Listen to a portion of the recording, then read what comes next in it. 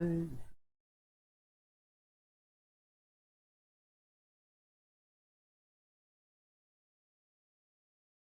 awfully quiet. Hold on, I gotta put some music.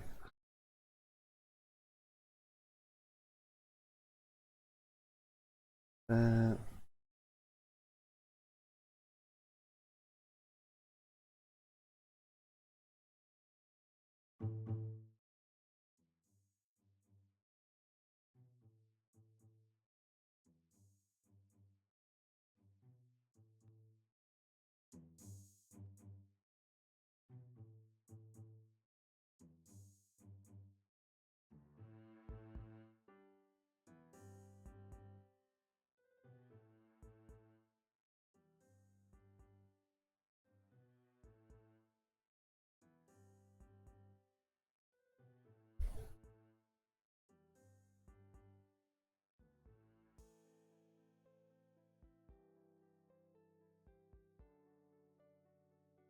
Alright. You're live. Alright, let me just make sure.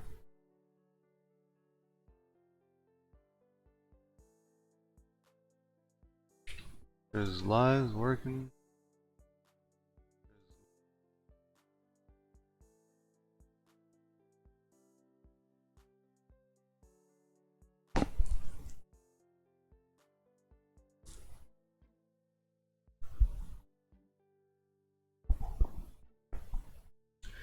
Oh yeah. We got a good amount to cover for this NAIC 2024 VOD review. So, and the basic things, pretty much the schedule of this stream. So first I want to talk about my initial thoughts of the meta with the tier list I made like a month ago. And then from there, I want to talk about initial predictions of mons I think I will see being played more in the NAIC. And just a heads up, I haven't really watched the NAIC VODs. I've heard small things here and there. I haven't really been able to like watch it, so I was thinking, you know, I can watch the NAIC and also VOD review, stream it. And after I go through my initial thoughts,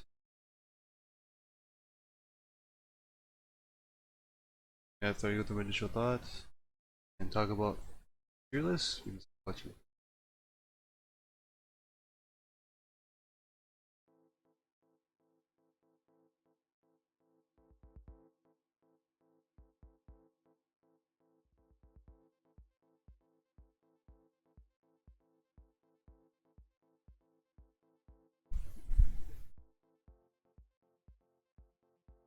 Alright,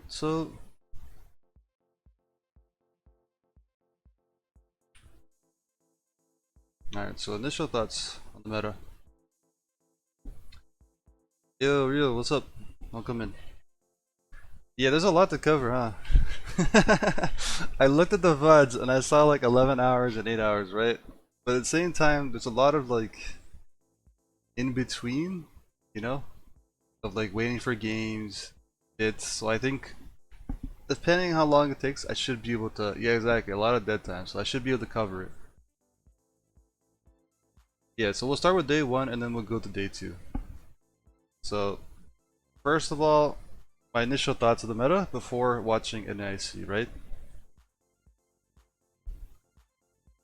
Lower the volume of the music a bit. You guys hear the music a bit? I think that's good. Yeah, so this is my tier list that I made like a month ago, and so we'll break it down, right? So this is like 5 stacks, I would say, and I think like S tier before watching NAIC, right? I think Sylveon will be like picked a lot as like a core mon. It works well in most comps early on, right? Blastoise, Trevenant, your usual tanks that work top lane or like a tank, right?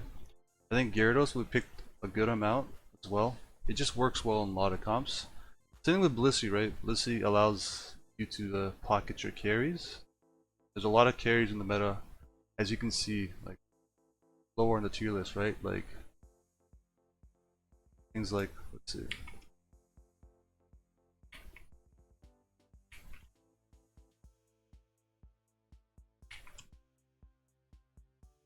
Yeah, things like here. Yeah.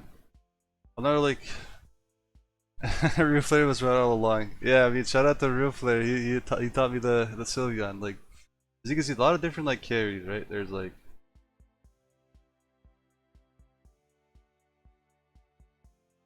Leafeon that we see a lot being picked. Mimikyu, Meowscarada. I mean, sometimes you see a Dojo Zoroark if it's a really good Dojo Zoroark player.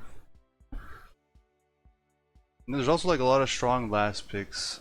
So some of the strong last picks you'll see like in B tier. Things like Egg Slash to counter like speedsters.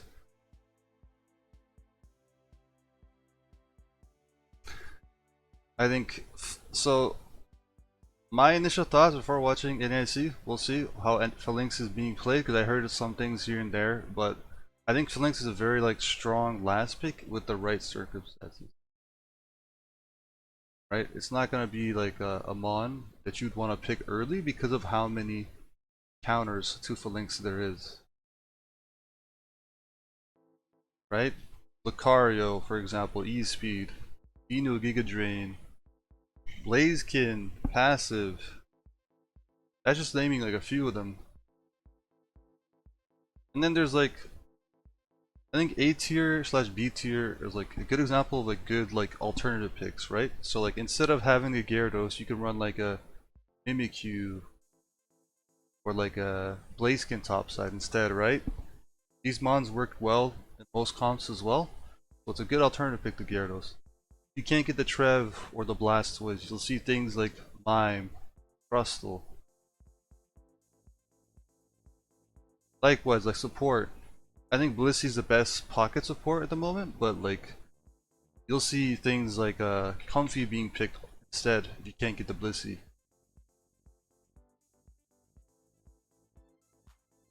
Yeah, I think looking at this list can probably like lower Mew a bit because of the nerfs and Cram. So interesting thing about Cram, right? I made this like a month ago, but I've seen like a lot of Cram play recently, like Dive Cram and Air Slash Cram, right? So heading into like picks I expect to see more play of and get like higher in the tier list. So we'll see how it goes, but I think Cram is one of the picks that we'll see a lot of like bot laners play as a way to like deal with dive speedster mons, right? So I think that's one of the mons I expect to see more play in NAIC.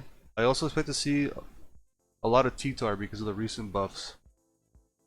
I mean, I could even see people picking T-Tar early on in draft because of how like you gotta respect T-Tar. You gotta build a comp around it. And it's like the same idea. You know how like Dojo way back when it was like really strong? People would pick Dojo early. And then by picking Dojo early, you force the enemy team comp will pressure them to like counter pick your Dojo. And guess what? That opens up the rest of your team to have picks, more comfort picks. So like by picking T-Tar early, you can make the enemy team pick Mons that is not strong. That is strong into T-Tar but not strong to the rest of your team comp, right? So that's an option. Likewise, I think you might see more you might see more Clefable being played because of Phalanx. Funny enough, it's actually a counter because of gravity. Anything else we want to talk about here? Yeah, exactly. Rimichu and Real Player. Yeah, you guys both like said a while back like Sylveon is gonna be a really good mon. And I think we're seeing it more and more as like, the scene matures and develops. I think one of the very underrated picks that a lot of people don't like utilize as much as they should is Venusaur. Venusaur is one of the mons you can play both Petal Dance and Giga Drain. Petal Dance and Beam, so like it's able to deal with mage comps, which is pretty popular right now. Like the whole evolutions and like Gardevoir, Delphoxes. Venusaur deals with that. And then if you want to go like against like speedsters or all-rounders, the Giga Drain build with like a Blissey pocket also works well. Leonidas, welcome in. Yeah, so okay, so interesting enough, because of Phalanx being possibly played a lot, right? I think we'll see Lucario, Blaziken, maybe even Venusaur being played more as a way to counteract the Phalanx. I'm excited to see Lucario ESP play, so we'll see how that goes. But yeah, that's my initial thoughts, my tier list of the meta before watching NAIC.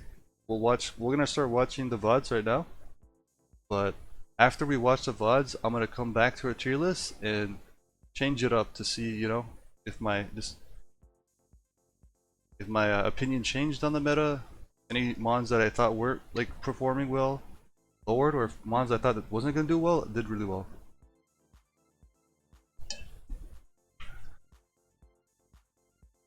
The United Academy, yeah. Are all EX mons better than the rest?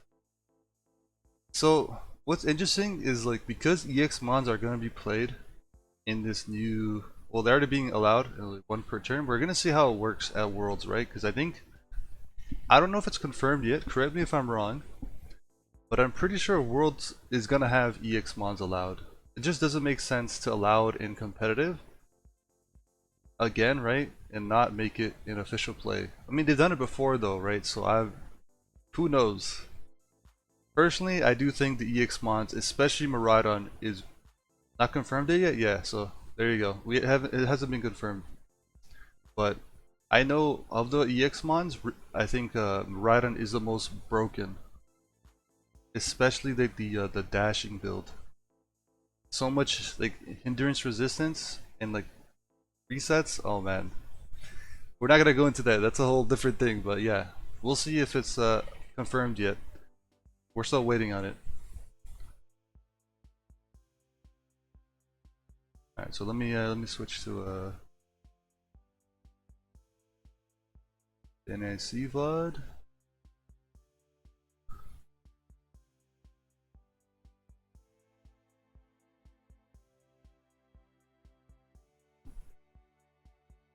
Yeah, exactly. The organization. Okay, so let me turn the music off so you can. Okay, so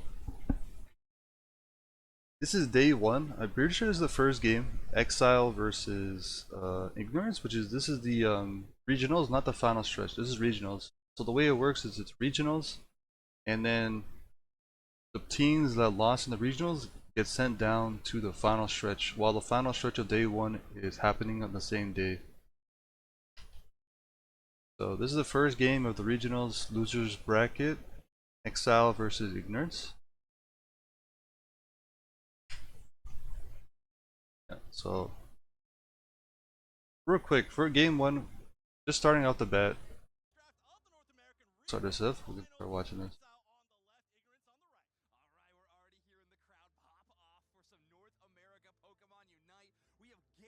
Good. Okay, yeah, I mean, we're already seeing the T-Tar ban. So Phalanx ban is, I didn't expect the Phalanx ban that early. Gyarados kind of makes sense, because you don't want the other team to have it.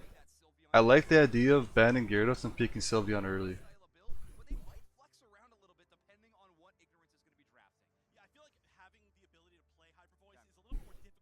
So again, right, we're seeing like Trevenant being banned and then Crustle being picked up right after. And we see the Mime pick, which is like a alternative pick if Trev and Blast and Crustle's not like pick slash banned away. I don't know how good Metagross is. I personally would rather pick like a Blaziken that early over a Metagross because of the flexibility of the mod.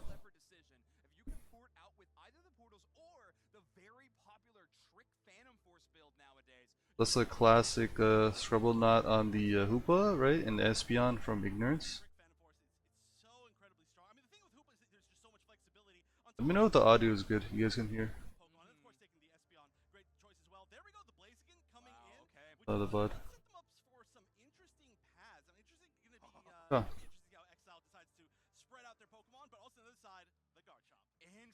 Let me just go a little bit forward to see if they change the builds or not. Okay. Alright, so looking at the column real quick. The Exile has the two all-rounders. Get the mage slash attacker, Sylveon, and we have Mime WS. And on the ignorance side, we have Leafeon, Espeon, Crustle, Hoopa, and Garchomp. Garchomp definitely something that a lot of the Exile ignorance is very like known for, right? Is that Garchomp?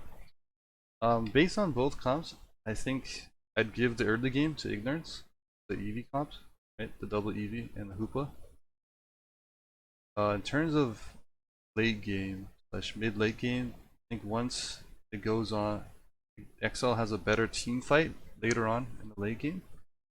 But mid game, ignorance should be still having that momentum from the EVs to be able to push their advantage. Secure wise, I do think XL is a little bit better because of the overheat kick, right? Overheat with the Blaziken, but again, that's just one mon, so if ignorance can kill the Blaziken, they should be able to just confirm with Leaf Blade, if it is Leaf Blade with like Espeon secure. I think in terms of win conditions, Exile, they want to try and break the pads from ignorance to deny that Hoopa play, and try not to get too far behind. Because like they don't want to get like, you know, all that momentum from ignorance from the evolution comp and they just can't scale because they keep getting pushed. Let's go into the game real quick.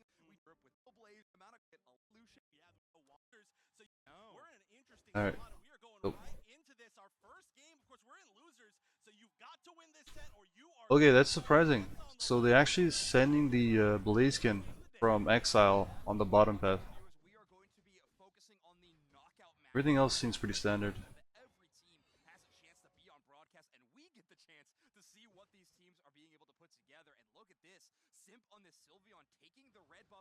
Okay, the early gank from both the EVs, yep, makes sense. The top path, seeing if they can try and get a pick here. Sylveon gets pretty chunked.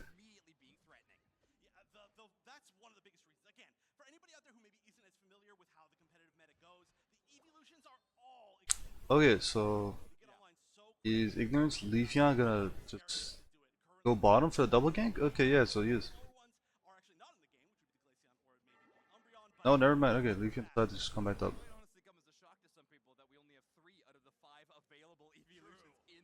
Yeah, the 4v3. Mime comes top instead of the. And just trade farm there. Nothing really happens for the fighting. But Yabe gets level 5, which is pretty nice. Stop playing pretty aggressive here. 3v1 mid, trying to push the jungle.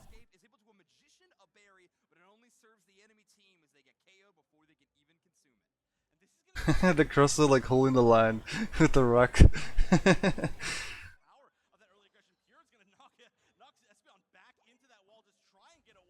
Eject to confirm the kill. I respect it. Okay, so I mean, despite what do you call it? Ignorance having a much better early game, Exile have done pretty well to like keep up. Like their Blaziken's level 6, almost level 7/8. Yeah, he's got level 7 at first bees, which is pretty huge. And Exile don't even show up to mid. Just focus on the lane.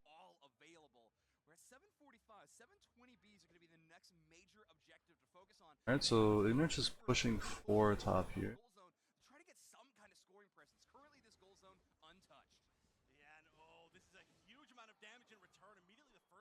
Oh, well, what happened there? Okay, so Garchomp goes in.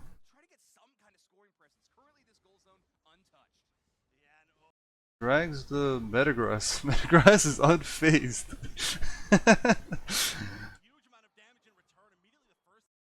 Did they just not focus him? Okay, I see what happened. Alright, so Ignorance was trying to make some sort of 4v3 play, but they mistimed their cooldowns and damage. By the time the Garchomp pulled in whoever you try to pull, which is the Metagross, both of their EVs just used their cooldowns on something else and didn't get value from it. Yeah. I like the idea, but the execution wasn't there.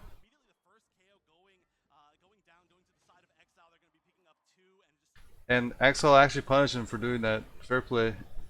XL typically plays the early game very well. Yeah, it looks like they've been, despite like, you know, ignorance. Ignorance has the advantage early game, but Exile is playing really well to not, you know, be behind. As you can see, their Blaziken is level 7, and they're keeping up with their EV levels, right? We have the, what do you call it? We have the Sylveon level 6, their Leafeon level 7, and their Espeon is level 6. I mean, they're keeping up in terms of levels. Yeah.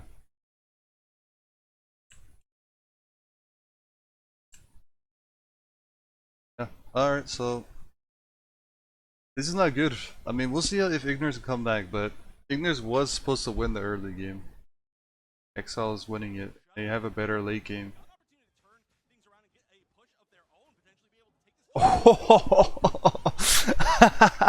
Okay, that is huge. Wait, nice. Okay, okay. I was gonna say like as soon as I say Exile's early game is looking good, they immediately just lose all members pushing that pad.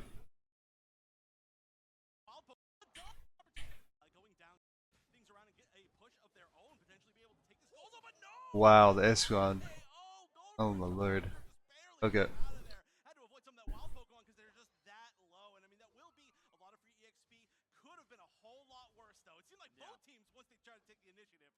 We took the initiative and both teams got punished for it. Exactly what the caster said, yeah.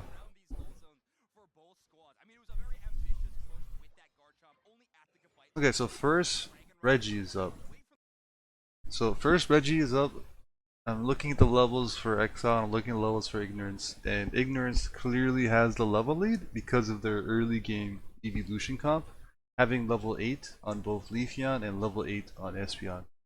Whereas Exiles has level 7 Sylveon, everything else is like lower level, like maybe level 8 Blaziken. So they have some confirmed. But in terms of team fighting, Ignorance has the ults and the levels to win a team fight. And they're playing Leaf Blade and Espeon, so they actually have better confirm in terms of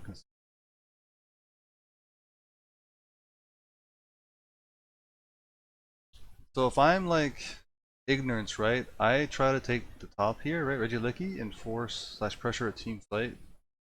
Get the kills or just take the objectives and push the pad. If I'm Exile, I try not to feed here. I don't mind giving them the Regieleki if they're gonna play for this. And just keep focusing on leveling up. And just let the Regieleki actually break the pad topside and farm the comeback XP. Scale for late game. Hey Noi, what's up? Welcome in. This is game 1 of NAIC. Alright, so let's see what happens here. But yeah. So Exile's here, getting vision. Ignorance is kind of baiting. Oh, they actually do catch the Garchomp. Okay. Me, it looks like Exile's like baiting them to take it and looking to try and team fight them. So yeah, see, they go in, but they get punished. Both EVs pop it. Metagross kind of just look for backup. And yeah, they get the secure. They had the team fights, ults. Yeah, I'm not a fan of what Exile did there.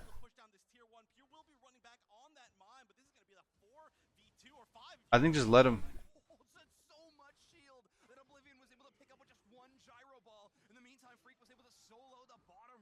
Oh yeah, I mean, I guess the what do you call it?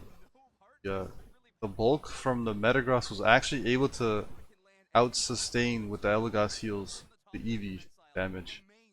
That's surprising.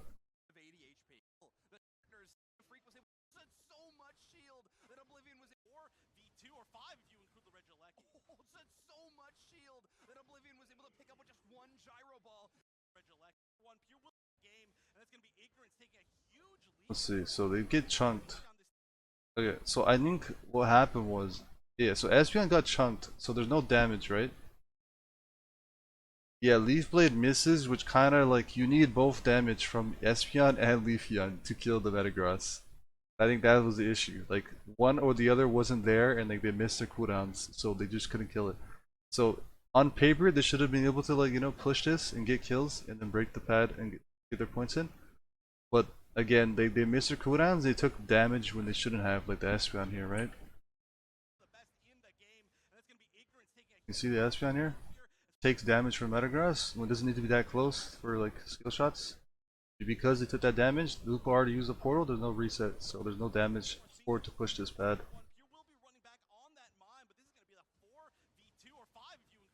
Yeah, so again, I think, funny enough, both Exile and Ignorance are. Well, I think this time Ignorance had the right idea in terms of macro play, like decision making, but the execution, they fed a bit too much damage, to be able to like not push the pad.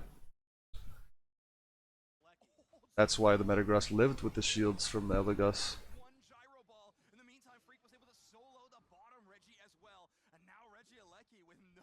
Yeah.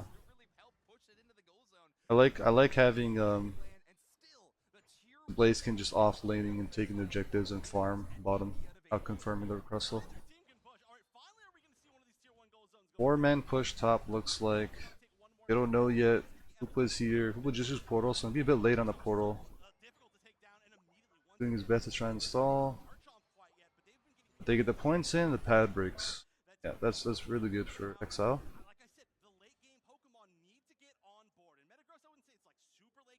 Bit of a cheeky level 40 cap from Garchomp. He does wait for the Blaze He actually gets a kill.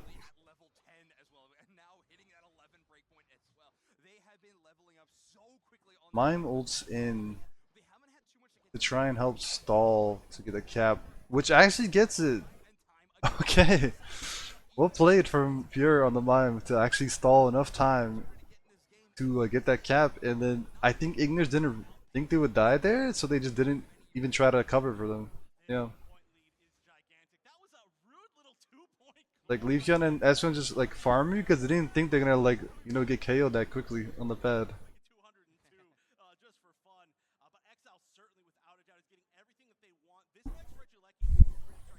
Okay, so real quick, Exile is looking really good heading into the 4th minute game.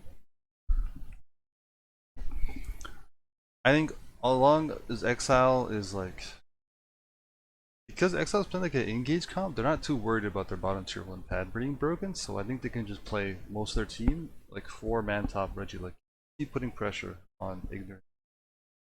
So this makes sense for Exile to be playing top here. Now, if I'm Ignorance, how do I try and come back into this game? Level-wise, not too far behind, but I do think Exile has a bit more of a level lead. You do have really good secure from Leafeon, Solar Blade, and Espeon. And you can use Espeon ult and Hoop ult to provide some sort of spacing to try and secure, right? So you have an option to try and play for secure, but I know Exile is probably trying to play for secure. Another thing I think Ignorance can do is because their Mons has so much comeback farm, right? They can just use their ults to team fight, get kills, get AXP back, and then respawn to defend the Regieleki comeback.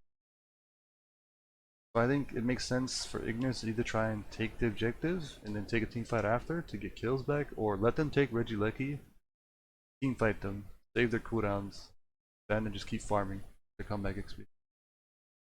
So watch their jungle and come back.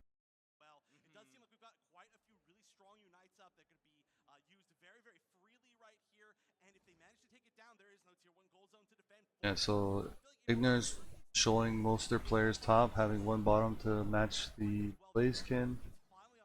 Exile's kind of trying to, not really committing to the rip. They're trying to see if they can look for some sort of team fight here.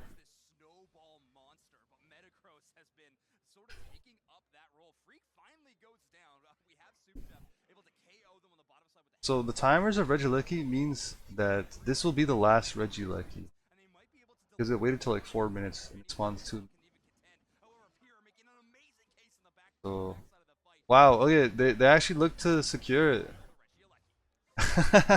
Nice. So ignorance gets an opportunity and just takes it, rips the objective, and then secures it from exile. And so what they can do here is exile can try and push his pad here, right? Look for kills or potential push, or I guess looking to try and push bottom, out rotate them, and see if they can like take a 4v2. They gotta focus.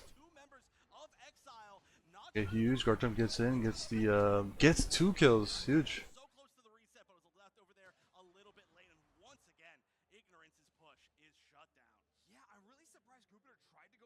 This like I don't think it was bad. That wasn't bad.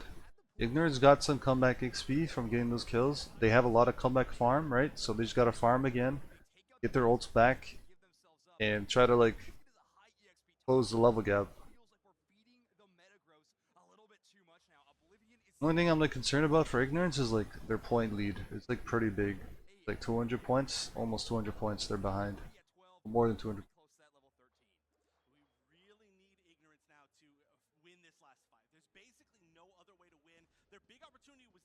So trying to catch up this Crustle getting vision mid. Crustle gets out. Oh yeah. So we'll pause it. They're gonna look for. They're gonna just like. They're just like chilling, looking for vision. Yeah, both teams looking for vision.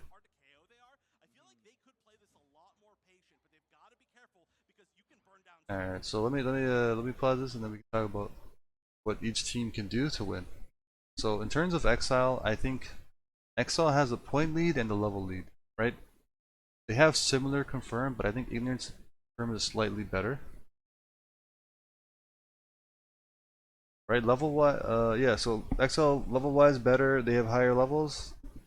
They have similar secure and rip potential of Ignorance, but they scale better late game. So I think Exile can just play defensively, make sure Ignorance doesn't rip the Ray, and just team fight them while denying them the Ray. If they get a good team fight, Exile gets a good team fight, they can just take the Ray and then secure the objective and close the game out. Now Ignorance, on the other hand, they're down by a lot of points. Their levels aren't looking too bad, but again, Exile's Mons scale better late game.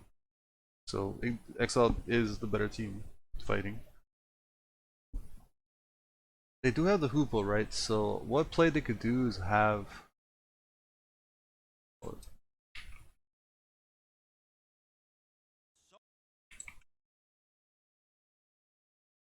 pencil. Okay, yeah. So because Ignorance has Hoopa, they can like send people to just go and like back cap or like try and like split push or back cap and then Hoopa ult in the middle. That's what that's what Ignorance can do. So look to back cap, try and reduce the point lead, and then Hoopa ult middle, and then maybe through that confusion, try to take the Ray / take a team fight, catching out people trying to defend them. Another thing that Ignorance can do is just take their chances and flip the Ray and play around their confirm. They have pretty strong confirm, right? The Espeon and Leafeon can as long as they can zone out and / kill the Blaziken, they have better confirm. They can win by taking the Ray. Alright, so let's see how this plays out.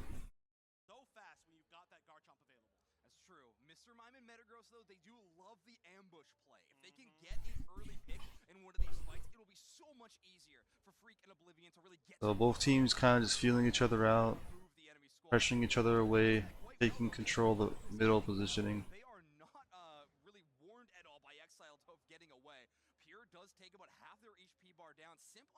Simp on the Sylvan looking for a flank angle. He gets caught. Well, not caught, but he gets noticed. It takes a good amount of damage actually. That portal wasn't surprisingly. Okay, so now they flip sides. Exile is looking for like a team fight here. Hard pressuring team fight.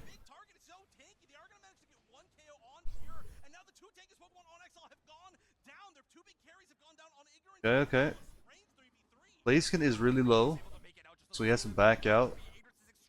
Ignorance is doing their best to try and live through this. 1 minute left on the clock. Saving my Mhal for game 2, that's funny. Okay, yeah, so 1 minute left. I think Ignorance, realistically speaking, Ignorance getting a back cap doesn't seem viable to get 200 points. So it looks like a flip the Ray and secure it angle from Ignorance. And as long as Exile defends the Ray and watches the back caps, they should be able to close this game out. So it's going to be a matter of, can Ignorance flip the Ray or can Exile defend? That was a great fight for them, but not able to close the gap means that they're going to have to take down Exile a second time if they want to get this Rayquaza kind of unaffected. And now we have basically Okay, so both teams are showing up middle here. Leafeon looks like a flank on the bottom side. There we go. The flip from the Ignorance begins. Mime ults, tries to zone. Blaziken uses confirm really early. Okay. I'm about to see the Espeon secure the Ray just now. Wait. Okay, so I think Freak using Blaziken. I don't know if you guys just saw that, but.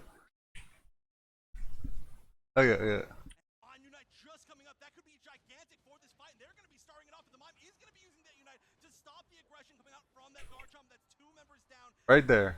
You saw that? The Blaziken used secure. Well, he didn't secure, but he used his Blaze overheat kick to try and kill the Hoopa. But I think what I'm about to see is, where is it? I'm about to see this Espeon come in and just secure the objective. Look how low it is.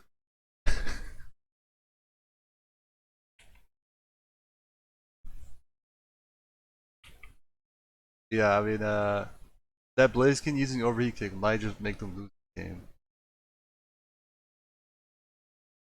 Freak called Oblivion the worst NA player. Wow. Okay, that's a bit harsh. I don't think. Definitely emotions going through it, right?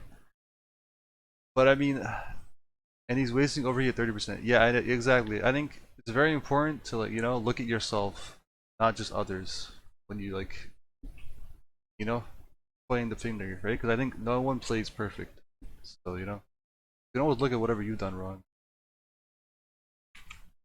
But yeah, so overheat was used at 30%, and I'm pretty sure Espen still has a cooldown.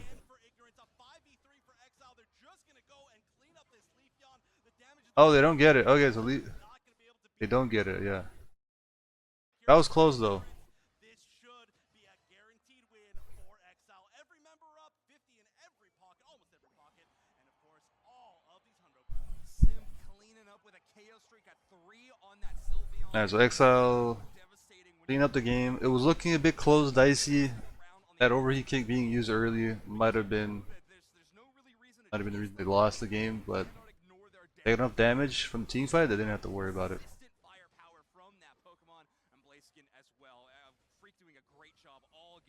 This is just end game padding stats. Okay, so game 1, both teams make a decent amount of mistakes in terms of execution. I think for the most part, both teams had a good idea of what they wanted to do in the game in terms of game plan. But yeah, let's see how game 2 goes.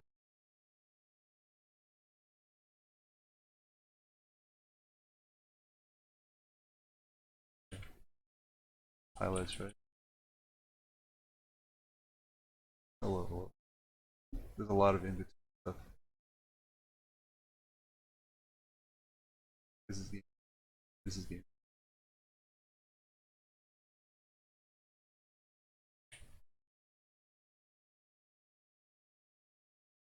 Lasting in the fights, I think it was cool, but Scizor, it can have some trouble. Okay, so game 2. Any adjustments in terms of drafting? We already see the Sylveon ban from Ignorant. Like, I'm trying to think. The Blaziken might have been an issue. In terms of team fighting, Freak was like doing a really good job of team fighting Ignorant. Um, right? Like, in the team fight, Freak was doing a good job on the Blaziken. I think everything else seemed pretty chill. Let's get to game 3. Oh, you're right. You're right. Thanks. How did I do that?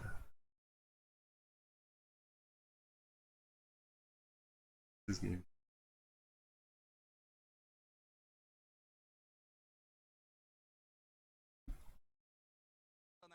spoiled. Of course, it's very hard to KO itself. Going to, and now it's Oh, we see a fillet.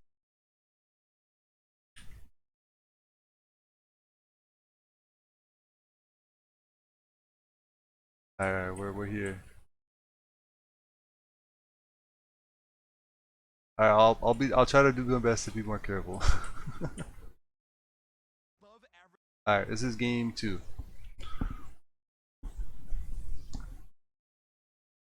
But yeah, in terms of like changes, the Blaziken could have been an issue. I think it was an issue for Ignorance, so maybe we'll see a Blaziken ban. Um, Again, I think taking Sylveon early away from Exile makes sense, so that's another adjustment. Or banning it can be things that Ignorance does. I think everything else seemed fine. For me, I think picking like a Blissey or Comfy makes more sense when you're playing a Blaziken and a Metagross over an Eldegoss. Again, Eldegoss is nice for the shields for Metagross, but like to pocket like a Blaziken, it makes more sense to have like a Blissey, Comfy. Yeah, let's see how this goes. You see the ban again from Exile in terms of Gyarados. You see the Comfy ban, Trev. Cheetor ban. Yeah, we are seeing a lot of T-Tar ban because people don't want to deal with it. It's really strong. Nice. Yeah, so we do see the Sylveon picked away from Exile. A good adjustment.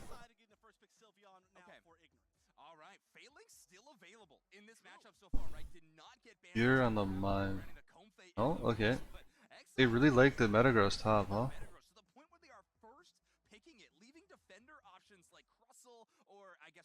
Is it like the lack of Monpool top lane that like Livian isn't like comfortable on? Is that like why they're not picking other things? Or like they believe in the Metagross pick? I'm trying to think. The mime pick away from Exile. That's funny.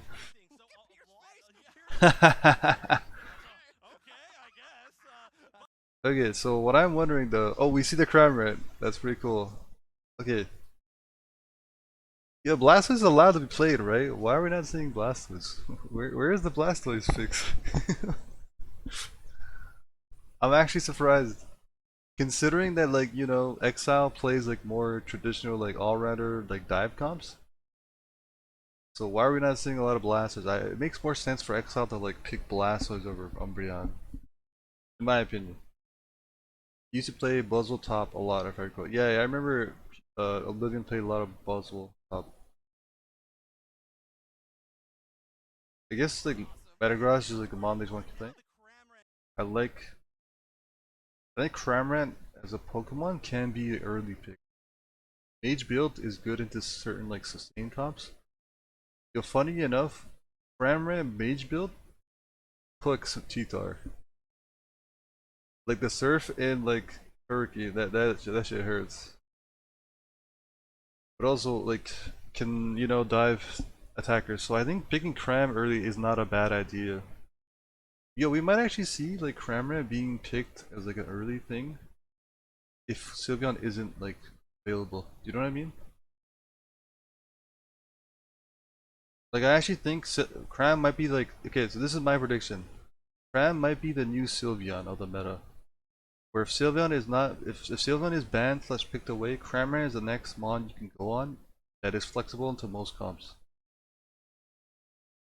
Yeah, Dive Hurricane, I've seen it work well too, yeah. Pretty flexible in terms of like movesets. We see Umbreon.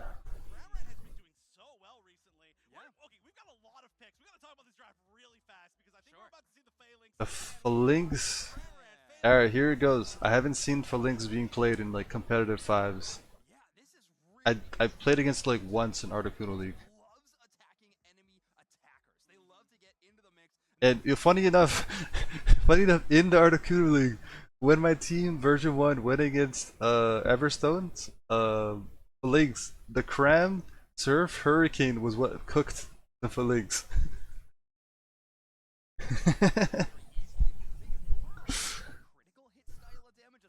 Yeah, exactly, real. I think Cram and Sylveon is gonna be the next like. Well, Sylveon already is the most flexible attacker early pick, but I think Cram's the next one coming up. Okay, so in terms of like what do you call it, team comp, again, it's weird to see them pick I mean, Eldegoss isn't bad. Don't get me wrong. I think Eldegoss is good, but it makes more sense to have an Eldegoss for like a sustain, like a Metagross. When you have like an you know, a Scyther, I assume Freak is gonna play the Scyther. Why not just pick like a Blissey instead of Eldegoss? You know, have it like pocket. You have the Umbreon as well, so you're not worried about the Umbreon or Blissey build. Yes, could have like drafted the Umbreon earlier over the Eldegoss. We'll see how this goes. Yeah, exactly. Need a safe early pick that could also jungle. Yeah, that's true. Having a Mon that you can put the jungle and put like in multiple lanes is always nice. Okay, in terms of team comp, I noticed where's secure and Exile's team? Yeah, it's non-existent. Exactly, yeah. So in terms of like what I love about Ignorance is they took away Freak's Blaziken. That's another nice adjustment from Exile. They took away Sims Sylveon, they took away Freak's oh, he actually even took Pure's Mime. This is something like I would do when I'm drafting, is taking away comfort picks from the enemy team that I can also play. So in terms of draft, Ignorance's draft looks way better. They have better secure in terms of, you know, in terms of Phalanx slash Blaziken. Early game looks pretty good. The Sylveon, Mime. Exile's team comp is like a bunch of different things, right? Like you have the sustain from Eldegoss helps the Metagross. Makes sense. And I can see how shields can help the dive cramp. It might be a dive cramp, or I think if I'm looking at the build, I would go a mage cramp. Ignorance is also good on Blaziken. Yeah, that's exactly. So it works well. Just take it away from Exile. Is this gonna be a mage cram game or a dive hurricane or a dive air slash? We're gonna see. Yeah, exactly. Just it's a nice pick, good pick because it works well into the comp. Yeah, I really like the way Ignorance drafted, taking away comfort picks and then just counter picking as well. Ignorance wins game 2. Yeah, honestly, this is what I've been trying to like tell teams that I've coached or teams that I play on. The importance of having good draft helps make your game so much more easy. Yeah, I don't know. Maybe he's gonna switch the anti-heal off in terms of builds. Let's see. Does he actually keep the anti-heal? I don't know. There isn't really anything to anti-heal. Who knows? We'll see, right? But yeah, so I think Ignorance's comp has better secure. Their comp synergy works well.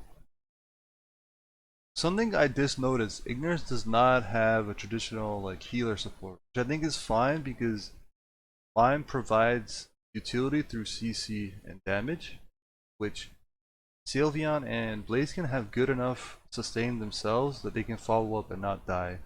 So I like that synergy of setting up the dive engage for Blaziken, Phalanx, and Sylveon. So yeah, in terms of draft, Ignorance definitely seems like a better team comp. Their early game looks better, their late game looks better. Exile's comp just looks all over the place. Like their comp doesn't seem as like organized as Ignorance is. Let's see how this goes.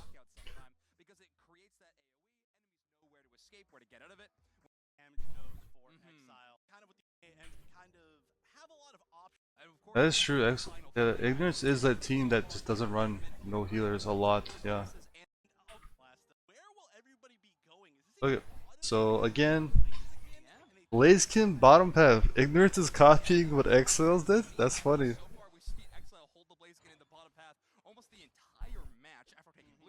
Ram bottom as a bottom lane attacker makes sense.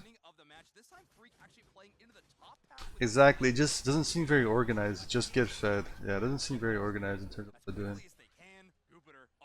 Just win.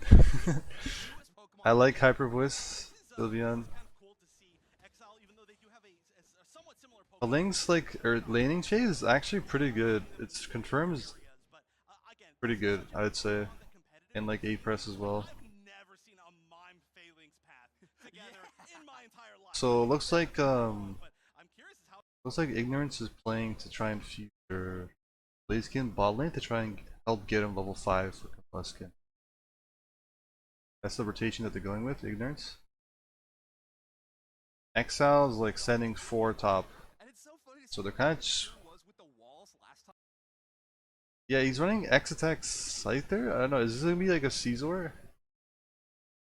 Personally, I think Caesar makes more sense to go into this comp, you know what I mean? Realistically speaking, who is squishy enough for you to kill as Scyther on Ignorance's side? Like, maybe the Sylveon. That's like the only mon I can see that you're playing Scyther to kill. The KO, right? Everything else has a lot of sustain and like HP. It's kind of hard to play Scyther here. I wonder if we see a different look from Scribblenut though. They're kind of playing this Mr. Mime in the tank and supporter position. No true healers in Yeah, so Ignorance. I think the 1 mon. So I think understanding that they're gonna probably 4-man rate, right? Ignorance should just let them take all the farm. Maybe throw 1 cooldown and then let everything else just go. I think it's fine to even just let them cap all their points. As long as you don't feed them more, you know what I mean? Because if you die here as Ignorance, one of your 2 of your players, what's gonna happen right after is gonna push your jungle right after. Then you're gonna lose even more XP. So I think if Ignorance understands they're 4v2ing top here, let them take all the farm, let them cap if they want to, but just make sure to defend your jungle right afterwards. As your Sylveon, whoever your jungle is, comes back to take the farm, right? different look from Scribblenut though. They're kind of playing this Mr. Mime in the tank and supporter position. No true healers in this matchup for this squad. Scribblenut taking a ton of damage. Yeah, so they get all the farm, they get a pick. They should be able to get all the points in, yeah. Caesar, okay, so we do see Caesar. I haven't seen the Caesar X attack in a long time. Level 5 for Lynx. I think Lynx get his thing in level 6, right? I like how Ignorance is trying to collapse on the Umbreon, but like again, the damage and coordination of their cooldowns wasn't there. I like the idea, but execution be like worked on. We have a freak locking in the Scizor, so both of these teams just dedicating themselves to the brawl. We do not want to take these team fights quick. They were too fast last game. We want these ones to be as long as possible. So Exile comes in, sends 4 members. Ignorance kind of just farming the lane, getting a back cap. Probably stacking as well on the Lynx. So Lynx 5 level 6, which moveset does it go? Oh, so it does go the no retreat? Is that what it's called? The big damage close range, I don't know what it's called.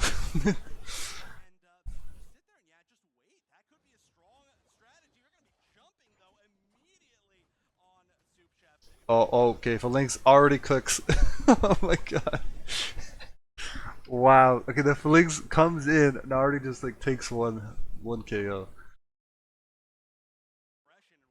Oh, why is that back? So Sylveon comes in, lowers the Ironhead. The Ironhead? I think it's Ironhead. Yeah, that's a lot of damage. I think Megahorn is no, I think it has Megahorn. Or is it no retreat? Wait, that might just be no. I'm not sure how Phalanx works. I'll be honest with you, I don't know the moves of Phalanx, but I know what it does. I know what it's called, but I know what it does. For the most part. Okay, so in terms of like what's going on in the game, they allowed you can see my mouse on the minimap. They allowed the Ram to cap, and they're pushing 5-man top after getting a pick. Yeah, Megahorn charges like an overheat. So yes, Metagross is pretty fed, but in terms of level wise, everything else seems pretty much the same. But this is a 5v4 on pad. They could potentially get a pick or two here. Enemy. The special defense thread from the Sylveon might not help out the Phalanx in particular, but those Mr. Mind Confusion Blasts. Overheat kick kind of just misses. Special defense damage or our defense drop has hit from the Sylveon. This is gonna Caesar kind of just cleans up. the ability to Well, almost cleans up. But he does clean up. very strong because there's gonna sit on there. Yeah, so I think so. Ignorance getting a pick and knowing that Kramer is bottom, that's a 5v top, right? I like the idea of Ignorance trying to push their advantage and getting picks and pushing the pad. But again, it's the execution that needs work, right? Special defense thread from Like right here, look. They come in, they get a pick. So Lime can help set up a wall.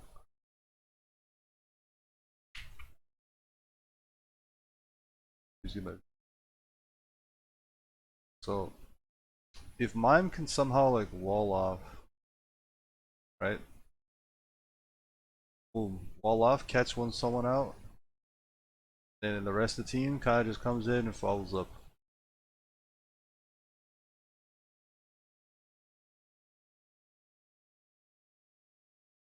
Right, that's like one thing that could happen. Or another thing that could happen. Another thing that could happen is if Blaziken comes in, right? Whoever's on the pad, just use overheat kick and bring them towards them. And then Sylveon can damage, Russell can damage, Mime can damage. So there's a lot of different ways they can approach this.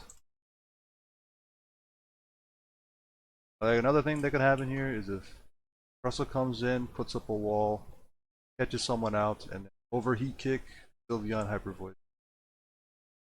Cone comes in, very badly drawn cone, but yeah.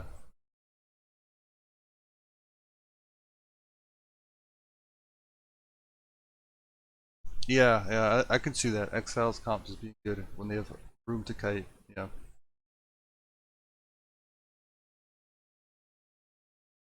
So I'm gonna play it out, and we're gonna see how like Ignorance tries to set up this up. special defense thread from the Sylveon. Okay, so they set up.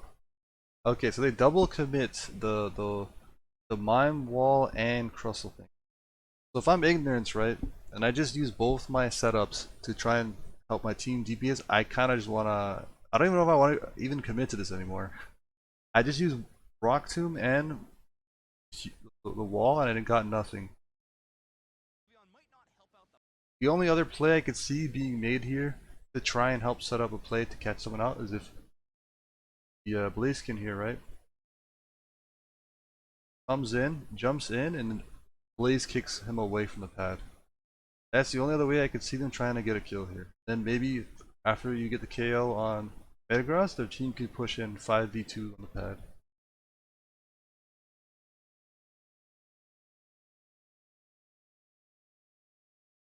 Yeah, that's another option. Yeah, I agree. There's another option they could do is just not play for this fight and just wait till Regieleki comes in. Wait till Regieleki spawns and then take a fight or take the objective. That's another play they can do, right? Phalanx in particular, but those Mr. Yeah, so Blaziken misses his overheat kick. Sylveon misses half of the Hyper Voice. If that special defense damage or our defense And because that happens, Caesar gets enough damage in with the other cooldowns, and they're able to just push. has hit from the Sylveon. Yeah, exactly, real. It's gonna be another Play around your secure. the ability to defend You have, I don't know if it's Mega Horn, but you also have overheat kick. on there. Just don't feed levels to Exile, right? Push it from ignorance. And just wait for a red to come up. Is just not Just play around it. fruit really. Your Iron Head? Okay. We are gonna see the hyper voice though, which we didn't get talked about. Okay, yeah, so because Exile just got a lot of levels after KOing Ignorance, they actually have the advantage in terms of team fighting here. But they did get caught out by the Mime Wall. So I mean, again, it's funny. Both teams keep like feeding back and forth levels, you know. And they keep going like out of position, not getting value, and then like feeding the levels back, positioning. And just jumping over there, taking out that scissor very quickly. Yeah, if you could stun that scissor Yeah, so they don't do it as cleanly, right? But they do get the objective. Using the bullet punch, then prevent them from regaining a little bit Yeah, Manuel doesn't get anything. of that HP. Big snarl from Pierre. Russell Wall pulling them away from running away. Is that what that wall's for? And now XL trying to rally back on this defense. Huge overheat. Again, I just think like Ignorance's like coordination seems off.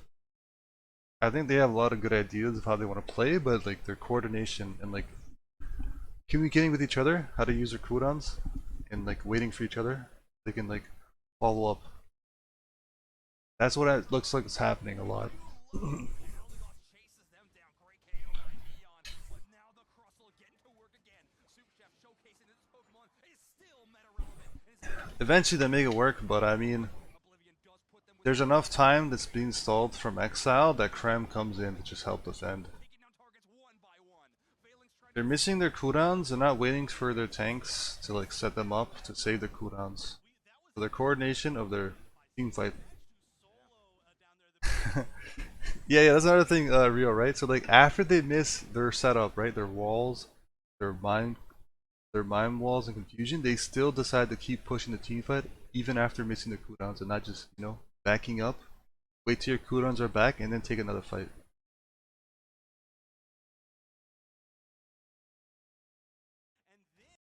Here's something I will say, right? The nerves of playing LAN might be getting to them. So I'm gonna give them the benefit of the doubt because I know Ignorance can play better. I know like the nerves from playing LAN, this is your first game, maybe second, you know, first set, right? You might feeling a lot of pressure, not used to playing, you know, with a crowd there. So like maybe that's why a lot of like the coordination is like off. But yeah. And they came up, they managed to get a sneaky little unite in that tall grass. They managed to use the eject button to get it even a little bit further, getting all those KOs, cleaning up everything on that defense. So just getting so much mileage, and they are very high as far as level. And we're starting to see the preview of these long fights, right? One by one, even getting one KO. Okay, that was a nice. So this is a nice setup. You saw that? That was nice. The Crustle gets the wall off onto the Caesar, and this time around there's actually follow up. Again, then again, I mean, the start the Caesar walks into the wall, but the wall's still there, right? This time around there's actually follow up from the Phalanx and the Blaziken. Try and push the. The preview of these long fights, right? He's one by one, even getting one KO. Nice. So much time. Good 3v1 to isolate. That fight, but of course it'll be Protein Shake getting credit for the KO. It's just pure left to defend this goal zone. CC X's to try and force the passive. Push a few away, but the scores will still reign in. Phalanx able to jump a few big Forces the Umbreon ult. giving them the boosted Iron hit, pushes enough damage. few seconds. Doesn't get the KO. Phalanx are glowing. You know that they're throwing it. Metagross comes in to help defend and clean up. Afraid, nice way to back up and not get hit by that overheat. Just the last few ticks of that hyper voice as well, and now Exile's gonna be Caesar sus reader. That's the. jumping over here on Neon, making sure that they Yeah, this Sylveon is cooking right now. It's like melting the damage. well. Two respawns Huge. The Sylveon. getting 1K, I believe. Okay, that was a weird. I'm not a fan of that Metagross ult. I think you gotta save that. Even if you're gonna die there, like you still save it for like fight. You know? Like I think the only reason I can think of that you would pop Metagross ult there, in a losing 1v3, is if you're trying to stall enough time for your team to back up, but your team's already backed up. Exactly, real. It's as simple as that. Yeah, that's a good way to put it. Isolate, quick KO, next target. Isolate through your CC and your obstructions, right? Like your walls and your computer. Everyone targets and use their cooldowns to save it on that target that's isolated. KO, save your cooldowns for next isolate KO. Yeah, that's how Ignis should be playing their comp. We're seeing small glimpse of them executing it well here and there.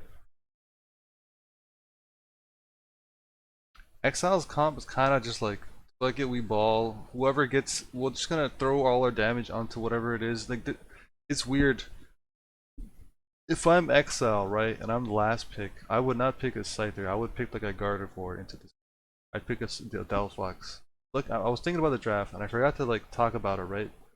But if I'm Exile and I see a Blaziken, Phalanx, Sylveon, Mime, Crustle, that just screams Venusaur, Gardevoir, Delphox.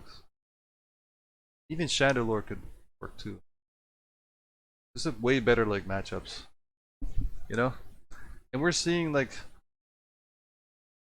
I mean, Gardevoir is a skill div comp, you know what I mean? Like, it's hard to, you know, people like, Gardevoir could look easy, but we're gonna see later on, right? Like Black CH, we're gonna see like him play the Gardevoir really well, see how much value they can get, right? Because I've heard a lot of good things. If you had a Gardevoir this game, Exile would be like chilling. They have the Umbreon to mean look, and they have the front line to zone them out, you know?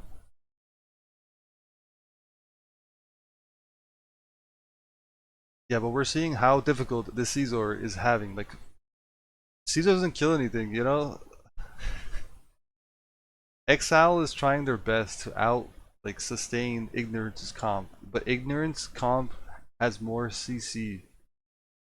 You know, like Ignorance comp has more CC. They have better scaling, DPS.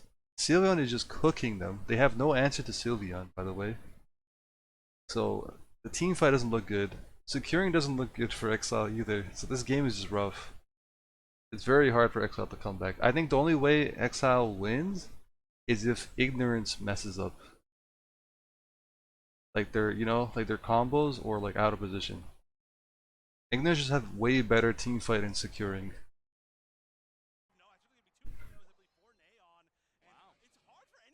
Yeah, I'm excited to see the God of War gameplay too. Bringing some heroic moments for Ignorance in this game number 2.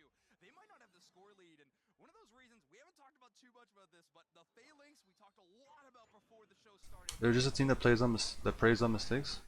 So I do think like just playing to punish mistakes will get you far, but not far enough. You know what I mean? You can't just play the game expecting people to make mistakes. You gotta, you know, you gotta play more proactive than that. That's not gonna take you enough to like win consistently.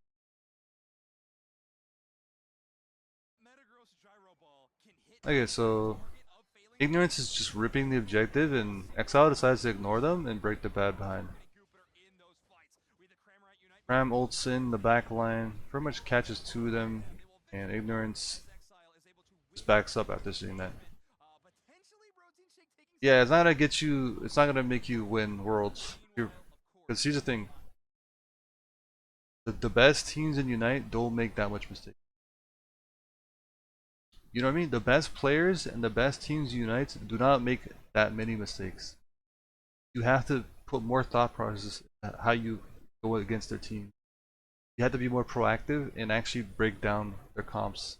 You know, draft well. You have to draft well. You have to do the game plan well. Your execution has to be well as well. You know, everything has to be doing good. You want to beat the best. You can't just hope they make mistakes.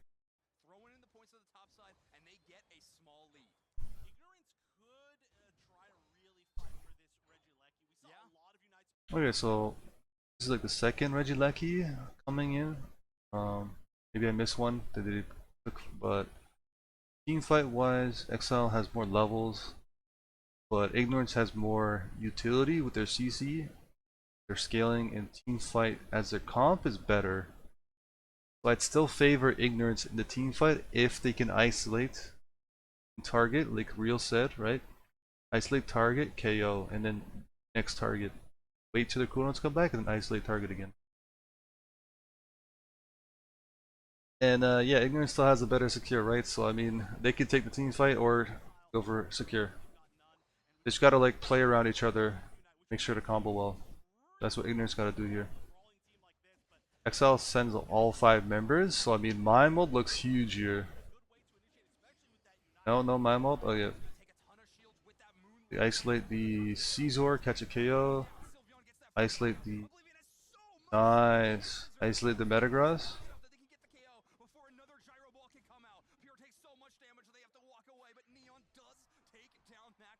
Yo, we're finally starting to see it. Ignorance doing a really good job of finally pulling off their comp, which is Essentially, you know, isolate target, isolate target. Just so Focus strong, same target, isolate. absolutely unstoppable. Reggie Lecky is available, but Ignorance doesn't really have Clean, very clean team fight from Ignorance. so instead, they are just farming as quickly as they can. They did get quite a bit of EXP from that. They are actually slightly in the points lead now, and slightly in the EXP lead. First 13 in the game is going to be Neon. They are going to be able to eventually take that Reggie Lecky. So Right, they win a team fight and then they take the objective. Ignorance doing an amazing Ignorance's level is looking much better now. job. It is They a pretty much caught up to Exile. last game that we saw where Point lead's very close though. up into 5 point difference. this is looking a lot better for Ignorance. Ignorance They've got to try and close it out. don't need their bottom pure pad that much. These teams, The deal that Flinks lives there, yeah, honestly, I'm surprised Flinks lived that long. What I'm also surprised is people aren't. Okay, you know, I'm not surprised actually. Exile's drafting didn't even try to counter the Flinks. I'm not surprised. Never mind. We'll see it later on, but I don't think Exile's trying to play draft well in terms of like counter picking. They just play whatever they want to play. You know what I mean? They don't. It doesn't seem like Exile puts much thought into their draft. Well, I think we're gonna see later on, as this NAIC goes, people try to counter pick, counter draft for the Phalanx, you know? Yeah, you're right. Yeah, I think they are ahead. pushing it right now. I mean, we Yeah, Ignorance is ahead in last game terms of levels as well. and now Screwball not, but these mine walls Okay, is have been that a objective that just came up? to deal I with. think they're just ignoring it. I think that's fine. I agree with Ignorance's decision to just like play middle, leave them to get the objective. So, game plan in terms of like win conditions. The point lead is so small that like anything can tip the scale here, right? So if Ignorance gets a back cap, that's enough pressure that forces Exile to take a team fight or also match the back cap. If Ignorance or Exile get a good team fight, they can just take their objective and win through the Ray. Now, which one do I think is the best option for Ignorance? I think for Ignorance, pressuring Ray and taking a team fight just makes sense in terms of their best option because they have the better secure and they have the better team fight. Funny enough, Exile best option is to take a team fight as well because their mons don't have the mobility to take a their mons don't have the best mobility to go for like a a back cap and then come back in time because if they go for a back cap, if Exile goes for a back cap, and Ignorance can just 5v4 and just flip the Ray. So I think both teams are gonna have to play for a team fight here. On that Metagross loves to jump into the fray of multiple enemy targets, but those mine walls really shutting them down at every turn.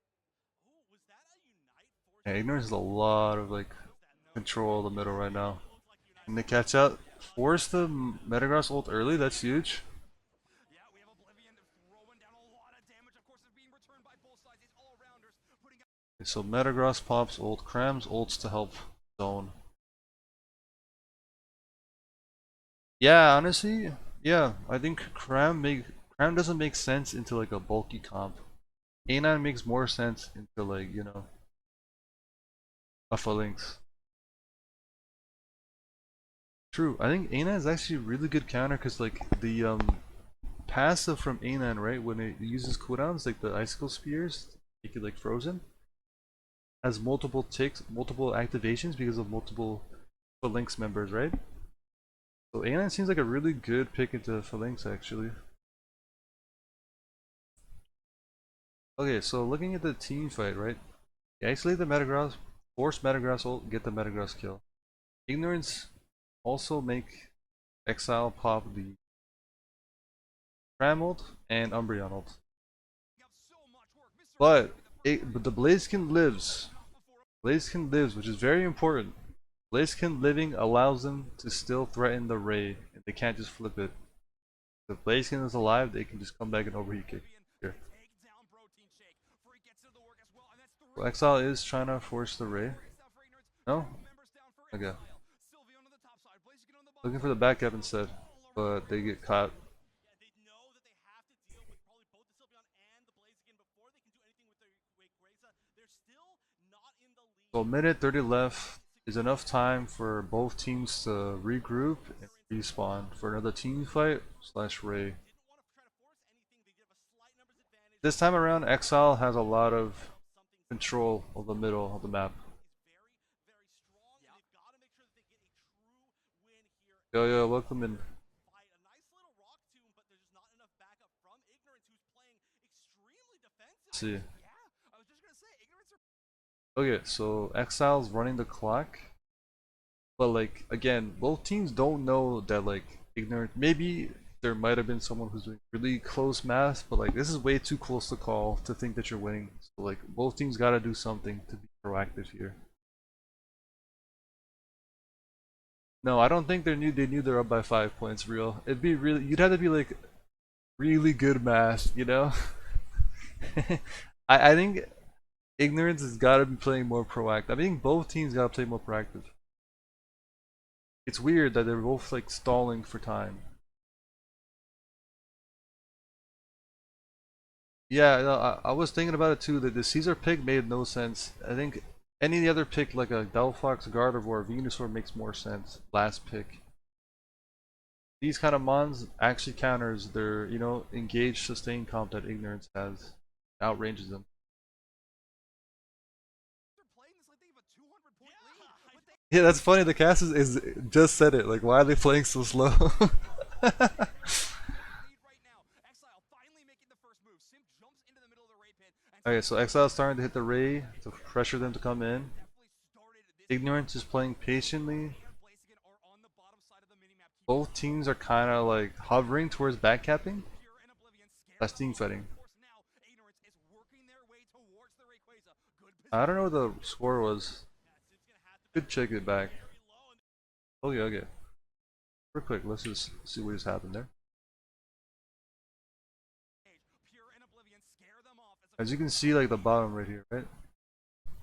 Mouse showing? Yeah. So you see my mouse on the minimap? Ignorance is pushing as a team, the bottom left side. What I like about that is by pushing from the bottom left side, it takes like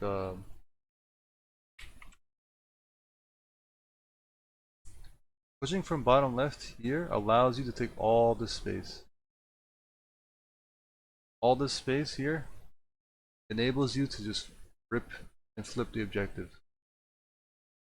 They kind of need to be here, right? You have the Sylveon rip, Blaziken rip. This is the secure right here.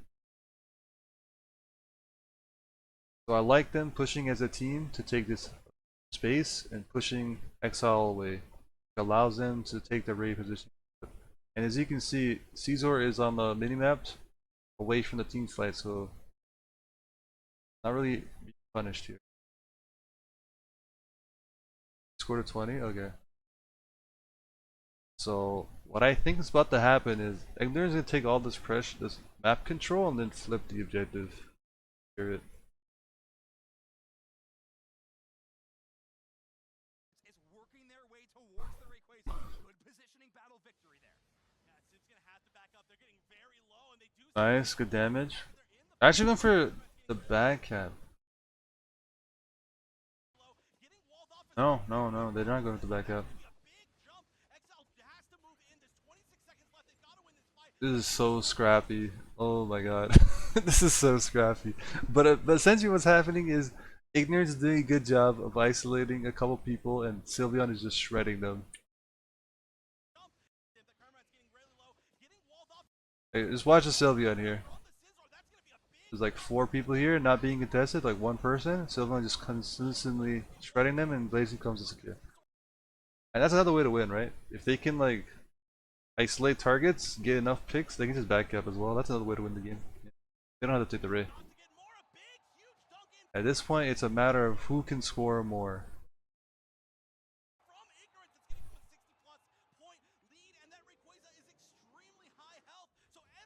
Yeah, they're gonna kill. Yep.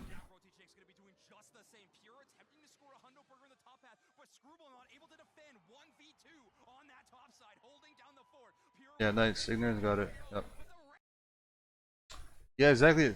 That's what I'm saying, right? Like, Exile's comp is just worse than Ignorance's. Like, again, Caesar just makes no sense. I don't like Metagross pick early either, but I think that's like a thing where, what what do you call it? I just think that's the issue where like their top laner isn't comfortable playing other mons. I don't think Metagross is a mon you pick early. There's other things you can pick early, like Blaziken you can pick early. Gyarados, I mean Gyarados has been being banned. What's weird is the fact that they're banning Gyarados as Exile's banning Gyarados when I think they should be trying to pick it up. I mean, then again, I don't know. The mon pool seems limited from the top lane for Exile. That's why they're not picking up other Pokemon. Yeah, Hyper Voice is having a field day. As you can see, Hyper Voice is having a field day. There's nothing to contest the Sylveon from Exile's team comp.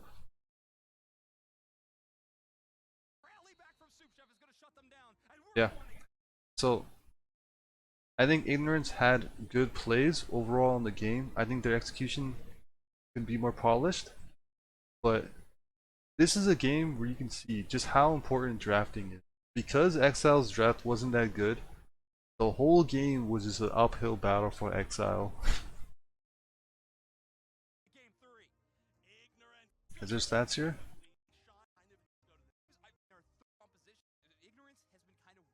Triple Knot, MVP. I'm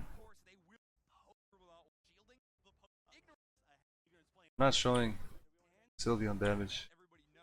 Rip.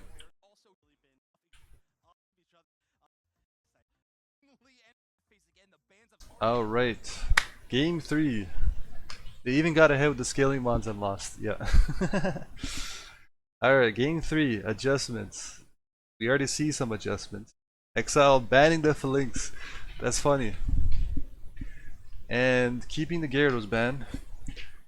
I like the Sylveon ban from Ignorance because they're pretty much saying we're not letting you first pick Sylveon or Trevenant, which honestly makes sense because that is two mons that, for example, Pure is very comfortable on the Trev, so I see why the ban of Trevenant makes sense. And Sylveon is denying the pick from Simp.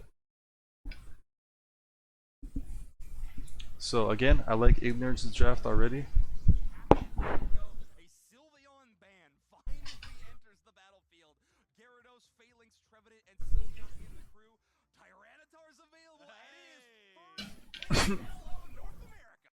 Alright, so we get the T-Tar.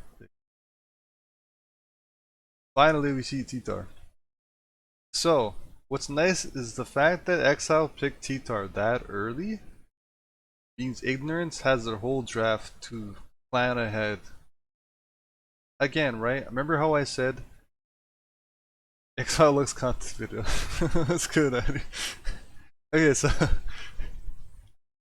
I think that loss definitely is like a mental, like it's affecting them mentally for sure. So because Exile picked T-Tar so early, don't get me wrong, I think T-Tar is a mon that's so good that even if you pick it early, it can work. But I still think, I don't know, we're gonna see how this goes. Be very careful with attention to player counts. Fair enough. Yeah, I mean it does let you know like what the moral is, you know, how our team's players feeling. Oh, 83k Sylveon. Okay, yeah, so pretty good. Honestly, I'm surprised it wasn't more real. I was thinking like at least 100k damage from that game.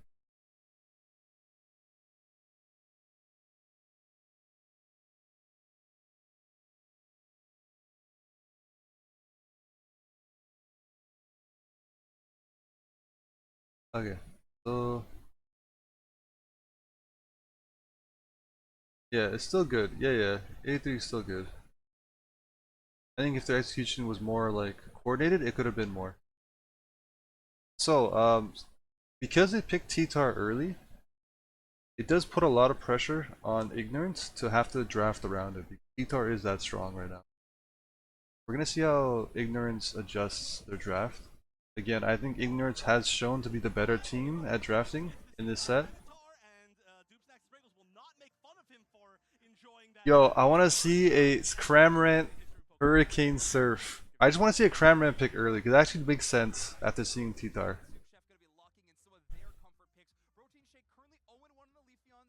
A Crustle to deny to just play around their comfort pick. It seems like a comfort pick for Ignorance. The Crustle. Leafeon's like a standard pick. Leafeon is nice because it denies. It's Leafeon is an attempt to try and deny their early game.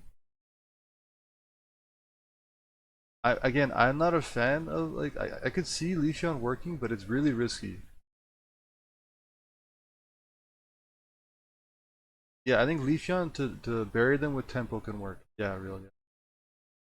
I also agree, Rubenchu. I think if people need to ban Sylveon more often, something that me and version 1 did in Articuno League was we constantly try to either pick Sylveon early or even ban it. Not a bad idea. It's just Sylveon's just so good, like early game, mid game, and late game. Freak back on that blaze.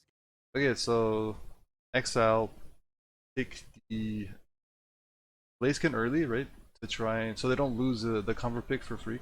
That pretty much screams to me that Freak is just very comfortable on the Blaziken, so they want to pick it early. I mean, it's just good to secure it anyways, so that's fine. Mime is like a pick that I've noticed pure picks when Trevenant and Crustle isn't available. That's like his like alternative option. So some good things. So what are some good like counters to like T-Tar? I know Cinderace, which is something we played. Cinderace works well into T-Tar. Glaceon can work well into T-Tar. Gardevoir, Delphox. A9, yeah, good shout. Yeah, A9 with the CC. Um, Unironically, what do you think about Clefable? I mean, I think Gravity Clefable does zone the T-Tar. But Full Heal is a thing. And if they go like Blissey to like give it safeguard on the T-Tar, I mean, Clefable is gonna struggle, so Clefable could work. Yeah, that's actually true, real. They picked Blaziken and T-Tar, so like they picked Blaziken and T-Tar to Leafeon, so they should be looking to lose the early game. Which I mean, if Ignorance can keep that lead, they can just win that. Again, pure back on that Mr. Mime. Is this gonna be the weekend of Mime? Like, Follow me from ability, fair enough. it might be. I was saying it's so hard to guess this meta, Are we gonna see the but we do have 100% A9 win rate for from? Mime so far. Now, No, a champ champ. coming out as well. Interesting. Scribble Follow me. That makes sense. Yeah. fake here. They were hovering the Comfey for quite some time. Both Leafeon and Machamp can look very, very solid with that particular option. But I think right now, Ignorance has to be thinking in their draft strategy. Oopa. Me personally, I would have wanted to like pick the Blissey away, so they don't have a Blissey pocket or the, the guard the. Yo, true actually. Really tough does. Yeah, the yeah, really tough with the Q charm and just constant CC. Yeah. That's a good point. I didn't think about that. You know what's actually wait. Really tough is insane because it also like deals with their mind mold. Hold up now. Yo, really tough would have been an insane pick into that comp. The Wiggly ult to cancel the mind mold and the T-Tar engage.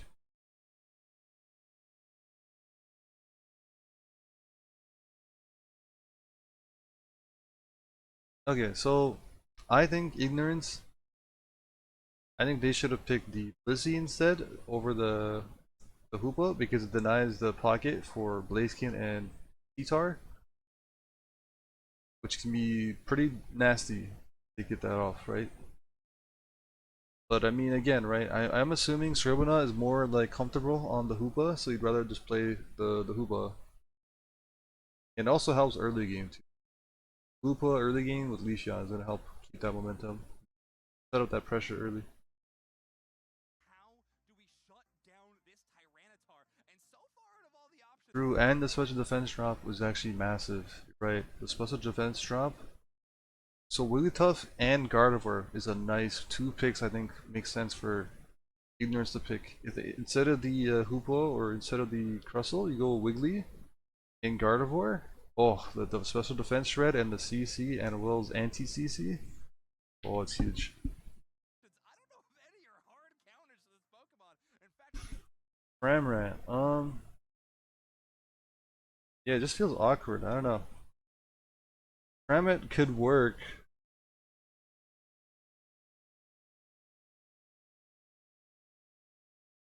I just play Inteleon. I'm not a fan of picking Inteleon because they have a Leafeon and Machamp, so you could get like flanked on. So I can see why he played like pick like Cramorant is nice to like have more like mobility to like kite to them. I understand why Cramorant was picked. Mew is also another option. Yeah. Then again, right? Vice versa, I can see Inteleon working or like a Venusaur working if you're able to keep your pads and give vision for your Inteleon slash Venusaur to just keep poking them, force them to come into you, right? That could work.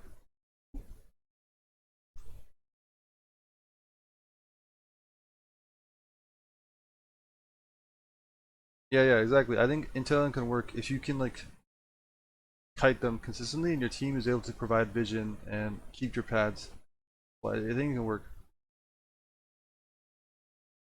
Yeah, exactly. I think if you can kite them, keep your spacing and keep your range, and consistently land your snipe shots, and you don't lose your pads, and get um, flanked by Machamp and Leafeon, I think Intel can work here. It's going to be quite difficult for these Intel two early game is players. also nice, yeah. Might be the secret sauce. Yeah, okay, there we go. The Delphox is gonna cook this comp. I like the Delphox pick a lot from the The Delphox Fire Spin is Mage AoE devastating for the Tyranitar. anti-heal, He doesn't have kite the anything T-Tar that and makes Blaziken. Tyranitar unstoppable. Blaziken, though, does have a couple of options. They can ignore that Fire Spin, but double support on the side of Exile. Mr. Mind Tank, Eldegoss Healer. I love this Delphox pick. You were just talking about it. I think that it's such a strong Pokemon. Honestly, this has been a Pokemon that's been very strong, but not Yeah, Intel range. picked a lot for, I want to say months. I want to say like half. True. That's very true actually, Provincial. Good point. Yeah. Feels nice for range, but also like pressures them to not want to pick Delphox because of the range advantage that it still has. Alright, so based on looking at the drafts, right? Um, Ignorance has better early game with the Hoopa, Machamp, and Leafeon. Exile's trying to scale late game with the T-Tar Blaziken. They're gonna struggle a bit early game, T-Tar and Blaziken, so I'd say give Ignorance the early game. Secure wise, they definitely have better secure with the Blaziken, and yeah, better secure Blaziken, but I mean, Solar Blade isn't bad. It doesn't have the worst, right? Team fight wise, Ignorance has a better team fight late game. Exactly like you're saying, real right? Like XL has two late game scalers, but they all are not good into Delphox.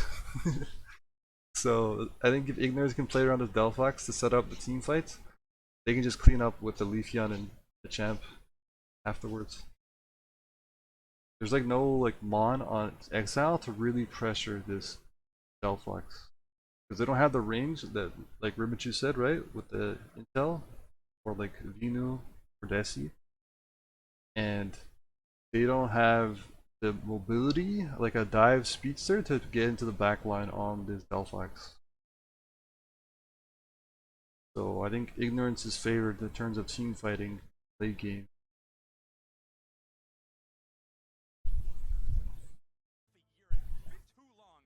Yeah, spin cooks here. Fire spin cooks.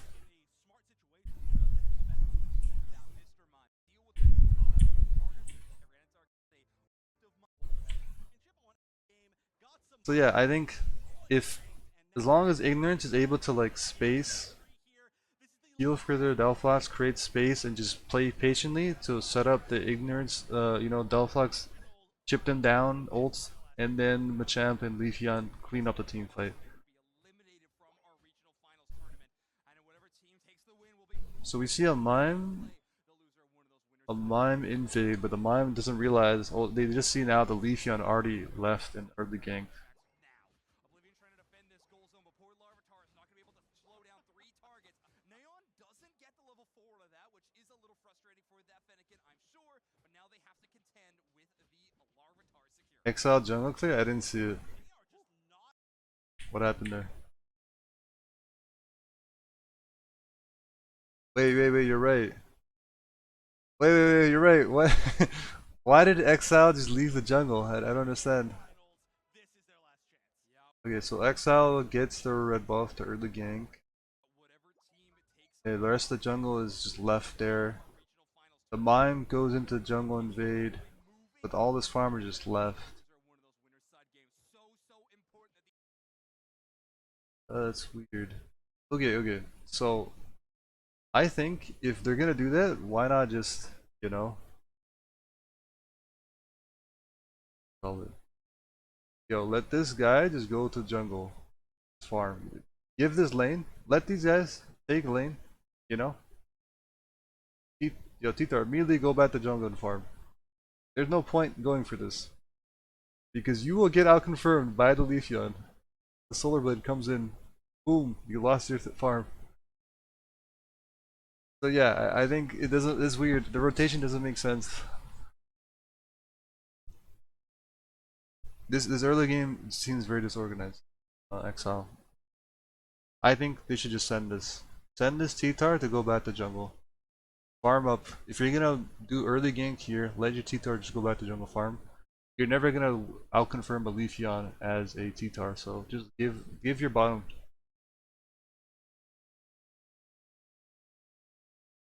these squads have put everything that they have needed throughout the season right to the test now.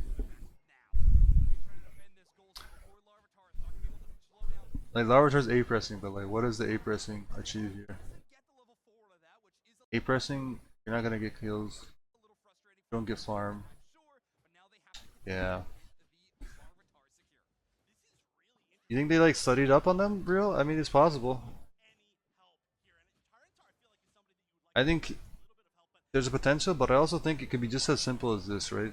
I think the explanation as to why Leafeon early game bottom could be as simple as this. They just want to help Delphox get some sort of lead early to let Delphox go to jungle as early as possible to scale. That could just be as simple as that, you know? Or they could have studied up. we're actually going to see a counter invade doing quite well for the side of Ignorance. I'm not sure exactly if they were able to steal away anything, but at the very minimum, it's Okay, so yeah, I mean, because of Exiles, the way they just like cleared the farm there, there's like the whole rotation of jungle has been up for like at least half a minute.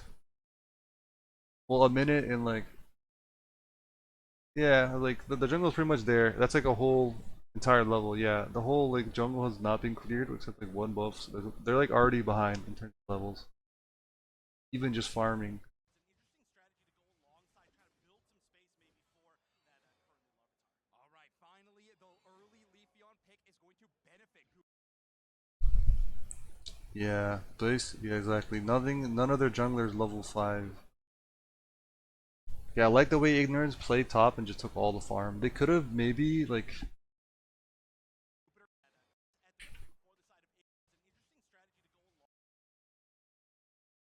I was gonna say maybe Ignorance can look for kills here, but I mean Exile is playing very passive. Like defensively, they're not trying to get caught out, so I think this is fine. Just clear the farm back. Yeah, that makes sense. All right, finally, the early Leafeon pick is going to benefit Jupiter at that level 5 The because catch out. Scribble not caught in a really difficult No, position. Jupiter does who dynamically lives? that fight, but Nice cover from Jupiter to help time to live. come back very Leafeon invading. turn from the hoop. Leafeon doesn't seem like he got the buff actually. He tried it though. I think it's the right idea. Protein shake trying to steal a little bit from the side of Exile and tries to get the hit there. They may be going down. They're going to be so low. They try for a little bit more How damage. do we not kill Hooper there? Yeah, I don't know. Altogether for We could watch it back to see what happened.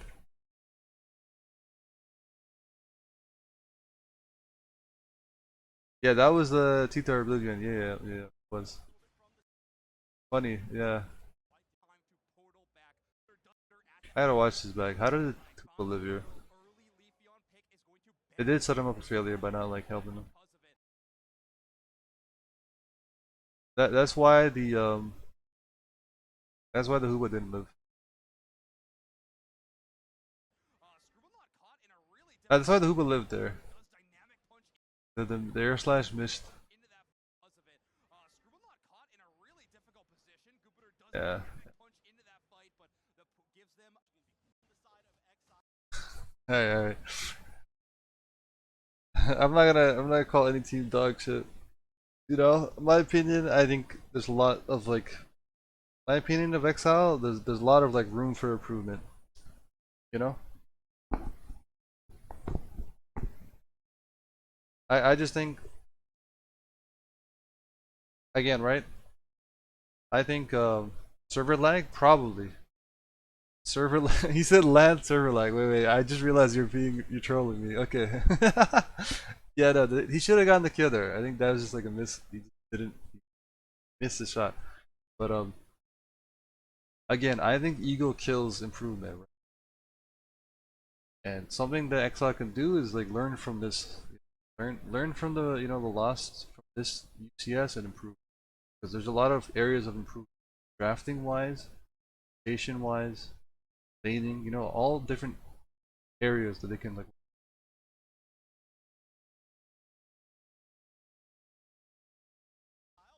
And tries to get the hit there. They may be going down. They're going to be so low. They try for a little bit more damage, but this is actually Wow, Vitor actually gets kills.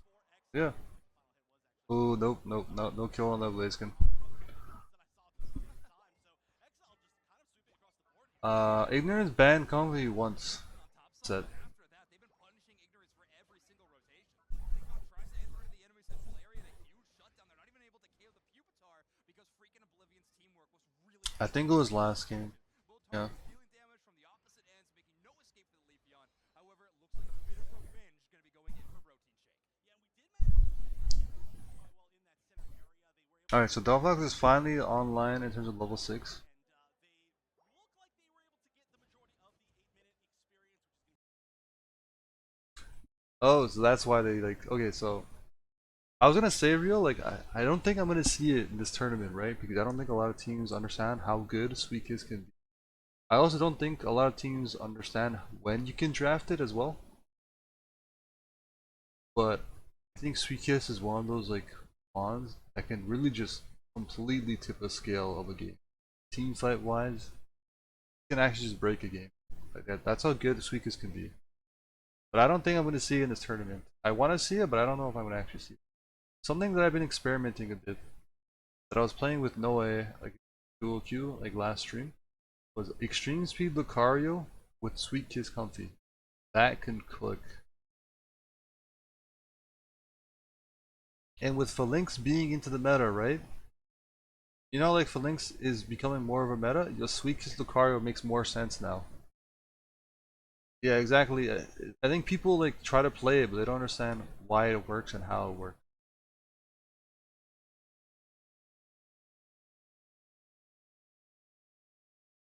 To be honest, Rivenju, like the way to pull it off, me and like Real have played it a couple times. It's as simple as just let your comfy know when you're going in. You're like, yo, charge, I'm going in. Like every time I say charge, just charge it because I'm letting you know I'm gonna go in.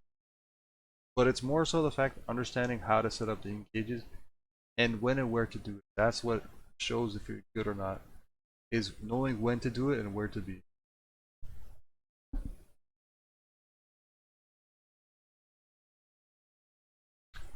But yeah, let's see how this match goes. Right now, Ignorance does have actually behind in terms of levels, but I mean they still have the Leafeon power spike. They finally got a Galfox online, but Exile's still winning this early game. That's true.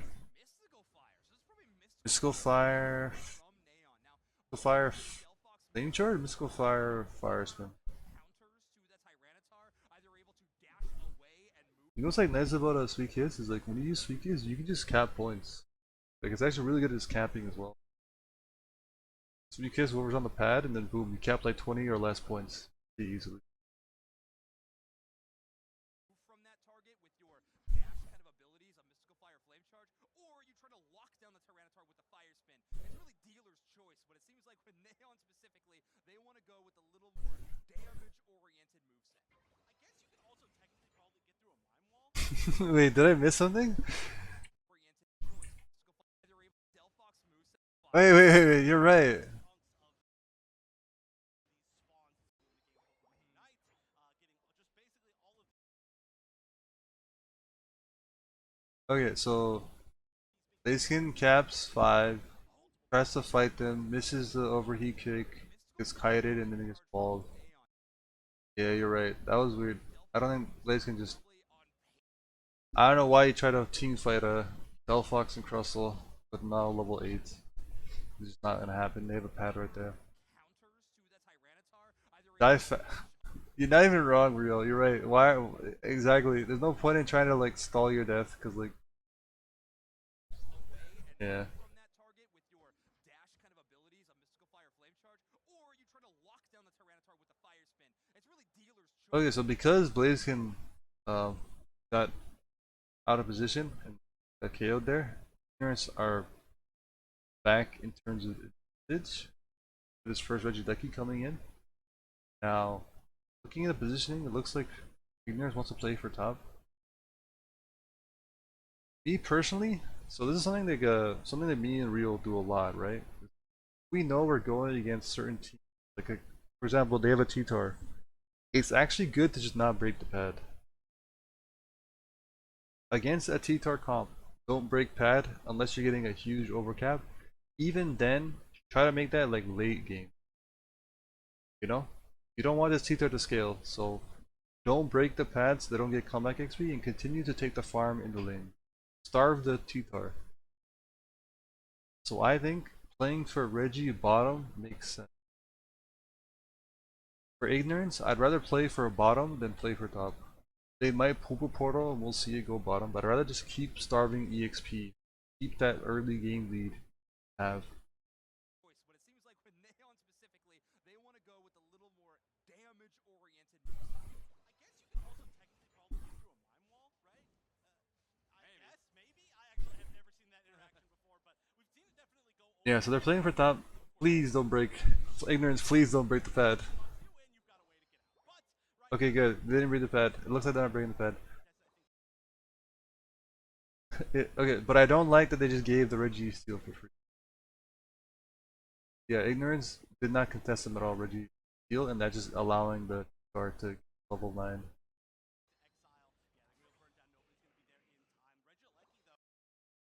If the Tito's not going to leave jungle mods up, that's true.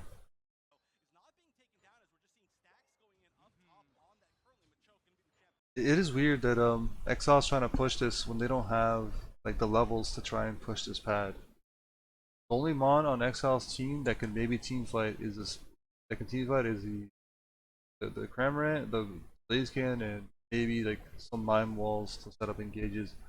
But Ignorance has a level 8 Delphox and they have their pad up, and they have a level 8 Leafeon coming in to gank, so they're not going to be able to push this pad.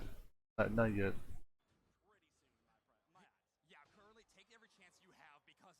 Surprisingly though, Leafeon does get caught out one week.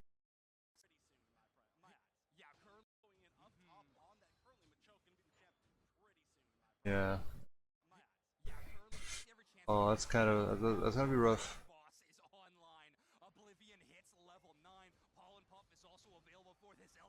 Yeah, because Leafeon died there, they didn't play defensively around the Delphox damage, they actually lose their bottom tier pad, which is not very good at all for Ignorance. I think Ignorance wanted to do their best to play defensively to pretty much keep their tier 1 bottom pad all game so Delphox can just constantly kite back to it. Yeah. Leafeon getting KO'd there allows him to just push the tier 1 bottom pad and gives level 9 TR. Again, even if they lost a tier 1 pad bottom, Ignorance still looks better late game because of their Delphox just beats their comp.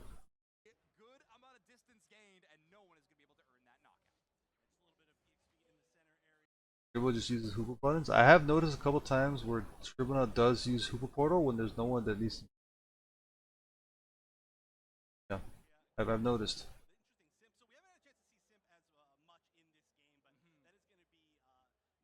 Champ takes jungle, uses the eject and cross shot to get out. Turns around. No follow up. Not enough follow up to get the KO. Alright, so yeah, while this is all happening, Exile kind of just flipped and ripped the objective, and I don't think Leafeon even try it. Okay, Leafeon did try to secure, but overheat kick is a better secure. Oh man, I can see how this was gonna go really badly for Ignorance right now. So I think something that Ignorance should have been doing is, first of all, I don't think you want to let the Blaziken just set up to rip the objective. But here's the thing though, right? I think, me personally, I'm looking at this play, right? I think it's actually optimal. Yo, let Exile take the Regieleki. You know what I'm saying? Yo, let Exile take the Regieleki. Me, Ignorance, right? Let's just play back, defend our pad, play around Delphox ult. They can break the pad, get their caps in, but we take the team fight and we get the kills. So this is a plus in many ways, because one, we break our pad, we get more comeback XP on our side. We're gonna outscale the T-Tar. Two, we get team fight win, we get more EXP by winning the team fight. And yeah, we're gonna be like behind in terms of points, but we're setting us up for a late game, right? Our levels are gonna look way better late game. Well, I actually think for Ignorance, let them take Regieleki, play for team fight on pad, play around Delphox ult, clean up the team fight, and get EXP and comeback XP. But what we're about to see is Ignorance is late to contest the Regieleki. Ignorance is late to contest Regieleki. They take a team fight bottom and they don't get the kill on the Cramorant, and then Cramorant ults right after and catches two players from Ignorance. So now Ignorance lose the Regieleki and lose the team fight, and they're about to lose the pad. I think this Delphox ult is like, there's just not enough follow up to get value.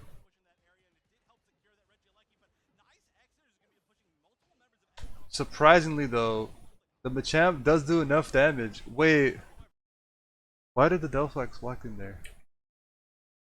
Okay, so I actually surprised that the Machamp did enough. Okay, but the Machamp got enough kills and damage to actually stall to defend us. And then for some reason, the Delphox walks in and bush checks a Blaziken.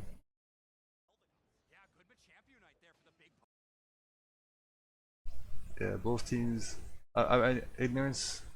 That's just, yeah. That should not have. Don't bush check a Blaziken. You're a Delphox unless you're gonna use your cooldowns from range. They were reaching the T-Tar, yeah, they were, but like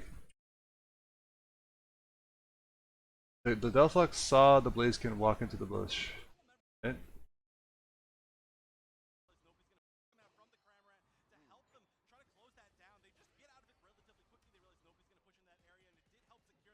Right, Delphox, its vision. Welcome back.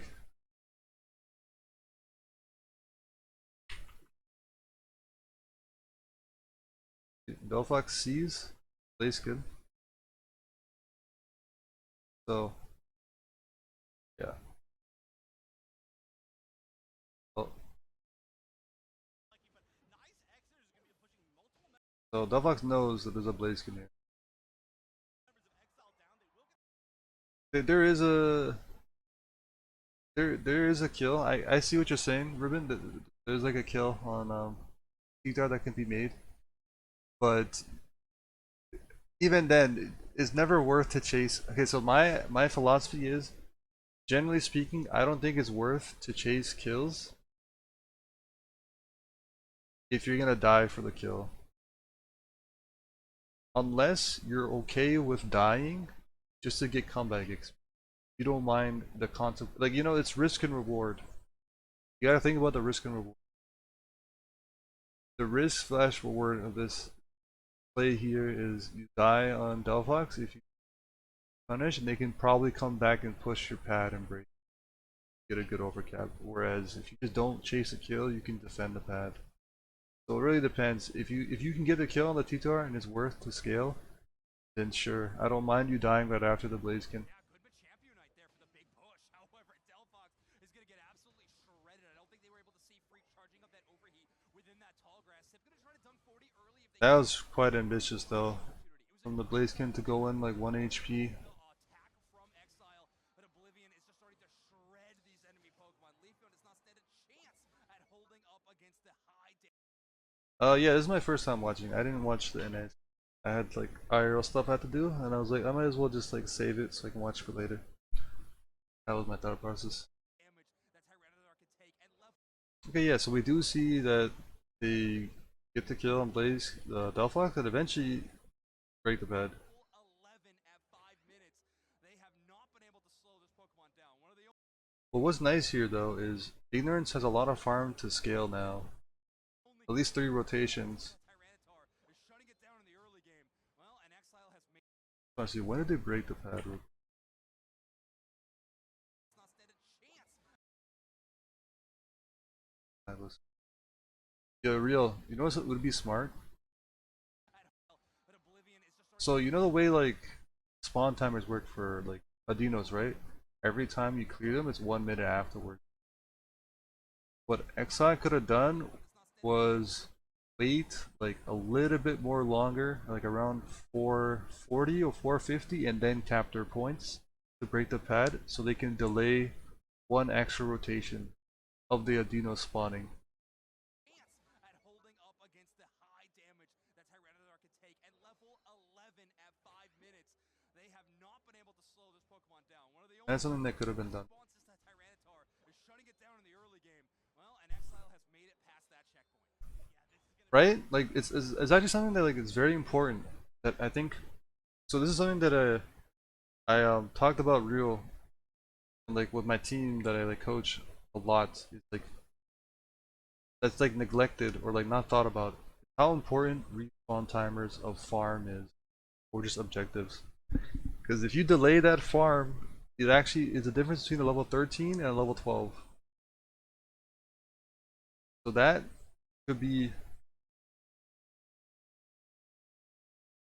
Yeah, exactly. There is a loss already. That's true.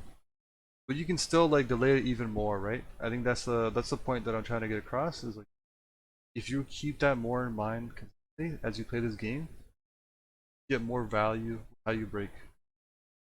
Yeah, that's a good point though, real. I think it's still effective, but for sure you should always be like considering though, right? When you should be breaking and how it can affect their respawn timers.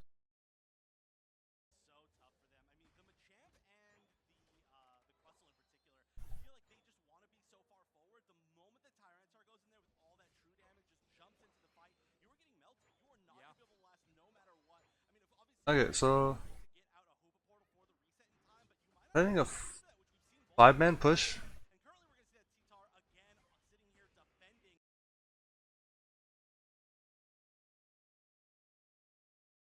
doing so much AoE damage. He's one of the best defending in the game, but there's still going to be a lot of points going in as That's coming out as well. Hoopa is going to be noticeably popping into that unbound form, getting some Nice, getting some kills here, Mimo, but they KOs before it goes down. get cleaned up afterward. Hmm. They can, but their teammates are falling I'm trying to think, was it worth pushing the pad to try and break? beside them left and right. They just waited a little bit longer. Not gonna be able to last no matter what. I mean, if obviously you're gonna Yeah, yeah, exactly. If you had like 10-15 more seconds, then yeah, you could. Yeah, you're right. There is no XP share on mine. I didn't notice, but yeah. I think it might have been a mistake, or they purposely want to have more items. I don't know. Possible? I think it might have been a mistake. Probably wanted the XP to put it. Okay, so if I'm ignorant, do I want to push that early to try and take a team fight? try to get out a Hoopa portal for the reset I don't like the fact that like the Hoopa went in first to try and catch 15 points. time, but you might not even have time for that, which we've seen Again, something that I've noticed from ignorance, right, is like they have these like macro plays that they want to make, but the execution of like focusing the damage on the same targets isn't always there.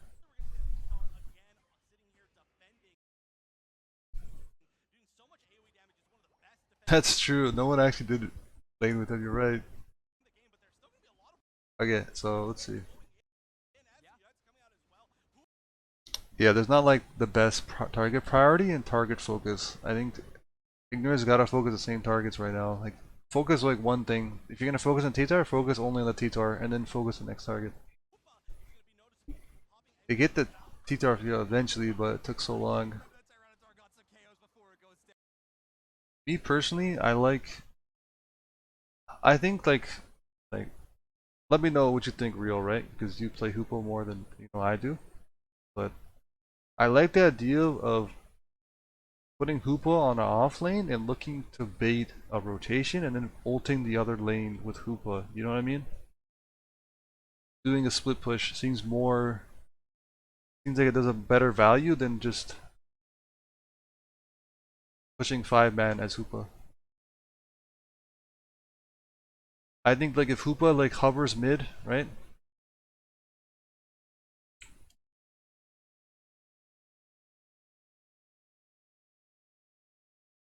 I think if Hoopa like hovers mid here, right? And then Ignorance makes themselves look. Ignorance sends like 4 top, right? Not the Hoopa, and then Hoopa like looks to push bottom here. Exile come in, right? They push like 2 or 3. Like really sick. They send 3 here, right, to defend. And then immediately as soon as Exile shows 3, then Hoopa uses ult and brings the whole team bottom. I think that would have been more effective. And guess what? Let's just say, for example, the Blaziken goes for a backup. Well, that's like a 5v2, right? Potentially, or there's a 5v1 if there's no one covering it, and then you can get like a free break if you're trying to break. That's also a good point, real. Yeah, breaking bottom pad has less combat XP. I think the respawn timer of the Regieleki is like too late. They can't play for. Well, I guess they would have to defend the Regieleki for a long time, right? They want to go for that, like play for Regieleki to push their. They could do it, yeah, they could.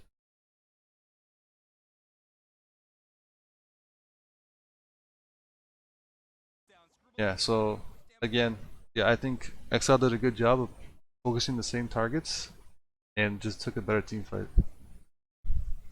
But I think that rotation makes more sense as Hoopa for Ignorance.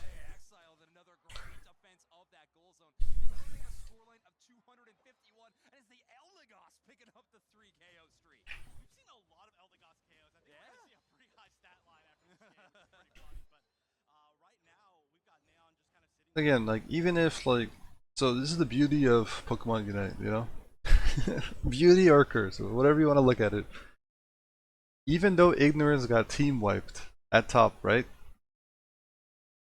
They still have both combat XPs from the top lane and bottom lane to farm, so they're not too far behind in levels, despite them getting team wiped. Where did he put the portal? Of the what? The Hoopold portal? Good point. Look at that real quick. Right here. Kinda like where the T-tar already is. Yeah, it's pretty close to T-tar. I don't think anyone took it though. He kinda just used the Hoopold to like team fight, right? The ult was for team fight, not for rotation. So I think it's fine. Yeah, everyone was there anyway, so no one's gonna like. I know Real's like you could have optimized that better, and I agree. I think if you just put the portal a little bit further back, it made more sense. Because here's the thing, right? Let's say for example you get pressured and you get dived on, you can still use your hoop ult to back up in case you need it. Like Real's saying right now, yeah, you don't want to put your team into a corner.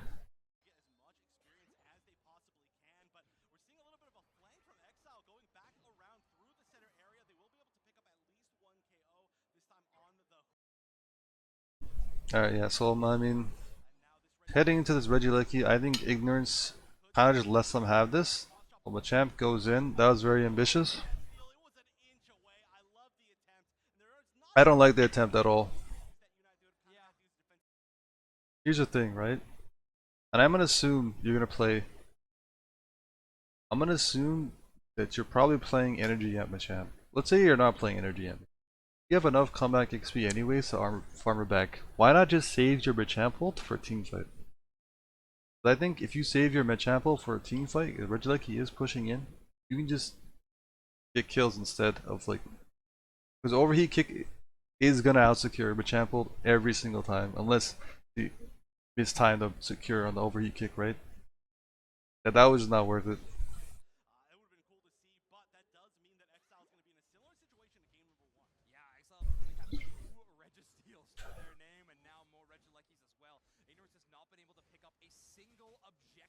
Hear them like 350, started with a. Yeah, true. I don't think I'm going to count that one, as Exile has been shutting them down at every turn. Pure lines up an amazing barrier, a huge push in with the Psychic. They're going to have to recall back through the base. So Ignis is trying to see if they can push some sort of lane, which is the opposite lane of the Reggie bottom, to try and get some point lead back.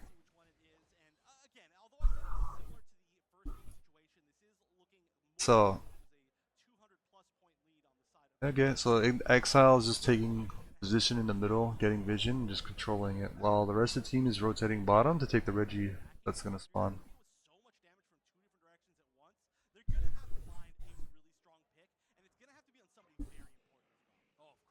He barely misses rotation. Yeah,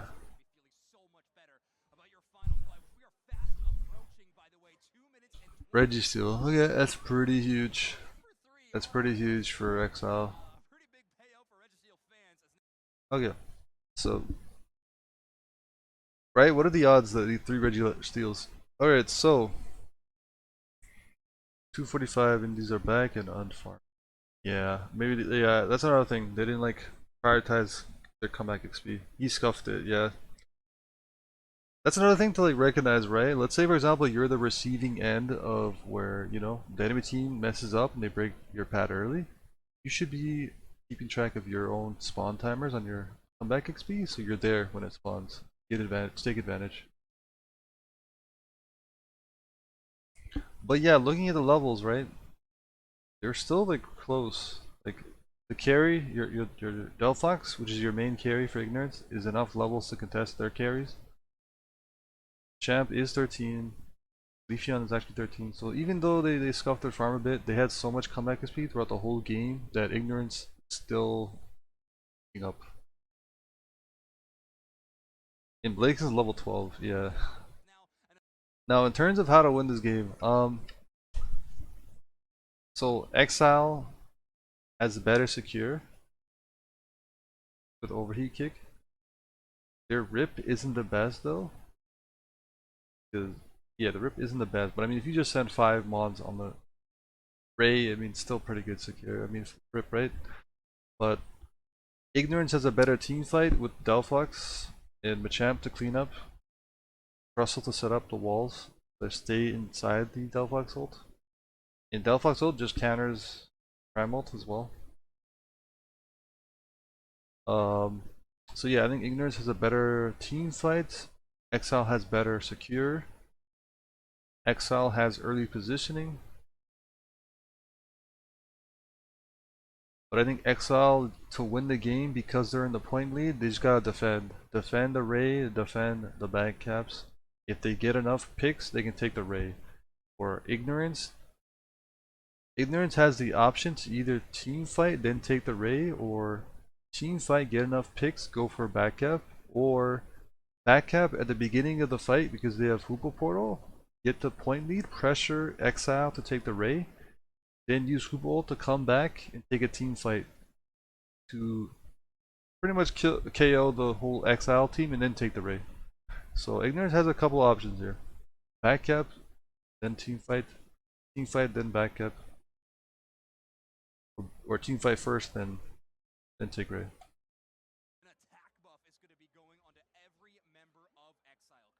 Yeah, I favor Ignorance in the team fight here, so we'll see how this goes.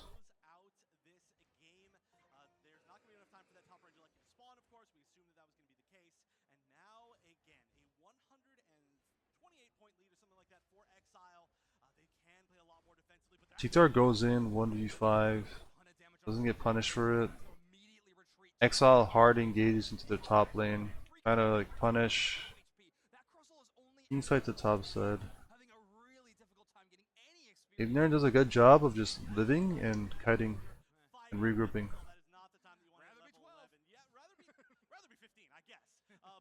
Ramult already gone. Did they use it? Oh no. That's not good for them. Precious Cram gets some decent damage. Belfast get his blue buff back. T-Tar is caught out, forced to run away. Belfast does not get much ult, that ult. Big kill on the mime, and they're just cleaning up this fight right after another. Delphox. Yeah, that Cram ult, I don't know. Yeah, so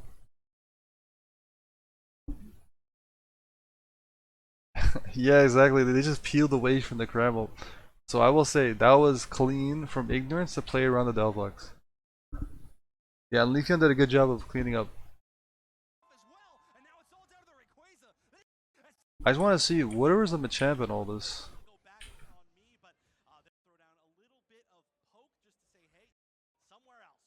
Where's Machamp? Leafeon's there to help clean up the Delphox damage. Yeah. Machamp's here.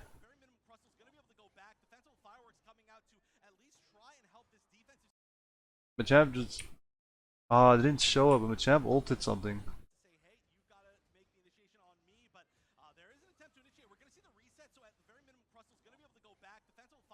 Ah, we didn't get to see it.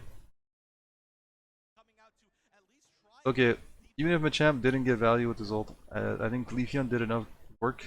Delphox and the rest of the team playing around the Delphox just clean up the fight.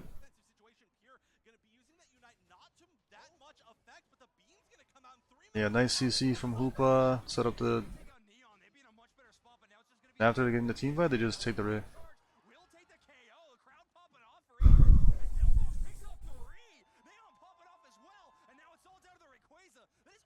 Yeah, T-Terra was a bit out of... Okay.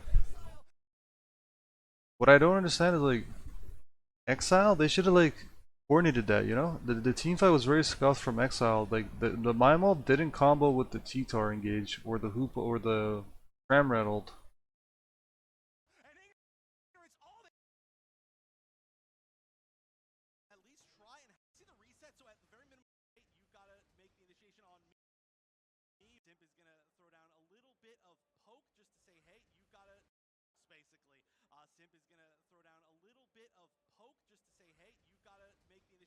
Okay, so look at this, right? T-Tar is caught out, 1v4. It's damage, ults to run away, so T-Tar is not there to follow up. T-Tar is away, so T-Tar can't follow up on the Mime ult. Blaziken goes in, takes a lot of damage, uses all his cooldowns, is out. And then Mime ult comes in. Yeah, didn't take a good team fight. Eldegoss ult heals up one target. Mime's already low enough. Yeah, Exile is just very disorganized in that team fight. Like it's too late for Tito to come. Is that?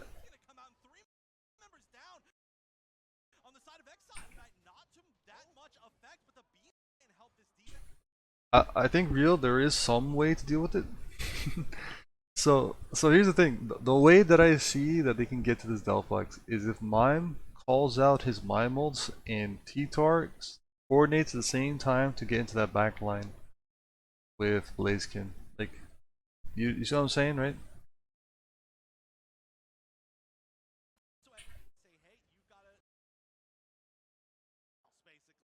Like right here.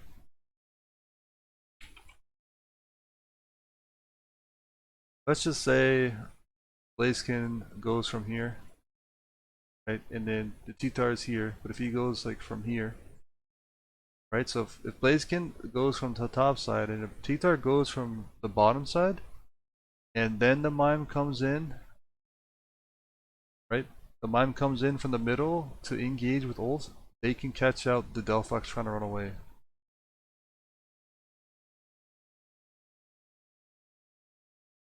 Like Mime's gonna ult, right? Delphox gonna have to back up towards the jungle.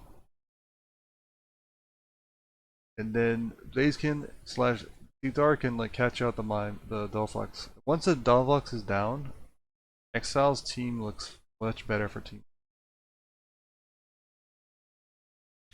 Yeah, they get poked out. T-Tark has to get away early, and so does Blaziken. And then they pop Mime ults as a way to zone them from getting away. Yeah, the fight is just very scuffed. Simp is gonna. There is an attempt to initiate. We're gonna see the reset, so at the very minimum, Crustal's gonna be able to go back. Defensive fireworks coming out to at least try and help this defensive situation. Pure gonna be using that unite, not to dapping out to at least try and help this come out. And 3 members down. Gonna be able to go back. Defensive fireworks coming out to at least try and help. Okay, I just noticed that the Mime was chasing the Leafeon when there's no follow-up. I was like, I was thinking about it, right? I'm like, Mime ults, why not just back up here? You can just back up and then regroup with the T-Tar. Turn Nate plates off and tell me this is a solo key game. Yeah, I know this is very disorganized. It looks like very dorsal.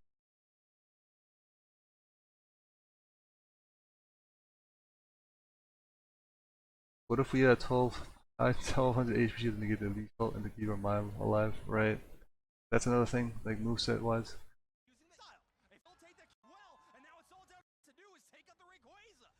No one's gonna come back in time. Everyone gets shields. Yeah, this is DG.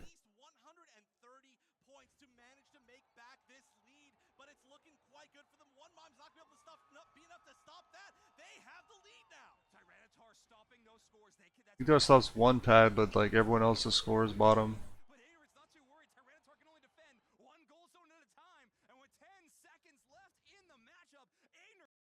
You know what, Rio? Honestly, that is another way they could have just won. Yeah, you're not wrong. They could have just. Let me see what happened there. Like, there's a lot of ways that this went wrong.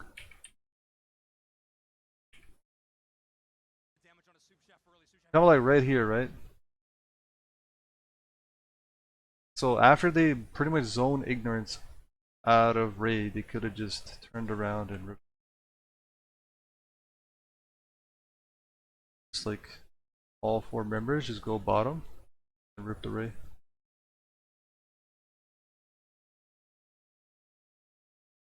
Like the Delphox just used the shield, the portal here, so you know where the Delphox is. Hoopa is right here too, so you know where the Hoopa is. So if you just zone them from here. So knowing that the Delphox is here, knowing that the Hoopa is here, just zone them from this side of the pit while you rip on the bottom. Yeah, they could have just done that, yeah. That's true.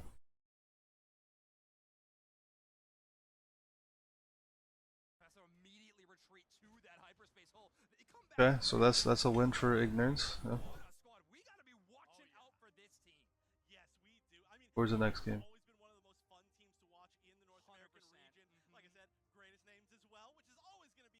Yeah, they could like, yeah. So if they approach with Delphox, they'll scatter and then just take a team fight, or just.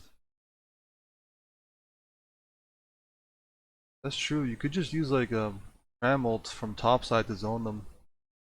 True. Yeah, yeah, exactly. So after zoning them away from the raid pit, use your cram ult to zone them as they try to come back in while you flip the objective. Adversity. Yeah.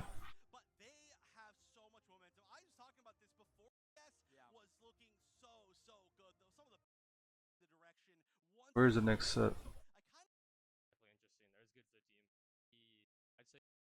The inter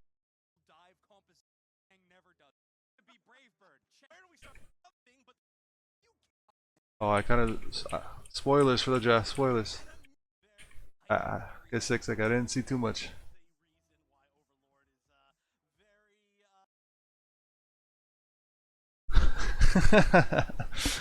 All right, so This is game 2. I believe this is loser side still. Yeah. Luminosity versus Brave Burgess. Game 1. Yeah. Y'all hyping up this set, okay. Wonder what happens in this set.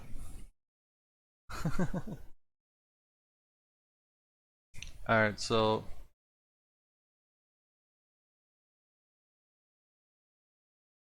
we got LG versus Brave Burgess. Game 1. I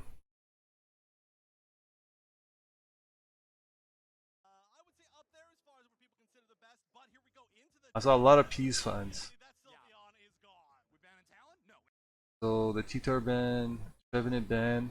Trevenant ban makes a lot of sense, generally speaking, the meta, but also banning Trevenant away from Joey. As well. Okay, That Umbreon. is like his comfort pick. We've not seen an Umbreon ban so far. I believe in that first. I like that Luminosity banned Sylveon if they're not gonna pick it. That's, you know what I mean? If you're not gonna pick the Sylveon, I think it's a good idea to ban it to pick something. That I could be wrong. I don't think I remember incorrectly. But Not this set? Okay. in that Leafeon first pick, you saw it on their stat card. Their top picked Pokemon, they are going to be grabbing it immediately. Yeah, Leafeon's such a great Pokemon in a bunch of different ways. Not only can it kind of play as an assassin, but it has some of the best secure in the game. In a meta where honestly a lot of the secure has fallen out of the meta. So we So do Lax. to be able to So instead of the mine, we see a Lax. first pick Snorlax. Wow. I think that Doopsax has Again, on his like Pokemon we'll see list. where's Blastoise? Where's Blastoise? I mean, Hoopa portals tend to have a Damn, did Blastoise fall off that hard, or people just don't like want to play him? side. You take out one of those crowd control options, and are you kidding me? Another Mr. Mime Defender game. This is absurd. Because North America is loving the nerfs for Blastoise was damage, right? It wasn't CC. So it's a nerf to like top lane Blastoise. But Blastoise is still a good tank. the mime. Yes. Meowscarada? What is happening? And honestly, it's so weird that this is a rare thing, but the Inteleon coming back, which we've not seen for quite a while, even though it's still very. It's still chilling in AO, yeah. True. On the other side, are we gonna? Okay, the Phalanx again. This is exciting. Okay, I do want to see it again. So I like that LG picked Cram as like another option instead of a Sylveon. So that we were talking about last set, right? So that's nice. And I like the Blissey pocket for the Leafeon, Cram, or Phalanx. I think this Inteleon might like struggle because there's a lot of engage from Luminosity. So if they can't keep their pads, then there's too many flank angles for Leafeon to be able to play.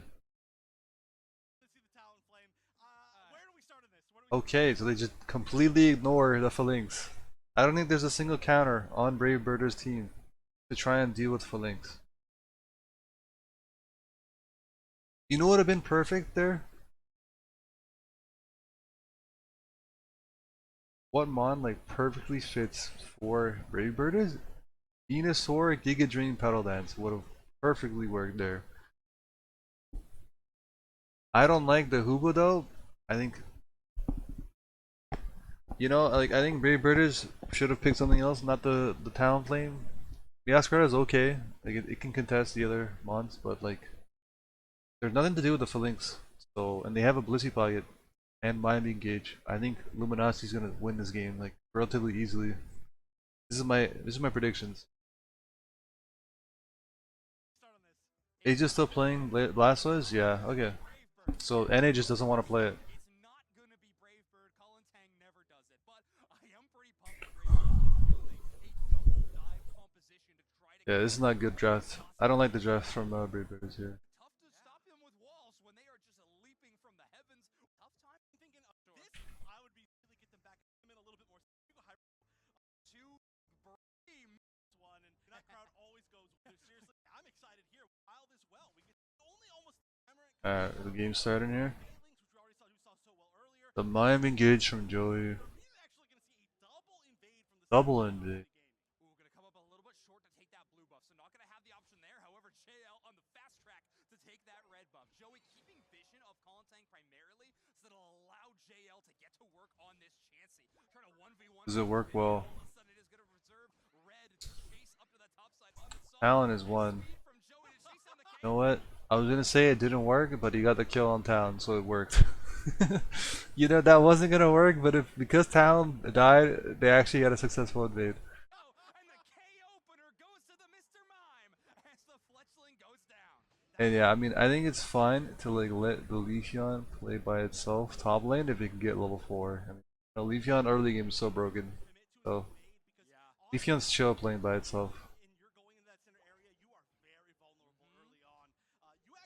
Mime is broken. I think Mime had a lot of potential, but wow, Leafeon just failed. What happened there? Oh, Overlord did the Overlord thing. Like, try to limit test and get a KO, then got punished for it. Okay, fair enough.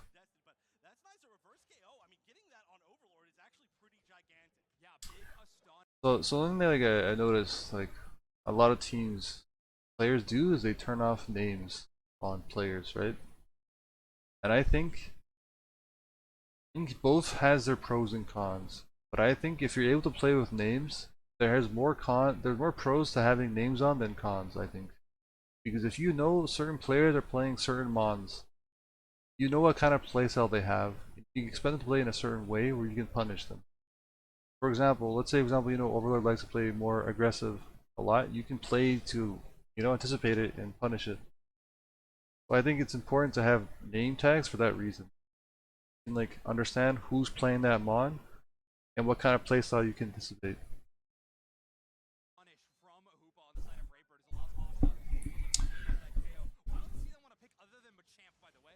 Yo, Meow's Karada secure is so good early game. It's so aggressive right at the start of the day. Between these two teams, you know we're getting into the excitement immediately. Yeah, this is not looking super great here for Vinny. Wax comes in time to save 30 from going in. Nice. That was a very aggressive counter option saying, no, that's my parry. I'm Snorlax. I get more out of that than everybody else. You are not taking that away from me. Yeah, I will. I've stood on this forever. Again, what is Brave Birda's answer to Phalanx? I just don't see this going well like later on. Phalanx get a KO. Going Ironhead again. Phalanx. That's actually hilarious watching if Phalanx is auto relax sleeping. Yeah, and then Leafeon is doing Leafeon things topside.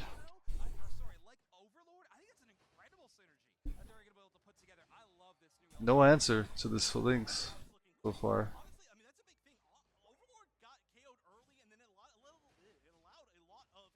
Wow, he's actually about to KO him on the pad.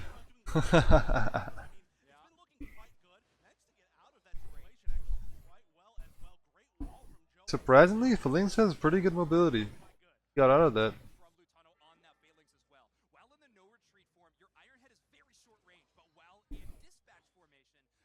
Balanced mon. I don't know. I think it is pretty balanced actually. I just don't. Again, why did Bravers not like draft a single mon to deal with the Phalanx? They had that chance to. They didn't.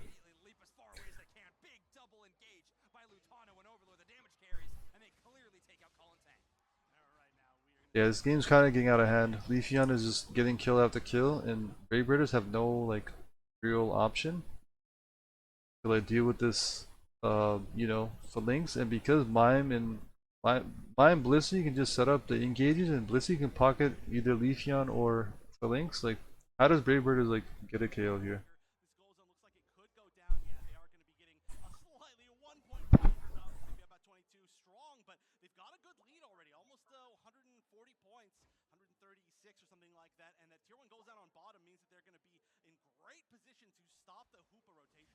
Inteleon has finally hit level 7, so the snipe shot will be available. The main reason you're drafting this Pokemon in its entirety. We do have Lutano winning the bot side matchup against that Hoopa for the secure. They're gonna take it, and this goal zone will also be breaking. Luminosity Gaming off to a rip-roaring start. This is looking quite good, Watch the grand set. We'll eventually get there. I'm trying to cover all the games, but we'll see how long it takes.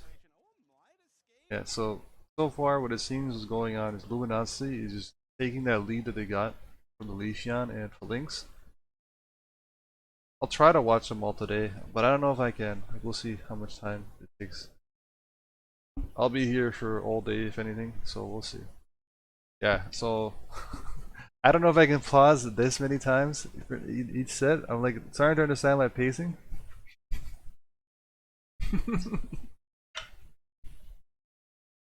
I don't think I can cover every game today. We'll see.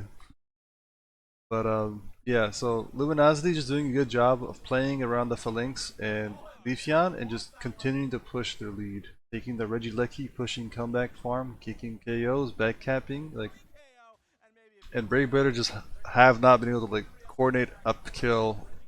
They can't even get their own farm comeback XP.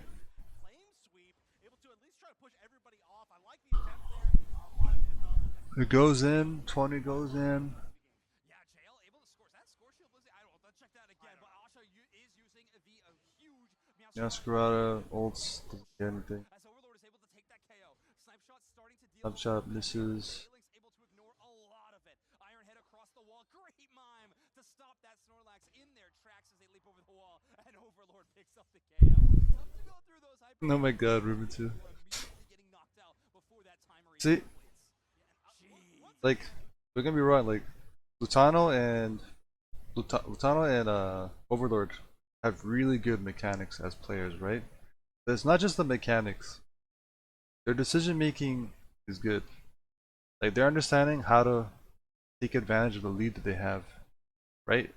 And they respect the matchups they're going against, so they're not getting caught out either. So it's a deadly combo: a smart player and a mechanically good player. KO there, but I feel like the majority of that damage, and Overlord, of course, really fighting back into this after basically just destroying this top path, and so everybody's looking very good on that team. Overlord, the first one to hit level 12.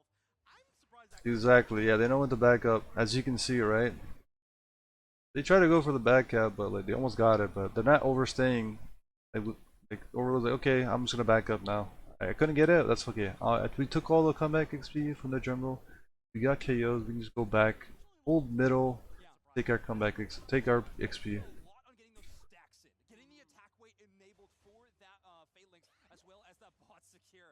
And is that Oh, Hurricane. I believe this is Hurricane That's cool. Amaranth that we are watching right now. Otter does get knocked I like that. enemy Talonflame. We'll have to see, but I did see I do think a lot of enemies there.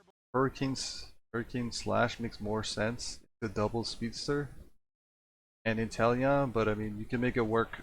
The Hurricane to punish the Hoover portals. Yeah, you know I can see that working. And that's Hurricane. I feel like Hurricane to punish the Hoover portals. okay, you've talked about this multiple times. We're gonna talk about this later, but right now, we're seeing Luminosity just turn this around. And Yeah, I mean out, but honestly, Hooper ults on top of the Reggie steal for their whole team to just, yeah, that was just a desperate we are getting attempt. Luminosity. Well, no, it's not for free. There's definitely a challenge here on the Registeel. I do like the fact they stopped burning it. Wait for the Town Flame, Excellent way and just secure. Yep. heavy slam. Good, good combo. Actually, almost did, but They combo the Bliss Shield into Leafeon secure. yeah, I like that Bliss assistance from JL. Just making sure we are ensuring that situation if at all possible. If we taken out that enemy Again, area as well. this is a huge point lead. It's like 345 and they have 343 to 65 points. I like the way Luminosity is playing very aggro and like understanding how to take the comeback XP away from them, constantly jungle invading, as you see right now. Constantly jungle invading, constantly backcapping. Currently, Otter is in that top path. They have vision of 2 or 3 enemy members. And like the thing is, Brave Birders can't take a team fight. They're not winning the duels. Brave Birders are not winning the 1v1s or the 2v2s. They're not winning the team fights. They have better secure, right? Granted, Brave Birders do have the better secure, but because Luminosity's mons are so like, you know, mobility wise, they're constantly just pressuring their secures. They can't pull it off to like, you know, formation to try and rip and secure because they're already being pushed in the back line. So it's hard. I don't know. Grey Bitters are just losing this game. Like as more time goes on, I don't see like hope. Wow, Hurricane actually gets the cure. That's funny.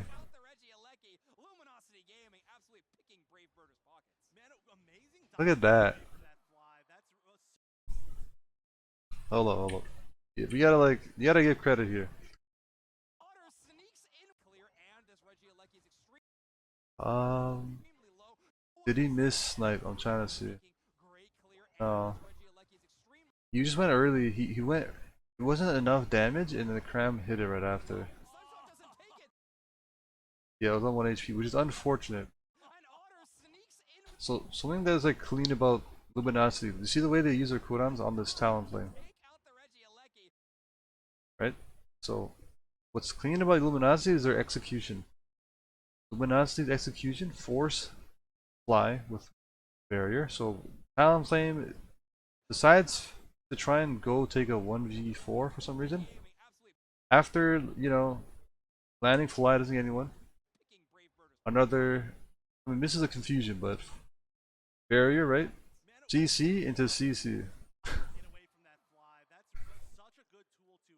So essentially just constantly, they're doing a really good job of waiting for each other's cooldowns and coordinating the chain CC from climb walls to the phalanx knock up to the hurricane. They're not using it all at the same time, right? They're spacing them out for cooldowns. It just forces a lot of cooldowns from Talonflame. He just can't go in. Gets caught.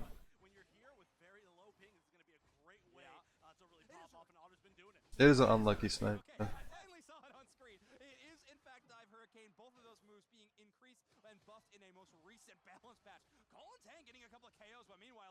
Oh, that was clean. That was clean from the wall. The anticipation. Nice. Demon. That was a demon wall. I'll watch that back. Let's watch that back.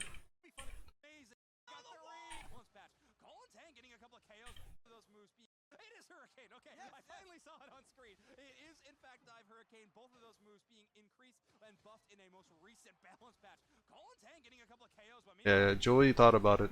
Yeah, I mean, that wasn't like a reaction kind of thing. That was a prediction. Joey knew for sure that the Talonflame was gonna ult. So, put that wall in place, predicting the Talonflame. Yeah, that was clean.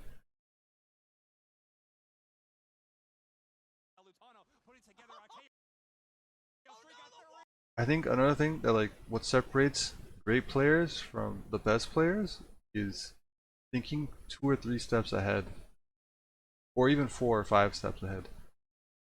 Most players I've noticed play, they think about like 1 or 2 steps ahead. Good players, like great players, think about 4 or 5 steps ahead. They think about the game plan, they think about how people are going to take their matchups, they predict, anticipate rotations, things like that, right? And that is a display from Joey, right? Of multiple factors there.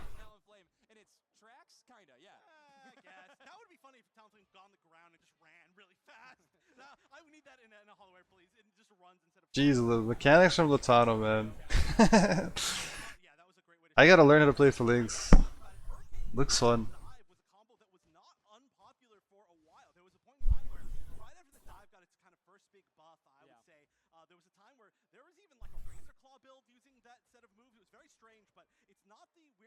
Again, I don't think you pick Phalanx. I think Phalanx has potential in this meta. After seeing Lutano play this Phalanx, this game 1, I think it has a place in the meta, but I don't think you pick it as a first pick. Or you have to like eliminate a lot of counters. There's like so many counters for Phalanx. You know what I mean? It's definitely a mon you gotta pick when you're second pick. So far, based on the games I've seen, Phalanx.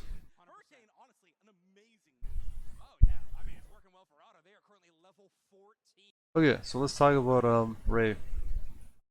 In terms of how they win the game, I mean, Luminosity are so far ahead in points. It's like almost, it's like 250 point lead. So I think just watching their back caps and watching the Ray, they just win the game. But like also Luminosity's team fight is way better than Brave Birders because Brave Birders have no answer to this Phalanx. And Luminosity's execution has been much better throughout this whole game. So I mean Luminosity can play like defensively or they can play like, you know, more offensively and just take the team fight.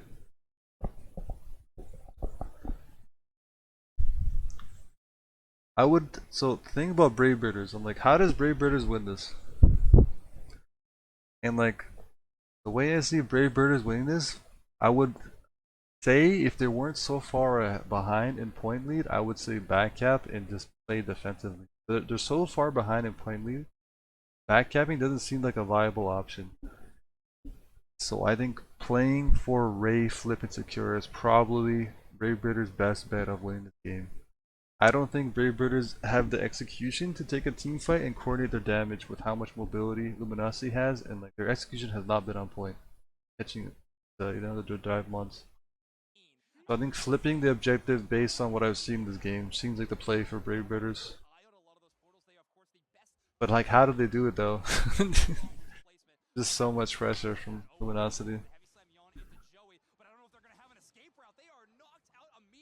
Town comes in, gets one, ults.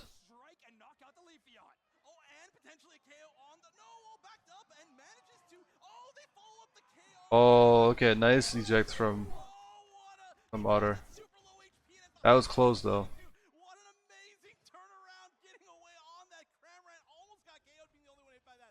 But now there's an attempt to burn down this Rayquaza, and so many for Luminosity Gaming are up, but their damage isn't. You know what, yo, shout out to Colin Tang. That was actually some really good talent flame. He almost like single-handedly set up that team fight for him to win. That team fight for Luminosity. You know what I mean? Against Luminosity? That was very close.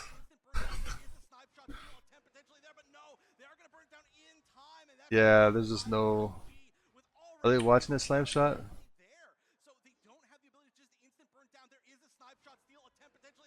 No, they're just crowding it. Can't even get it. Yeah, they don't have enough time to come back. Almost. Olintang almost put his team on the back and brought that team fight back to them. Locks them down and keeps constant vision to know that Luminosity Gaming can ensure the Rayquaza secure. Yet another one for them over the casual KO streak at 3 as Lutano's gonna do the rest of the work. First one to go down is that Meowscarada, and now we're raining in points across the goal zones. Luminosity Gaming with a world champion level start. It is, but I need to be honest there. Colin Tang almost won them that match in that final fight. That was so. Yeah, the Talon Flame almost brought that back. I gotta watch that back real quick. Watch Colin Tang.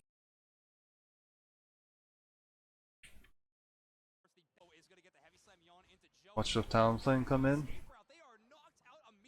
Gets up. Yeah, so if Talonflame caught the mime as well, and then Masquerada follows up on the mime, they could have won the team. Yeah, okay.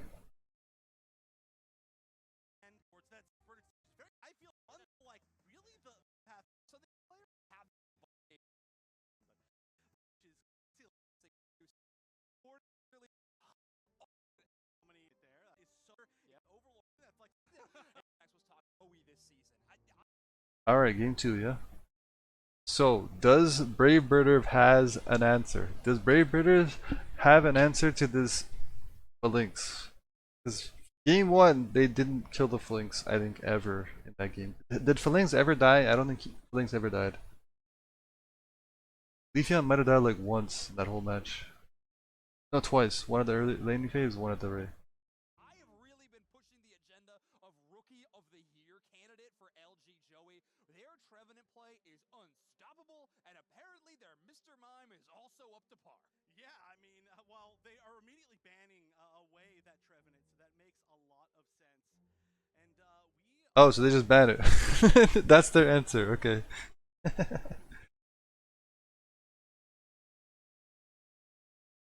Alright, so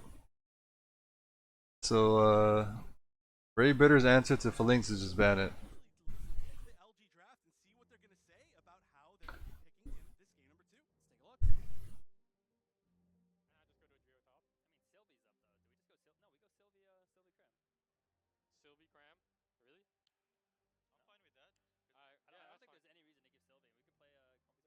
Yeah, I think taking Sylveon for LG sense here.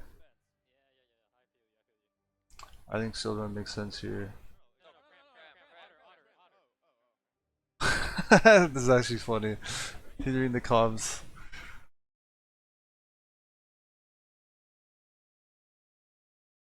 Dude, where's the audio? Yeah, am I tripping?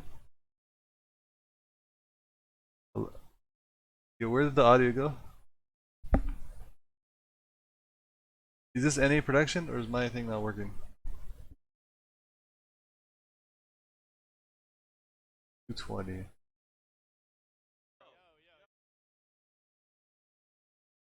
Yeah,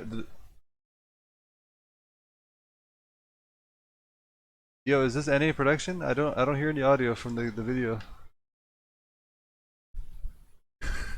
Okay. That's awkward. Alright, well anyways.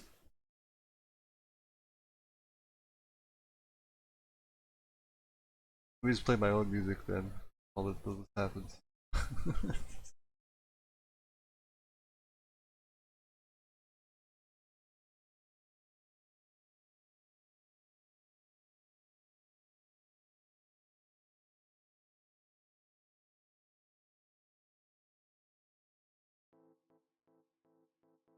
Okay, so based on the comp that I see, I mean, it just seems to me like they want to play the Zoroark, have like this aggro play style with the Sylveon Mystical Fire, or maybe even Hyper Voice and Cram Dives Air Slash.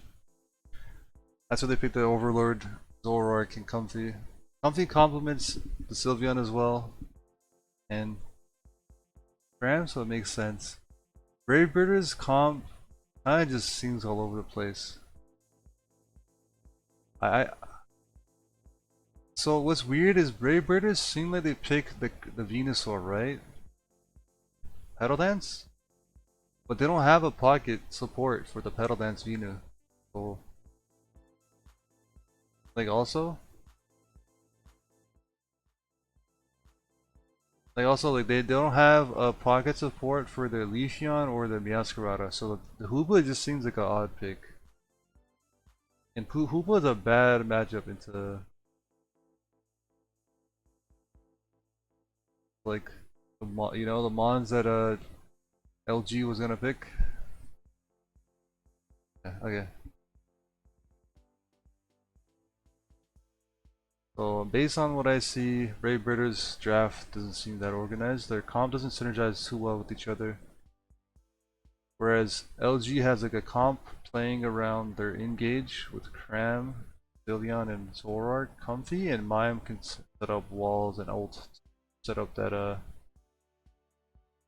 dive. But they also have really good jungle invade, which pretty much prevents the Venusaur from scaling like how he wants to. Okay, so I wasn't tripping. The audio just didn't work. Yeah, so the audio just didn't work for.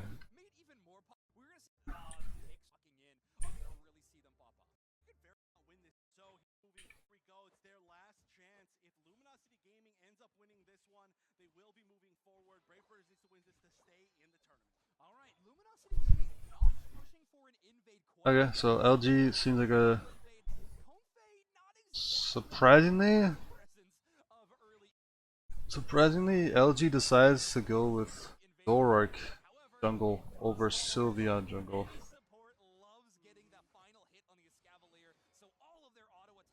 Yeah, they are playing the Mystical Fire.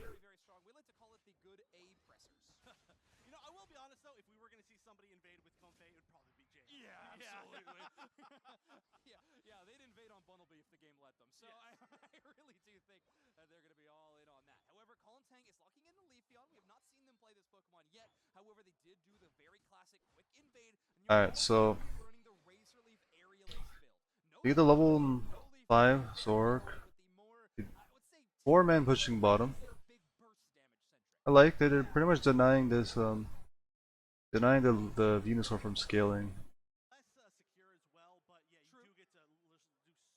much AoE damage that doesn't have to be quite as accurately They on know they're target. there, right? Like, Splitting up, stop your damage.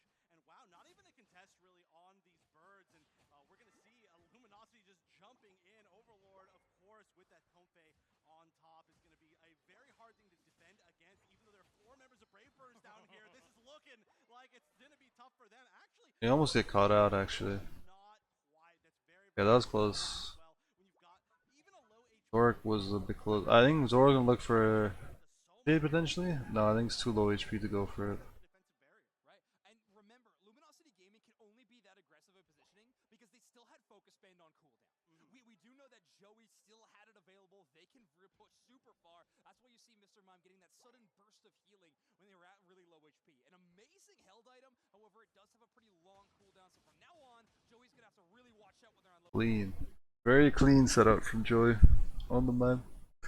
Yeah, so I think throughout this whole game, like we said before, we're gonna see LG just constantly play aggro, play around the mime engages, and Zorak, Comfy. Not your own. That's well, actually, I guess their whole team just but constantly like engages. you're not worried about all that much. Oh, actually managing to steal away the berry. Nice math, they don't break it. Forward here, and if I they like them not breaking to deny the Venusaur from scaling. 4 members once again defending on bottom 4, Brave Birders, but that's not gonna be putting fear in Overlord Ooh, as yeah, all Zorak down. That's a definitely. huge KO, and they're looking to take down all Wow, that was a domino effect. Otter as Oh well. no, that's not good. Yeah, Zorak's overstayed his visit. Not able to avoid Colin Tang's increased damage. Crazy, like maybe the last few hits of them really putting in the work. Joey is trying to defend this goal zone, but they cannot stop that 30 score from Colin Tang, and Colin Tang is going to be able to get the KO as well. This Leafeon absolutely crushing it in the early game. And now gonna be fighting another. Oh, fair. Almost managed to get that KO. Actually, Overlord's very low, and yeah, realizes that that amount of HP, being able to fight 1v3 is not gonna be the easiest thing in the world. I'm not the biggest fan of Rip, I the would break expect more of a pad. fight than anything else. Trying to see if They're not Overlord playing dive into the back. Maybe taking out Vinny would be huge, or taking out this KO right there would be huge, especially now that team. we're Joey back in the Just fight. get so much comeback XP. Easy target to hit the Giga Drain on. Yeah, the Zora just get Comfey and the Zora. breaking pad allows LG to get a lot of comeback XP. Look at this. They're Overlord not playing mages either, so breaking bottom pad doesn't make sense We even saw a few moments ago with those for Brave Bears. they just left the Altaria. They're like, I would So like, I know how LG's gonna win, like win this game, like in terms of game plan. How does Brave Bears win this game? Legion is helping early games, not getting too far behind. Hoopla doesn't really coordinate and synergize that well with Yaskarado or Leaf. Eno doesn't have a support pocket either to help him team fight for late game because he's playing Hoopla. Lax does help set up some sort of engages, but like the team comp synergy for Brave Bitters doesn't seem like maybe they could try and like scale this Venusaur, but like they're just too much. I don't know, it's gonna be hard. There's no like support, like there's not much support in this Venusaur, and Zorak and Sylveon out pretty much beat Leafeon Yaskarada with the healthy pocket in the terms of the team fight, right?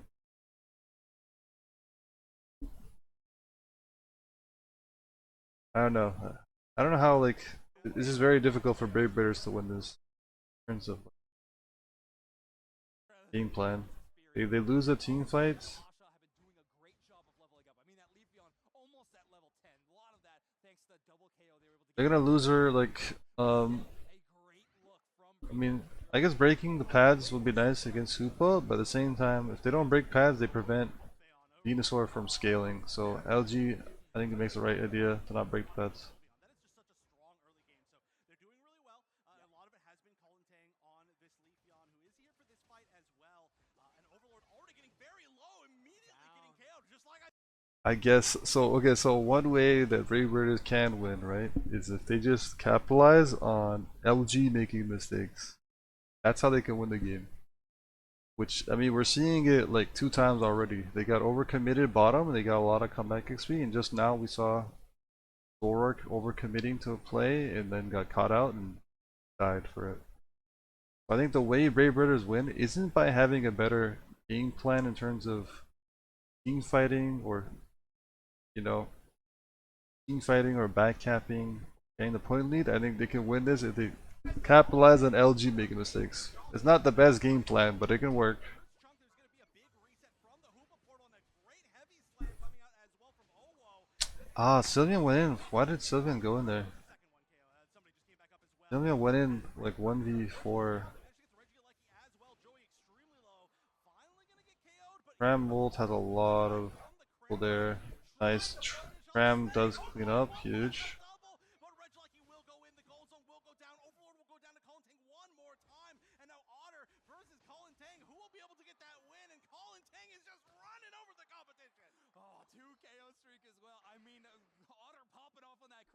Wow, LG's like giving so much comeback XP because of their positioning getting caught out.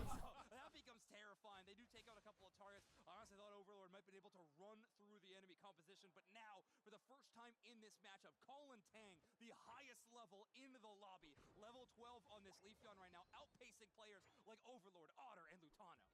Which is an amazing thing to see. I mean, honestly, anytime you're playing a speedster and you're against a Comfey speedster and you're not the one that's losing, You're winning 1v2s. Yeah, that is ridiculous. That is Yeah, so but maybe there's something we don't know. Maybe they chose. you go for a back cab. LG goes for a back cab, lets them take the Regirock, and they just kind of prioritize their comeback XP. LG, just fine, yeah. I don't. So, I mean, LG break the top head, right? And then they immediately go take the comeback XP. But here's the thing.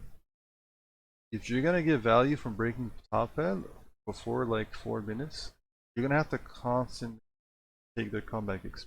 Or else this Venusaur is going to scale for level 13 for Ray. So breaking that top head, I think probably just wait till break it later. I think that's the play. Venu ult, Leafeon gets the kill on the Cramorant. Surprisingly, Brave Bitter is just doing a better job of team fighting.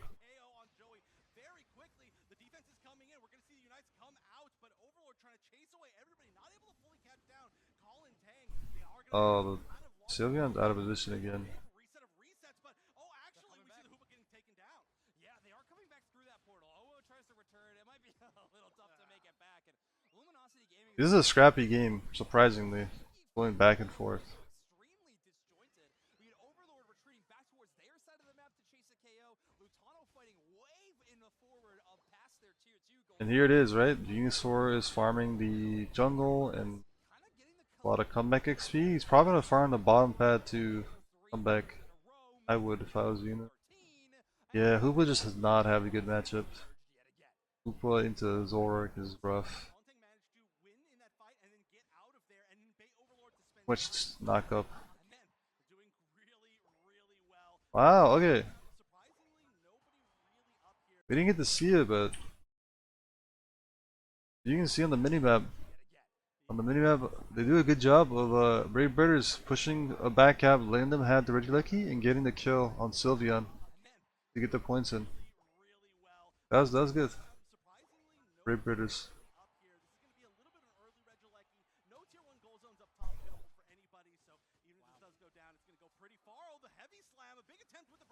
That was very close, losing that objective. Good news for them because things in the bottom path have been going devastating. Asha and Colin Tang were able to combine for a KO streak of 2 and a 50-point score, which breaks. Timon is not getting that value they're looking for, huh? Losing these 1v1s. Well, as I say that, it finally wins a 1v1 against. Oh, there you go. Sylveon is online.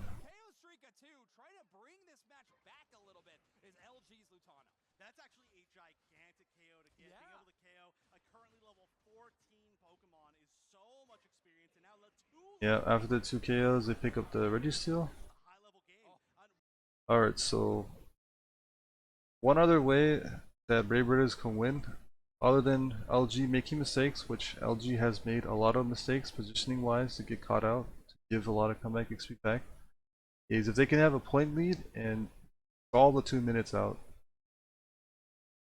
Or just outscore LG. That's one way. Another way Brave Birders can win because Luminosity still have better team fight and Ray secure. But something worth noting, LG Vergers have level 13 on the Venu. So we're gonna see if the Venu can get the value they're looking for. It's gonna be hard to land cooldowns as Venusaur when they have so much mobility from LG. So Lax has to do a really good job with We'll have to CC them. Wow, that actually would have been a huge KO if they managed to get that. Still, I mean, it's going to be 6 seconds left. If we see Leafeon back up, so this is going to be a really good early positioning for Luminosity Gaming, who's going to basically maybe have to take this raid. They're down by 118 points. Yeah, Braybirders in a great position. They got Pedal Dance Plus as well by Venusaur getting to level 13. So that Pedal Dance essentially takes up half the map. I like Zorak using his feint attacks to build up Incredibly strong. the last feint attack, Tuba portals are gonna be just in case someone shows. That's a nice mechanic. very safe. Braybirders playing extremely far outside. They've given all the positioning in the world to Luminosity Gaming. I suppose in the hope that Colin Tank can put together a Lax tries to catch something, doesn't catch anything. Zorak goes in, tries to pressure the Lax, forces the Lax ult. Inu ults in, doesn't get anything, and both Lax and Inu go down. Cramorant takes that knockout. Yeah, that is just a huge combination of unites, and now only 2 And now that Brave their main carries, probably become the one. Vino down, Leaf is getting zoned out. They kind of just take the raid here. Yeah, Leaf's not gonna make it in time. Oh, he is here actually, Has the opportunity to steal this right quick. They've got but to doesn't get the raid. Yeah. honor on the Cramorant. Too many other Yeah, targets. LG just do a better job of team fighting, which their comp is better at doing. So they get the execution down. Their pockets, and everybody is up with shields. Oh, that Leafeon Unite targeting the Mr. Mime instead of the Rayquaza is just so hard to deal with. Reminder, Compe is attached to Overlord right now and most likely has a full Rayquaza. What I didn't expect. So I assumed like based on the comp and seeing game 1 execution of LG, this was gonna be like a stomp. Like LG was gonna roll game 2, but LG surprisingly made a lot of mistakes and got caught out and gave enough comeback XP and opportunities for Brave Birders to have a chance to actually win the game. That's something I didn't expect. Cannot boast the same. There it is, a full Ray Shield and Hundo Burgers reign in for Luminosity Gaming as they are As a set, yeah. gigantic, and I'll say it, insurmountable lead over the Brave Birders in game 2. Yeah, an amazing team fight at the end. That combination of unites is absolutely disgusting. I mean, this is now officially the weekend of Mime, without a doubt. Yes. And that, I mean, that Mime unite, as we know, we well know, is disgusting. It is So powerful. incredibly good. It lasts. It feels like it lasts forever. When you're getting hit by it, you're like, okay, I'm locked down for the next 3 minutes and 45 seconds, and that's just how it feels like. Combining that, of course, with all of the damage coming. Yeah, that LG don't like win as clean as I thought they would game 2, but they managed to have a really good team fight at the end at the raid and secure the set. What's our next game?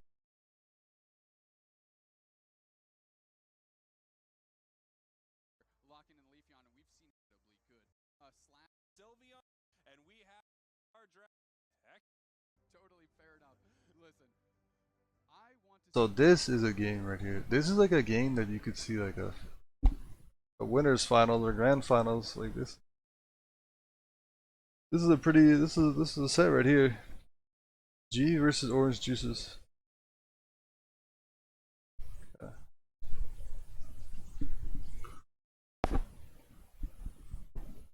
I think they have the names swapped.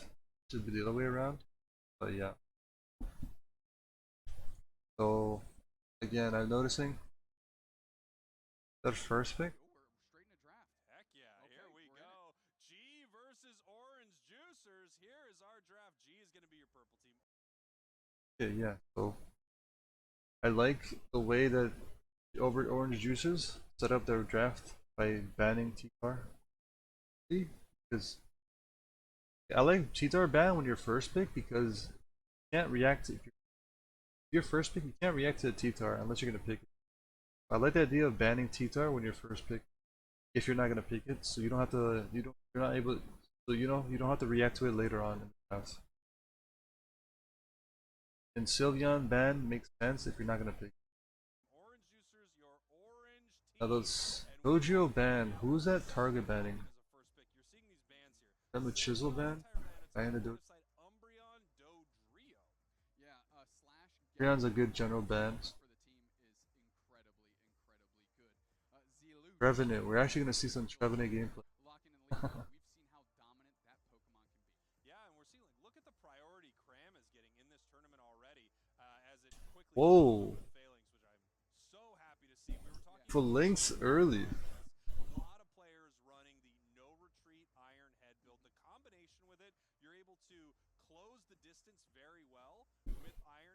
Is orange is G gonna react? Like volley of basic attacks right Pretty here much from Iron Head again. And if you can land that combo, you counterpick the can do a filling. lot of Those are power they're just damage getting with that. mons You like could just picks of their comfort picks. on the side of Juicers, we're seeing Maybe Mew last locked pick to in. try and deal with the Something we fillings. didn't expect to see a ton of today. Yeah, Mew getting locked in, but I mean, if you're a good Mew player, you can make some magic happen. So Mew picks. That's what it looks like. You there? Up that Snorlax going straight down. We're seeing Cram and maybe Blaziken with Chisel switching back and forth. We'll see where they end up. That's a tease. That's a tease. Yeah, just showing us the Machamp just in case. I love this line. Any A lot of great hits. It makes chains to try and adapt to this? predictions, which We're I'm a fan so of. smart. Oh my gosh, I'm so smart.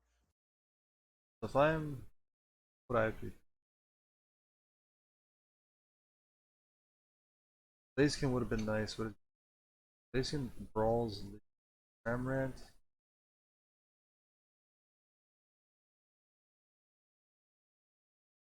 Final Lucario E-Speed, yo, that's what's up. pick here. That makes for sense. Juicers. We're gonna see Yeah. Lucario. It is one of those Pokemon that first off did really well in Japan, and Okay, I think we're gonna see Lucario E-Speed with the fill. I like it. also at the same time it's always right on the periphery of the meta, right? It can always hop back in. I mean, of course, if you've been with Pokemon Unite for a little while now, you remember Lucario as being the Okay, so based on the comps, um,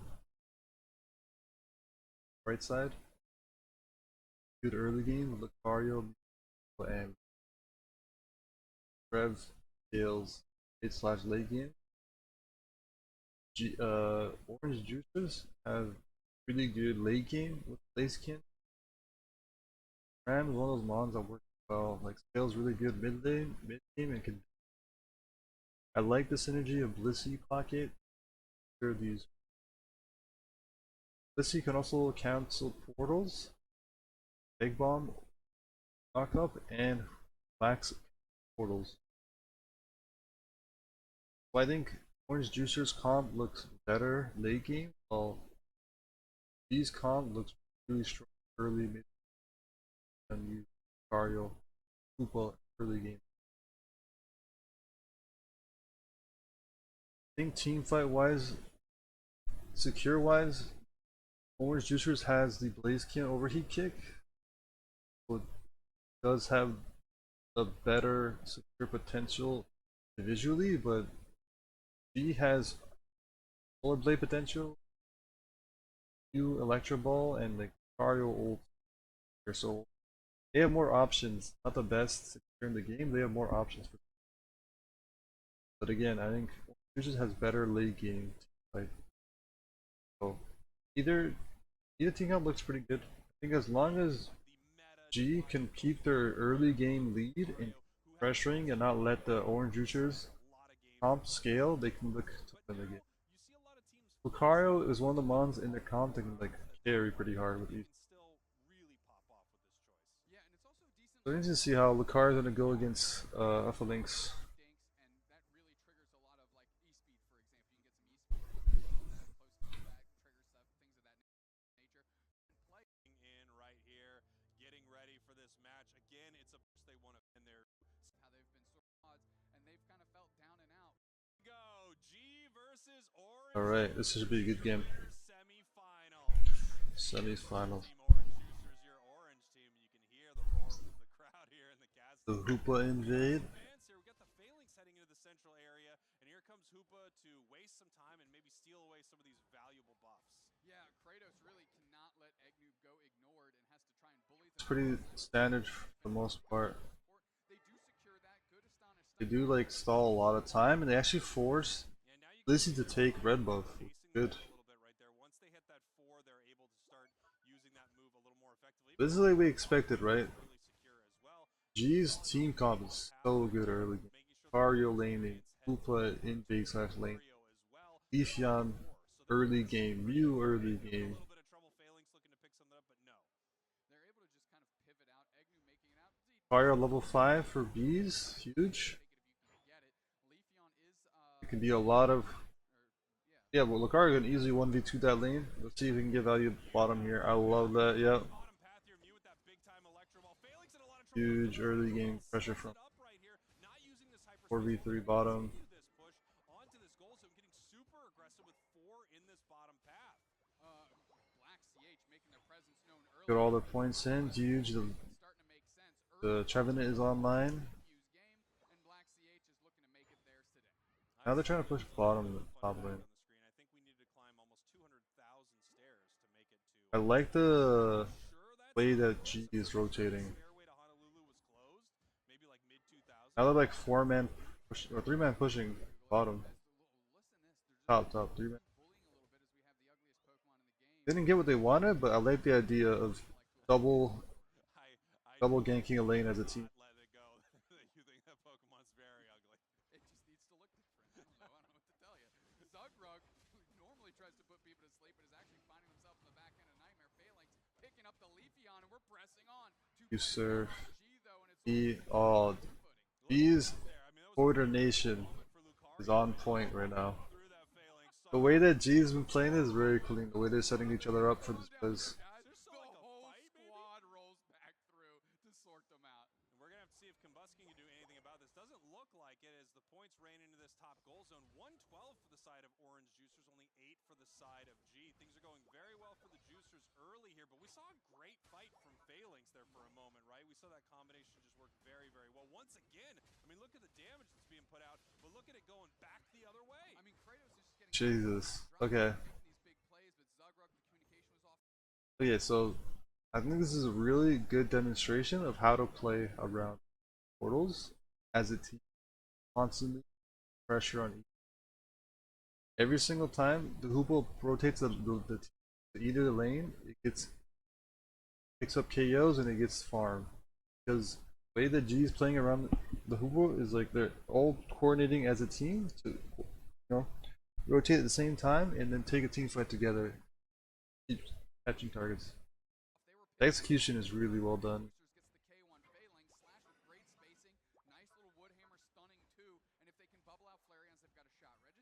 Trev, Zoing,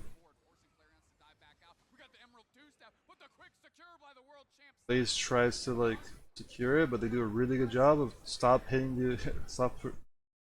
Jesus, this how quick that G plays. Watch if Blaze can come in and watch how quickly the rest of the team round. Then all 4 members just turn around and just instantly put pressure on the Blaziken. They are now pressing this advantage. Yeah, they're pushing forward right here, looking very, very good towards this goal zone. See if they can make something happen. No, they're going to be pulling back right here. Great fight. I love the plan to take a fight when you have that Blaziken not yet at 8, right? It just has so many more tools if it were to be at 8. 3-man pushing, 4-man pushing top again. Black CH might have 6, 7 KOs versus Mew. I mean, they are a part of every single one of these engagements. Nice backdoor by Phalanx. Chips everybody up. That's the first KO with Blissey follow. Already took a lot of damage. Wasn't able to get the resets. Black CH to give themselves some spacing. Zealot looking their way in. This Leafeon has kind of been on the edge. Not super impactful quite yet. Yeah, it feels like it gets in there. It makes some big waves with Razor Leaf, and then it pulls out from the fight here. But now that it's 9, it's going to have its Unite move. I mean, once it hits 8, but it's going to have its Unite move basically all the time, and it's going to be really aggressive in some of these fights here. Now Zealot is caught in between 2. They have to use the Emerald 2-step. They want this Cramorant. Cramorant is now popping their own Unite and getting the KO. Cram ults, zones. And everybody's collapsing on them. They're trying to surf through. They're going to try and get out of dodge. Cram pretty much ults and catches them out trying to push the pad, but I mean, he makes enough space and time to take the Regieleki. Very quickly, but at least Orange Juicers can take the Lecky. Yeah, Orange Juicers taking the Lecky, and now it's going to push. Now that they're trying to like use the momentum from the Regieleki to push the bottom tier. Right? G is our orange team. Orange Juicers is our purple team. It's just been, I'm Ron Burgundy, and I can't say things that are on screen wrong. It's going to ruin my life. Lucario's eject, right? Lucario's eject button and he's playing extremes. Yeah, I think you gotta go the full heal, I think. There's just like, there's just too much CC from the lax and the stun ups from the Blissey and the blaze kicks and the knockups from the links. You kind of need the full heal as E speed. Like, I thought that Lucario was gonna get a lot of value by constantly getting resets on these Phalanx, but because there's so much CC and Lucario's not running E speed full heal, not getting the value that expected to get. Yeah, way to start, gentlemen, as they head down to this tier 1 goal zone. Big push right here. Nice big block from Swords. We're seeing a lot of like Huge hoop ults, CC to zone them off. block, however, got a buff Lucario's finally coming in with the resets. Pretty much zones them back to their own pad. somehow back in the meta because Phalanx is here. You love to see it. The resets on the Phalanx. Phalanx is just getting. That was like at least like 10 resets on that Phalanx. Yeah. OG puts so much pressure on the front line that he's just able to rip the objective and secure it.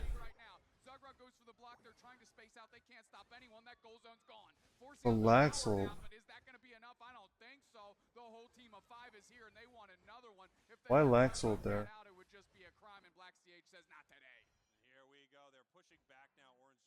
You know what? I think the Laxel is chill because the Laxel stalled enough time for the rest of Orange to come back. They don't get pushed, hard pushed into the. That's actually chill. I see why he ulted there as Lux. Stalled enough time for the rest of the team to just come back. Of course, it couldn't have been orange juicers on the orange side. Like, obviously, that's never gonna happen. I think naturally you hear orange juicers, you put them on the orange side. Yeah. Yeah, I agree. No way. I like that Lucario's coming back into the meta because of, the links being good. So I mean, more E-speed Lucario.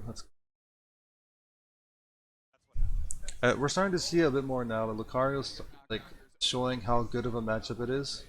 But again, there's a lot of CC if it's like a team fight. I think E-speed would have benefited much more with full.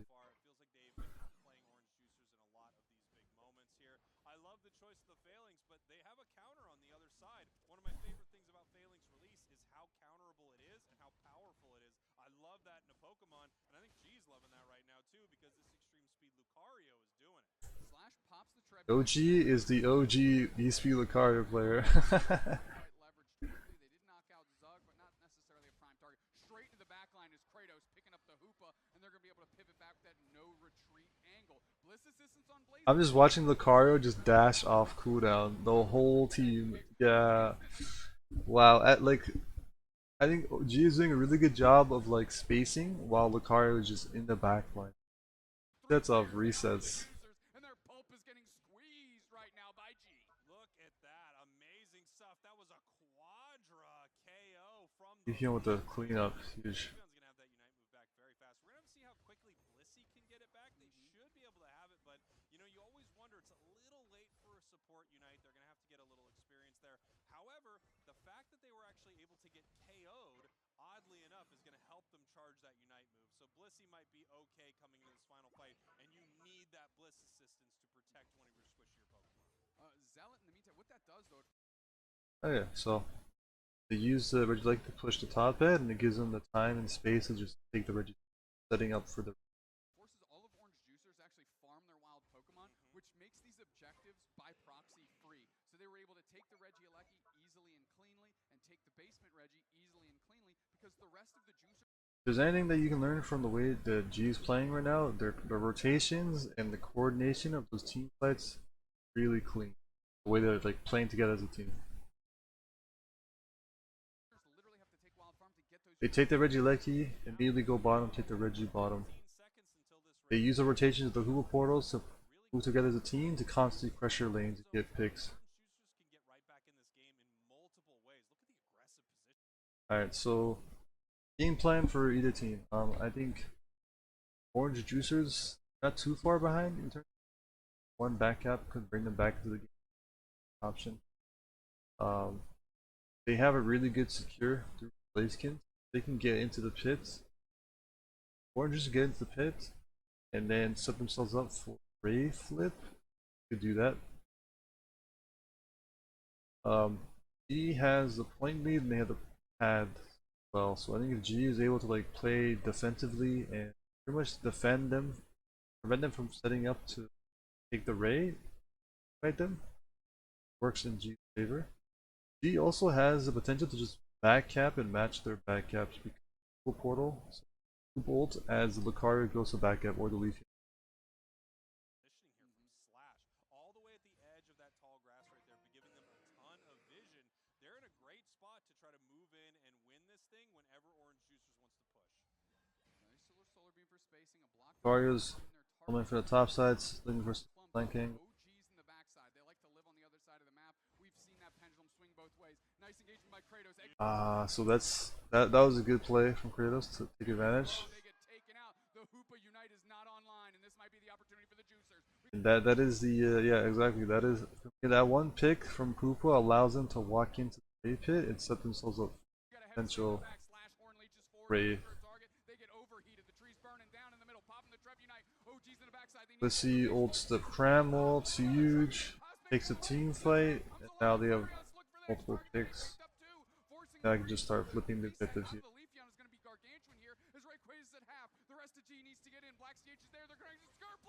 Oh, that was close. Almost. They almost got to the C. Ult.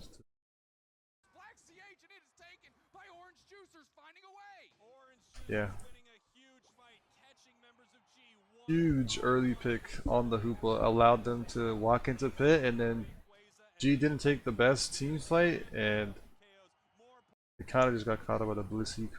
Points going in. Machizzle doing a little bit of a dance on this bottom goal zone because you know what? That Phalanx actually has more in its pockets. Had 60. That's a hundo burger with cheese in that bottom goal zone. We call that the burger, the double of burgers here. As there, I mean, Orange Juicers. We wanted Lucario to win. Yeah, I think More points in. so. Again, right? The issue with Lucario is he's not running full heals.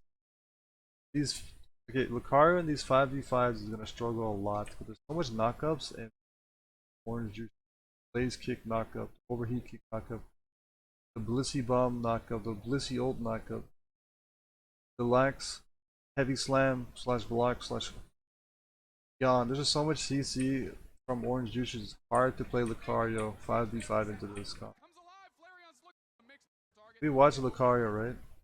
Lucario's here. The tree's burning down in the middle. Popping the Trev Unite. OGs in the backside. They need to get in the mix. Bliss assistance right on. Overheated. The tree's burning down. Watch Lucario. It goes in. OGs in the back. Lucario gets egg bomb knockup into Phalanx knockup. Backside. They need to get in the mix. Bliss Just gets chain CC. Dive has CC too. Yeah, no, honestly, there's just way too much CC. Lucario has to go easy. Full heal. Koopas love getting picked before Ray. True. Koopa's playing a bit aggressive there. Yeah. I'm gonna watch that back. What happened to Hoop? Because Phalanx is here. 4-0 from can get right there. Right. With that 5G. And grab this thing whenever Orange Juice Watch the push.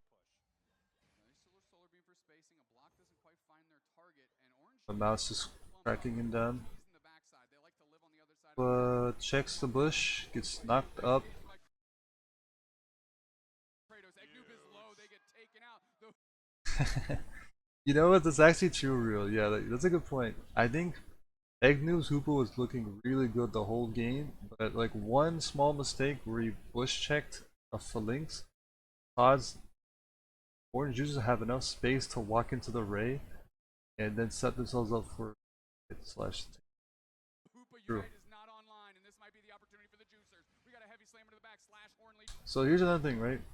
Slashes engage. The Hoopa Unite is not on. I understand what he's doing here. Slash is like Revenant is trying to stall time for who died, but the issue is, I think Online, and this might be the opportunity for the he Juicers. dies for this, right? Slash horn leaches forward. They're looking for a target. They get overheated. Yeah, so that's the issue. Because the Trevenant gets KO'd for this, then it becomes a problem. I think if Trev was able to do that and then back out to stall time, that would have been chill. But Lucario is not even there to follow up on the Trevenant go. Down in the middle. Popping the Trev Unite. OGs in the Like Trev dies and Lucario goes in right after. backside. They need to get in the mix. Bliss assistance right on top. At this point, they have both get down. Hoopa is Another Trevian and pass back the other way. not here yet. Flareon's look for the next target. Yeah, they took a bad team. They rushed it, or they just didn't coordinate the Trevenant and Mario engage. Target there, he picked up two. Rest of G. She's a kid at one. Game's over. Just both of these took game. I feel like the things that separate. Even if G like mess up their execution and play and at the watching from beginning till the 2 minutes, G played really well. So it was worth to see how they did that. The way they rotated as a team, played together as a team, team fighting. Orange Juice just took advantage of the one like misposition play from Ignoob and then just domino effect. Trev comes in with a early engage, no one to follow up, and gets caught out right after. It's hard to recover from that. But at the same time, she was looking good throughout that entire game. No lie, I know Kratos just cracked open the homework again. Trying, I mean, for that immediately, we have move Black Sea Was change. Okay. engagement. This is our. It's not. You can't Primate to this. had that G. We didn't just carry Pokemon First picking team. Also historically, is there Okay. advantage of Slash first picking Umbreon? Yeah, I mean huge. Yeah, so again, I like that Orange Juicers ban the T-Tar, and I don't know about banning T-Tar as second pick, but I think that's fine if you don't want to deal with it. Banning Sylveon to deny G from playing Sylveon makes sense. Defender, you can also play it as more of a supporter, so you get a lot out of Mew, the Mew ban from G is definitely targeted towards Flareons, right? Dojo, I don't know what the Dojo ban is for. Is it for Machisel? Kratos? I don't know. I'm a fan of Gyarados. I think it's. There we go. I think it's the first Gyarados game we've seen today, right? On the side of G, take a look at those bands. It looks like Mew is not going to First Gyarados game we've seen today. They picked it game one, banned it game two, so they don't want to deal with the Mew for the side of Orange Juicer, so I have to assume would be Pokemon that they know Again, very well. And I'm not a fan of. Yeah, I can see why Agnew likes playing. And Hoopa does help with A-Press, right? And like portals to help the Gyarados scale early, but yo, Sweet Kiss Gyarados could have been something that was a decision, you know? Because they picked Umbreon themselves, so they don't have to worry about the Umbreon. They take the Umbreon and then Comfy Gyarados, it works. They already picked their Trevenant. If they decide to some reason go Slowbro over Flax, Slowbro gets CC'd from Sweet Kiss and Bounce, and then you just ult as Gyarados to dodge the Slowbro ult right after, so it's not really a counter. I think Sweet Kiss Gyarados could have been an option here for G.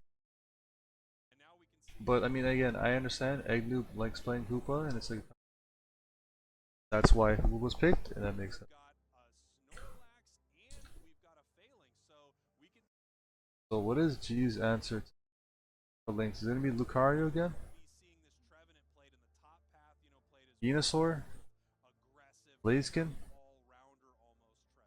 Yeah, I think that's what's gonna happen. Machizel's gonna pick up the. If I'm looking at what do you call it? I'm looking at Orange Juice's comp. I like the idea of a Blaziken jungle against a Trev Flax. For Lynx, I think Venusaur doesn't seem the best option because you don't have a support pocket for the Venusaur, like a Elagos or Blissey or Comfy for Venusaur Pedal Dance.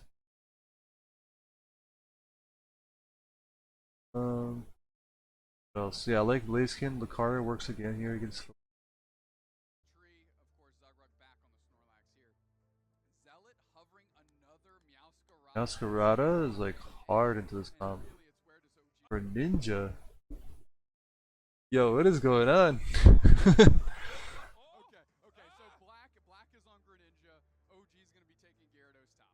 Is it gonna be like a Shuriken Greninja? I'm so excited to see this. You don't Cause that it makes sense for Shuriken. Surf, there's no resets to be had. Of course, we could see an Wait, insane wait, wait, wait. game No, no, no. Surf doesn't work into Phalanx. I was thinking about it. those picks You where need to kill. You if it don't. works, you It's look not like like a a. genius, and if it doesn't, you look like when I lost to that dog in basketball. Yeah, either way. Oh yeah, I think Orange Juicer's comp is. How does G team fight this comp?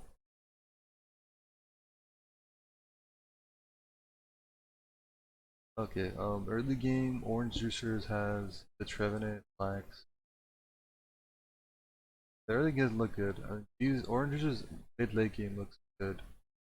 A lot of sustain and bulk. A lot of CC as well. These comp, they have triple engage. There's no really like squishy targets on the side for engage comp. I think for G, the only ones I can see them like looking to target is Oblicity and Cram. Else is Umbreon is nice to counter the Blissey although. If you can get Surf resets from the Phalanx minions, then Greninja would be a hard counter. Hey, it's gonna be a look. Yeah. And Orange Juicers seems favored in team fights. well, and this is Secure wise, tournament's done. Yes. Their regional run is No, complete. no, they had down to losers. Because we're in the winter side. That We're makes in the sense. winter side. Their You're winners right. their winners run is done. Yes. And then they continue in losers Yeah. as per how our bracket is set up. That's exactly We are doing right, awesome. my man. We are doing I don't want to include myself in doing awesome in that one. I felt like I did great, saved it right there, but we are doing awesome. Orange juicers, gee, winners. Stick around. I mean maybe G win by like backcapping. That apprehending Like Number two. double defender's really good at covering pads. Can't really isolate one. I mean they could try to isolate 1v1s in the middle slash jungle. Yes ones, but like it's as long as Orange Juicers plays together as a team. Between G Hard to punish. Juicers. Orange Juicers, you're We'll right. see how G plays this. One game on G. Orange Juice is definitely favored here in the draft. Right here, and they're bringing out the lane Greninja. Please don't try this at home. Please, I'm begging you, don't try this at home. Don't try Wow, the Blizzy actually outsecured getting into the side of the map Meowscarada. through the flux zone to try and start knocking these buttons. Decent little play to take away that free XP that you want to save for Magikarp. Yeah, Magikarp obviously, it's gotten a few buffs and then a nerf recently to its Unite move, but now it can evolve pretty quick in path, and they're looking to make sure that that happens. If it can get an assist, if it can get a KO, you have Gyarados coming online so early, so I understand the aggression here from G, because if they can pick something up, this game changes in a big way. Great early game by Roland, able to Gets out, yep. very quickly make it out, not give up a KO, do a successful invade here. Great look, and we're really 3v2ing up here, and G can't really find the path. Orange Juicers have the Trevenant scaled and the Blissey level 5. Revenant here. Obviously, it takes a little while. I like the constant pressure from the invade from Blissey. Into the central area again, just looking possibly for someone and saying like, I really thought someone was there. They actually were. They were in the top creds. Yeah, they actually got themselves a reset. Now, Machizel's going to have to hold this down by themselves here as this game progresses. Oh, the Phalanx jungle invade. Oh, that's so much damage. Probably until maybe Gyarados ticks online. You take a look at this here. Zealot actually making their way into that central area there and just doing some real work. Incredible stuff. Well, that lane Greninja is still a Froakie sitting at level 4 here, so hoping that they can get the stress reducers out here so they can actually level up on some wild Pokemon, because it is slow goings for them right now. We can see they're moving. Alright, they get the Gyarados. They're trying to like push the pad while they're pushing the middle, but like they don't do it quick enough. Bounce, then maybe back to the hyper. He doesn't push the top pad quick enough, and Orange Juicers are able to make time after clearing middle. Across the map, immediately into Meowscarada is Zealot, and they took so much damage from Kratos on that phalanx. OG putting ton of damage back with the beautiful Gyarados hollow air, as Machizel's just sitting in the pocket, a little bit of curse horn leech action, and the rest of the team is going to be getting points in behind them. Yeah, beautiful stuff here. Absolutely love that build. You get the Yeah, it's hard to fight horn leech through G is not scaled enough to take a team fight, but I mean, Orange Juicer's comp is just better into their comp, even if they do scale. Orange Juicer has so much CC and sustain. How does G like break down the Orange Juicer's comp? Because Phalanx is just running through this comp.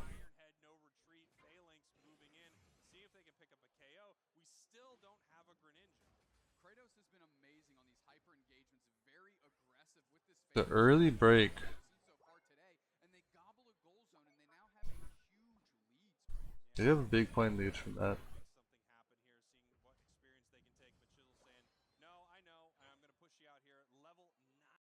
Was the Greninja a misclick?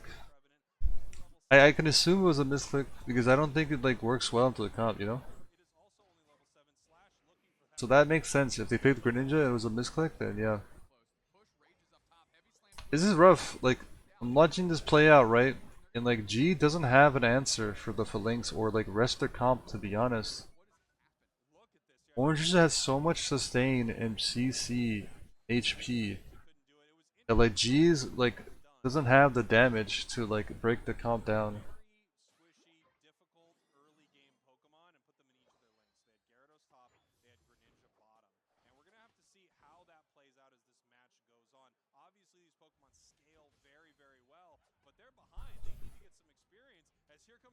I like it, the double tank push to try and push in the Regieleki with the Horn Leech and block.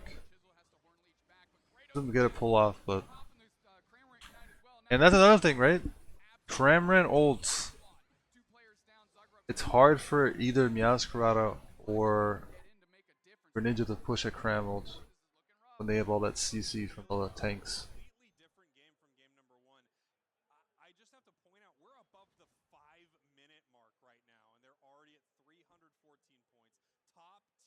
Yo, real, I think the misclick Ren definitely made them, you know, have a difficult time in this game, but why did they pick Meowscarada after seeing that comp as well? Meowscarada pick didn't make sense.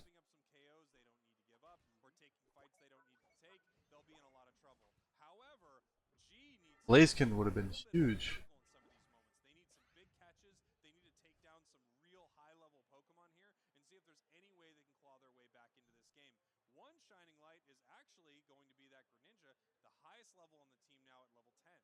Yeah, and really look at Machisel though. They're going to bully. They see that they have an advantage in Trevenant, one of the most sturdy and resilient Pokemon in its own right by itself, and just going to try to beat the brakes off of. Yo, the skin from Gyarados is so cool, but oh my god, it's so big, dude. Yeah, G's is finding a hard time to do anything. So Gila plays Meowscarada. I know, but like, why Meowscarada into a team with a bunch of tanks? You know what I'm saying? This doesn't work. You need something like more brawly.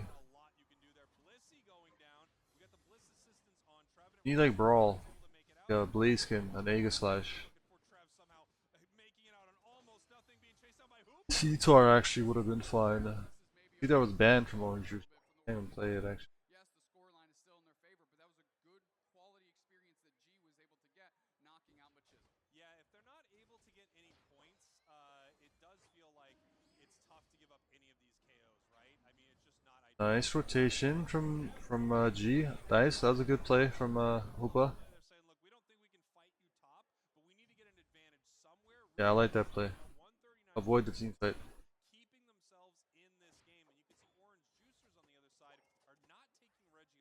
I will say this, Orange Juicer's comp is so much better than G's comp.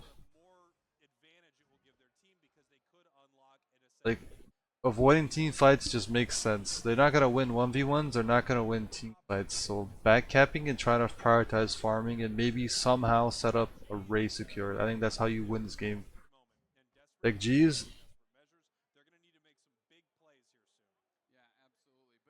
So I think G is like only way I can see them winning this game is if they avoid team fights, keep prioritizing their farm, let them take these objectives, and then eventually set up a flipped and secure on Ray and avoid the team fight and win. Running the front line right now. Donk and the Dinks going to war on Papa Zealot and the rest of this G squad, and they are looking solid. Finally going down. I don't know about that. Okay, so Chimmy's saying that it does actually work to some extent. There's better options though, right? There's better options to do with a phalanx though, like a Blaziken, Venusaur. Honestly, A9. A9 doesn't look bad. Yeah, so I mean, Orange Juices are ahead by a lot of points. They have the level lead. Their team con's better at team fighting. I think the only way G can maybe win this game is if they somehow lower the Ray low enough and then they have enough members alive to score and get the race. Sure. Aggressive fight here. You can see Orange Juicers tapping Rayquaza, just trying to see if they can make G move in for this fight. They know that they're behind huge block right there, as Black has to use his eject button on Greninja to actually peel out. Orange Juicers ahead on points, ahead on positioning, ready for this fight. A9 cooks here, yeah. A9 looked really good against Orange Juicers. Murata has no Unite move, Gyarados has no Unite move. They want this fight to happen soon. Orange Juicers just trying to pressure G to come into pit to take a team fight. They actually get the pick on the Lynx, surprisingly. Yeah, that's one way to take a team fight. Okay, that's good. But Cram ult and then the CC and sustain, they just can't finish the fight.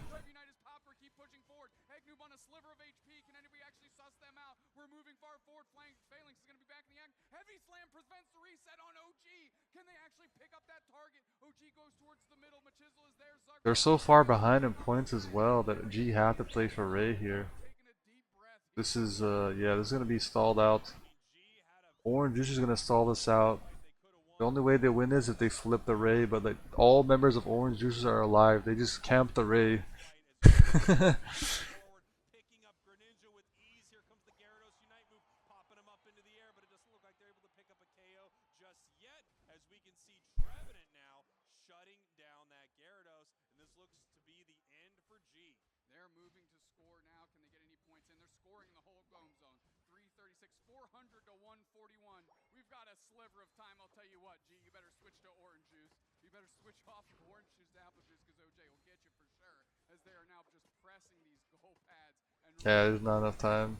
Yeah, Orange Juices just win this. Huge win for Orange Juicers here in game number 2, and I really got to wonder what happened on the side of G. It felt like they played an amazing game number 1. Yeah, G's draft game 2 just put them so far back. It was hard to win from there. Hard to do anything. Rip. Forget you have no ability after your ult as Hoopa. True. Yo, I'm gonna use the washroom and I'll go to the next game.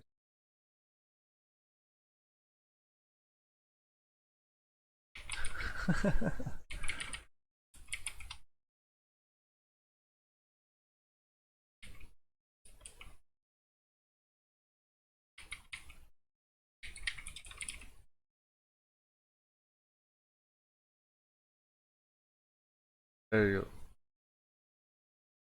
Let me play some music while you guys.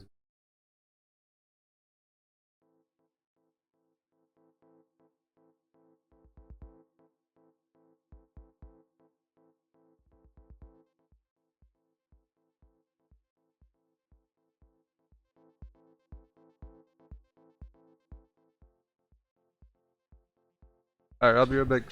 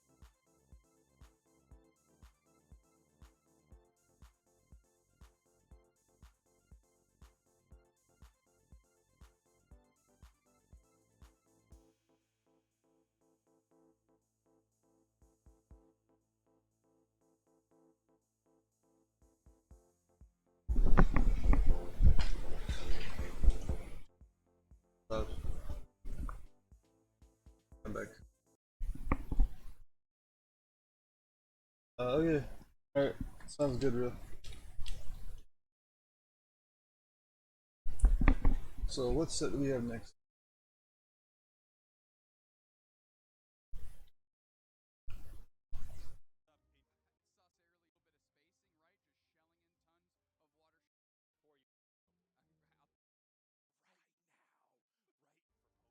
Oh wait, was there a power outage? There was a power outage at the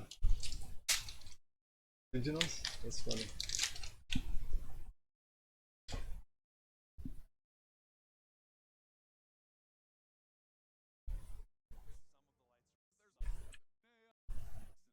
What's going on here?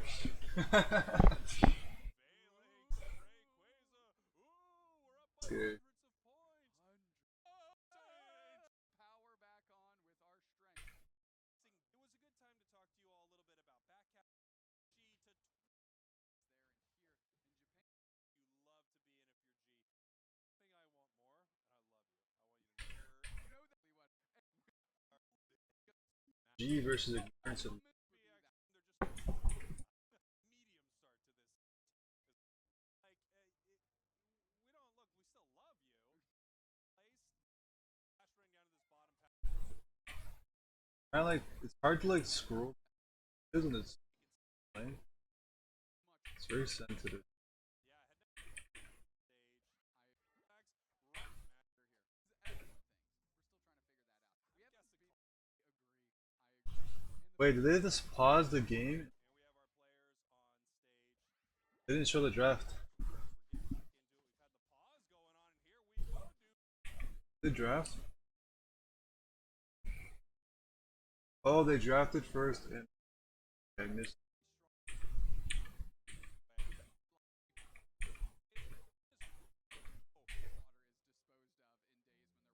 Okay, so ignorance versus G. See the T-Tar pit ban. Revenant. Here we go. We have Ignorance, your purple team. G, your orange team. The bands are here. Trevenant, Sylveon on the side of Ignorance. Tyranitar and Venusaur on the side of G. The question is, I'm surprised ignorance didn't pick the and which team is going to grab it? Sylveon, but Being one okay. of the counters for this. Yeah, so it makes sense. Sylveon ban to prevent them from playing it. Yeah, I was gonna say I think the Venu ban makes me think they're gonna play Phalanx, which they did. I mean, look at these two huge picks on the side of G right away. You've got The volumes. Leafeon and Phalanx, and they have one of the biggest counters taken away. Of course, we saw Lucario do You can hear it now. Cool. Phalanx one, but it is a tough Pokemon to take down if you don't have any of the strong counters. Tyranitar pretty good against Phalanx, Venusaur pretty good against Phalanx, and they are not here. Even Sylveon very strong against Phalanx, and now it feels like G has unlocked Phalanx. Okay. So Blissey, I like Blissey combo with Leafeon and Phalanx. The Mew pick seems like a comfort pick for ignorance because it doesn't make sense to pick Mew. I guess Mew's a nice way to like heal for the Leafeon actually. I can see it. If they don't know how to play the Cramorant, then Mew makes sense. Right? Hoopa. Hoopa seems like a comfort pick, but also Hoopa's nice to take away from Eggnoo, right? Eggnoo seems very comfortable on the Hoopa, so taking it away is like an idea of drafting wise for ignorance.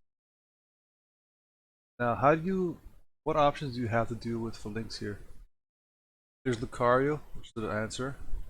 Blaziken, which is something that Jupiter plays. Blaziken's really good into Leafeon as well.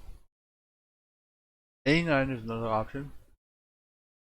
Go like A9 here. They have no like top laners like jungler though. Maybe pick the A9 instead of the Mew earlier. Makes more sense. With not a lot of answers on the other side. Yeah, I mean, G has a phenomenal draft point right now. This is a very strong draft. However, not to be outshined, Neon, amazing on Mew in their own right, and then Goop and Bro. Okay, nice. Yeah, so we do have the Blaziken for the Leafeon and Phalanx. Online can contend.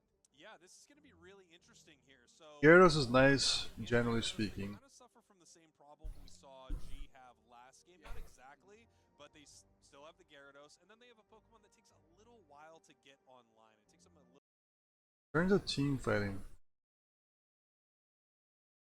G has more sustain, but Ignorance has good amount of burst and engage, and they can punish this Phalanx, so it's not too bad. I think both teams have their ways of winning the team fight. If they can, it's pretty much more of a matter of, I think, they gotta be careful from G side. They gotta be careful of the Hoopa / walls from Crustle into like Blaze Kicks and Gyarados gauges. On the other side, if Ignorance gotta be careful of not getting caught out by the Phalanx C combo ult from either the Phalanx or Leafeon engage, and don't get caught by the Prime ult. Both teams have their ways to win team fights. Early game looks in favor of G because of the fact that the really strong early game I see from Ignorance is the Mew and Hoop. Where Leafeon kind of just dominates. Secure. Ignorance looks more favored in Secure. The Overheat, Blaziken, and Gyarados Secure is actually pretty good. While to get good, if you will. But yeah, I think if G plays for a team fight, Stuff that's good very, very early. makes more sense. Where Ignorance can also team fight, but their Look like Secure is also really good. Protein Shake playing. So I think in this game is more of an execution rather than like draft with. And with the item setup it has, I'm wondering if we're going to be seeing Blaziken played in that center. I believe, obviously. I mean, this move. Finally.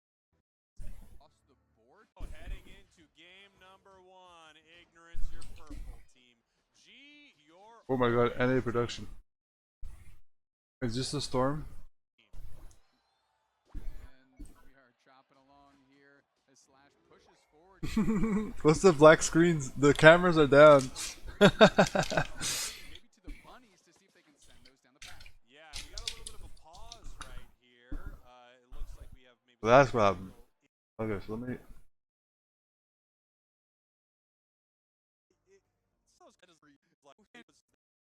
On here we were getting look like you Ohio. on here we go.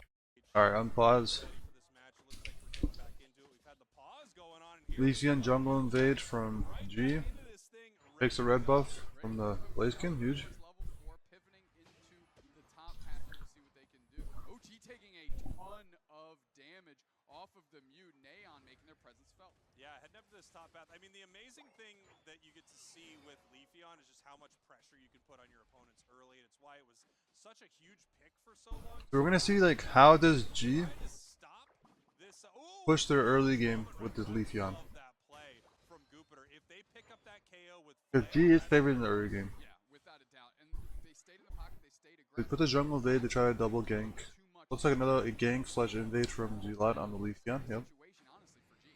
Yeah, and here we go. We can see the evolution has happened here in the bottom path. Jupiter working on doing some damage to Slash here. The Rock Tomb not able to stop them from getting those berries. They're going to see if they can steal away this Bunnelby, and they do. Slash in some trouble right here. Fighting 2 in the bottom path. They're able to take it down. I will say Slash has pushed the limits of Umbreon better than any player I've seen so far. Yes.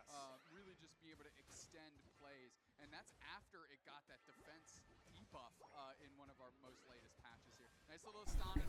Okay, so you get like a nice rotation top to get some cap in, but Quite wrangling Egnu, but OG's G might get caught out here. on them. But they do get out. Back through that hoop of Yep. Nice little Rock Tomb right there. We've actually seen some huge. Ignorance is doing a good job of not getting too far behind in this early game. Seeing if they can take down. You know what? As I say that, they get like a big KO, and then they actually have to push his bottom. So never mind. a berry, but I think that's all that G's going to give from there.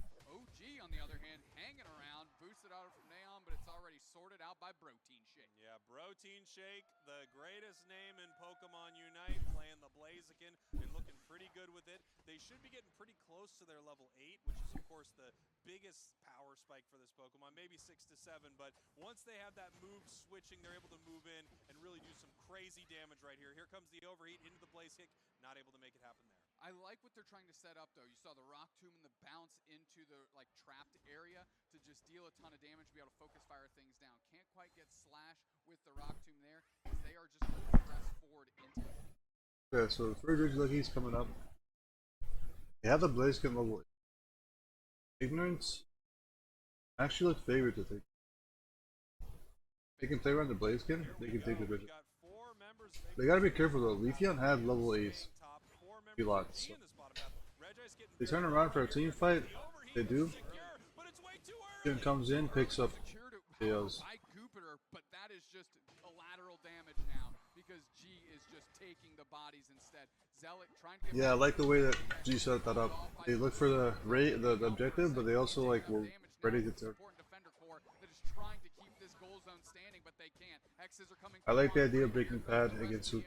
Rest of the team here. Protein Shake looking for a target. Meanwhile, Phalanx taking a Reggie. Yeah, Phalanx takes the Reggie top. Now this bottom goal zone's gone on the side of Ignorance. They're pushing towards this bottom goal zone here for the side of G. Nice. Just going them off the pad. That's huge. Pretty much punish that whole rotation. And you can see the Phalanx is just scaling top lane and got a big overcap.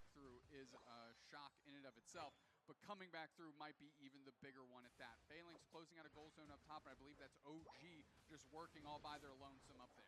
Almost get the blue buff. They get blue. They do get blue buff. I'm bringing the blue buff, but they get it back. Wow, I mean this is huge. G experience-wise crushing it, points-wise crushing it. You know what? I think they're having fun up there too. They're really having a good time. OG just hanging out, pressing their buttons, and taking all the wild farm. Okay, closing out some goal zones, feeling good. Yeah, G is definitely winning the early game, but Ignorance has opportunity to scale. These are the pros and cons. Pros, you prevent a lot of the utility. Con is by breaking pads this early, you're gonna scale so. 5:30 their pads are broken earlier. They have so much like XP. Really is G keep their lead. Control right here, and Ignorance is in. G keep their point lead and. Like they drafted kind of perfectly here. It looks beautiful for them, and they're playing like it right now. We're gonna have to see if now that we have Gyarados, now that we have Blaziken both fully online, if the next time they all get together for a fight, if Ignorance can really make something happen. I agree, and I said this game was going to. So far, G's doing a good job of keeping their point lead. Level lead, they're catching them out, leaving out back caps to further push them.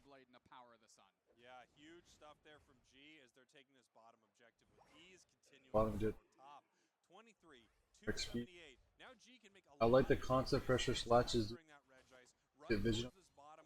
Pretty much Slash getting vision on the jungle, but also constant keeping track of the jungle timers. G can just pivot and move up to this top Regieleki if they want. I want to say Neon using their Mew Unite to cancel out the Leafeon's two-step Unite was critical here. Gives them a real opportunity. Off the room. Pull and get the forces. Pretty much pressures the ult and get another KO. So. Yeah, so this is all right. G breaks pad early, right? They're able to keep pressuring the company he's doing. They're not gonna get punished for it. Ignorance is not able to farm. And really, G is just kind of doing whatever they want on this map. Yeah, G is just running amok right here as we have Leafeon attempting to score 40 in that bottom path, and it looks like it does go in. 20. They also get the Regieleki, so there's more pressure on Ignorance.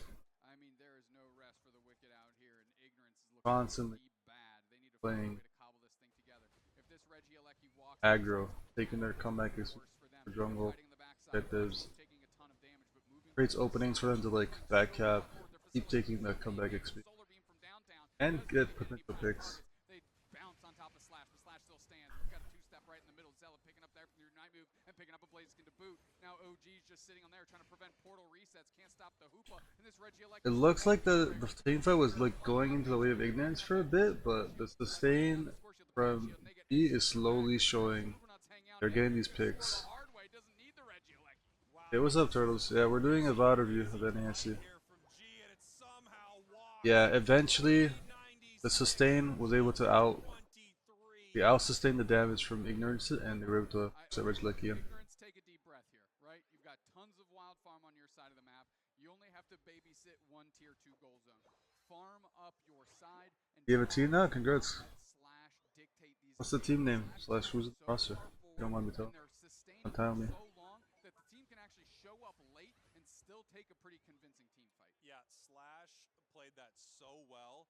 I couldn't believe how long that Umbreon lasted right there. I'm sure Ignorance couldn't also. Great. Hey, who's on your team? Or like, what's the team name? G captures it. 23 seconds. Alright, so G have like so much control of the map. They've pretty much broken the top tier 1. They have like a 300-point lead. They had the level lead. Currency night, gotcha. Who's a roster? So they have the point lead, they have the level lead, they have the Reggie Ice buff. So G, the way they can win this game is just play defensively, cover the Ray, because I think that's the only way that Ignorance can come back into the game.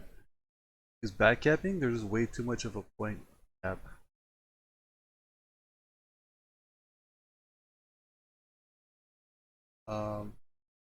Yeah, I mean, if G pretty much puts pressure on the Ray, defends the Ray, and if they just keep hitting the Ray and pressure Ignorance to come in, they can start taking picks one by one, right? Catch them out one by one, play around their team fight, which is what their strongest comp is. Ignorance are really far behind in levels. They're not too far behind, but they're pretty far behind too. The carries one level off, like spikes. They don't have enough points to back cap possible. So I think Ignorance, the way they can win is because they're far behind and they've been getting KO'd a lot. Not even a bad idea to die for picks and use your respawn timers as an advantage to come back into the game. Just keep dying, trading for kills for Ignorance, and then eventually you get scaled to the same level as G, then take the Ray, score enough points. That's how I see Ignorance win. Starlight, Squirtle, Cosmic, and Val. Okay. Yeah, I mean, let me know, Turtles, if your team's down to scrim sometime, because like, I'm gonna start reaching out for scrims for version 1. Public Twitter.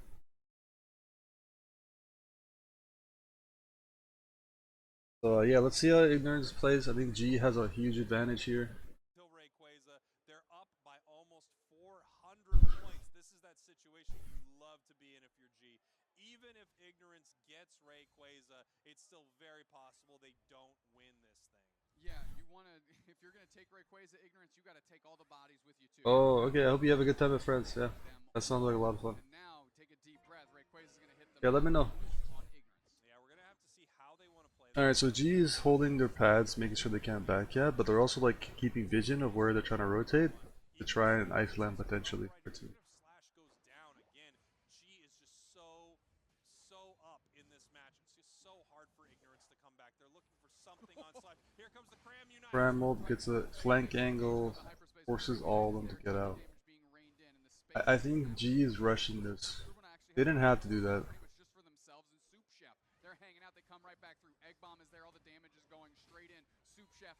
They do get the picks though. They get the picks, they force the ults from Ignorance. As long as they can live through this, which G is living through it, they're gonna win. Yeah, so...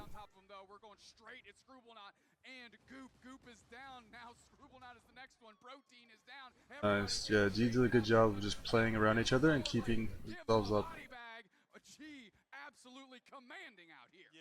At this point, they've team wiped everyone. They can just score, and there's not enough time for Ignorance to take the Ray at this point because they have all members up. It's all on the clock.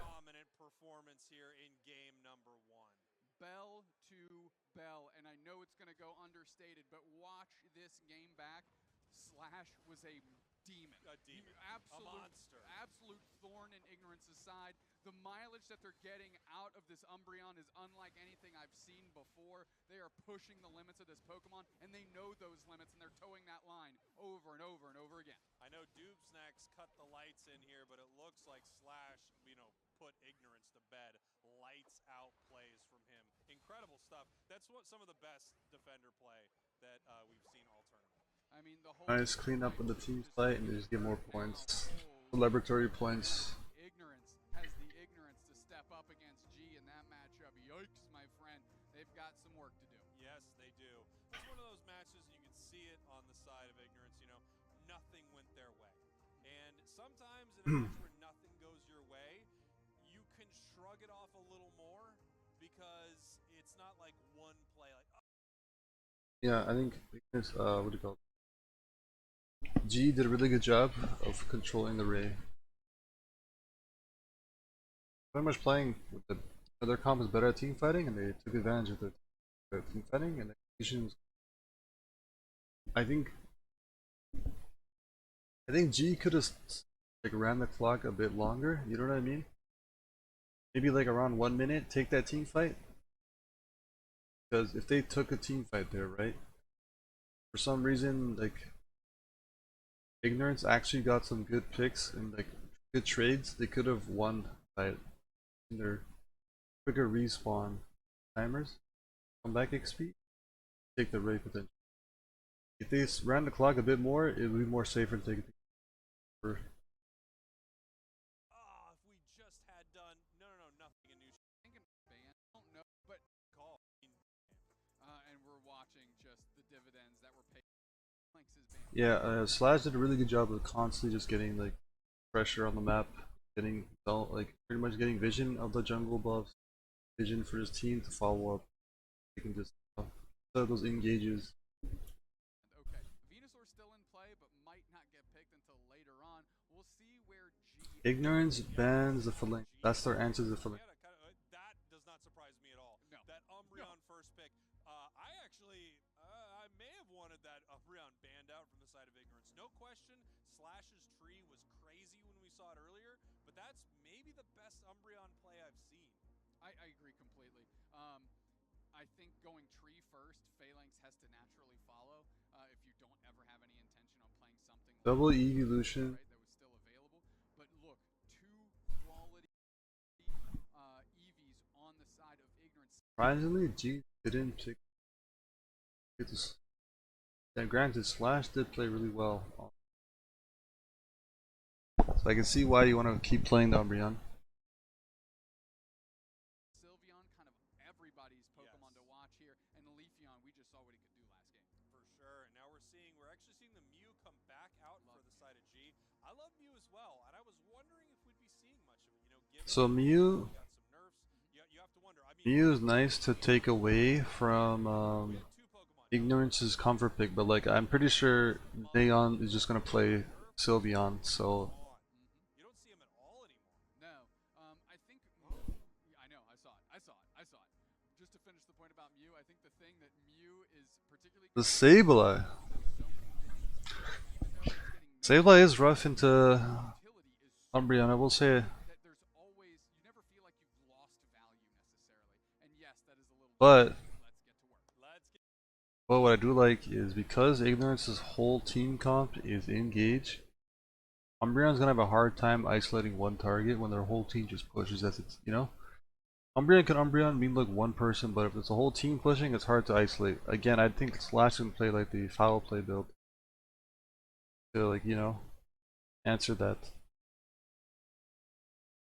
Look at the comps. G has better secure from Blaziken and Mew. Early game, Ignorance has more momentum they can play around with the Sableye and double evolutions.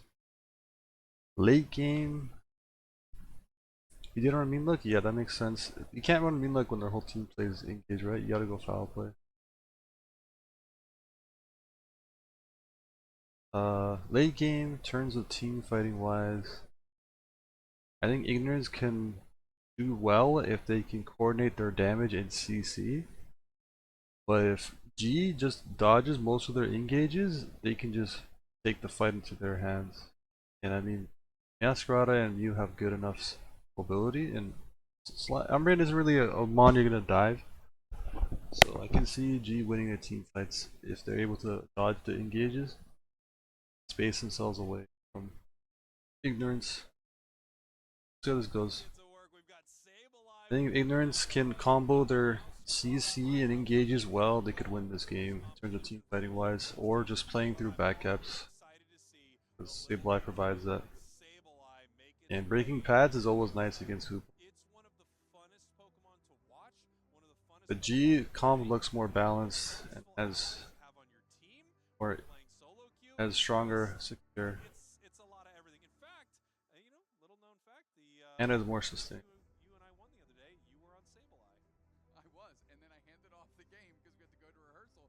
So neither of us actually finished the one game that we've won so far this season. We didn't need to mention that, but it is true. The only game that we did win, we had to hand our phones to somebody else to finish the game.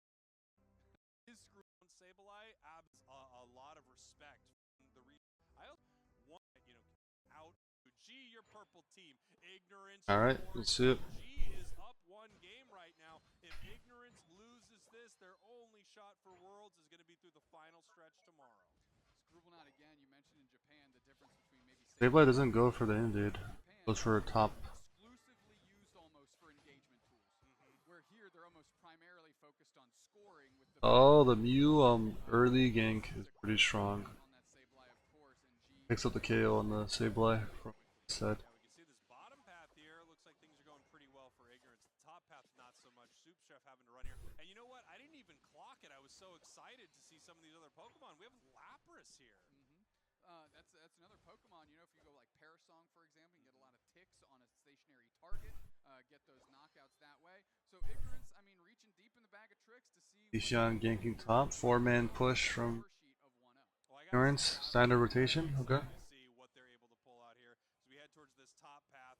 We've got the Sableye looking for something. Ignorance is playing way too passive, I think. Beam and all that just Like, don't get me wrong, they got all that farm, but I think Ignis should be looking for kills there the hidden auto instead of going just for farm. And meanwhile, I mean, Soup Chef is left alone 2v1 downstairs with Lapras and seems to be doing okay. Yeah, looks like things are going all right down there in the bottom path. Scribblenaught in some trouble here in the top. Also, Ignorance isn't like Now level invading as much as I thought they would with the Leafeon and Sableye. They're trying to push the lanes instead, which I mean, kind of benefits the Hoopa, you know what I mean? Hoopa is able to just rotate his team to like those pads. very true. Yeah, something you can definitely steal away. I mean, good thing for Metagross, it's able to get it back pretty quickly. But you're right. If they get a huge one in a fight or throw a Unite, So Ignorance is winning the early game, but like not as much as you would hope for them to do. Meowscarada to pick Oh, up they're the KO, running. and they do. They do. Leafeon right into the mix here, but Roach Picking out the Leafeon KO is huge for G. damage raining back the other way. Slash getting taken out by Scribblenaught actually. Yeah, they're starting to scale. There in that exchange for G. It's really good for G. Things are going actually pretty well for G overall in that fight, but they do lose a couple members. Soup Chef runs to the top path, trying to deal with this right here. Gotta love seeing the flower trick. Meowscarada, Eggnoob trying to put some points in right here, or at least trying to be a distraction. But they do go. Yeah, I think G like didn't keep track of respawn timers and how fast Ignorance can rotate, so they got caught out there. Retreating there. Alas, not the hope. Zealot gonna get rained on with that hyper voice version of Sylveon, worth noting, as they're able to make it out with the double team. Yeah, they're able to make it out of that, pretty tough situation. And we do see Lapras.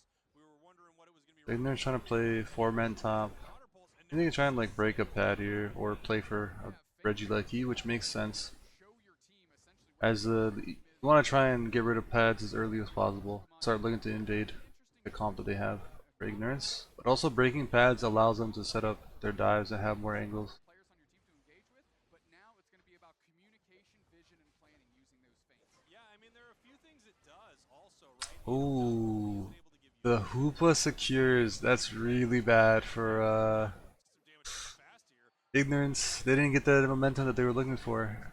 They didn't like. It does They damage. got KOs back, right? But like, I think Ignorance really wanted that Regieleki to push the pad. This lingering effect of curse on the side of Ignorance. Jupiter getting off of their path by Slash leads to And Regieleki goes in. Are they gonna break this? I don't think they want to. Oh, they do break it. Okay. Lecky hits. Black GH coming back up, picking up a wish, but it's not enough. You Umbreon goes in, ult. Doesn't get the value, doesn't get any kills either. For the Sylveon, Neon coming alive, and Sylveon, a very good Pokemon as it turns out. Dude, Sylveon is just, it's it right now. And again, we've seen it in so many different looks, right? This is the Hyper Voice version Blaziken of it. looks his comp, yeah. Fire do very, very well. Blaziken has good matchup into EVs, it has good matchups We just have this Blaziken. into tanks like Lapras, and it can also do good into Sableye because of the CC immunity. Not having a Unite move is kind of what makes it so incredibly good, because it just brawls so well and puts so much pressure on its opponents that you can bait out Unite moves with it because you're fighting really well, or you can just take KOs that you otherwise might not get with other Pokemon. Yeah, I think Blaziken works in almost every single comp. Yeah. Very few comps you don't want to Blaziken on. Like the only comps that I think Blaziken is gonna struggle into is like very like specific sustained comps like T-Tar, right? Or like comps like Venusaur and like Gardevoir or Delphox where like you just get zoned. It's hard to like push a backline of Gardevoir, Venusaur if you're like that outranged. You don't have anything to help you create space to put into the backline. Other than that, I mean even in those comps, Blaziken can work by just playing for objective, you know? Or just playing to catch out their front line. You can front the back that comp. It still could work. Ignor's looking to try and take a team fight here. They get 2 KOs. Blaziken is cleaning up the fight.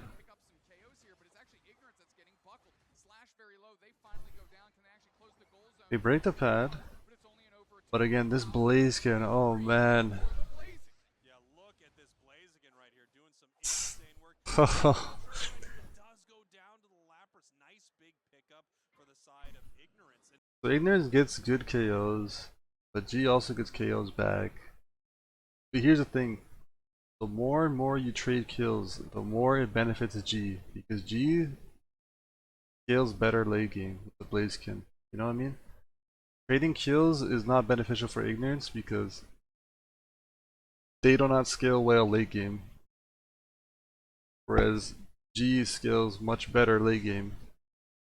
And I mean, Breaking Pad is nice because of Hoopa, right? But you didn't get a big overcap, and they're getting a lot of comeback XP. It's like 443. this Lapras actually been putting in some pretty strong work. It was on the World Championship team last year, but of course, I think it makes more sense for Ignorance is like make a team fight around Regirock. Take a team fight, win, get the Regirock, and then don't break the pad. Unless you can get like a huge overcap, then maybe you can justify it. Mew gets to confirm. Unlucky. still secured. I think it was. Leafeon was very close. Still another tick of damage on it. Ignorance hits it with their own Solar Blade, and the Solar Beam secures. That is wild. I thought for sure that Solar Beam was just a hair too early, but as you mentioned, that tick through still gets the secure down. Meowscarada Unite using it right now so they can get another tick of it for Ray. Can they convert it into anything? Protein Shake gonna get bullied by Slash a little bit. This EV counterpart not letting them rest. Neon's right there. Can they pick up Slash? They do. Yeah, Nice, good punish for the Indeed. Such an in-your-face Umbreon player. It's really fun to watch, and we could see Sableye just peppering the environment with that fake Eos energy for people to pick up that feint. It's going to be really interesting to The see. 4-man push top from Ignorance. Stabilizing the back up. But like you talked about before, Cameraman, show top side. Right. You're gonna have to really work around it with your team. Chaos Shrika 2 for Goop. Okay. Oh my god, the Blaziken is 1v3 right now. Almost. Wait, it's living. No way they get out of that. Metagross pivots back and gets the No, doesn't live it on enough. Okay, so Ignorance does a good job of 4v2ing and then just dominating the damages, and they get good points back, allowing them to get back into this game. Points. Yeah, that was so huge. A lot closer. Now Slash is there, but Goop is That was a good play. I like that push. spot and stomped out by the Metagross. All 4 feet finding the home on the top of the head of the Umbreon. And look at this here, though. We've got that level 13 on Meowscarada. They've got both their plus moves now, so they're going to get pretty powerful as this match continues. 30 seconds now till Rayquaza. Ignorance needs this match, and they're a lot closer than they were in game number 1. Now Scribblenaught can cause some real problems, whether on the scoring metric or the backdoor engagement metric here. If they can make this happen. Looks like they're giving up this basement Reggie for really aggressive positioning. Hoopa's ready to jump on top. Hoopa's watching pads right now while they take the red ice. Prevent the Sableye from backcapping. Easy secure there for the side of G. We're gonna see how this Sableye one. Yeah, I wish a real player was here, because we've seen this happen way too often. Too often. Eggnoob needs. This is like a bad habit of Eggnoob's. He doesn't respect the bushes and bush checks as Hoopa when Ray is close nearby, and he's about to get jumped by like 3 or 2 members here. Wants to play it, and of course could look for a score right here, but they're looking. Yeah, and gets punished for it. Eggnoob, you gotta check your bushes.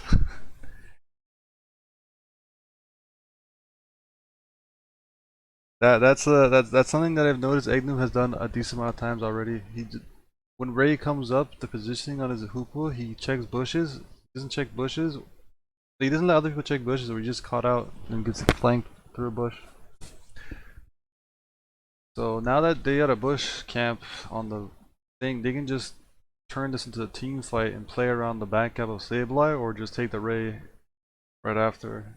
As long as they deal with the Blazekins. For Eggnoob, they take it right now. Rayquaza is here, and they're pushing. Slash is trying to do what they can. They use their Unite move. Hyper Voice right in the middle. Zealot. Welcome in service. The LG choke, that's funny. Started looking like a mausoleum if they can get some knockouts. Yep. Slash gets buckled. Ignorance makes this into team fight, gets They can't even find their way in. KOs. Looks like they're trying to make this into like a Ray. Set somebody, but no, they only get the double team of the Meowscarada. I don't think this will play because Blaziken is still full HP. You want to pressure this Blaziken before you take this Ray. But the rings are now unbound. Eggnoob is back. Eggnoob finding stuns, doesn't hit a single target. Now they're gonna G is doing a good job of stalling, which is what they need to do. G has better sustain, right? So as long as they can stall and bring this back to their terms, they can turn this fight around, which is what they're doing. And the Space Ultra Beast looking thing that is the Hoopa. The rings are unbound, no more, but the team is looking solid. Yeah, looking amazing here. Here comes G looking to score huge plays from them in that fight. There was G so back cap, and they get the point lead. one of the biggest Now, ones being Organorinx has the pressure to make a play here. moving through that Hoopa Unite move to get away from the Leafy on Unite. Nice mechanics from OG to eliminate the Sableye. So now the only win condition I see from Ignorance is to get the Ray. Very low. They don't have the back cap potential anymore. They're looking for it right here. Are they able to make something happen? No, they are not. Yeah, they just take the team fight and win. For the Blaziken and the secure by those. Yeah, exactly right, Turtles. Because Ignorance doesn't have the sustain, G is able to just slowly bring the fight back and stall enough time that they can just take another team fight. As this lead stretches like taffy, and Ignorance has punched their ticket out of this event. That's right. They're going to be heading down to the final stretch to see if there's any way they can make it to Worlds. G right now continuing through our tournament here for the North America Regional Championships. They need to win the North America Regional Championships to make it to Worlds. And when they're hot, they look like the team that can do it. Yeah, G just wins like that. There was a chance for Ignorance to come back to that. I mean, win the game, but they just didn't. They didn't get the kills quick enough, and the Hoopa came back in time to ult them back in the Hoopa portals to sustain. And Blaziken just has such a good matchup into the team. Has an opportunity to at least continue this dream tomorrow in the final stretch. Go to the next. Mine from them earlier. I mean, Luminosity had the momentum. They're coming off two-time world champion on it, and player Kramer Winning review just built Clay to gel look over. to get want to use. They are currently it is really side advantage to have that. Okay, so this is a LG versus Nihao, right? So now they are in that win or go home situation, or momentum there. And the really interesting thing is, of course, great. Go. So, I mean, hey, with that, they've got to Yeah, what's up, Fia? Wait, what's going on? Just don't watch. fighting for interesting ways here, where Luminosity Gaming is They don't watch the game. They second pick scroll. Then that's funny. I gotta see that. where it's gonna start the draft. Okay, so LG versus Nihao. Nihao is one of those teams that like just picks whatever they want, and sometimes they make it work.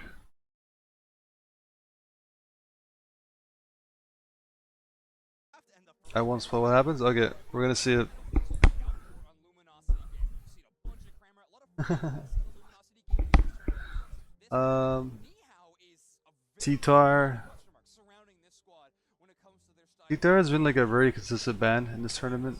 For that Sylveon makes okay. we barely So whenever I see Sylveon being banned, that means they're trying to pick like something like early game from like Luminosity, like a Yeah, Otter, I can see like a Leafeon here. Yeah, I expected Leafeon after seeing that. best special attacker in the entire game right now, which is saying a lot because they said even better than Sylveon, who is also banned. So The way you don't pick Gridden early. yeah, we'll see where we get to, but ooh. Okay, so Nihao pick double tank to deny options from In the top path brawler spot, Luminosity, but huge. I mean It's gonna make Joey's decision a little bit Joey can play the mime though, though. so it's not gonna affect him too much. Hovering the slow bro for a moment, and the Yeah. pivot over to the Mr. Mime is gonna be locked in. Double tank is good into Leafeon though. On there. Not at all iconic yet. Mr. Mime. every The match CC and not having a target where it's like to, pulling up the experience bar. Yeah. to This dive. is interesting. We have not seen a Chandelure, I feel like, for quite a while. If that ends up being what's locked in, and it will get locked in. We Triple tank. special attacker. Triple Are we just not gonna see a support? Okay, so what is Nihao cooking here? Defender currently locked true, in for Nihao. Leafeon, of course, an incredible damage-dealing Pokemon, can deal very high burst amount of damage, but even for Leafeon, that is a ton of each HP to try to make their way through, not to mention the shield. So is this Blastoise gonna be... You just woke up from a nap? No, you're good. You're chilling. Okay, so this Blastoise pick, is it gonna be like a bot lane carry in the jungle Chandelure, or is it Chandelure bot lane and Blastoise jungle? And the support is gonna be the last pick. Because they need heals. I think Nihao needs heals. It just makes sense because of how much tanks they have, you know? Shielding, and with no Umbreon to steal those shields, it will be a challenging suspect for Gardevoir makes a lot of sense. a beautiful Ano. lady today, locking in Or the Otter. Gardevoir with that cursed incense, a great option to rip through the high defenses of the enemy. Please tell me they're not gonna pick. Please tell me they're not gonna pick the Rowlon. Please tell me this is not gonna happen right now. Highlight here. They were kind of laughing. They were thinking about it. Oh my god. That would have been a that would have been a tragedy. I mean, I can see it working, but oh my lord. It could go so wrong as well. Oh, yeah, it went up with a different weird direction, I'll be honest. 4 defenders on the side of 4 defenders, no healer, 1 mage. Nihao and a Chandelure. This is protect the lamp, the game. This is just going to be everybody saying Alright, so let's break down the comp, you know? Yeah, this is very chaotic. So, there's like a lot of different ways that you can play Unite, right? So, one way to play Unite is playing around meta picks and building your comps and drafts around meta picks. Another way to play Unite is by playing to counter pick, right? Another way to play Unite and win is by playing off meta picks and just coming up with very niche strategies, or cheese strats is what we call it. Cheese strats, like, you know, the dark tech. I actually think Sweet Kiss is very viable and people are underutilizing. I don't think Sweet Kiss is like cheese. I think just people don't realize how good it is, you know what I mean? They don't know when to like draft it. We'll see, maybe there'll be a team that knows how to draft Sweet Kiss, but I think Sweet Kiss is very strong in the right circumstances. But yeah, I mean, yeah, you could argue Sweet Kiss is like a very niche strategy. Yeah, yeah. Turtles and Real Player have made me a believer of Sweet Kiss. It's really good. I'm gonna make a whole like video slash stream about just trying out different mons in Sweet Kiss later this week or maybe another week. That's gonna be a lot of fun. But yeah, I think Sweet Kiss is very underutilized. But yeah, looking at the team comps, right? Nihao is playing a very unorthodox comp that could work, but There's like it has to be done really well. The execution has to be on point because you don't have the advantage of playing metamons, right? There's a reason why metamons are good because they're generally good. Now, how does looking at Luminosity's comp, right? Welcome back, Real. Yeah, so looking at Luminosity's comp, pretty standard in terms of playing a very aggro, dive engage kind of comp, right? Leafeon, Dodrio. I'm not a fan of the Hoopa, I will say. I think having like a sweet, Comfy or like a Blissey makes more sense if you're gonna play the, Dodrio and Leafeon to have like a support to pocket it. That Greedent's build looks like a backcapping Greedent, the score shield. But yeah, I mean, what I really like from Luminosity is because they have so much tanks, this Gardevoir pick is gonna provide so much value. The Gardevoir is gonna constantly catch these tanks in, right, with the ults and the AoE damage, and it's gonna set up enough damage from Gardevoir is gonna allow Leafeon and Dojo to clean up the team fight. The mime setup as well. So I think Luminosity can win by just taking team fights and playing around Gardevoir. While I think Nihal is just playing a bunch of CC and sustain with no healer. Independent choice by Overlord, fair enough. Yeah, I'm not a fan of the Dojo pick, I'll be honest. I think there's other mons that work well into that comp. Again, it can work, right? If the Dojo just plays backcap all game, it's fine.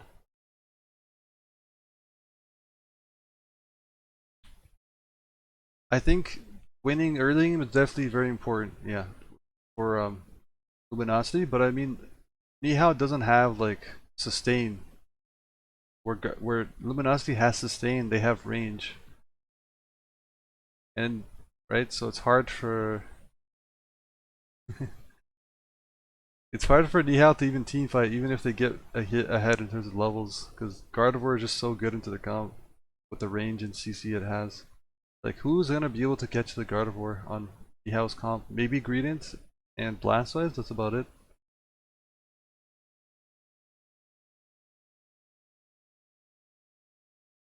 That's true. That is true. Tree does have its own sustain. Greedent can sustain through its thing. But Gardevoir just, we'll see. I think if, yeah, looking at the comps, I think if Luminosity can protect their Gardevoir, then they're just gonna win all the team fights, I think. But if Nihao can get a pick on the Gardevoir, I can start seeing them break it down their comp, right? So yeah. In terms of securing, Luminosity look favored in securing. Early game, Luminosity look good. Nihao scales, late game have a bunch of CC. So they could win by just comboing, CCing their tanks and getting picks from there. I could see a backcap potential win from so Nihao's really good at, like, tanks are really good at sieging pads, right? So if Nihao can like backcap enough points and have a point lead and keep their point lead throughout raid, they don't have to play for raid. And because their tanks are really good at sieging pads, they can break pads against Hoopa. But again, the execution for Nihao is much more unforgiving than Luminosity's. You know? They don't have, they can't make as many mistakes as Luminosity's afforded to. Also, we see Bits last second changing their items is going with the Muscle Band Rapid Fire Scarf on the Blastoise. So we'll most likely see some kind of spin variety, whether that's Spout or Pump will yet to be determined. But we'll definitely have a Splash, I'm so sorry, in this matchup. Yeah, look and see, they're actually laughing right Yeah, now. it does, right? COVID just walks over it with hindrance resistance. Yeah. Sorry. They're laughing at their own draft, maybe. Though this is really interesting, and honestly, the fact that we've got double speedster against 4 defenders, that might actually run pretty well into that. Of course, that Chandelure is just so vulnerable. Right. I almost feel like they should have gone 5 defenders, but Is this a game that if Luminosity wins, they secure their world spot? Is it the next game? regional finals, which is essentially the same exact thing. We did see in grand finals, Nouns did pick, well, Gatlu in particular did pick the Greedent, and it worked extremely well. Bullet Seed Greedent too, which we almost never see. A moveset very rarely used, especially Next game. Okay, okay, thank you. But I mean, the composition like this is breaking new ground in itself. So here we are, a best of 3 set between Luminosity Gaming and Nihao, and well, draft happened, so here we are. Now, I will say, the Mr. Mime so far for Luminosity Gaming has been crushing it. There's been so many targets that Blastoise top. Russell's watching invade. Chandelure looks like it's scaling. Greedent playing a bot lane DPS. defender that cares about Mr. Mime on the other side. I mean, you can at least stop some of the annoying stuff that they want to do, and I mean, the fact is they are all going to have to get decently close, so... Leafeon early gank. Not nearly as much. Right now, Pressures catches a kill. damage. This is going to be an issue for Yep, and Overlord gets instant value from the Leafeon. that really needs This is the better Greedent game? Okay, cool. to tell you, Luminosity Gaming I'm interested to see how it goes, because like, not necessary I have a lot of fun playing Greedent, like ranked, whenever I'm like fooling around.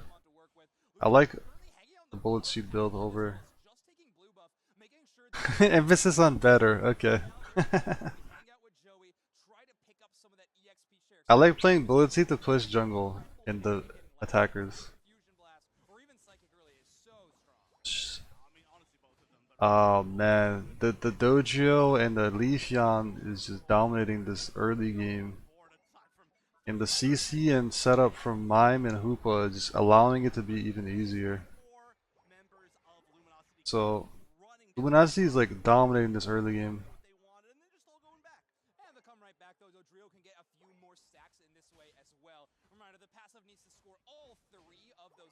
Leafeon gets a buff and gets a kill 1v3.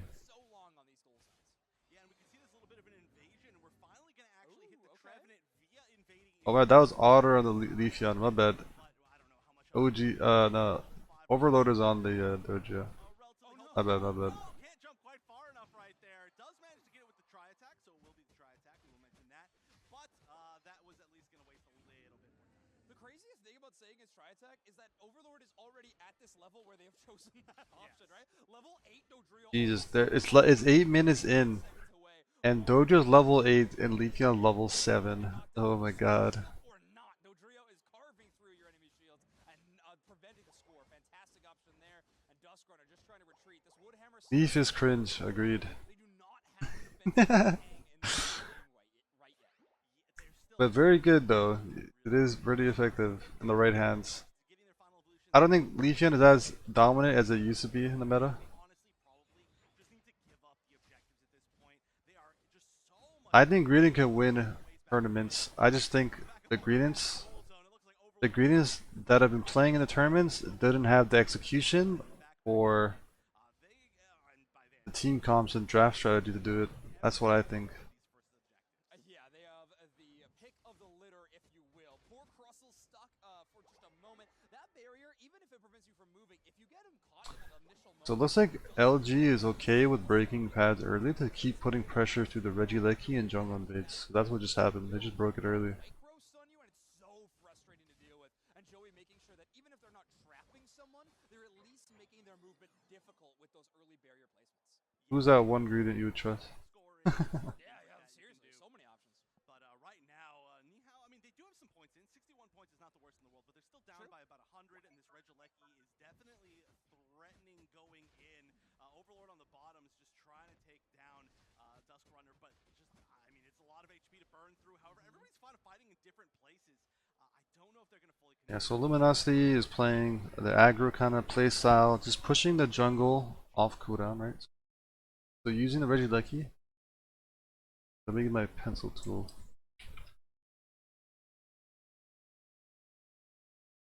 Right, so they're using the Regieleki to push. While the Regieleki is pushing, they're pushing the jungle here, here. They're seeing to get picks as well. They're trying to get like kills here as well. Pretty much denying them from coming back into this game. Just constantly putting pressure on the top lane in the jungle. And pushing their point lead.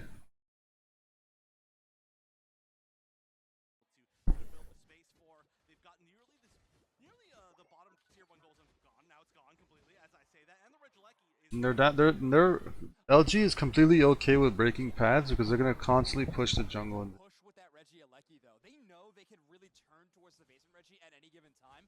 One of those win conditions for this Nihao composition is score tempo. With that greed into score shield, Crustle having a few options as well. Of course, that's true. It's a good point that the casters bring up. that opportunity at any given moment. So that's why you're seeing them aggressively push so hard for some of these win cons, at least in terms of score. Victorian gets so low, Confusion just goes wide. Leafeon's gonna pick up the KO, but Joey's gonna Yeah, can't even get the score lead, which is like one of their win conditions, right? I think it's their best win conditions. Just play through score lead and just all the game. When Nazi's beating them in score lead, they're gonna beat them in team comp as well because they're just scaling and have more levels in them. And Guardi is uncontested so far. we know, especially this version of Illuminati Gaming will do is if they're winning, they will just kind of hold forward and go all the way to the other side as much as possible to just consistently hold on to this lead. You know what's funny is that has never been their story for a few of the players on Luminosity Gaming. Both Otter and Lutano have always been known to be very, very good reactive players. Yeah. Wait for the enemy to make a mistake, but with this specific roster organization, they've really found this nether gear for them to get into. Look at Green Lane. If Lutano's going to hang out for the most part, Overlord and JL and Joe. You know, the interesting Theo, I was talking about it. I think Lucario is gonna start getting more play with the addition of people playing a lot of links. So I'm excited to play more Lucario. Extreme speed. Yeah, I mean, Nihao is just not even able to stop these caps because. So Nihao is struggling to even stop the caps from Luminosity because of how much better Luminosity has their level lead, but also their ability to like take those 2v. They're doing a better job. They're better at taking 1v1s or 2v2s, like isolated fights. Back in the previous version of LG, it just matches up. But right now they're holding forward, trying to take down this tier 2 gold zone as the Regieleki's go. And the Gardevoir again. Like, how do you stop? Like, watch what happens. Like the Hoopa ult to pressures the pad, and then the Gardevoir just gets ult. Back in the previous version of LG, it just matches up. But right now they're holding forward, trying to take down this tier 2 gold zone as the Regieleki. Guard doesn't even have the ult actually. Gardevoir just throws some cooldowns and just a bunch of value. Last opportunities maybe before we hit the 2-minute mark, but it's going to be help them close that out quite well. They do get the 29 over dunk. So remember how you said Greedent is able to get on the Gardevoir? What I'm noticing is the Hoopa just throws a portal on top of the Gardevoir, and Greedent is having a difficult time to even catch him. Gigantic lead, 317 points ahead on the side of Luminosity, and there is still a minute, almost 2 minutes left until Rayquaza. Yeah, Oh, so Link, so it attacks us for Link 6 times. I didn't know that. It's like a similar idea of like getting the resets. Totally eliminated. There is no way that Nihao will head into this final stretch with any relevant score lead, and now Nihao has to play for that main objective. Even though their team fight might be alright, but their rip on Rayquaza and Secure is nothing to write home about. Yeah, or Overlord is just walking through the jungle 1v3 and getting kills. Oh my god. Mhal is just not comboing their damage or CC at all to catch this dojo.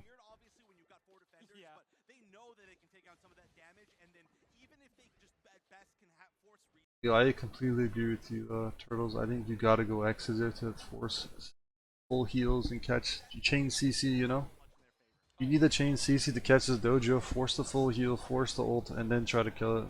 The Chandelure style of composition hasn't worked though. Dodrio and Leafeon have been finding their way into the back. 300-point lead heading into Ray. Maybe even more. Gaming has found a way to even thwart the main idea of how Nihao wanted to play this. It is very upsetting for Nihao fans as we are going into the final stretch, 30 seconds away, and Luminosity Gaming with a gigantic lead and really all the experience they could ever ask for. Yeah, and just getting more and more and more. They've got to be careful with the KOs now. We're starting to get into that spot where any stray KOs can mean that you're not there at the 2-minute mark. Maybe a little bit more impactful if LG was the one that was going to get KO'd right there, but this Regieleki, this final Regieleki, with such a huge points difference, I mean, both teams would get so much out of this, and it's They zone Nihao and take the Regieleki, and this Regieleki is going into the main goal. So now Luminosity have the game plan and win condition of just playing around this Regieleki. And look at that, they just dived this exactly. Like, how do they peel for this Chandelure? They're just so much engage. I like the hoop ult to bring the whole team back to just play for the Ray. His ribbit, yeah. Really, really good execution from Luminosity.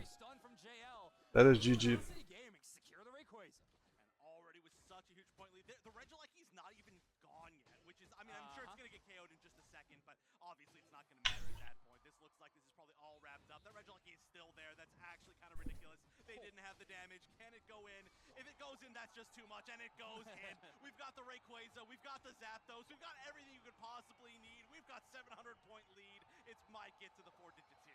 Yeah, Luminosity that's it. 5 points under 100 and currently have a minute left in the game to rack up some of these scores. Nihao, they try a very out there draft strategy. We're talking about some of their strange, interesting Pokemon picks. I don't think I really expected 4 defenders, but I got to admit, Wonder Chef, I don't think we're going to be seeing it again in game number 2. I would have to agree, and they are actually getting some pretty good defense in the final 40 seconds of the game. So how's game 2 gonna go? If game 1 went this poorly for Nihao, are they gonna try another gimmicky strat? Yeah, whatever. It's going up. It's going up as time happens. My math is not good. But the point is, LG was looking amazing. And I mean, exactly what we were talking about. It is, they really had to play. This whole strategy is playing around defending your damage, but they just weren't able to do it. I think they might have gone a little bit more offensive and all this. See, X's okay, the X's versus It was just so easy to get run over when you lost. I think that, yeah, I agree. Part of the reason it didn't go well is X's should have been for speedsters. The way I see like Crustle is you go X's for speedsters, you go Stealth Rocks for mages with not much mobility. That's when you like go the other builds, right? Aerial Ace build as well, which kind of surprising to me, looked amazing. Only surprising because we've seen so much Solar Blade from Otter. Particularly love that attacker style. And Rapid Spin is not enough damage. Like the Rapid Spin pump build is not enough damage to like threaten the DPS and not enough CC to threaten their speedsters. You gotta go Surf Pump to like combo the CC. Yeah, we have to hope. I do like some of their choices as far as like trying to make that plan work though. Like getting rid of the Tyranitar by banning it away is obviously a very smart choice against 4 defender, because you get 4 defender against Tyranitar and you're like, hey Tyranitar, would you like a 200,000 damage game? So here's the issue, right, Turtles? Even if the Crustle sits on the Chandelure, Gardevoir outranges Chandelure. Just 8 presses the front line. That's why I don't like Chandelure, because it gets outranged. And they did have some interesting picks, but it was not this type of interesting picks. It was the Cinderace, it was Dragonite was really cool from them. Yeah, they have some interesting options. I think, well, to tell you the truth, I'm not sure what's going Let's see. on in mind right now. It's tough. It's tough to be the underdog, play what that player can do. Any predictions, guys? Any predictions of what we're gonna see from the I guess some people already watched this. Are we gonna see the flip comp or the score comp? Because if I'm Nihao, that comp did not work. Yo, is there no like... There's actually no audio.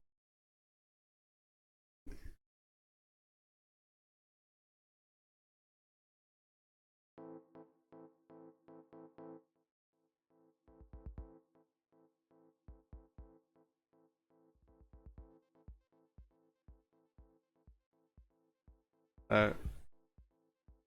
Let's see what Nihao does here.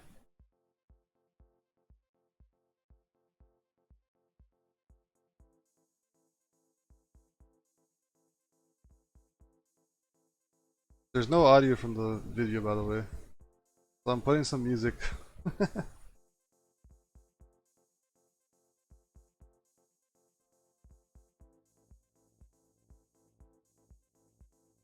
Okay, so the T-Tar. LG picks T-Tar first pick, which is good against the tanks that we played last time, actually. You know what I think why LG picked T-Tar? I think LG picked T-Tar to potentially deny Nihao from going Dark Tech Score Comp, by the way.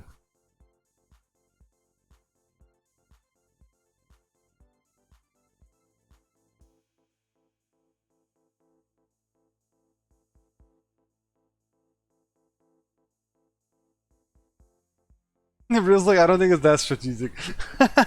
Who knows, man? I don't think so, but it's possible.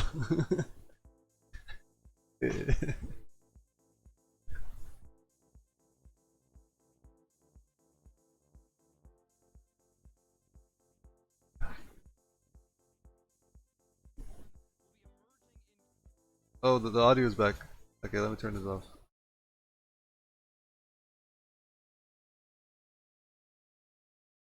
Alright. So, Snap take the hoop out of the two topics. Fair enough.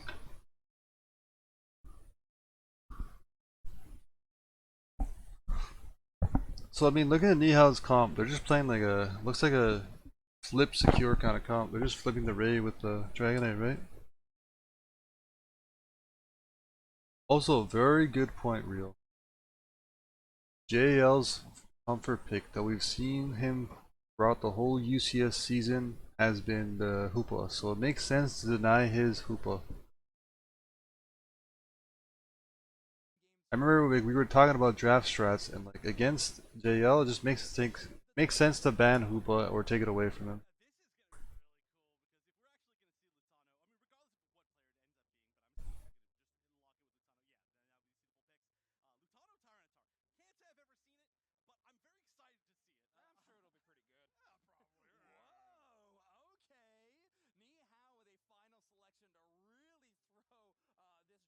Undefeated on Hoopa almost, yeah. The Greninja, Water Shuriken probably.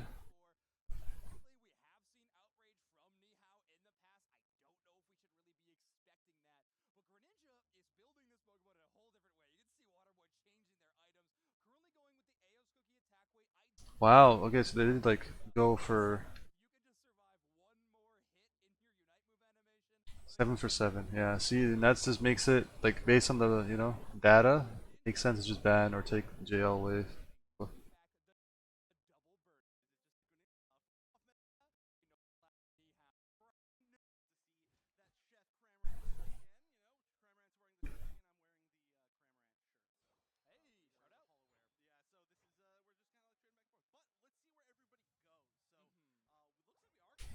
Double invade, double invade.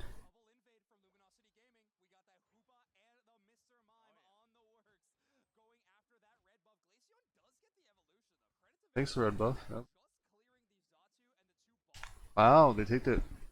That was a triple invade from LG. Jeez.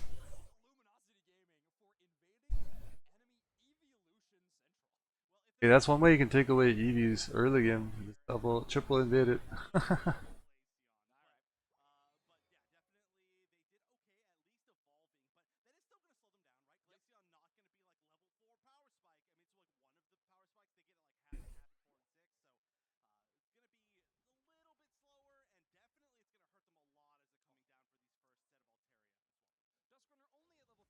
Four-man top allows Jupiter to scale and it's gonna 4v1 and take the paths.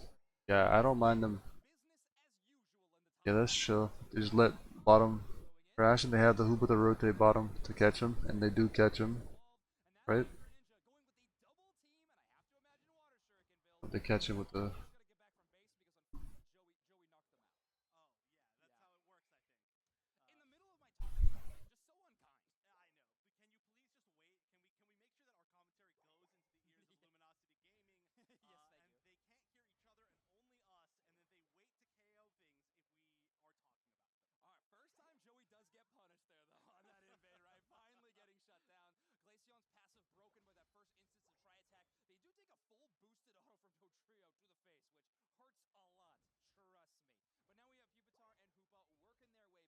Pushing the jungle invade, continue to like deny the early game from Nihal, from Tenacity, yeah.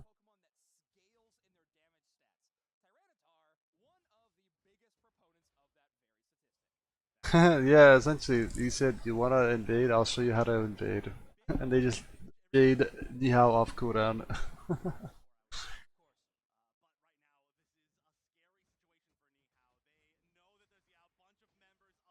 4v1 top, get a KO, get this in, maybe even stacking him there. I think it's just getting levels.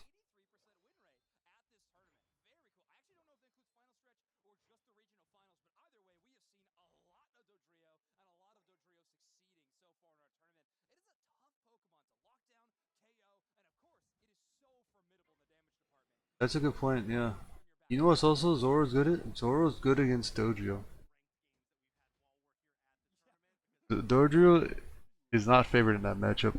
So, you know, funny enough, letting Overlord get Dojo and picking Zoroark is actually valuable.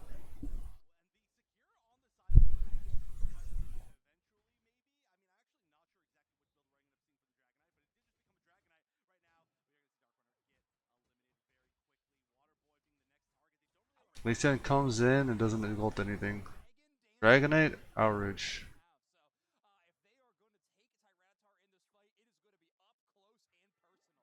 I like Dragonite Outrage into this comp. I'm just worried that Titar is gonna outbrawl it with the Cram.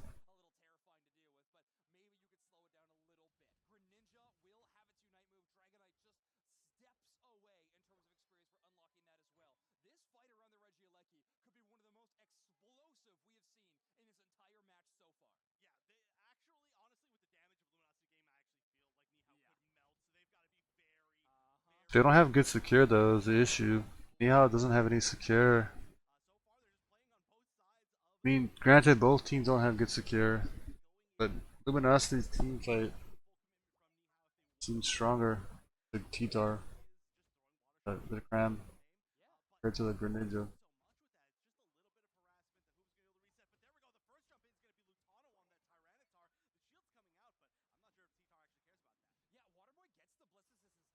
Cram just zones like Ninja and Glaceon. Greninja secures it, but whole team is down. Granted, it's like nice comeback XP, right? Not too bad.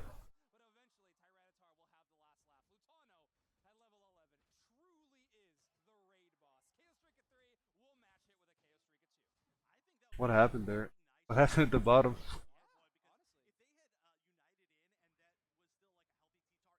I think Overlord just didn't keep track of rotations. The cut. Nice mind combo with only one, but still nice. Yeah, the Lizzie ult was very early.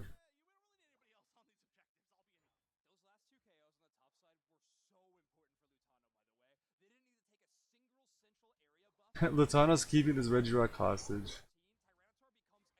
Nice. I like the patience from Latano to wait for Joey to come in, to zone them out, and then take it.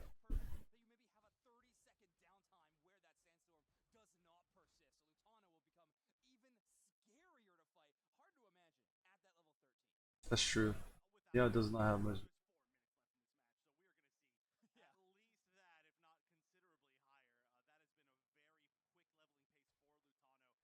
Luminar's doing a better job of just as a team. They do have better team fight comp wise because Cramorant just zones both of the Glaceon and Greninja. And once Cramorant zones out the Glaceon, Star just has so much range. I mean, more space just, you know, engage on the Dragonite from the Trev and Lucy.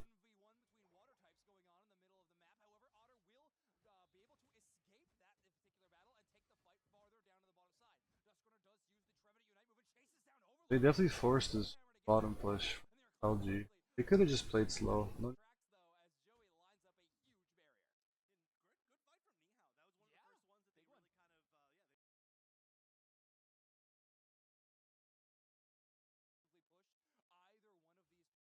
like LG, right? And so, be lucky. There's no farm on the map. They have vision. Just play slow. No need to feed back bottom side. You should assume that Lee Hao sees that you're pushing with Doju and sending at least one person or two to help defend.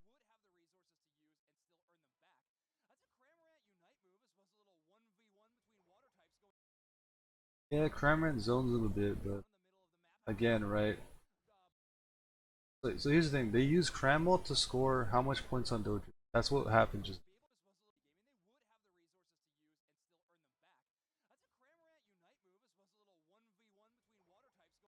so Luminosity invested Cramorant just to score 6 points, and then Overlord double downs on the engage despite their team playing on the pad and they rotate and almost dies for it. a lot of. There's no reason to take a fight here. I really think they did not need to use Mhal there. Laysan was not in trouble.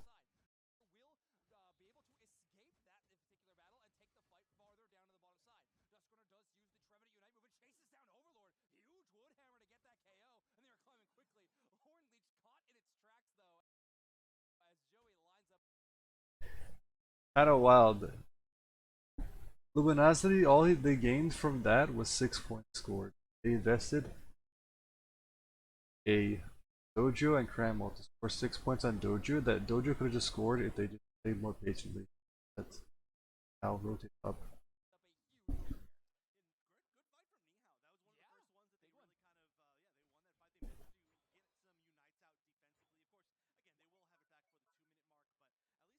You know those moments in like in Unite farm there's no to play? You know what I'm talking about? Those moments where there's no farm to farm, there's no objective to like play for. You're waiting for the next thing to come up. It doesn't make sense to push an invade or take a team fight because you don't want to give back your point lead or I mean your level lead. Just chill, you know? Just play to hold vision and space and just wait.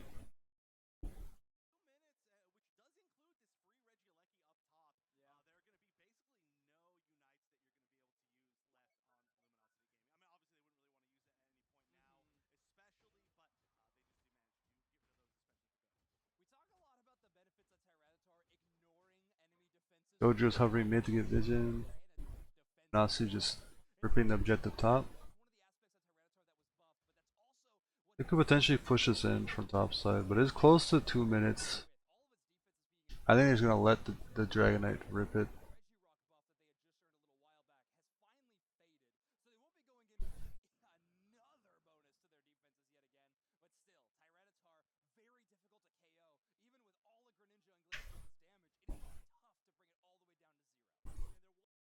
Okay, so Nihao are not too far behind actually.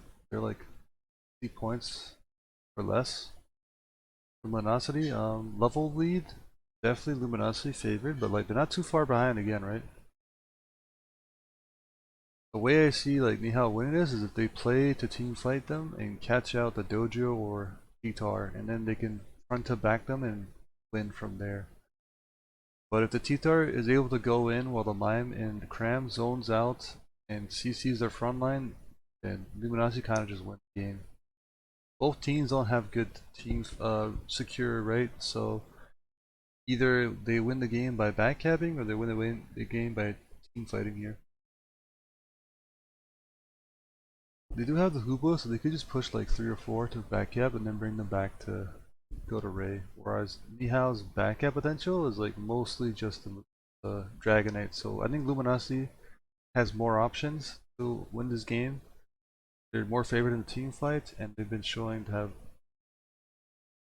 They also have They also have the point lead, so the pressure is on Nihao to make.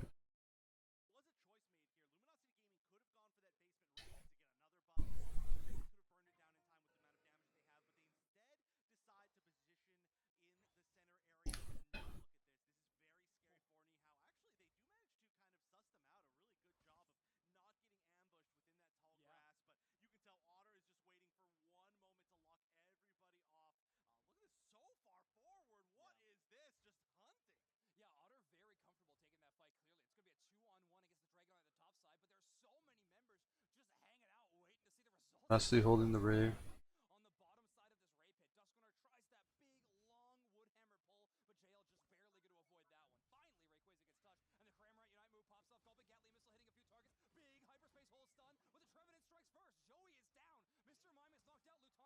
I was very close. Luminosity almost got punished for pushing. They got A press from the. That was a good defensive combo from Nihao. Why is Latana going in here?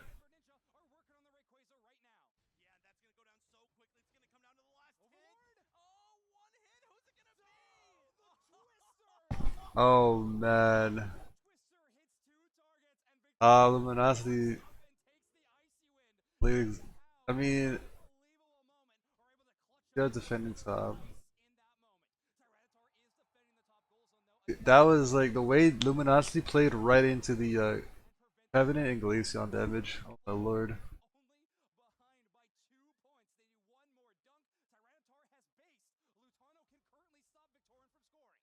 Nice job by Lutano to play defensively and catch them from really good defense from LG right now.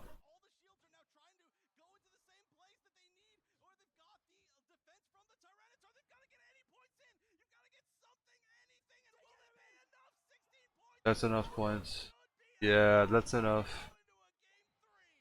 Yeah, just one because of the 16 to cap. Oh my god. Wow, they kind of just said that perfectly for me how to take that team fight. I gotta watch that.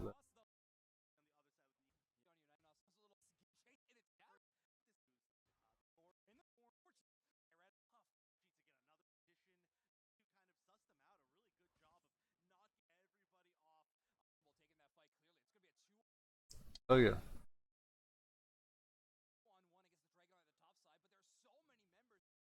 So I think this is fine, right?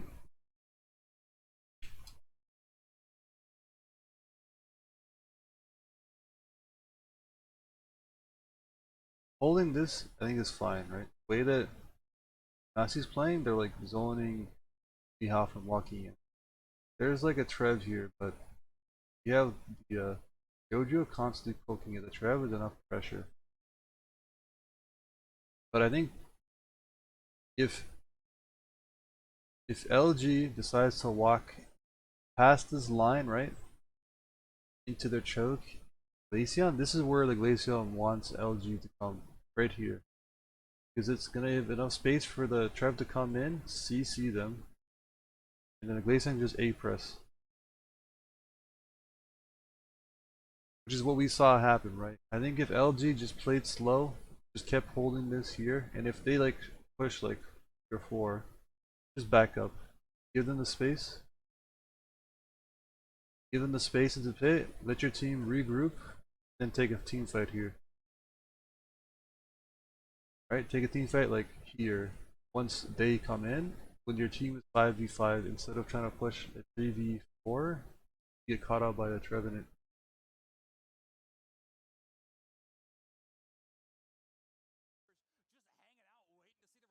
You see what happens here, right? Like they think a 3v4 essentially. Well, 3v3 at some point, right? They do back up.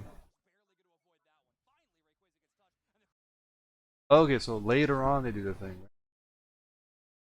Yeah, so comes bottom, chill, but then right going past here is an issue.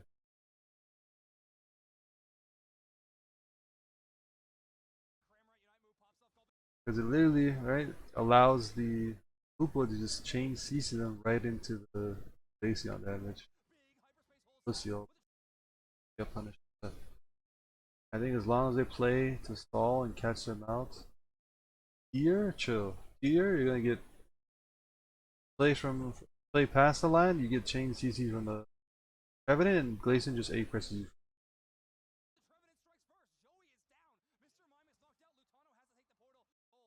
Munasi played, I think they rushed that fight. There was also like another thing, right?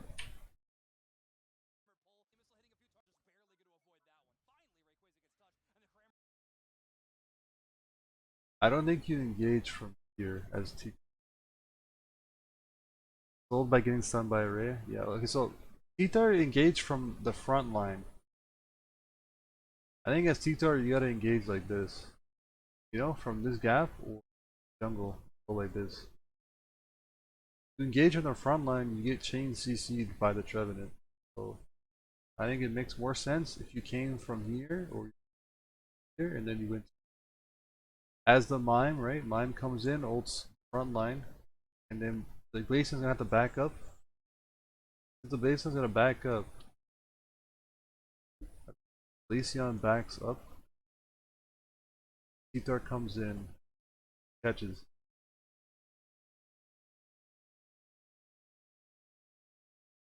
But instead, T-Tar pushes from the front line and gets caught out by the Trevenant. Yeah, also Overlord getting speed. Yeah, it is another thing, right?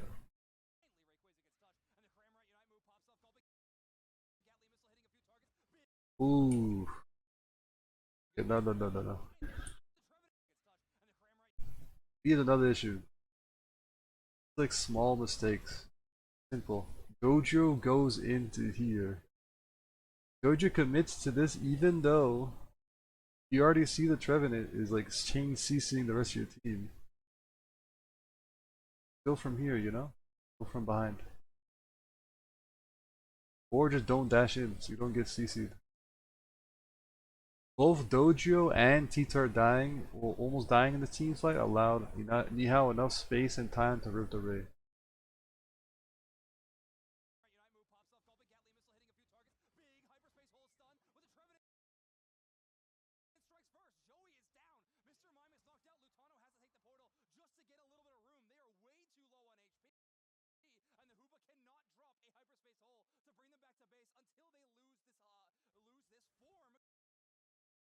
Yeah, this is Titar and Dojo's pretty much out of the team fights, and this is by that time. At that time, the rest.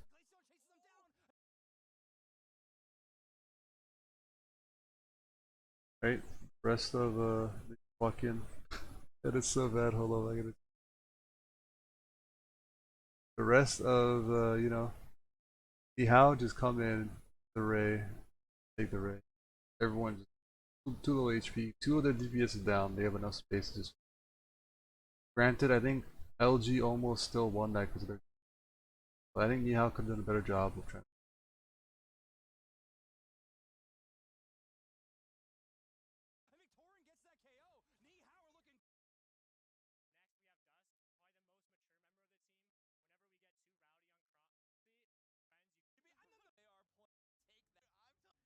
Alright, let's go to the next game.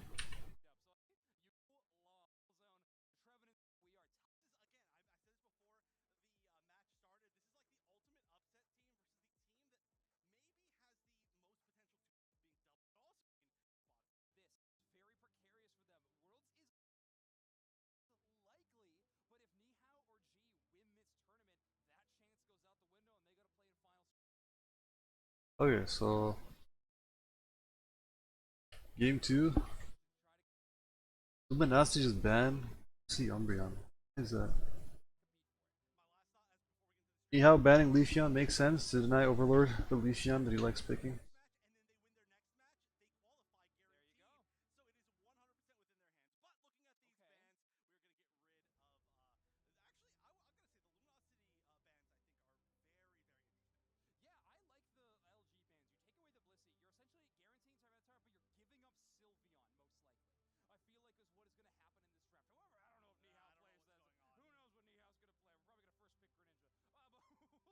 First pick Greninja. Play into LG. Remove the Leafeon, remove the Phalanx, we'll face the Tyranitar. They have accepted that fate, and it worked out in that game number 2. Game number 3, we'll be locking in the Trevenant and Sylveon, though. It's just too good to leave out. Yeah, this is not going to be a weird pick. That makes perfect sense. That is exactly, I think, the most solid thing that you could do in that situation. I mean, maybe Trevenant could slightly be altered if you really wanted to go for something super different, but yeah, we are not. GL getting the.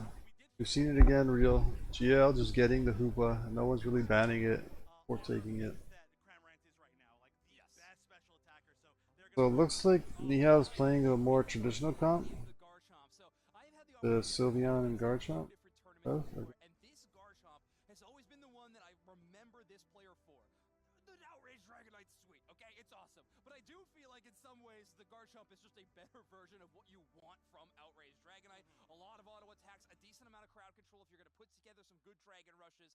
And again, you know you're playing into Mr. Mime and Hoopa. Let's prevent some of those portals. Let's pull them out of there. It's without a doubt more solid, and you don't have to give up quite as much, but we're now going to have two really. Okay, Greninja again. They just didn't want to have a traditional comp anymore. The thing is, Greninja just loses. I don't know what Greninja does. I think Greninja is like a mon that like helps clean up, but other mons that do the job better. right? I think Greninja can work if Mihal, the rest of the comp, does a good job of setting up those reasons. LG always loses to Greninja. It's lore. Don't kill me. Let's go. And I do have to say, Shout out to Ben. LG has basically, I think, every pick that they would want. Like, Yeah. I actually don't know what else they could possibly want. Like, maybe Lutano not taking Tyranitar, but even still, that could be the optimal pick. I don't know. They're just looking really comfortable. Yeah, Luminosity Gaming have their composition, and if anyone's going to challenge them within it, they will play up to that level. Anyhow, though, they have their own path and their own way to play. First three picks pretty normal. I'd say the last two get a little spicy in particular. Now, I'm really glad we got that chance to look at the player interview with Victorian.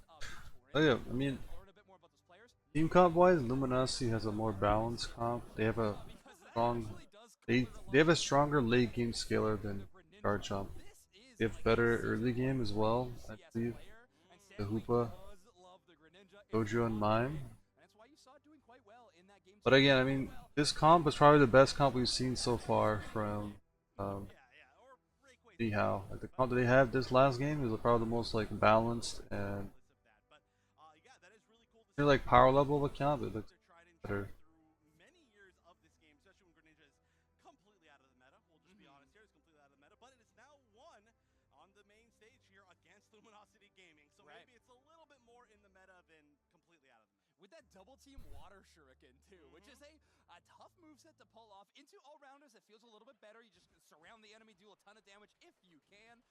Cramorant and Tyranitar, both obvious targets that you want to hit with that. However, Dodrio has been a pretty tough matchup. Overlord has been rocking it in the top I path. think this game's gonna come down to more of execution. Have to go into a Doduo in the early moments of this match. Although And Luminosity does have like No, I really like this game's gonna come more down to like execution because both teams have similar using type of that comp. to kind of control the top path really well, especially depending on how quickly you get everybody else online. But immediately, Yeah, it does have an early game very quick KO. about it. I mean, I'm actually surprised that we're seeing the invasions this direction and not the other direction. I talked The about this yeah, Dojo and about the energy Star on the struggle to that get online. how challenging it is, play main stage against the two-time world champs. We're eject button invading with Sylveon into JL to get the KOs. There is something brand new about this Nihao team, and they are loving it. I gotta say, me too.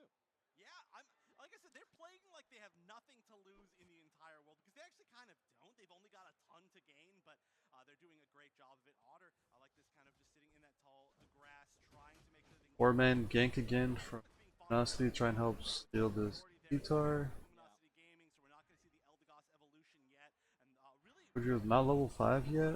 My god. Up on Nihau's side means that it's just going to be a more and The more effect from Dojo. Oh. Really safe And- here. Kirtan might not have the evolution, which is obviously challenging. But when you're running EXP share, you're not really too worried about it. As soon as they get the evolution, they'll get some of that passive experience they've stacked up in the meantime. In particular, oh man, you were talking about this Dodrio. I'm so worried about this Dodrio. Overlord. I would have picked something else. Dojo just doesn't have the best. Sylveon. We're probably gonna see it go Like, down here. I understand why Overload picked Dojo because that's his cover pick. Does really well at playing it, but Blaziken is a better matchup into the. Dash, the reduction of special attack damage on Cramorant with the mystical fire, and of course just the natural defensive bulkiness that Sylveon brings to the table. Not to mention its Unite. Give it a A slash makes more sense if you want more brawly, you know? Dojo's kinda just I wanna pick it because I'm comfortable on it. Which I mean it's fine when you draft, but I think there's other mons you could have done. Makes more sense. I think that's kind of been Luminosity's strategy so far is kind of just bully top path. Q actually is really good too. About it. He has good matchup with the Ninja, Outbrawl, Sylveon. taken any major fights, but of course their experience gain has been consistent throughout this series. Almost level 9 already. Big engage from Overlord and Otter as they get together for one knockout. Bits goes down. Kirtan trying to hold down this goal zone. 30 points in from Otter is really tough to score, and these auto attacks from Kirtan have been perfectly aimed. Hurricane Dive, a very, very popular move choice. Yeah, Curtin has he has target aiming. He couldn't score.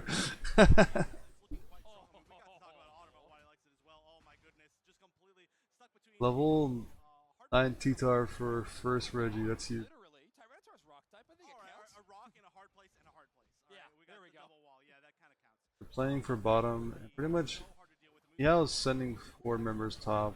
Trying to like pressure this pad and break it to prevent the Hoopa from getting value, which I like the play from Nihao. Yeah, a Either very comes in good play to time, take me they out of that take it, Reggie oh, Alecki. they almost don't take it. Take out the Reggie Alecki though, as Bits is able to secure that. Lutano currently unite mode. Mono Gonna try and ults, rampage pulls with the Sand Tomb, the Greninja closer, but it's not enough damage to KO. They were fighting alone, and that means Stanley can take that knockout. the Lutano Dojo, does get the return knockout and make it two. And Ram it's like cleanup. Drill Peck Dodrio as it takes down the Tyranitar, sorry, not the Tyranitar, the Eldegoss. Very That was interesting scrappy. switch up as far as moves from earlier, but Yeah. this is still looking quite good for Luminosity Gaming. There were a good amount of KOs there from Nihal, though, of course, as well as taking the objective. Finally, we're going to see Garchomp evolve, so it feels like this is going to be kind of where things start to be able to be fought for them, and they've done an okay job, honestly, without it so far. So with only a 33-point difference, Bottom buff. still a very close Yeah, game. Extremely fade a close. bit. You see Nihao playing it right now. They are The farming Reggie up as much as they spot can. top. They're trying to play it safe. That red steel buff that'll persist for about 30 more seconds is terrifying. A Cramorant and a Tyranitar will be able to shred you so quickly in a situation like that. Duskrunner plays up for vision, and they've already lost almost all their HP. That's a Oh, the full Mind auto. Wolves. Nice. Joey just locking them in place for an eternity. 4v2 is gonna be hard. Yeah, I mean, they could take this fight, but I think they don't want to push it. That is very unfortunate. Everybody going back, everybody Yeah, coming Trev is forward. coming close. Luminosity Yeah, on the side I that understand not wanting to risk it. this objective will Trev is coming back to risk. apply itself down on the base of Reggie, and there we go. Lutano jumping in, getting the first KO Huge very kill. quickly, and that defense is not going to matter for Dust Runner. They've got to get out of there. It does not look like they're going to be able to solo defend. Oh man, nice display of mechanics from Otter. Chase you down to the ends of the earth and pull you into a watery grave. Oh, the predictions from the Hurricane for the dash on Double Sylveon, that was nice. chasing all the way to the enemy flux zone, but now it's Greninja's turn to answer. Water Nice Hoopa portal to save. Water sure get off cooldown, but they can try to hit the Tyranitar. Lutano does use the Tyrannical Rampage, and they are upset. Big temper tantrum from the big Rocky boy, but they're gonna have to retreat. That was so much confidence to go back through that Yeah, portal. That what? was ridiculous. You know what's funny? The way JL plays this Hoopa is playing it like a pocket. They're gonna get this Reggie Rock for He doesn't play Hoopa like spacing kind of a little bit to the east. like rotations. You know what I mean? JL's Hoopa plays more like a pocket Hoopa. Bond as well. Portals. This steal could happen. We are gonna see the hoop unbound, but not quite able to steal it. So this is two Regileckies in a row now for Nihao. Yeah, but the scoreline not reflecting it. Only at 52, these Regileckies have not been able to land, and Nihao has not been able to stack. I'm actually surprised that Trevor didn't Rotate top, the top path right now. You got 23 and then they have the Hoopa portal in case to cover it. into the bottom side, but Nihao really trying to force some of these bigger team fights and catch up on the levels because Luminosity is roaring ahead. Oh, the Trevenant from behind Again. almost catches We're the. gonna be pulling back Lutano pretty far, and this is gonna be the kind of scaling battle. All right, finally we're actually Guard gets caught up. from Nihao, and being able to KO Lutano there is a really big deal. I mean, really the target you want. The Greninja, yo, is the lore accurate? Greninja Shuriken. Yeah, I think Luminosity Gaming not really expecting Nihao to hang out on the top side for so long, but now Otter is able to make sure that no one steps close to their goal zone. You might be able to knock out my central player. You might be able to take. I'm the bad Hoopa. Hoopa is one of those supports that takes a lot of time to learn, so yeah, don't feel too bad. It's not easy. There's a lot of things you gotta like micromanage. Yeah, I mean, this is not that bad of a lead. You know, only 90, like one Hundo Burger is gonna give them the lead. For sure. More of a hiccups happens before the time, but still not looking easy for Nihao at all. They're gonna have another miracle fight probably if they do want to really make this happen. Yeah, Hoopa's already with a lot of practice. They're not out of it as far as fighting power. The levels actually starting to be pretty even, close-ish to even. So one really good initiation could work out for them, especially if they can find a way to really take advantage of this. Okay, so both teams Scale, but we haven't had. heading into Ray here. Kitar isn't level 13 just yet, but I assume he's close to the team. Luminosity has a point. Again, both teams don't have the best security. Fighting / backcapping viable option. Team fight then take the Ray. Luminosity have better backcap potential from the Dojo, but also Hoop ult to bring them back to the middle.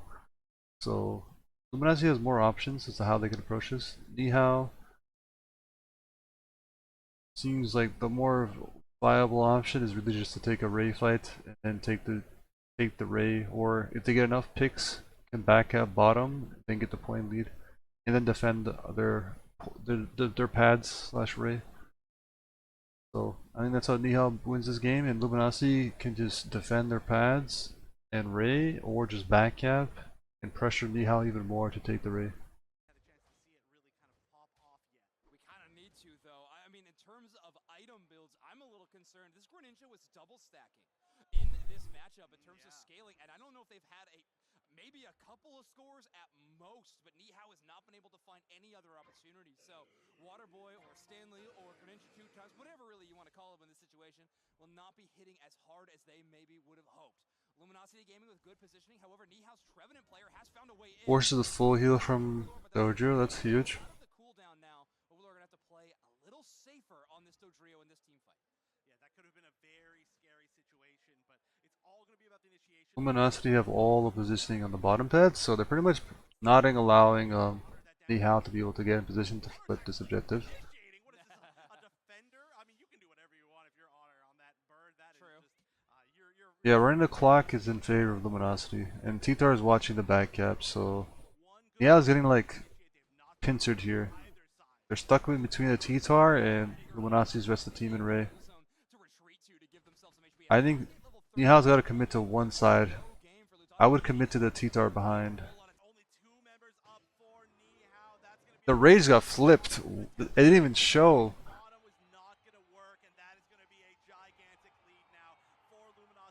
Oh my god, what was the yo? How quick did the Ray get flipped there? Oh, I see what happened. So the the guard jump and they're gonna try to just flip the Ray, and then the CC from Hoopold I think allowed them to just set up the kills and get the who confirmed the Ray from Luminosity. It didn't show.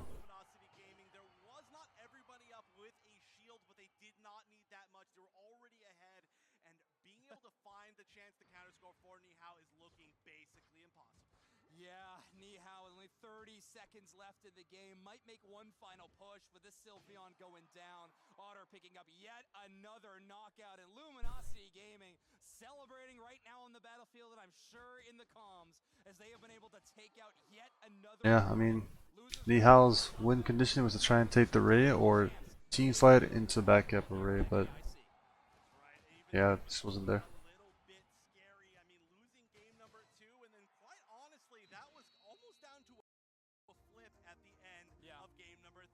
Luminosity Gaming continuing their run through the losers bracket, which means that they are now one set away to qualify to own world spot. It is going to be in their hands. They have as far as championship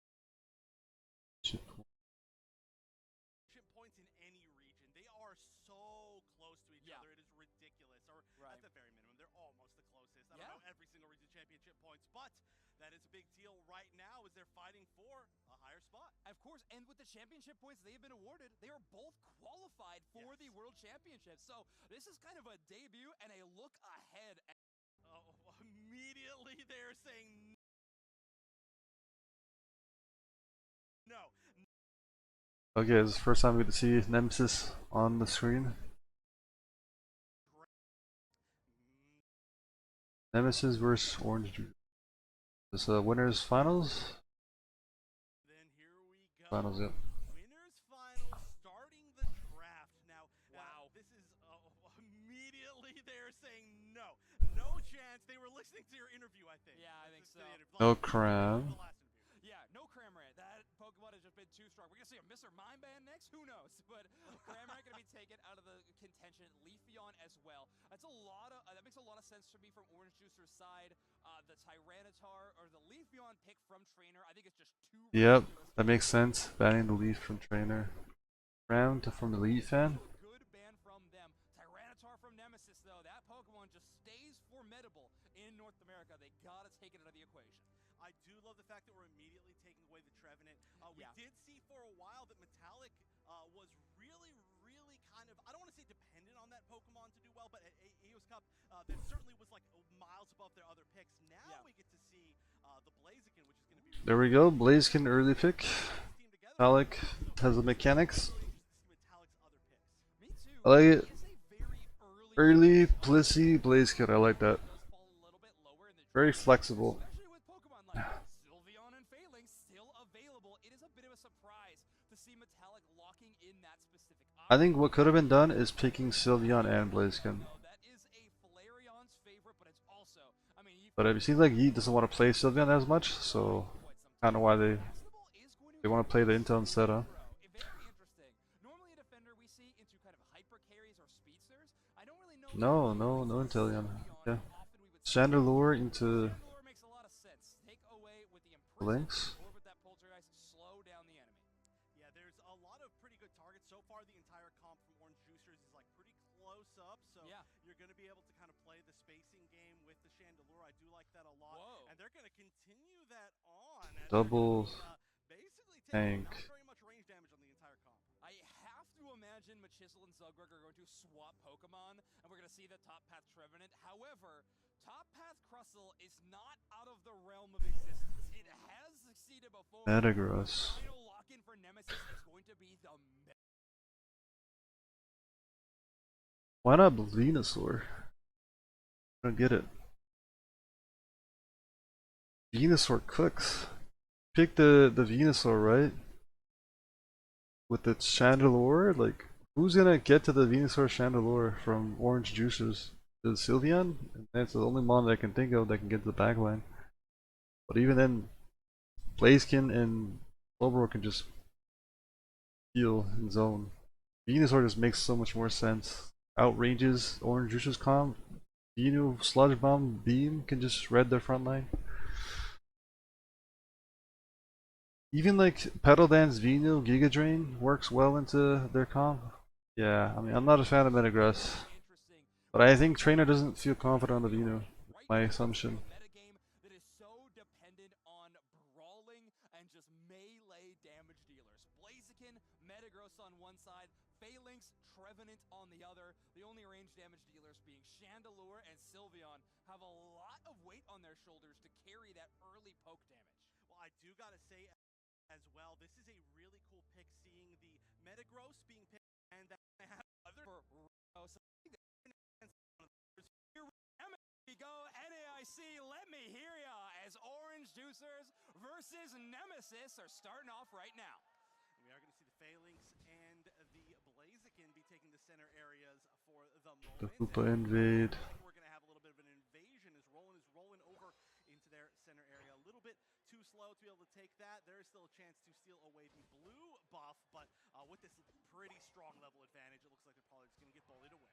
Yeah, I like Trainer taking that aggressive approach on the torch check, get that early damage in. Those blaze ticks are really tough for Roland to deal with. Within I actually did just go. that'll be a first Get the KO. going to Asnable of Nemesis. I like that a lot, and they're going to be But able to take Chandler does like not get. well, Yeah, Chandler wasn't gonna win the lane anyways. Actually, we're doesn't matter too much. a decent amount of points in that bottom tier 1. The Hyper Voice doing a chunk of damage. This path so far not super scary, but a few more levels on Nemesis' side, and it will be able to take some of these fights. But for the moment, they just kind of have to accept they're going to be slightly bullied. Yeah, makes a lot of sense. Metallic having a little bit of a slow level up on this Beldum has not found that level 5 evolution quite yet, but now they are taking down those birds. Sylveon, Oof. rock The tomb, Lynx to deal with. cleaning up. This is just it's bullying. It's bullying. Sylveon, I love the nice synergy from Orange Juicers on the crustal wall into Phalanx. They're going to have a goal zone by that point. I mean, we still see the Litwick just sad down there, and that is one of the issues of having to kind of level up 2 Pokemon. You kind of decide who's going to be taking the center area, but right now they're fighting for that center area as we are seeing the Hyper Voice try to scare off some members that are defending Rex, just running around in circles trying to chase their support counterpart. Oh, so close. Great escape from Roland.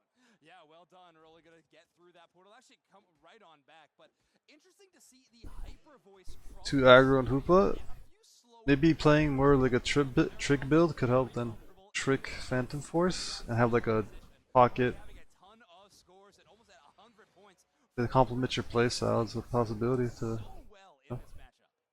They are. I mean, that is a gigantic. Because Portal definitely more defensive. Playing Portal build is more defensive. Exact matchup I was talking about. They managed to get a KO on the bottom there. But do you know by chance if there's some sort of interesting interaction between Phalanx and Chandelure? Because I did see every one of the dinks as Dupsnax calls them, have the little Yeah, I like Trick. above their head, so there might be Trick is one of those movesets That's Nightshade. So when you when you where know there's some shenanigans you can do. with it will get stunned with any of your burning moves. So that is a preemptive Trick Hoopa with Gyarados bounce, Trick Hoopa with Brave Bird is like one that I think went really well when me and Real tried it out.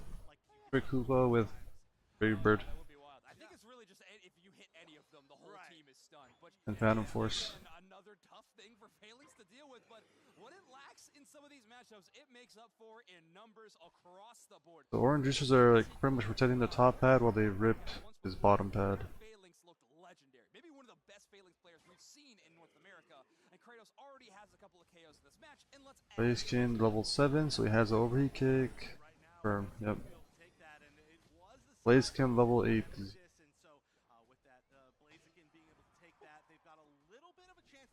But again, I mean, orange juicers have enough levels at the moment that they're not feeling too threatened. And Dogguard is doing a good job as orange juicers tank to like get the space and vision for orange juicers and set up. This would be interesting to see Nemesis push this. It looks like they're not in the greatest position offensively, especially just trying to walk into that wall that is Flareon's with the hyper voice. Yeah, Wiggly aggro playstyle, yeah. shout out to Trainer for having the Blaziken Battle Pass complete. That Battle Pass came out yesterday, by the way. So Trainer LGC really liking the Blaziken champion style. And He just bought the battle pass, yeah. I have to admit, that those animations are awesome. When you unite move to change and gets a trophy. It's more respectful of the EVs. I think the most disrespectful EV is Glaceon with the Icicle Spear. Okay, looking at the team, I think Orange Juices are doing a really good job of playing around Rock Tomb Crustle, right? The Sylveon Rock Tomb into Hyper Voice is consistently doing a good job of isolating targets and pressuring Nemesis at the backup.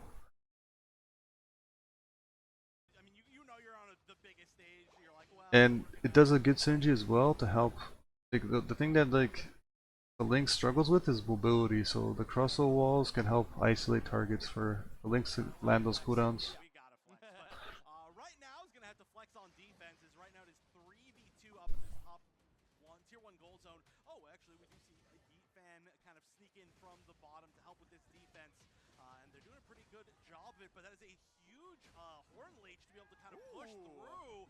But no, gonna get punished. Runs back into the Rock Tomb, and this is a huge... Yeah, they've overcommitted to that play, and finally the Blaziken is like up, so you can start like scaling, you know? That Blissey saved the Blaziken. A little bit of extra damage, but they elect to retreat. Not having the Metagross to join that fight might just be a bit too tough to get onto that enemy. Was it worth Blissey ulting there, knowing that there's a Regieleki coming up? I don't know. A lot of really good Rock Tombs, but a lot of good mobility on the side of I think like through them. Nemesis, Extremely I think players in general, not just like I think players in general like I do have don't like anticipate ults sometimes, you know what I mean? It's very important to keep track of ult so that you know what your opponent has options, right? What kind of options they have. Because if as well as cooldowns, because you would not be getting caught out there, right? You wouldn't be chasing a kill as Blaziken if you kept track of cooldowns and understanding, you know, like if you're actually able to get the kill or not. Because using Blissey out there is kind of rough considering there's a Reggie that just spawned.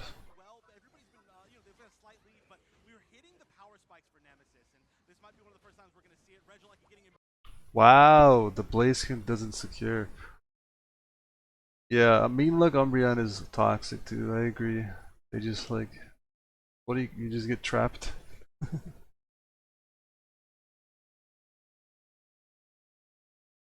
Yeah, Curse Instance Sylveon is really nice.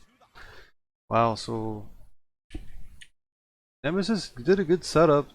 They lowered the objectives. First times we're going to see it. Regieleki getting in. Okay, so I see what happened.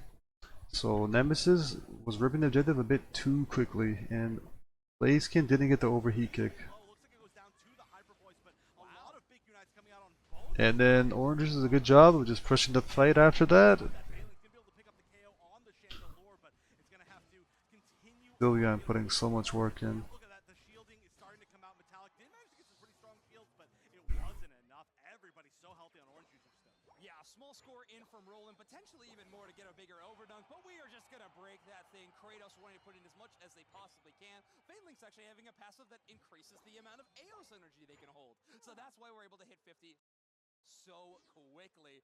They are breaking that goal zone though, and that is so much score tempo. They have held Nemesis to under 10 points right now. Nemesis looked okay in a couple of moments, specifically Trainer, but The execution of Orange Juicer's comp is just way better than Nemesis's execution.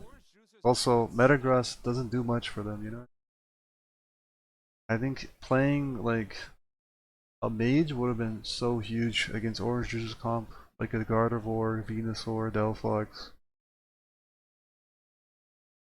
Chandelure range is so I think Chandelure is good against the Orange Juice's comp, but like you need more than just a Chandelure.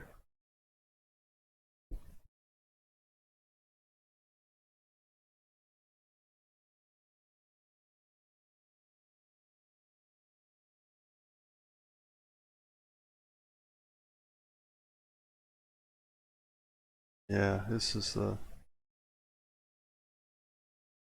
yeah, I think playing different roles and mons in the game is just, like allows you to enjoy the game more. And you don't get like, you know, as tired of just playing the same mon over and over, right? It also helps you develop a deeper understanding of the game. Because you understand the matchups better. Yeah. Yeah, Orange is just doing a really good job of just coordinating their CCs from their tanks, playing around this Sylveon. And I mean, the Chandelure, if the Chandelure gets close enough, then the Crustle or Trevenant can catch the Chandelure. That's the problem with Chandelure versus like a Gardevoir or the Venusaur, where you can just outrange their tanks. yeah, this Sud Flareon's duo is wild. Noctoom into just permanent Sylveon damage has been so tough for Nemesis to deal with, and you're right, this bottom path has just been rocked by this Sylveon because of it. Yeah, I mean, they're doing great there. Right now, Flareon's actually just sitting on the bottom. Flareon's on the Sylveon, not confusing at all. But we do need to see Nemesis really fight back in. I mean, obviously there's 1 minute left. Crustle skin? We're Oh, starting the to see power birthday cake. It's pretty good. one big full Yeah. fight in, and that could be really big for them. But for example, we just haven't seen Metallic, like you said. We haven't The really anniversary, I think anniversary event, you'll be able to buy it, right? All skins are available on the anniversary. 5 seconds left until the 2 minute mark. Getting the EXP and the buff Hmm. from this basement Reggie could really be what they need. Christmas only, yeah, I assume so.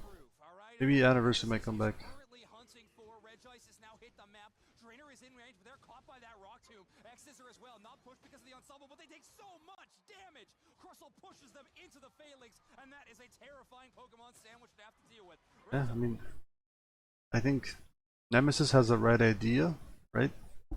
They're not gonna win the team fight that well against Orange Juicers. They're down levels. Well, not down levels, but Orange Juicers has a better team fight than Nemesis. So playing to just rip and secure the objective with Blaziken makes sense. But Orange Juicers is already like understanding that they're gonna do that, and they just pretty much team wiped them before they even have the time to flip. Gone clearly to Orange Juicers as yet another team fight landslides in the favor of OJ. Also, the second game that we've had on broadcast where it's been 3 of the same Reggie going to the same team, that is very weird. I don't believe in conspiracy theories, but I'm just saying. 3 Regice the whole game. That's funny.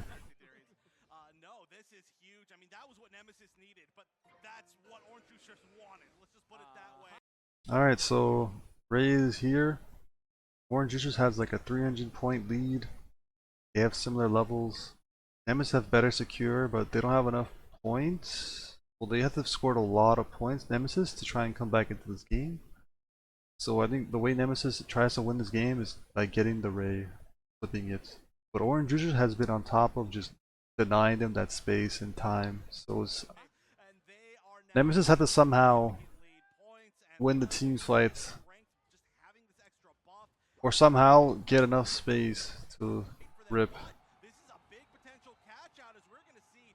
They almost get the Trevenant, but I mean the Trevenant just gets reset, and then the whole thing is just With a early gyro ball from Metallic There you go, the CC setup from yeah, they just team wiped them. Just an immediate collapse. A couple of unite moves later, and no one from The Nemesis CC, yeah, standing.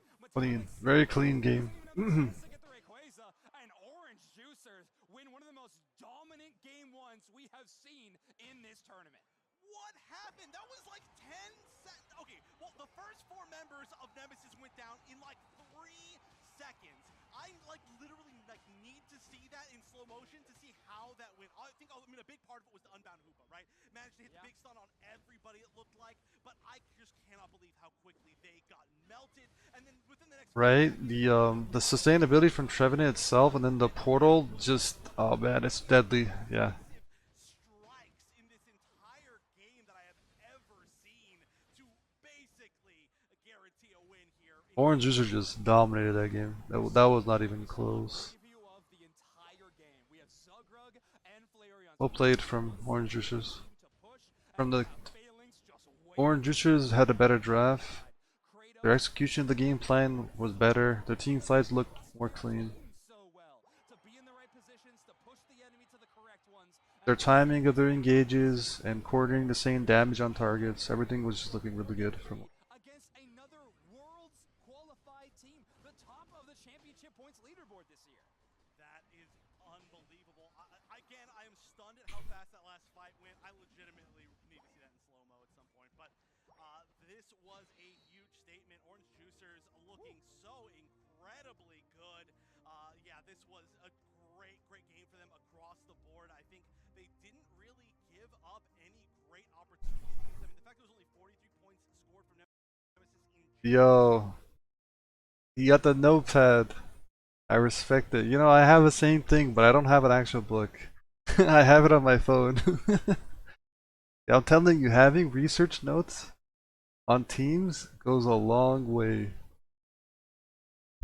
is a very large statement that it's like from moment 1 to moment, I don't know, whatever the final moment is of the game. I'm not going to count the number of moments in a game, but they were just in control. Shout out to Kratos for having a whole book of stuff on the table. Who knows what's in that book? Also, saw a lot of blank pages, Kratos. I don't know what you're trying to do. Yeah, I mean, I think Trevenant does need some.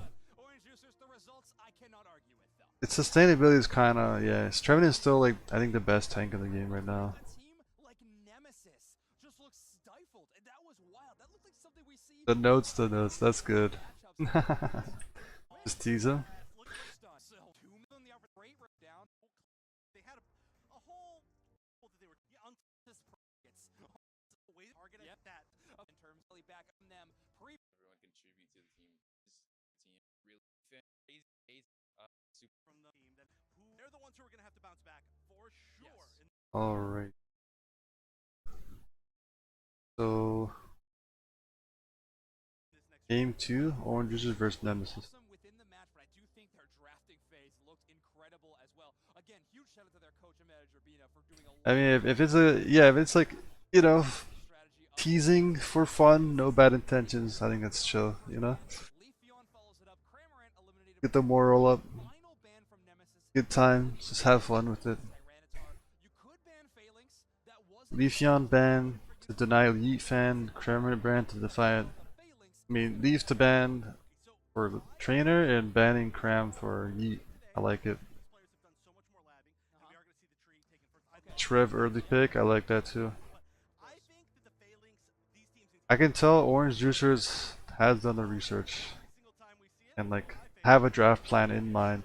From Nemesis. Okay, we take the Phalanx. We remove The Lynx early, I'm not a fan. Nemesis playing really well. E fan picking up the Sylveon though, that's good. Every E book that Sylveon's just good in general, so. though, so who knows what we're gonna see. Valerians really did make a name for themselves on, well, it was on the Hoopa Central area, but they did have a lot of cool showings on the Mew though in the past. So maybe that's a sign of things to come a little bit later in the draft. We might see some Okay, Orange Juicers not really showing their comp off by just picking. love if Trainer took away the Venusaur.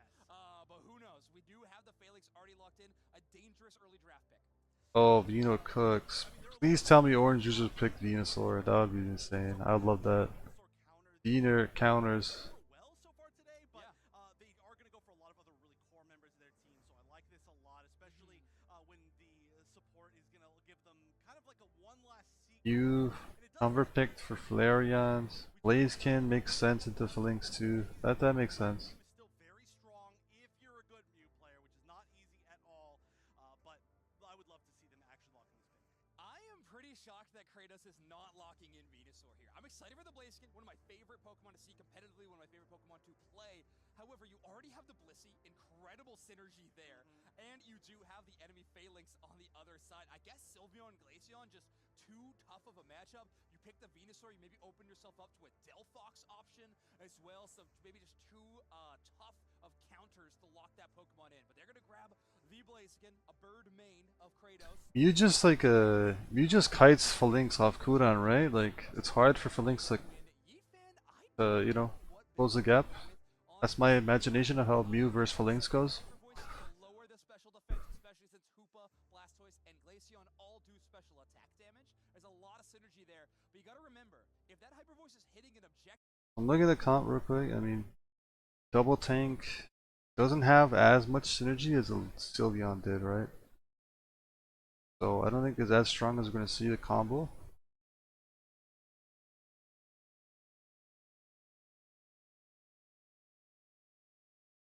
So if you catch the Mew, it's dead. Okay, I see. This is a nice combo to ult the Trevenant slash Blaziken. Blaziken has a good matchup into their whole team outside of Glaceon. Maybe Sylveon. If it can close the gap on Sylveon, he can win.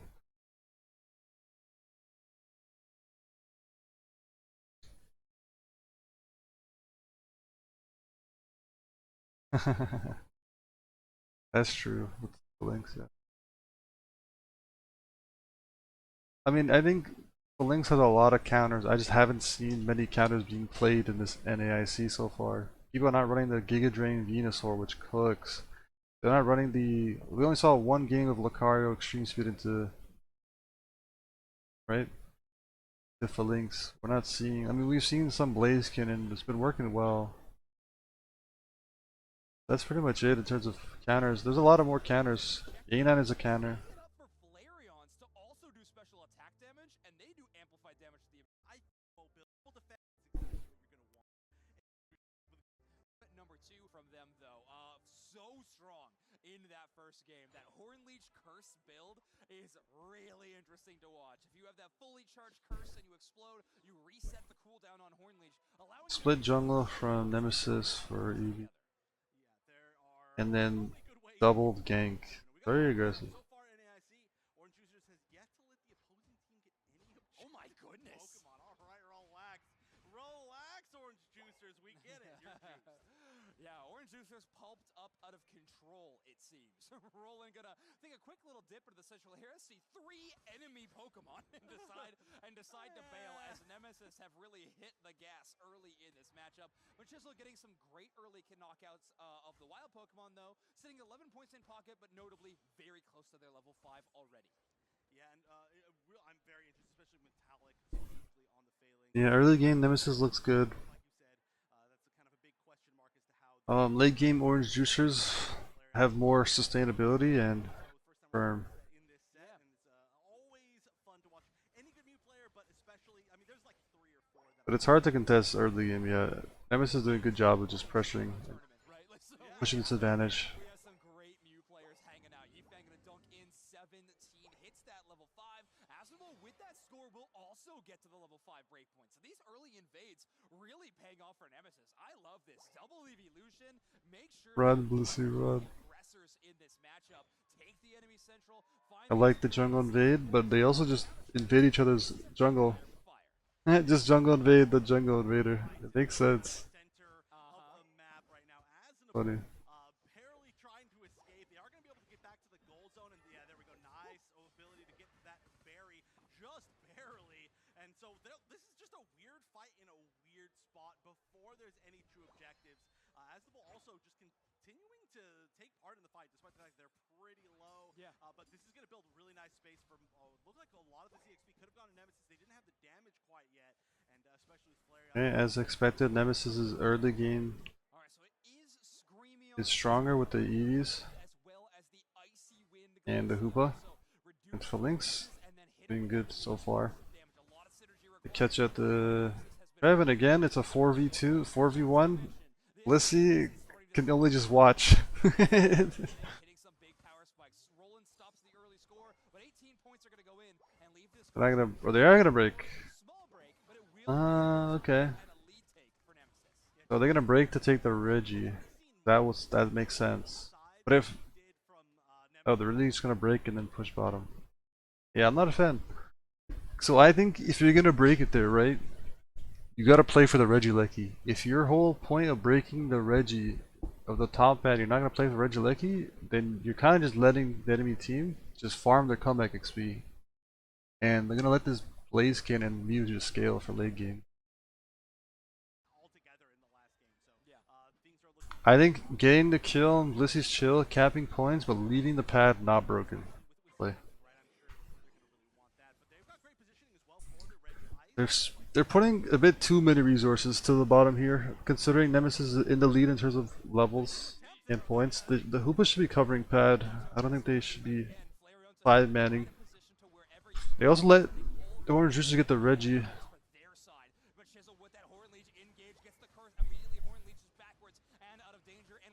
They do get the kills though, right? So Reggie Lecky will probably not make it to this goal zone. However, Machisel has not given up hope quite yet. Eatfan gonna take down the rest of the HP, but they are going to give up a small score from Roland.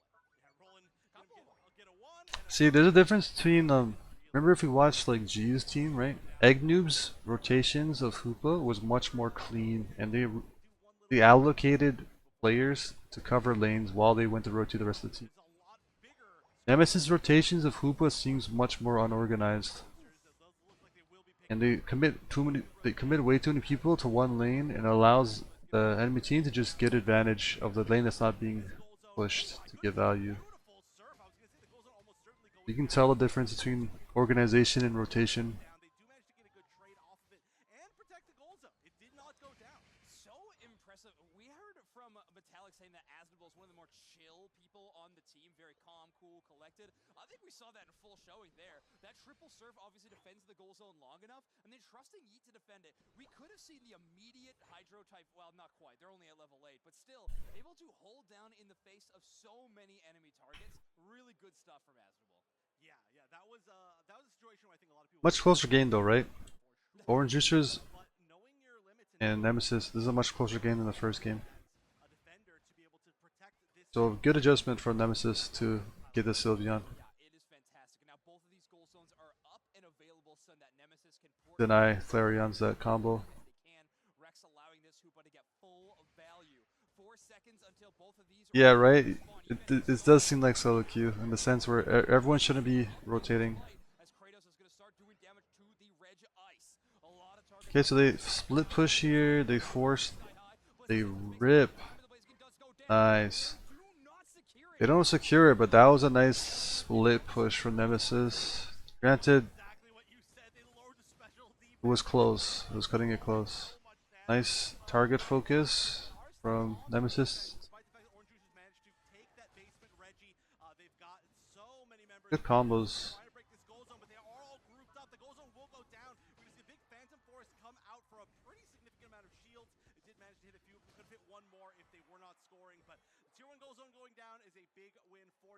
Yeah, Hoop was like a lot of like, what do you call it? Things to keep track of. Multitasking, but also like it takes balance, you know? It not just from yourself, but your team's gotta know how to play around Hoopa. It takes both, not just the Hoopa player, but also the player, your team to play around your Hoopa to get value. And how to play around Hoopa itself, not too much resources to one lane. It's very disorganized, I agree, Turtles. What just happened?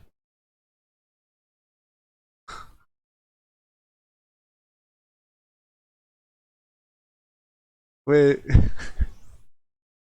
Wait. Wait. Did the power just go out? I thought my game. What just happened? That was the stream. I thought my computer was messing up.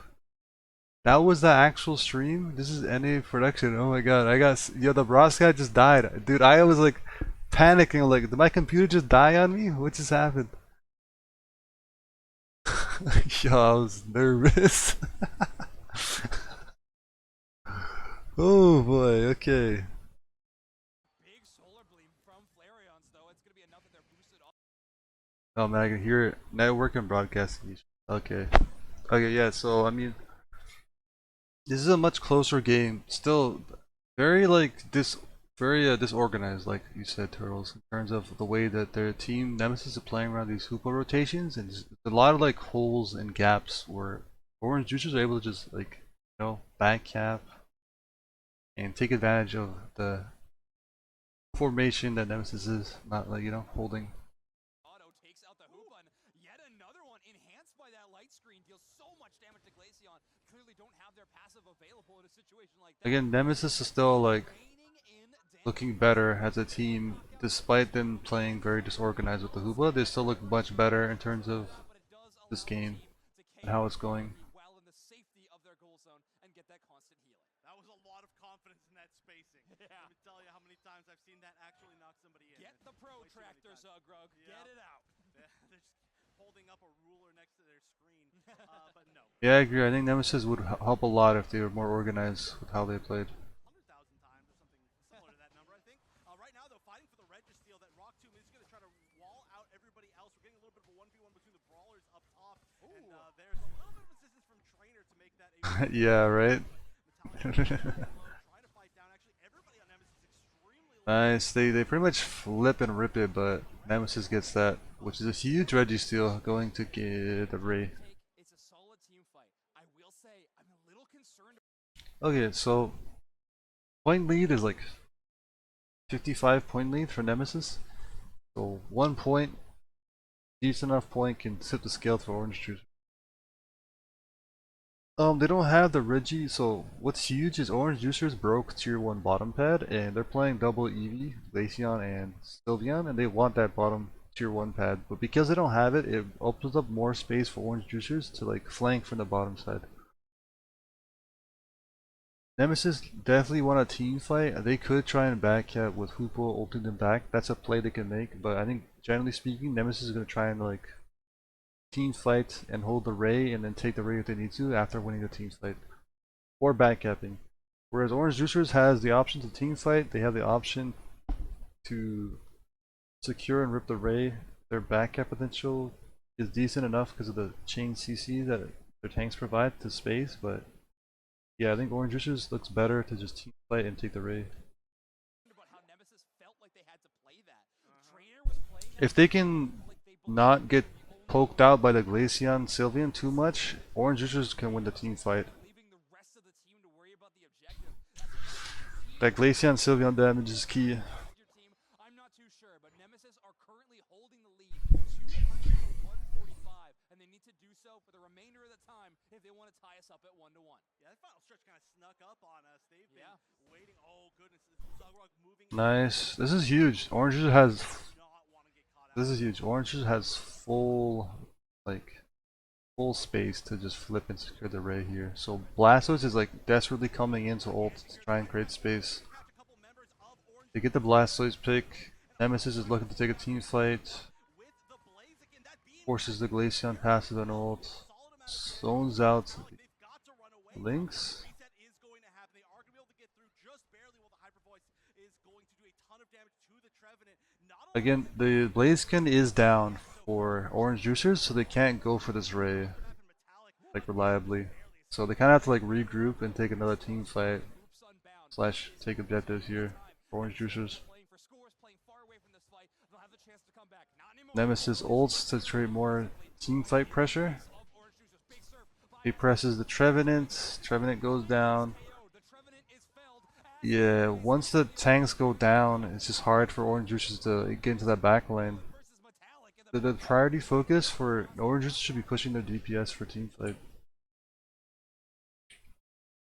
in this fight. They'll have the chance to come back. Not anymore. Portal is used very aggressively right in the face of Orange Juicers. Big surf by Haskell to push a few targets away, and Machisel finally is KO'd. The Trevenant is felled, as is the Blaziken before the overheat can even pop off. Hold up. Okay, so you know how Orange just turns this into a team fight? So the way Nemesis wins the team fight is if they just A-press their front line and kill their tanks, and then once the tanks from Orange Juicers is down, they can just kill the rest of the team. So what Blaziken and I guess yeah, Blaziken and Mew have to do, they have to try and go like this. They have to try and push from the off angle to try and pressure the Glaceon and the Sylveon, or else they're just gonna lose as the fight goes on, because Glaceon and Sylveon is gonna slowly shred like the whole team, slowly shred the whole team.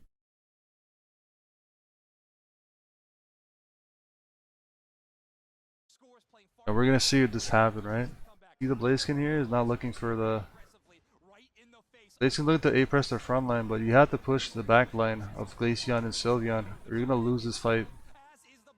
Mew's not going the back line either. So Nemesis just win the team fight.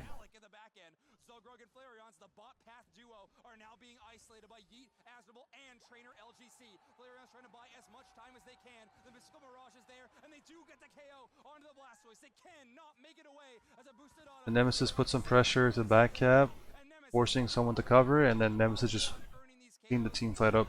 And now the Oranges have not enough time or members on the map to back cap to close that gap.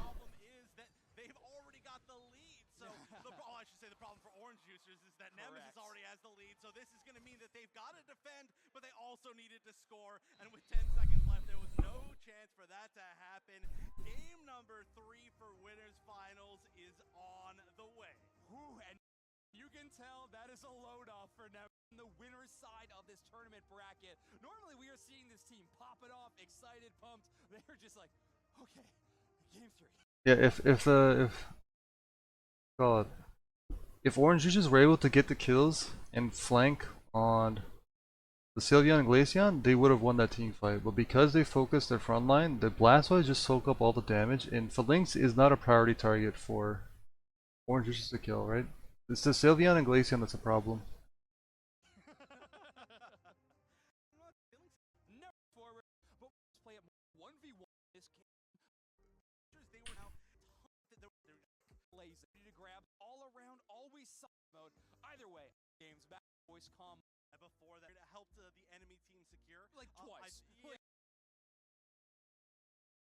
Yeah, exactly. I mean, I understand Glaceon, Sylveon scare you, right? But you have to go for it. There's no other way you win the team fight, you know? I think if you're Orange Juicers and you don't want to take a team fight, you have to commit to the rip. You cannot like stall. The longer you stall, the more damage Sylveon and Glaceon rack up on your front line.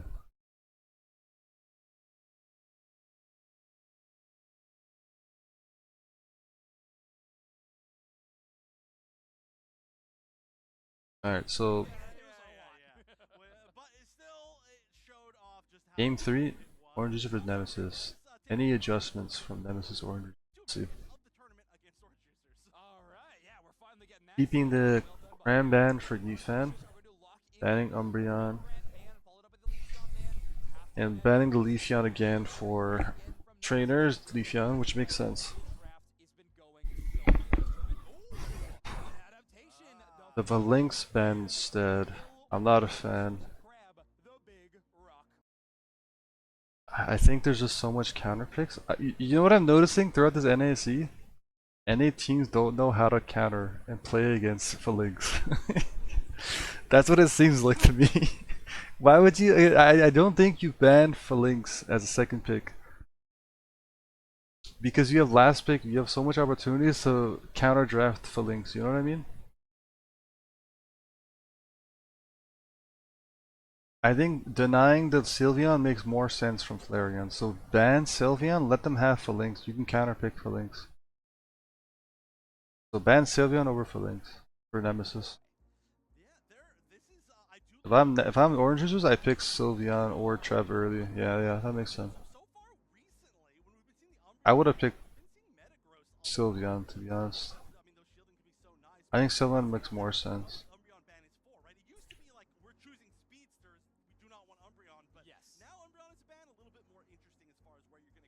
Because there's more tank options than there is Sylveon options, you know? There's one Sylveon, there's like a bunch of different tanks you can pick. That's viable in the meta.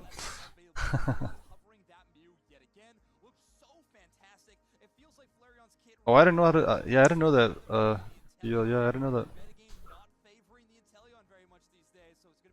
Break, raise, shield for links. I don't know that. I don't know the mechanics. I don't. Not much people play for links. So, but what I do know is I've played against a decent amount of Phalanx using Phalanx counters, and it works enough. Works well.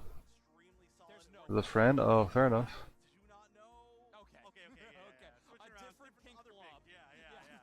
Yeah, so again, I mean, Nemesis's like execution of rotations with Hoopa wasn't good, but their team fight playing around the Sylveon Glaceon was good last game.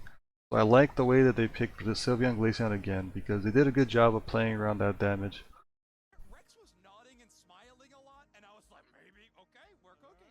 But I guess not. Now, Orange Juicers gonna think about their final options available. Again, quick Tyranitar update, still available. All you have to do is hit it from behind. That's funny. I'll keep that in mind. No shot. Oh, please. Yeah, just hit the Phalanx Timeout. We've seen minions. before. Make your decisions. I mean, that's actually more interesting. I mean, the Gardevoir, I think is amazing. I think The Lapras. You know what? Like, I mean, I'm about to see Metallic pick Gyarados right now, but what stands out against double EV? Against double EV, Gyarados is amazing against double EV. Gyarados, what else? In the meta. Desi works well into double evolution. Honestly, I like Desi a lot, but I think you can run Desi if you're like last pick, but they're not last pick, so Gardevoir's more safer option as a mage. Talonflame works really well into double EV. I don't know if Orange Juice has a Talonflame player.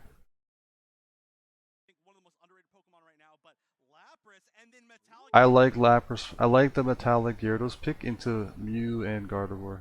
And so also, Gyarados is good against Hoopa too, so I like that Gyarados pick.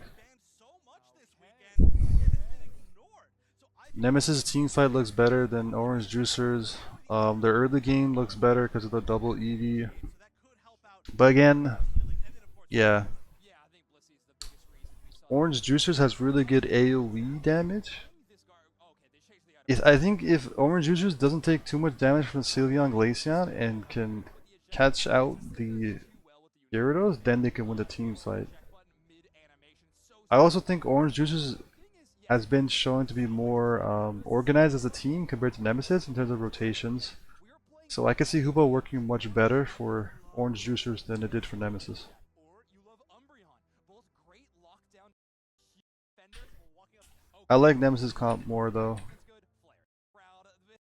Fans have been showing up for 2 years in a row now. And I mean, how could you not? These games are so exciting, Wondershot. they are when this much is on the line. We're in Game 3 of Winners Finals. The winner of this goes to Grand Finals between the two, I would say, top teams, considered top teams in North America. They're glad that this has been close, but this is their final chance to make it there. Gyarados versus Trevenant in our top path early. Very interesting. Both Pokemon that obviously have extremely Sylveon gank early doesn't. Oh, imagine if you had a kill on the Trevenant with Sylveon. to get that KO. Magikarp would have been Not able to Gyarados so quick. But Chisel, back to the drawing board. Close, close. Back is the key word here. I'm glad Nouns isn't here. I did not want to ask you for the noun of the game once again, but back is also not a noun. It'd be a verb of Tortellini. yeah, tortellini. You know what? I'm pretty hungry. That works for me. But already we're seeing the Corellia, which is a really, really big power spike. I mean, So I think Nemesis just wants to try their best to make this Gyarados get there, but also they can try and get picks here with the Glaceon Sylveon combo. Powerful. So much damage I coming think most of that went to Gardevoir. That one gets exploded. Gardevoir plus Mew is Mew is kind of nasty early game, to be fair. strong this double mage composition is. We barely see this worldwide. Oh, if they got the kill on the Trevenant, that's a Gyarados, and then they could have turned around that fight. Very cool Right now, MS is like struggling to focus the same targets using their mages. That's what's going on. style composition. Right now, North America is one of the only regions that Their damage is split, and because their damage is split, they're not getting any confirm on the kills. Right now, we really need to continue to look at Metallic and how fast they will become a Gyarados. We're about to hit the 8-minute mark, so not one of the fastest evolutions that we've ever seen. Of course, for anybody who doesn't know how it works, you do build up an effort gauge as certain things happen. And hey, we saw the start of the evolution up there at exactly the 8-minute mark, which I Yeah, would Orange say Juicer's like rotations one looks of more the clean average compared to Nemesis. The imaginary line we And draw Nemesis is not focusing the same targets. That's why Glaceon and Sylveon is not getting the kills. big fan of it. If you're a big fan of interviews, I think you'll also like that one as well. But Gyarados is online, but Gyarados does need to scale first. For sure. All right. He's not gonna be able to fight Down to that Guardy point, Mew just yet. Lapras versus Crustle duo is a, well, I'll call it a glacial stage level of one. It's going to move rather slowly, but it can be exciting a bit later in the game. The thing I was mentioning about the Lapras I was surprised by was Zugrug, when last time it was chosen, we got to ask him in an interview why they picked that Pokemon. He said it's really good into low damage compositions. I don't know if Nemesis composition qualifies for low damage right now, but certainly they are going to Nice. 4-man push top. big score into that bottom tier goal zone. Responded to by Orange Just though. the break early. Is it worth breaking it? high damage. I mean, I think that's what I call it. okay, if they're gonna play Regieleki, then I think breaking early is fine. And they're not playing for bottom either, so yeah, that's okay. Feeling a lot of high damage from the other team. Yeah. That's going to be a very, very. I think if Nemesis can get value off this Regieleki, breaking early wasn't bad. Today, which does make a lot of sense. I feel like we're hitting a Jungle invade. over time. Get the jungle invade, they do get the buff. Getting a little bit lonely, but right now already this Regieleki. Yeah, a lot of comeback XP for Orange Juicers to help scale. Nemesis got to feel really happy about that. So much space to do whatever they want. I love that push from Nem too. You take the Regieleki, it moves towards it, and you decide. Who did bad scroll game? Remember what team played it? Maybe it was in the final stretch, day 2. Popular from Kabichans, a team that defeated Nemesis, so a team that may be learning from their opponents as we move on throughout these tournaments and these events. Nemesis always leveling up. Yeah, and of course, Kabachan's actually saying that they like a lot of what Nemesis did and using some of their strategies once they qualified for the qualifier. It's a weird thing to say, but yeah, I mean that's one of the great. Yeah, so international, Nemesis didn't get much value off that Regieleki push.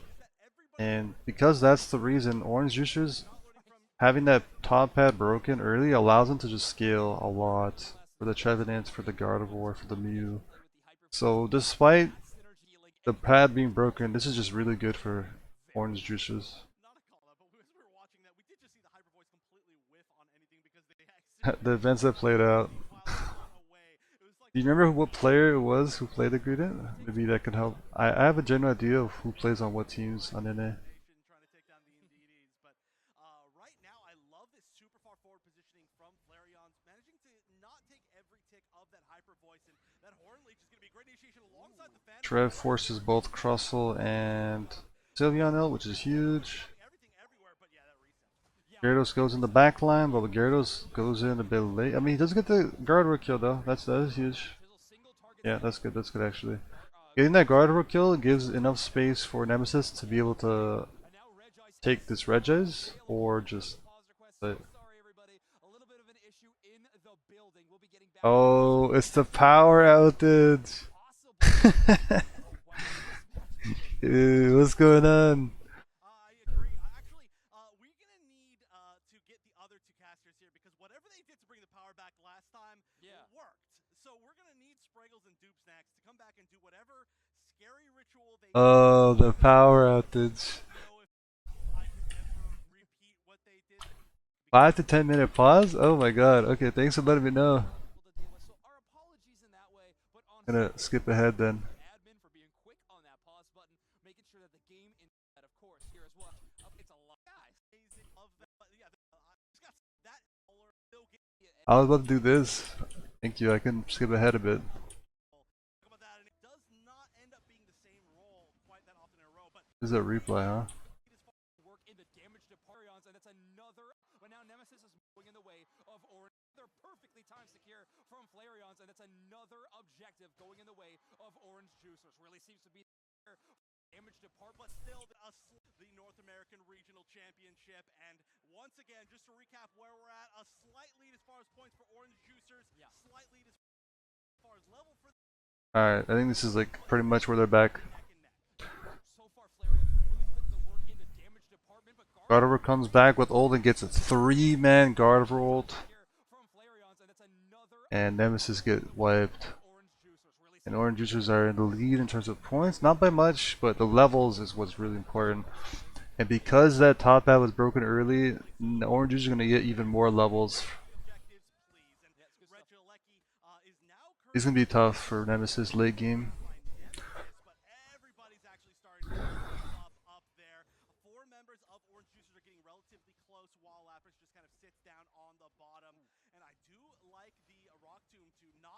The Mew really cooks. I haven't seen too many like Mew gameplay. Yeah, I haven't seen too much like Mew gameplay. Mew's kind of just been playing like existing in these games so far. The Gyarados going back in with 1 HP. The Lapras ult from behind. Almost catches out the Glaceon, but the follow-up wasn't there. No, never mind. The follow-up was there from the Gardevoir. Okay.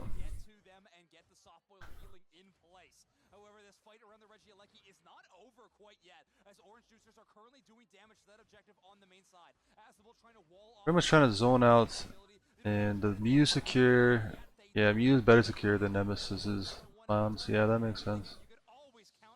And the amount of pressure from the Trev allows the Gardevoir just constantly egg press their front line, and they have to let that go in.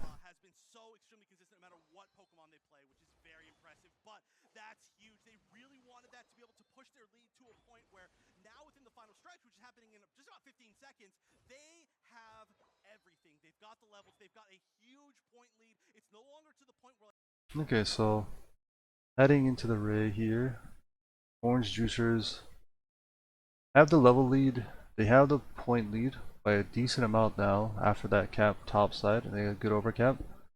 So Nemesis team fight. Nemesis is like doesn't have the best back cap potential because they're playing double EV. That's like not Leafeon, so they don't really have mobility. They're secure. Orange Juicers has better secure, right?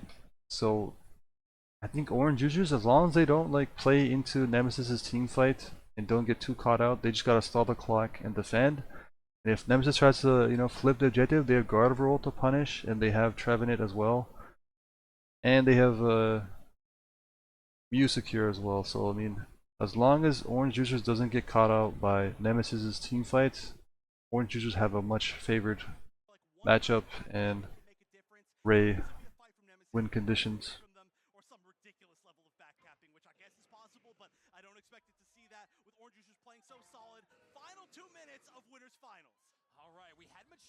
The Nemesis is hunting. They gotta get some A-press, constant A-press, but Orange just have range on them, so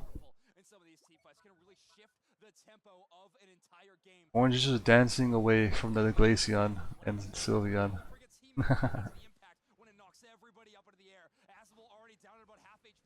Gyarados ult comes in. Yo, you know what's hilarious? If you watch that interaction, Rock Tomb actually counts as a wall when you're ulting, even though you're underwater. You cannot go through a Rock Tomb as Gyarados. This is an interaction that you only know if you play the Crustle or you've seen your own teammate or you play the Gyarados yourself. You cannot walk, you cannot swim underneath a Rock Tomb. I don't know why that's a thing, but that's a thing.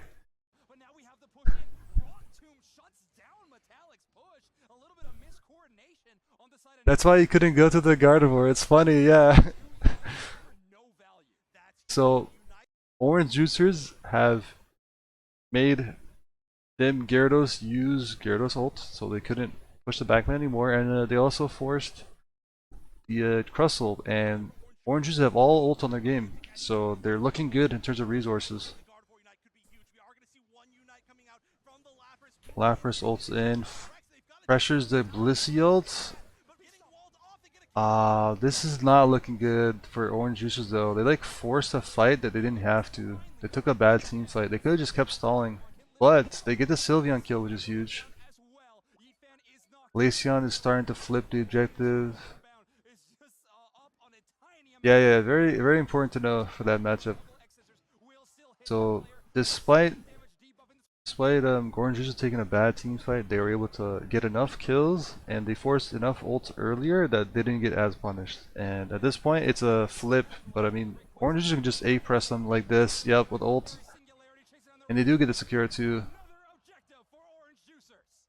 That could have been really clean from Orange Juice though. They just didn't take that Lapras ult. Get caught out.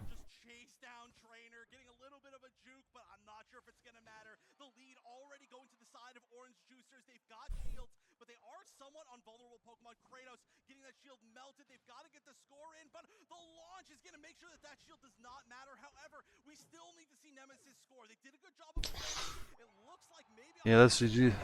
Orange Juice got enough points. They defended. They go into the winners grand finals. Orange Juicers take down their main rivals in Nemesis and lock in their spot. Close set. Orange Juicers almost got caught out at that last race fight, and Nemesis almost brought it back.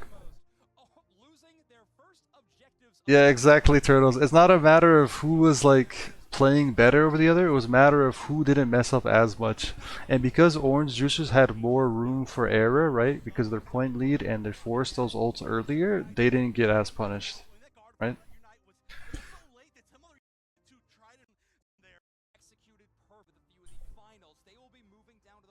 Yeah, you should try it. Tree, Curse, Horn Leech. You get like a reset as well. You can go like, you can pretty much do 2 Horn Leeches if you get the reset properly. Horn Leech, Curse, and then Horn Leech, something like that. I don't know the exact sequence, but like you can get 2 Horn Leeches in a row if you time it right.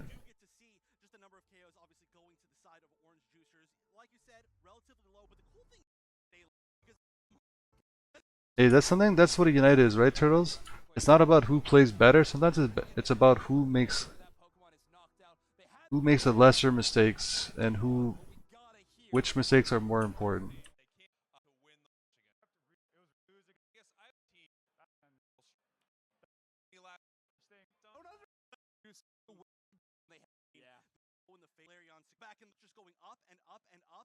I like Woodhammer a lot too.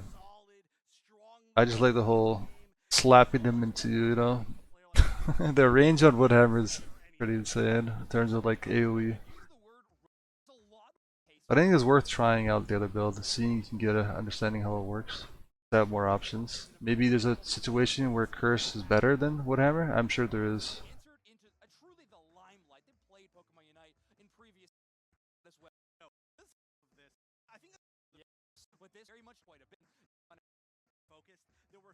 Let me just go to it.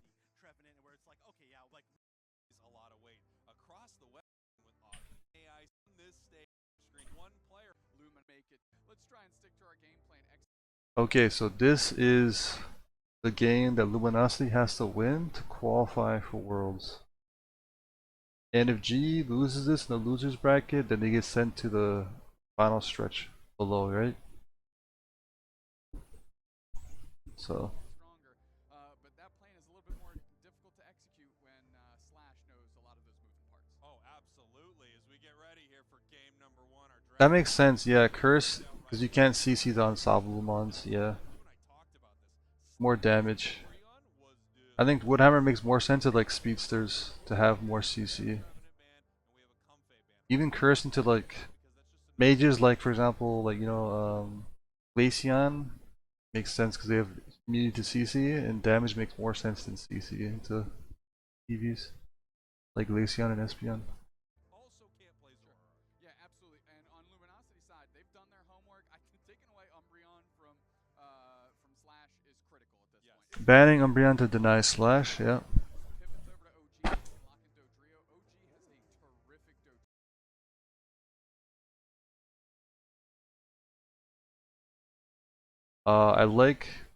I like what G is doing is like they're banning away. So G so far in the tournament has been one of the teams who draft looks like actually know what they're doing in terms of like research and like prioritizing certain bans and picks. So G bans the Comfy to deny the pocket for Overlord, and banning the Hoopa as well. Finally, we see a Hoopa ban away from JL, which is a very strong comfort pick from JL. So already, and then what I also like is they took away Overlord's Dodrio and let OG play it.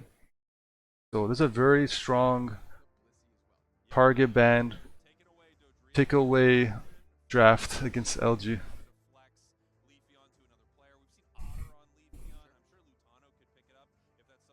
Talon Flame is really difficult to catch sometimes, this trap. I've been there. Yeah, I know what you're talking about. The fly. You miss Woodhammer, you don't get the reset, and the Talon just runs away because he dodges your Woodhammer. Let's see what G is going to cook up here. I mean, that Mew is still available if they want to go there. No, immediately for the counter into the Lucario Phalanx. We saw that earlier from G. Yeah, Phalanx is my absolute favorite. Yeah, it's tough. Insanely powerful, but with some insane counters. Okay, so they picked the Otter on the Cram. He's shown that he can play well. I like the Otter. I mean, Sylveon didn't being picked this early, this late means that like they would rather. So what that means is Otter would rather place the Cram over the Sylveon. So Sylveon's kind of left alone. Would you want to pick Sylveon into the comp? Sylveon's good into Clefable, Mime. Be good into the Lynx. Can struggle into Yon and Ram. I like the Lucario pick. I think this is an extreme. I hope it's an extreme suit Lucario because I want to see that into Phalanx with the full heal. That's gonna be huge. Rev is a nice EC to catch out the Leafeon and Ram, and also the Phalanx. Sylveon's not bad. I think Sylveon's not bad. Blaziken is an option they could have picked as well if they want to go with triple engage, but Sylveon's like a nice solid pick. Yeah. If they wanted like more late game, Venu also works. Pedal Dance Venu with a Blissey pocket. I like G's draft a lot. They did the research and they took a lot of comfort picks away from LG. And their comp kind of does well into that. It's very mean for look, it's mean against Mystical Fire Sylveon, right? You can't dash. Both teams have pretty similar levels of confirm and secure in terms of rip potential. So team fight wise, I think G is more favored.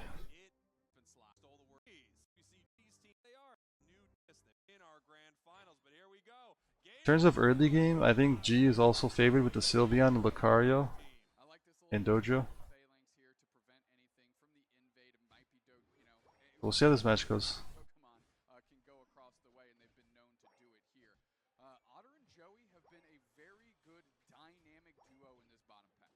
Yeah, I mean, I feel like a lot of games are decided by whether or not you can get your top path online and get it strong, and then of course whether or not your bottom path is gelling together. We saw it earlier on the Orange Juicers, you know, there's talk of Flareons and Zugrug in that bottom path, and of course, you know, Otter in this bottom path with Joey, that's another huge combination as we head to the top path here. Nice level 4 Blissey. One thing I want to mention, Slash has been in this bottom path by themselves. I don't think Lucario's gonna get level 5. Maybe if he has back 2 bunnies, he can get level 5. If you can believe it. Yeah, I mean, Slash has been playing kind of out of his mind on Defender throughout a lot of this tournament. Lutano, we could see him being chased away here. Interestingly enough, we are Sylveon, Mystical Fire. Okay. actually plays pretty well into Phalanx, but you know, Mystical Fire is just good into just about anything. Yeah, it kind of covers everything else. Nice. Oh, OG gets caught out by the CC. Yeah, they can't do much here. Maybe Sylveon can pick up 1 KO, but they're Yeah, pushing forward and putting some points in. yeah, they're just gonna spread out the damage. This out here as we have Dodrio making their way to this top path. They have evolved. We do see the I like the idea of what do you call it? Drill pick over Tri Attack here. I think the CC provides more value than the extra damage. You can catch out the Phalanx, you can catch out the Cram or Leafeon. Taking the Acelgor buff for themselves. I know some people call it purple. It's blue. It's blue, baby, as we head down to the bottom path. Cram also blue and also in a lot of trouble. purple. It looks like they're going to try to fight at this goal zone. Nice big hurricane is going to push them off right here. Some players deciding to play air slash. Nice big hurricane, the way they said at the same time. Amazing knockup. So since this move has been buffed, you're seeing more and more players try this combination as well.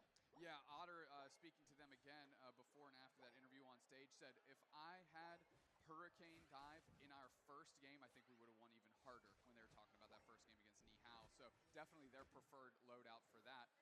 Quick dispatching, though, of the Blissey, and more points going in for who else but LG. Yeah, I mean, LG looking pretty good here, up 82 to 38. It looks like Score lead. Oh, I just noticed. We have another Lucario with eject. Is he playing pup? I feel like no E-speed on the yeah. Well, it is OG. That's why. I remember OG didn't really like playing full heal on Lucario, but I think full heal on Lucario is just better Well, than eject when you're playing extreme speed.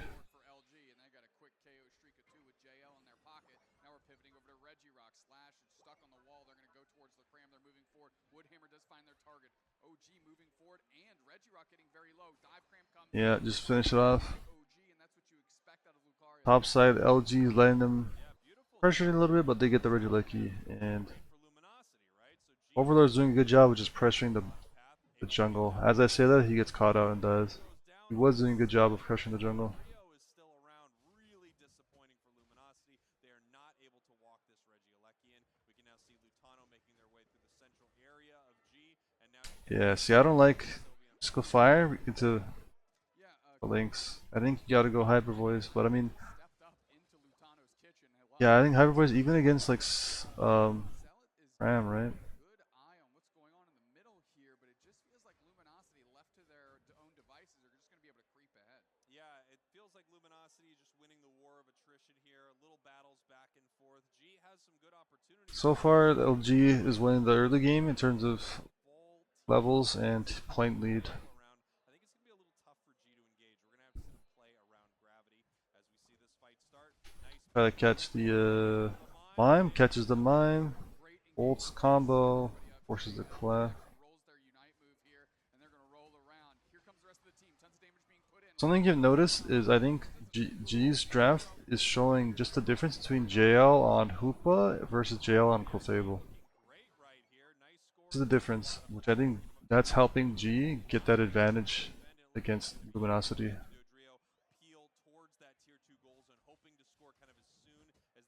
GL looks much less comfortable on the Clefable than on the Hoopa, and it shows.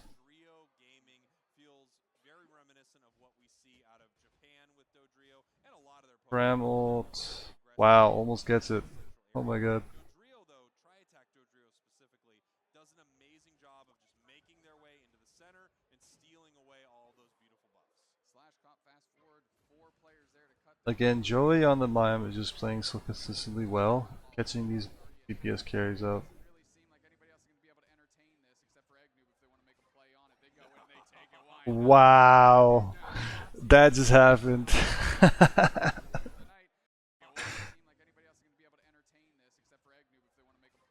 Oh, it's a boost. It was the boosted auto that got it, not the bomb. Oh my god. That was a white collar crime. That was holy. That was like a version of Out daylight robbery. How do you get away with that? Nah, it wasn't a white collar crime. That was robbery. He actually got that. Collar crime apparently as we head to the top path here. Mario ult confirm. Nice. The players in a moment like that. You know, when you get a sneak, That was close. Leafeon almost got it, but I think the Lucario ult sealed it. Yep. it's amazing. That's kind of been the recipe for success for G versus LG, right? Like GT was kind of Luminosity's. Mine pops ult to secure the kill. A lot of these players, and it might be a different squad. I think. They're still wearing that banner. Okay, Dojo and Trevenant's looking to continue to pressure this. It's kind of rough to push this, to be honest. There's like 4 members. Wow, but they pull it off. That was clean. G with the Trevenant ult, the Dojo ult, and the Bliss ult eventually were able to out-sustain them and push it in. Well played. Making sure that those heals are going to be massive. Slash deciding, yeah, okay, I will score here. I got a couple hammers for you, Overlord, before you end up trying to take me down. But Slash still hanging in the pocket. Their HP topped off. great work by Egnoob to keep them that way. Slash is going to get out. Slash is level 11. Yeah, I mean, this is a real back and forth match, and just when I thought Luminosity Gaming kind of had control of this thing, G has found multiple team fights that have looked incredible for them. Yeah, Gene's team fight looked good so far. Stuck inside That pad siege especially was impressive. That's what I was talking about, right? When OG have two versions, they're a little bit too far forward, not enough fire. Yeah, they're trying their best to try and stall. Black gonna eat a two-step and get put down for that dance maneuver they tried to pull off. Yeah, I think you want to try and get this Sylveon as a G, but it's kind of hard to. They're ransacking a goal zone here. These Blissey bombs, oh, it stalled so long, but it wasn't long enough for Lucario to come back, and they got the points in. There, and this goal zone is left incredibly low. Wow, I mean, Overlord escaping right there feels very criminal. The shield from Razor Leaf. This is why I think you gotta go full heal C speed. There's just so many knockup in the game. You're going into Overlord, and you got a little out CC. in your own central area. At least Luminosity's pivoting onto the Regieleki there. It's going to force all of G to pivot with them. Regieleki is going to fly towards that goal zone there for them. Is now might be a fight popping off here. We've got 5 seconds left. Wait, I gotta watch this back. Wait, did they really just turn into the last race fight?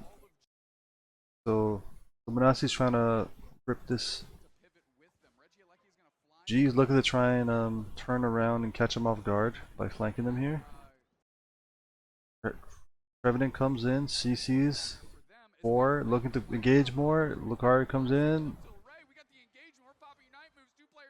Dojo is out of position and caught out. Yeah, the Cram just catches 2, 3. The Lucario goes. The Lucario goes down. This is GG. All 5 members except 1. They're just gonna cap all their points.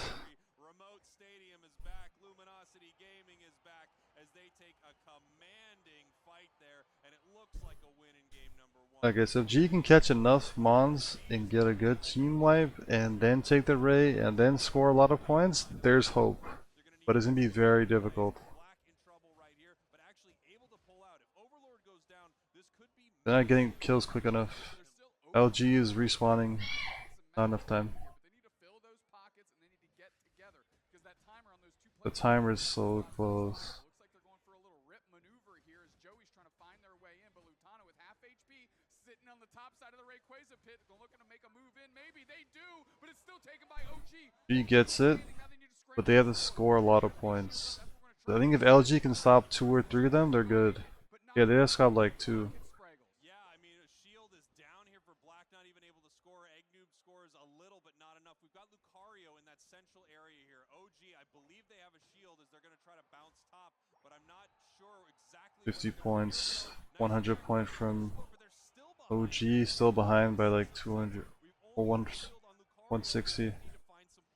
They need to find points. They need to get to the gut goal zone because they're down. Not enough points. Not enough points, not enough time to farm either. And LG secured the game 1 with a good enough defense. It wasn't the most convincing defense, but they had enough point lead from the Regieleki to defend it. So LG take game 1. After Luminosity already scored in the home goal zone, there just was not enough that they could do. Try as they might, the shields were broken, enough of them at least, to give Luminosity that victory. Great game 1 win for LG, but we have to lift the cap a little bit to G because they were fighting from behind almost that entire game and were finding ways to creep back in and really make it a showdown at the end.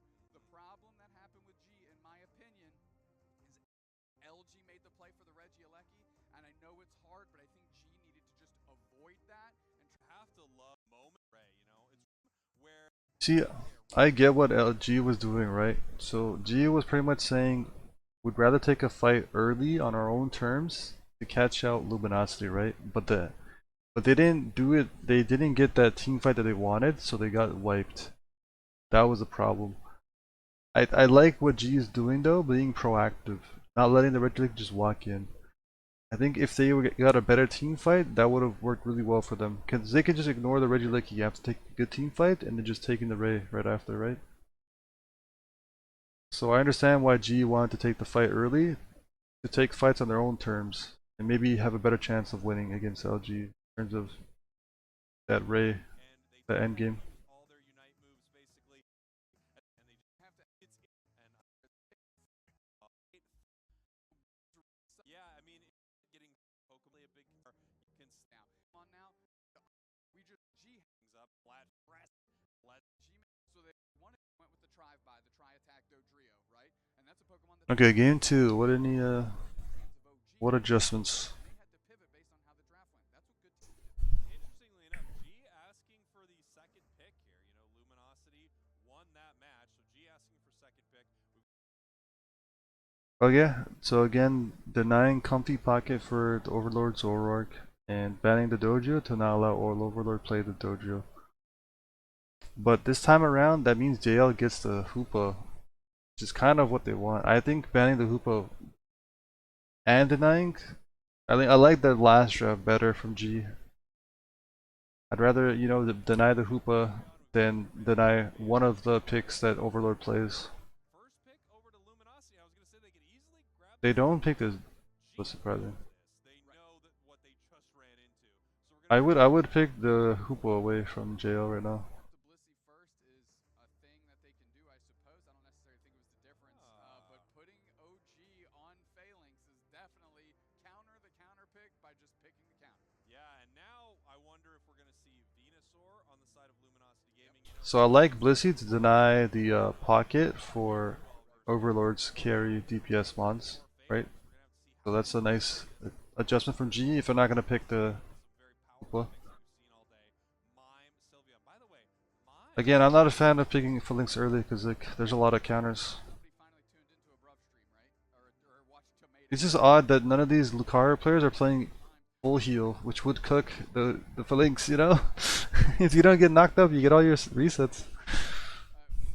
We kind of called, or at least I certainly have a kind of one-trick pony on the tree. Nice, they take the Cram away from Otter. I mean, Otter already picked the Sylveon though, so I mean, I don't think he wanted it anyways. Funny enough, they both took each other's picks.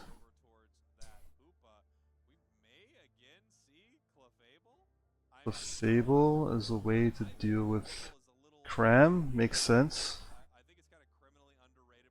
But like, yeah, I like Clef to deal with Cram's dive slash. Meowscarada I could cook here into Leaf and Sylveon.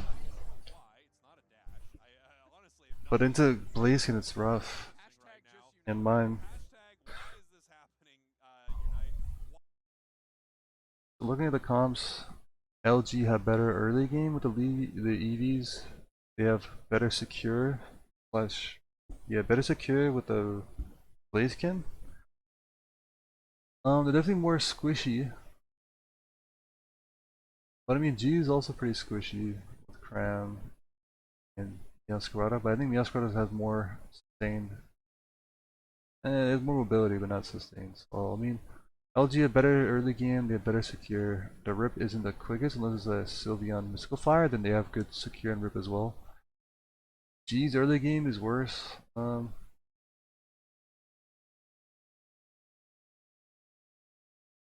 It's gonna be hard. I mean, G's win con is pretty much just team fighting. They don't have the best backup potential. They're not better than secure. So I mean, G's just looking for some sort of like team fights. Who does know? Not us. Not us. Someone for definitely out there. Let's take a look at these drafts. Maybe they're trying to play around the Cram and Trevenant, try to catch people out. Because Cram does zone out the Leafeon with its damage. Trev can have the potential to try and catch the front line out. So I mean, that's maybe what they're trying to go for, is just team fight, catch people off. The LG's comp overall just seems better. I mean, all of them do well. I mean, Eldegoss, Cotton Spore into a Dodrio, into those engagement Pokemon. When you can have that on your support, you're in good shape. And here we are heading into game number 2, Luminosity Gaming, your purple team. G, your orange team. Everything is on the line for G right now. If they want to go to Worlds, they are going to have to win right here. They need to take Luminosity Gaming down because they are not qualified through championship points like some of our other teams. Yeah, JL scrambling across because they are stacking on this Clefable to ramp up the healing that Moonlight can do. Overlord quickly dispatching of some of these players, and now they're going to get all their stacks in. I mean, a couple stacks on Overlord already bodes well. Lutano, Interestingly enough, you know, you talk Base Gun. I about haven't seen it before. Solar Blade, and there you go. You've got Overlord on the Solar We got a Blade. good amount of stacks in early, and Leafeon got a lot of value. You know, The with the gank. moves that he wants to bring out. Now, again, the strength of not only Leafeon, but the other EVs we've talked about. When you can go into the well, choose any moveset, you know, Slash on Tree is another great example of that. Having those options available really makes your draft look. Leafeon just secures that, yep. Yeah, here we are in Flip the lid. second path. We do have Clefable evolved now. It is level 4, so it has Moonlight. They're pushing onto this goal zone possibly again. Here comes a big-time Solar Blade as they're moving forward looking for some stacks, and they're going to get them. They're going to get a bunch of them. OG, I mean, Phalanx, you know, a donk with 5 dinks gets sorted out by 4 real players real quick, and that's exactly what happened. 3, because I can count. And look at that. Nice secure there from Agnew. I mean, this is just going to keep getting worse and worse and worse for the side of G. But those Yeah, Luminasi as we see Overlord is continue playing well to help get this Blaziken. I like that they see how the Blaziken just left and with the gold scale. I like that. Luminasi, they can just keep Leafeon Solar Blade, just keep like, you know, out for confirming the farm. And Blaze can just scale to get level 8. What was that animation? Overlord. If not fully stacked up, at least at 5 right now. And that is going to be a problem, because doing that before 8 minutes means they can go bully, and that's exactly what they intend on doing. Solar Blade actually... Solar Blade catches 2. Oh, another one. Yeah, the Leafeon and Sylveon is just so much. And then, something with this flower trick, but it is oof, not going to matter. it's rough. Here. And just as we talked about, Luminasi is doing a really good job of playing around their EVs and pushing this early game, letting their Blaziken scale, but also getting picks, getting these levels on the EV ones. you're essentially gaining multiple levels, sometimes 5, 6 levels for a Pokemon in the attack stat category. Early, that just means quick, easy KOs for your carry. Lutano and JL ready to go here. Black in the wings to make a move. They jump on top of JL. The gravity's down. The stomps are happening. Almost sorting out Black by themselves is the support player here. Now JL is low and the Blaziken goes down. The chase is on OG. Would love to get another one here because they need to catch up on levels, Straggles. That's huge. Doing well on score right Allowing them to get that kill is giving them much more space to not only get this Regieleki for G, but also comeback XP. see what they can take on their own. Black in a little bit of trouble as the Hyper Voice comes in. Here comes the Unite move from Otter. Looking to see if they can get this. They get the secure through the Phalanx. Leafeon is here with level 8, and Blaziken comes back to finish the team fight. Take an objective. They almost get KO'd. They kind of overstayed their visit, yeah. LG preferring to A-press this team down rather than contend for the... You know what's an option? Sometimes it's worth to just take a Regieleki so the enemy team can't get it. You know what I mean?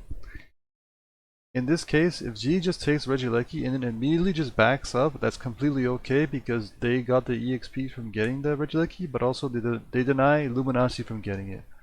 So they don't have to push it in to get value. You know? Just denying it by taking it is value. Because if they don't push and they don't overstay their visit, they don't give back more XP to Luminosity. If a team has used all of their moves, you know, all of their strongest things on the objective to secure it, and the other team is just waiting for those moves to be down to win the fight, then yeah, they can play around those objectives just like that, deciding not to actually take the fight. G early breaks top lane, allows Blaziken to scale more. Yeah, and I've noticed Joey also getting on the KO. They break bottom, good over. It looked like I seen more good over. I didn't see that number, but it gives more more comeback XP. But again, bot lane has less Audinos than top lane, so Luminasi has more comeback XP. Yeah, you know, I think one of the big things that people need to realize in Unite is that sometimes these big-time KOs, it feels like you're using a lot for them, right? But that is such a high-level player on the other side. The catch-up experience is delicious on a hot dog, and it's even better with some of these lower-level Pokemon on your side. If you're able to pick up a level 10 and you're, let's say, a level 8 or something like that, it's a huge EXP swing. Yeah, and something these teams need to consider, but again, you need to leverage those moments. You can't just have it be about experience, because then you're just trying to catch up on the Luminasi in the point lead, but they have more comeback XP because our top pad's broken, but levels are the same. But again, Luminosity comp benefits more from scaling in terms of the Blazekin compared to the Meowscarada. Ram ult and Meowscarada ult with Blissey ult gets 1 KO, but that allows enough space for the Meowscarada to get a back gap, lower the point lead. Fine. And they're keeping the scoreboard close as well. So that pick on Overlord is materializing into a lot of stuff for them. Yeah, that pick on Overlord could turn into some nice points on that scorelord, baby. As they are. Oh, nice combo. Nice. The juke from Zealots to bait the Leafeon. Huge. But the Sylveon gets 40 points from behind. Sylveon puts in 40 points there and breaks the goal zone. Luminosity now. Can G take advantage by breaking bottom? Or just pushing in the Reggie top? They get some points in, but they don't have enough points to really break bottom either. Top lane, Blazen's kind of just holding it. Yeah, they don't get much value from that Regieleki G. I think prioritizing defending your pad from the Sylveon and just not rushing the Regieleki made more sense. Exciting to see these two champs face off in this way. Slash is just playing out of his. They couldn't break a bot pad or pushing it in top. Overlord, one of the best carries in the game. Regirock with the assist right there, dropping the rocks on top of Overlord. Yo, this is just Trevenant doing Trevenant things.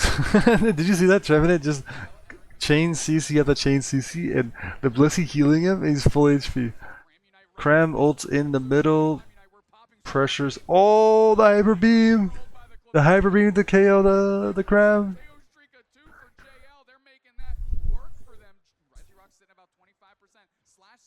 Leafeon has better secure, but the Regirock resets, and because of the Regirock resets, OG comes in on the flanking fix too. Wow. This is really good for G to the comeback XP.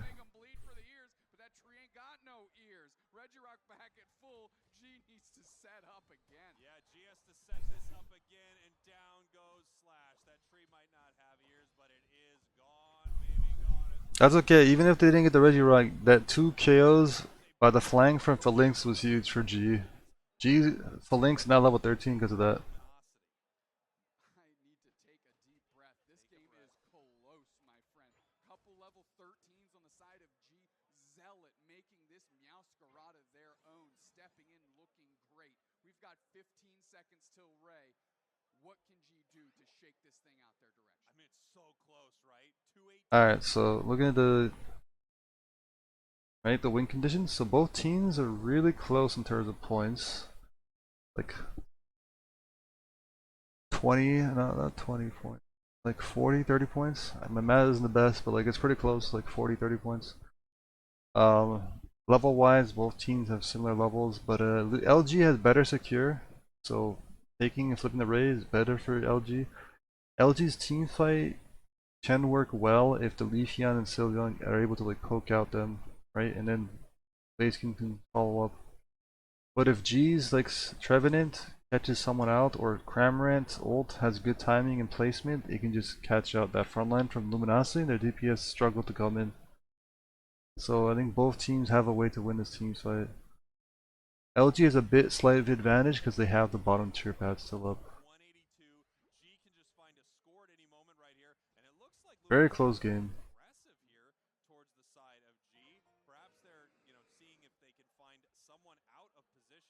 Yeah, if G can take someone out of position, huge. That ult is very early. Okay, so that ult from, what was that ult? Whoever the support from Joey, seems like they try to zone them out to flip the Ray. That's what it looks like. But then it turns to a team fight anyways. But Cram comes in, gets KO'd.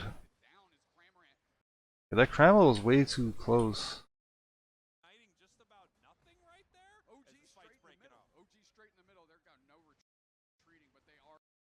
Yeah, the Cram was 1v5. 1v4. I think Cram had the right idea, but not the right timing. G was backing up. You gotta wait for your team to engage first, and then make the space to go in. Nice Meowscarada Blissey combo. Picks up 2 KOs because of that. Blazekin does get KO'd. and G have most members up. They can kind of just go for this now. It's just a table. They're gonna get the KOs and just get the Ray. Wow, the Zealot, Yaskarada. Yeah, G's team fight, despite the Cram dying early, Luminosity's DPS carries just didn't get the value. I gotta watch that.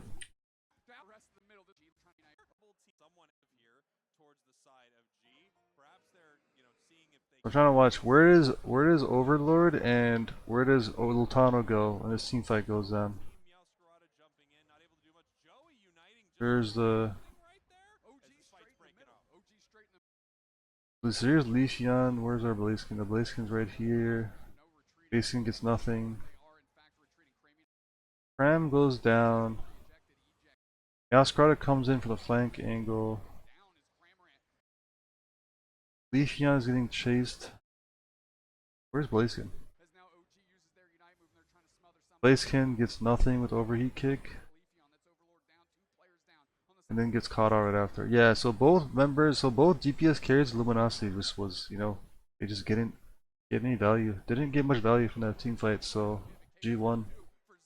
It was the execution and the positioning.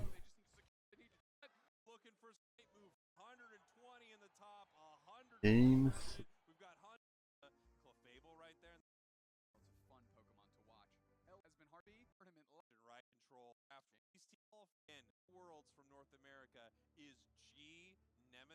And Orange Juicers knocking out Luminosity. This game is monumental. Alright, game 3. Absolutely is, and there is nobody that would rather do that to Luminosity than the folks on G right now. The Phalanx ban. Why would you ban the Phalanx with your second pick? Yeah, that's something I don't agree with from G. Banning the Phalanx from second pick when you can just play to counter pick it. Company are playing motivated. They're also having fun, so feeling light, and that's something you've called out. JL can pick the Koopa for comfort pick, or okay, not even Leafeon, they just go T-Tar.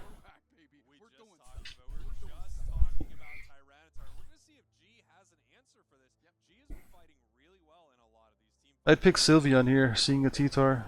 Sylveon, Trev. Sylveon, Trev, yeah. Okay. Taking the Leafeon away from Overlord. I mean, I know Zealot likes playing the Leafeon, so it also works out for them. But I think picking Sylveon makes more sense to deal with the T-Tar.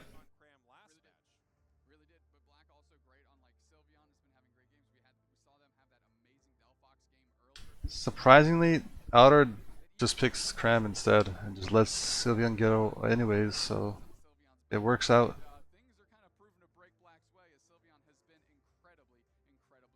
Do you know what'd been nice? Sylveon with like a Gardevoir. Sylveon Gardevoir, and then like save your top lane pick for later in case they go like a Speedster. You can like catch out their dive, right? Like Aegislash is good against Dodrio, so you could have picked Dodrio to peel for the Cram, and alright, just pick like a Sylveon Gardevoir comp. How are they gonna kill this T-Tar? It's gonna be rough. Like G late game is really rough. They don't really have anything to like kill this T-Tar. They have to like try to like use a lot of cooldowns just to like chain CC T-Tar and then focus all their damage into T-Tar. Which if they do that, then it allows Cramorant to just dive, you know, flank the backline, allows Dojo to flank the backline, just pick off the Leafeon and Sylveon while that's all going down.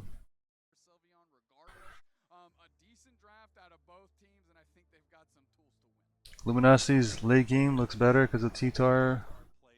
Early game, G because of the double Eevee and Buzz and Eldegoss. But mid-late game, Luminosity starts getting online with the Ram and T-Tar with Dojo. It can start like taking these 1v1s and team fights in favor of LG. G does have better secure with Leaf Blade if they go it. Other than that, both teams have pretty similar here.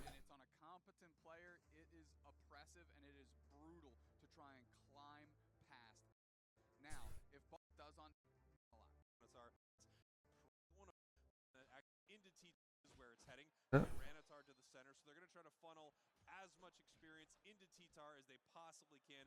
The sooner that thing is online, the sooner they can do something here. On the other side, G's got that Leafeon, which actually shuts it down pretty well early as we get ready for our game number 3. Luminosity Gaming, your purple team.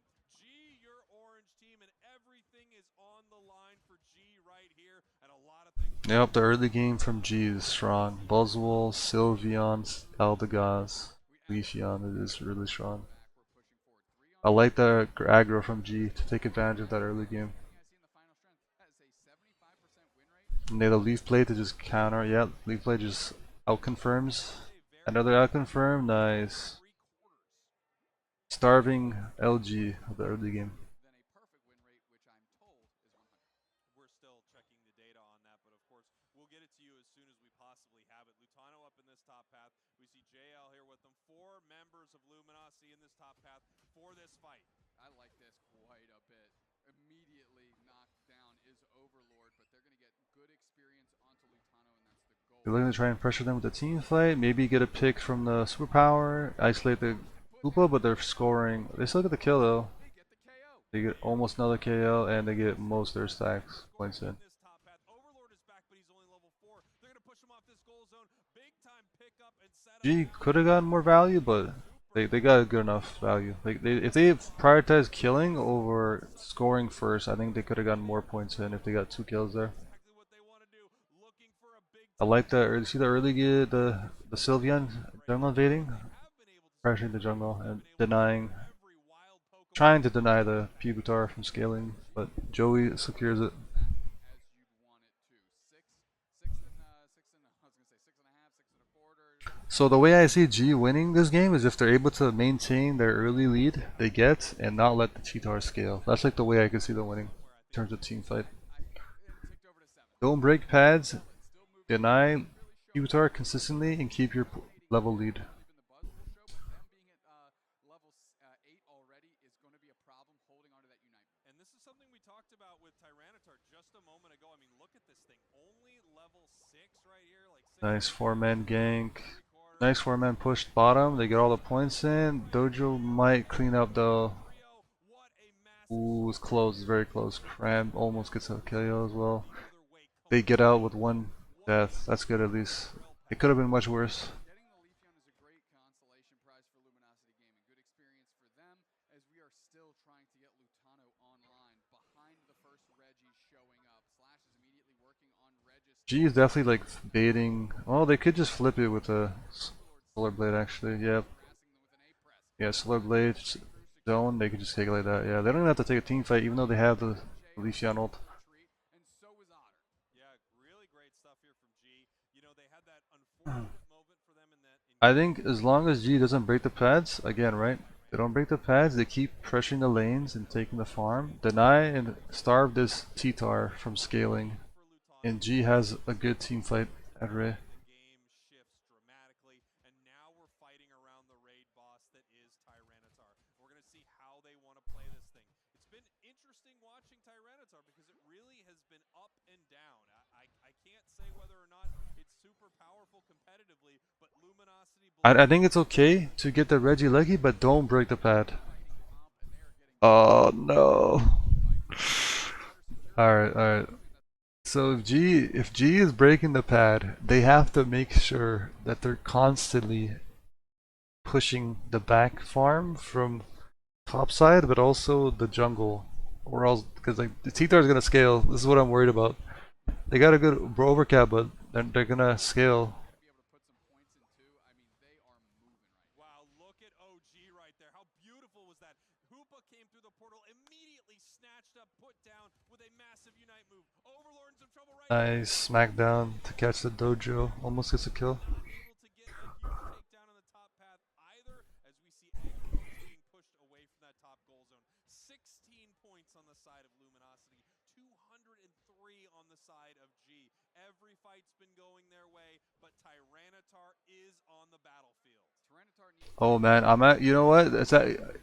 Straight up, I think if I was Luminosity, I would have let them break the bottom pad and let this T-Tar get more comeback XP. take to the skies. Cotton I actually think that would have been fine. might be able And then once we get combat XP and farm, we can just start taking team fights and then look to score points.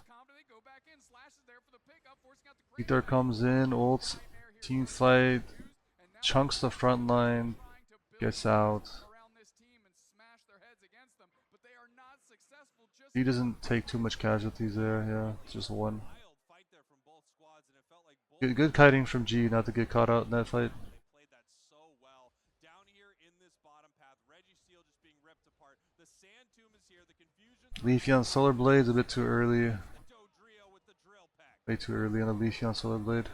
On to the Leafeon, but they're able to make it out. Rings are unbound, so JL wants to make some magic happen on this pad. Hornleech downstairs going to pick up a And this is what I was talking about, right? Where once LG starts winning these team fights, they can start taking pressure.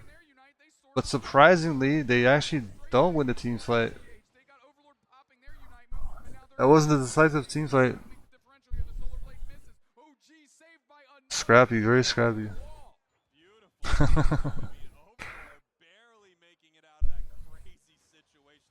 What happened there? I gotta watch that back. So they get the raid, they get the Reggie. Titar gets down. 3 members of LG, Cap, Sylvian goes behind and caps. They get the Sylvian kill, yeah. Okay, so pretty much they lost both Titar and one other member to get the pad. To get the objective. But yeah, I mean, LG is behind by like 200 points, but they have a lot of comeback XP, so they have the ability to come back through Titar scaling.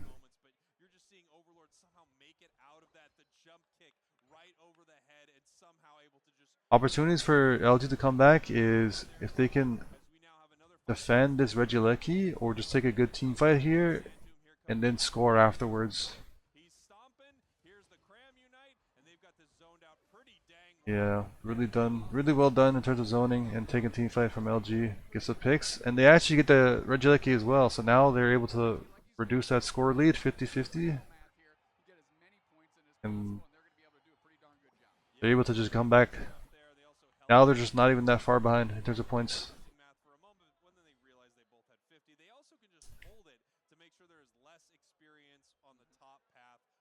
I like the stalling of not capping immediately to try to stall the comeback timer for G. LG pretty much didn't cap immediately the Regieleki into breaking the pad. Yeah, this is exactly what I was worried about, was the fact that G broke pads early, right? Top pad and bottom pad around 4 minutes, which allows the whole team comp of LG to scale, and Titar is level 13, which is you need to be for this raid fight. So G was looking good. You gotta listen to the interview after the game? Okay, I will.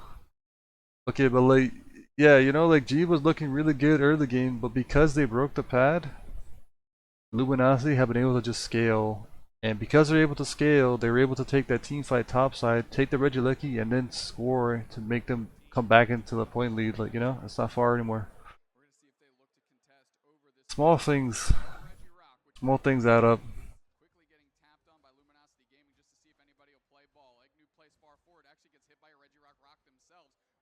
This could be last team fight here, depending on how long this takes. G is trying to like pretty much catch this. G is trying their best to catch this Titar, but Titar lives.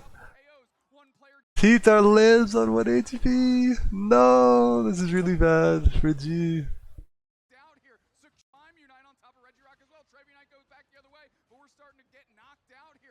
How does he live?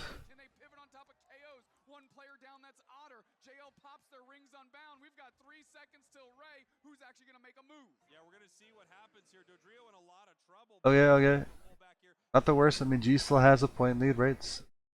Luminosity's for sure more favored in the team fight because they scale better, and G doesn't have like a real clear answer to Titar. Is more so their whole team has to work together, put so much resources and damage and CC to try and kill this Titar. Like there's just too much that needs to be done, which would make space for Dojo and the Cram to just push G's backline. So Send them on home. Now we're going to see how G wants to play this thing. They hold the fort, but they did see a huge Unite move used by Mine, and they've got almost nothing in the tank on the side of Luminosity Gaming. Does G want to take this fight, or do they want to hold it? The longer they hold it, the more opportunity they have for Luminosity to get their Unite moves back, and it looks like some of their team fights have slightly been heading their way since Tyranitar hit the map. It's also level 13. it essentially G wants to defend the Ray and their backcaps and make this into a flip, not a team fight. If this becomes a flip, then G's Solar Blade is pretty solid with Trev CC to set it up. If yeah, you know what I mean?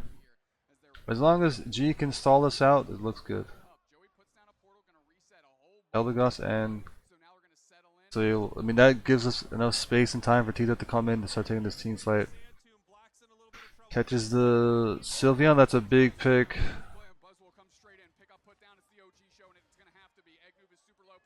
The huge portal to save the Cram. It's close, 1 minute left. They're getting enough picks, but Leafeon is up. But Leafeon is getting tracked down, so it's hard for them to secure. Leafeon's still alive, so there's still a threat of it being out confirmed. That's why they can't go for this Ray with confidence from LG. But they're setting up. Yo, well done. Joey does such a good job of zoning him. Look at this. The wall to side of Leafeon. Yeah, honestly, really well played from Joey to zone Z-Lot on the Leafeon, and that gives him enough time and space for LG to take the Ray. That was very close. They need one score lead. Now G doesn't have not enough time from G score. LG secure world spot here. Luminosity Gaming, after an epic battle, this game number 3 was an absolute slugfest, back and forth. But Luminosity, your world champions, take down G. I have to say, if I'm any team in the final stretch, I'm so worried about running into G because they've got a fire behind them right now. That's their last shot. Alright, we're gonna see the interview. I called G in the final stretch as my team that can win the whole darn thing, and I still believe that. They're playing pretty darn good. Luminosity, though, sussed out the situation perfectly, did a phenomenal job for themselves, kind of knocked the monkey off their back, and is able to move forward in this tournament. Yeah, great stuff for Luminosity. What a war between these two squads. And you know, I have to say, I kind of love the energy and the vibe from G right now. I mean, they have not, they have a lot to lose in this moment, but I do think they're playing Alright. well. The hugs, the sportsmanship. Interact with each other because honestly, it's interesting. This could be pretty icy. Speak by too much, but What a huge group beat this team towards our and really, this can't pretty. one interesting are getting our tech odds. Congratulations, the number screen. Very good. We have Okay, yeah, here's the interview. Here's the interview. on the big stage. Take it away. There we go, here we go. Very much, and we've got Overlord here. Congratulations. Officially, I believe you're now guaranteed qualification for Worlds through points, so we do know now that you will be at Worlds once again for the 3rd time in a row. But first, I gotta ask, how does it feel to now defeat the team who essentially knocked you into the losers bracket here for the NA Regional Finals? I mean, it definitely feels great. It was definitely a bit of a grudge match, for those of you that know, but it's definitely great for the team mental, because it definitely shows that we improved over the last 2 months to, beat a team that we formerly lost to. So it's definitely a great feeling for us. Yeah, I mean, do you feel like this is something that the team really needed as far as morale? Do you think the morale was like good going into today? It seemed like it was from the interviews, or do you think that like maybe you needed a boost? I'm not sure exactly how to read how the team's been feeling. No, it's definitely a boost. We have a couple of players who's like their first like actual like land that they're expected to do really good in. So you can definitely like see some of the nerves, but like getting these wins is definitely helping like their confidence out, and I think we're only gonna get better from here.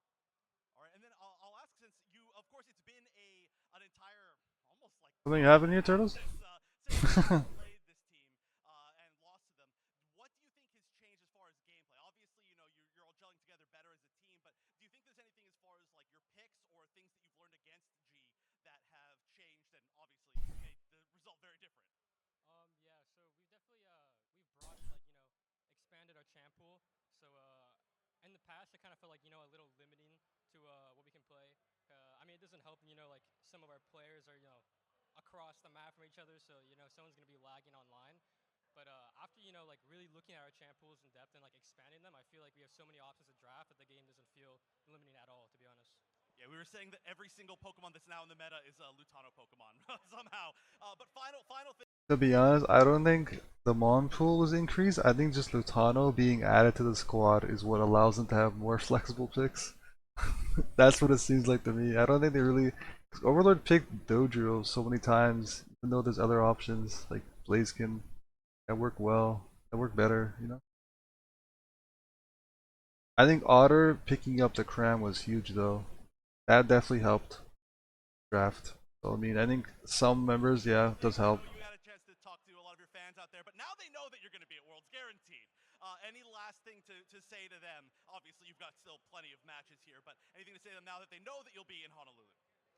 Yeah, no, I mean, it's definitely fantastic. Our team was put together like, what, 2 months ago? And we weren't even like guaranteed a world spot back then. So, clinching this world spot here definitely is a fantastic feeling for us. Kind of relieves a lot of the pressure going into this. So, yeah, I'm really excited for the team's perform. And also, Slash, you're my son. Oh man. All right. Well, There it is. no longer in your path. You still got quite the path though for the rest of this tournament. Congratulations. Oh man. I know. I'm gonna assume that's friendly banter from Overlord, but I I don't know how Slash took that. Chef, interesting fact. Slash is my father. I'm Slash's son. This is a Russian doll type situation we Yeah. got going on out here in Pokemon Unite. I was just freshly given this sheet of stats, Okay. so we will talk about them now. Okay. 100% equals highest per Fight with anybody, but have we considered 101% as a possible higher percentage? that is our Are qualifying for Worlds. Looking at the bracket here. Orange Juicers, Nemesis, Luminosity Gaming. Obviously, there's some like qualification, like seeding difference. Based on how long it took me to cover day 1, I don't think I'm gonna be able to cover day 2. It had to be another stream, but I'm gonna commit to finishing day 1. In terms of streaming, because I've been up for like what, 7 hours now.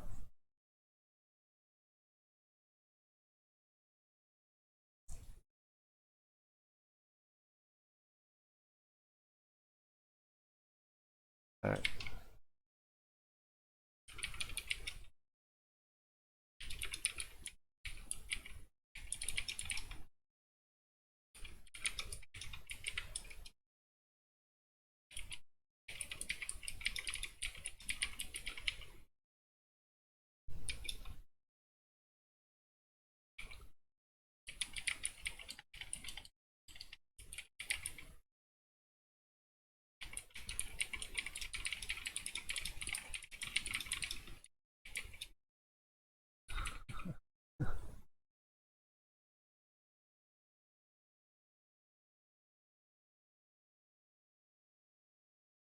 I don't want to do a 15-hour stream, no.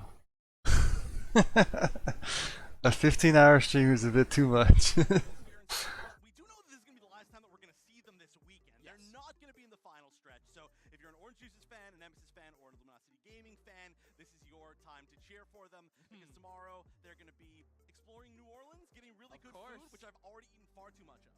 Yeah. Oh, yeah. We have both been enjoying what the New Orleans local cuisine has to provide, and I'm sure these teams joining in as well. This is the CP leaderboard of the top 8 teams that we had participate in today's tournament. You can just see, obviously, Nemesis, Orange Juicers, Luminosity Gaming having an incredible season all year long, but some very good competition from 4 to 8 as well. Alright. Yeah, just not quite there. Placement kind of actual. So there's one more place, one more team can make it to Worlds through final stretch. Of course, we can take a look at these teams. Nemesis. And I'm assuming Nemesis, if they lose from... If Nemesis already qualified for Worlds, right? So Nemesis is just playing to win Grand Finals here. If they lose here in the loser bracket, they don't play anymore because they already qualified for Worlds. Which final stretch is only to qualify for Worlds. Yeah.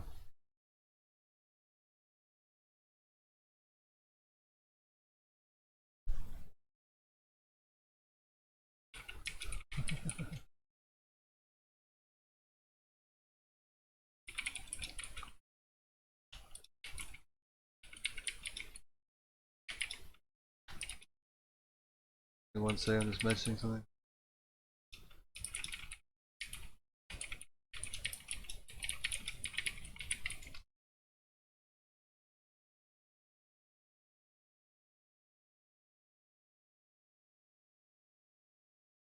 Rex, LG. Of course. So, same thing. Could be this look. Wasn't the but if Nemesis that we chance to cast incredibly tough competition in Orange Juicers I think Lutano's like slapping his head to keep himself awake.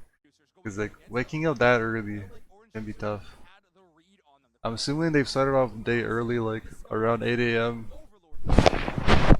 Mono and Otter, absolute lights out performances from Overlord, Otter, so far from Joey on this, Mr. Mhal, JL on the constant on some of those central top paths. There's been a really mixed and narrow picks, almost like there are so many other ones. I mean, of course, the clock Falling is new today. It believe will be draft of game.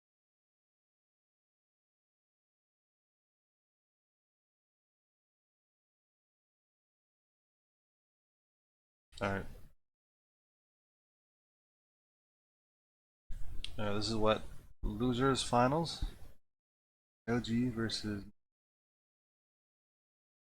Game number 1, Nemesis versus Luminosity Gaming, 2 worlds qualified teams facing off against each other in the draft. and once So the Leafeon ban for trainer makes sense. I feel like when we've seen the Tyranitar from Lutano, it's not that I like the Titar ban if you're first picks, you don't have to deal with it. for example, the Phalanx or just some of Lutano's other picks who Lutano usually a kind of a hero player. Rev ban from Joey makes sense. Getting rid of it. They do not want to see that Tyranitar. Yeah, Phalanx as well, really a bully in this metagame currently, removing that option, but so many top path Pokemon to choose from, whether that's Central Era or top really, I suppose. Asmo will lock in that Umbreon as that first pick. Love that decision, mostly because I imagine either of these teams would love to grab the Blissey. And despite having the Umbreon picked on the other section, Luminosity Gaming will be locking that in their first pick spot. Really interesting, very early picks. Not that these Pokemon are not worthy of early picks, but every single one of these. Cram to deny Yeet fan. Also Otter has been favoring that Cram a lot. Rex taking the Jail actually taking Blissey, right? Hoopa being up. Interesting. I would think Jail would take the Hoopa. Lutano, Blaziken? I haven't seen Overlord play the Blaziken. They are now locking it in yet again. Final selections for Nemesis. We need to find out what top path Pokemon Metallic is going to play and what is going to head to the central area for Trainer. We did have the hover of the Gardevoir, maybe a counter pick option, but now they are rotating back to what seems like Old Faithful for Nemesis in that Icy Wind Glacier. Yeah, I like Glaceon Sylveon. It's like a good combo, team fighting wise, for Nemesis in the last set that they played in. Once it gets online, it's not going to be as worried about the walls that we're seeing out of Mr. Mime because it's always engaging with bounce, just jumping over things. This, I love to see this. Lutano has been looking. Mimikyu, okay. I like Mimikyu. Mimikyu does good into the EV, and it can shut down Gyarados as well. So Luminosity's comp looks. So Nemesis is strong early game with the double EVs and Hoopa. And LG has stronger late game based on the Blaziken scaling and Mimikyu team fight with Lime seems more strong into like pushing that back line of Nemesis. Hero wise, LG Blaziken has more, but we've seen Nemesis play into comps, right, where they have better secure and they have better team fight in terms of scaling. But Nemesis does a good job of playing around their, their Sylveon and Glaceon to just take the team fights to their, their advantage, playing around their front to back damage on LG. Again, I like LG's comp more for the mid slash late game team fight slash secure potential, but Nemesis has shown that they're able to play around that stronger front to back and really try to force an early game advantage out of a otherwise very strong early game team of Nemesis. Yeah, and even though we do have triple evolution on the side of Nemesis, again, it is two of the slower evolutions plus one that is extremely fast. So Yeah. you're not as worried in the early game. There's going to be a lot of other stuff, obviously, on that side to level up as time goes on. True. So there's a lot of freedom as far as how aggressive we want to see Luminosity Gaming play or passive early on, and just using their space that they will be built to kind of just get their own experience. I feel like the pacing is more up to them. Oh, absolutely. They are going to be the ones moving the benchmarks of this matchup. It'll be interesting to see how it plays out in match, though. I put the Mimikyu on one of my most picked Pokemon chart just because of some of these players in North America. Freak on Exile, Lutano on LG, just expected to see quite a bit of it. But what we've seen a lot of is LGC's Glaceon averaging 14 knockouts when they are locking in this Pokemon. Obviously, Trainer has mastered this individual evolution, and they are showing it off. And we got to see that stat again, 75% win rate altogether here at NAIC, but a very low ban rate for failings. However, I think these teams are starting to catch on. But here we go, losers semis. Last chance for some of these teams. Both these teams already qualified, but they want to win. Yeah, and I actually wanted to update everybody at home in case you didn't hear before. All of the stats you have on the bottom side of the screen, including the ban options, those are updated to include just the final stretch and this top 8. That is where we are pulling these stats from. So all of these statistics are tournament specific. Alright, so Nemesis early game with the EV comps, trying to help get this Magikarp online with the Gyarados. LG trying their best not to go too far behind. If they can like minimize the level lead, point lead, more so level lead that Nemesis gets from the early game, then they can set themselves up for success for the late game. Make sure the B button still works too. You gotta really make sure that on that Switch controller you're always ready to go. Lutano at level 5 is gonna be abandoning the top side of the map. Normally you don't see that, especially when there is a Magikarp on the enemy side, which is gonna throw all their damage towards Aznable. Shadow Claw will do enough, and Lutano's gonna take out that Umbreon. Otter, Joey, and Lutano gonna get to work in the scoring department. Wow, that is already a Gyarados. Yeah. That is extremely fast. I did not even see when that happened. But one thing that I do like, which is now kind of a moot point, but I've noticed a lot of teams when Gyarados is on top, they actually ignore top or somewhat just keep some defense there and try to win bottom. That way they're ahead in both paths. But that's not exactly what happened here with how fast we saw that Metallic evolution. Yeah, we're absolutely just trading the central area. It might look Just like trading jungles. Nice. Oh, I think maybe about to clean up. Yeah. In the Otter. Wow. So they're actually losing the early game because of the Mimikyu. Really surprised that Otter got the Cramorant again. Thanos, Mimikyu. Extremely high percentage win rate. This is gonna be difficult for Nemesis. So far today, and a few teams have answered. Nice setup from the Blaziken to set up the play. Roam free, and it is a The Blaze kick into the wall. It is terrifying. Overlord, however, this position is terrifying just in terms of look on that Combuskin. You know my opinions on that Pokemon. But it's not threatening so far in the damage. Not too much aura, you know, if we're going to give it that title. Currently at level 6. Aura. I didn't think I'd hear that from Zoinks. Doesn't have that aura. Unstoppable with the overheat is a nice matchup into the Gyarados in particular. Yeah, that is going to be one of the only really good ways I think that they're going to have. They don't try to like commit too much from the LG, kind of just playing to keep the level lead, and they're looking to get to level 9 from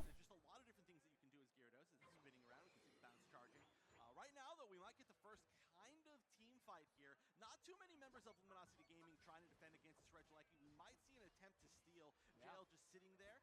Looks like Luminosity want to play for the bottom pad. One egg bomb could be it.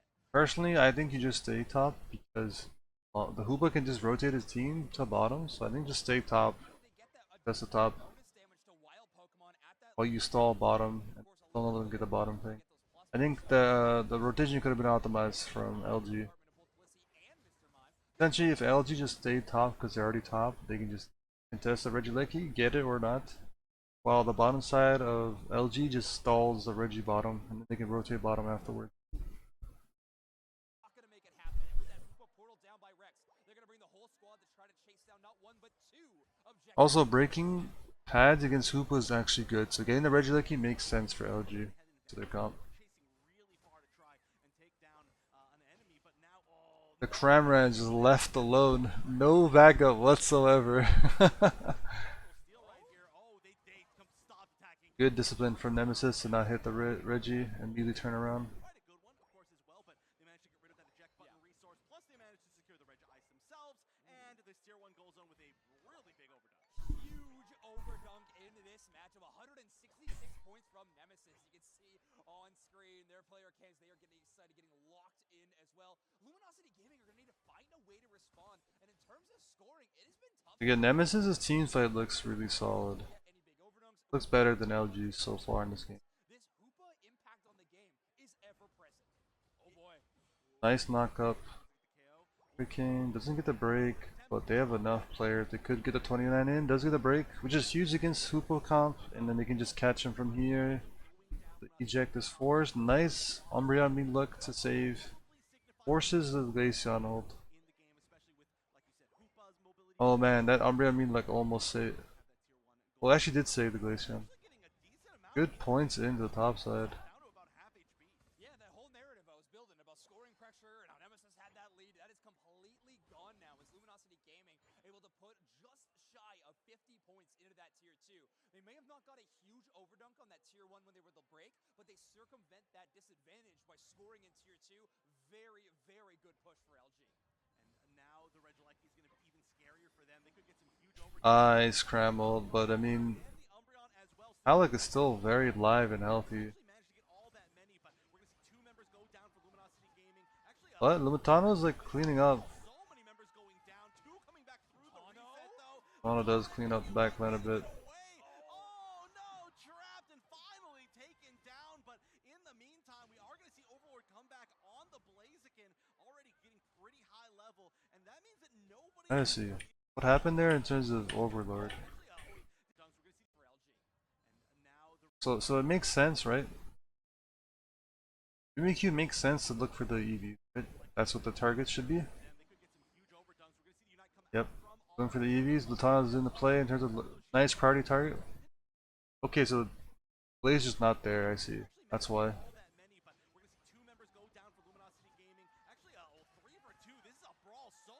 That's why that fight didn't go well. Overload wasn't even a team fight. Did you die earlier? Oh, you just...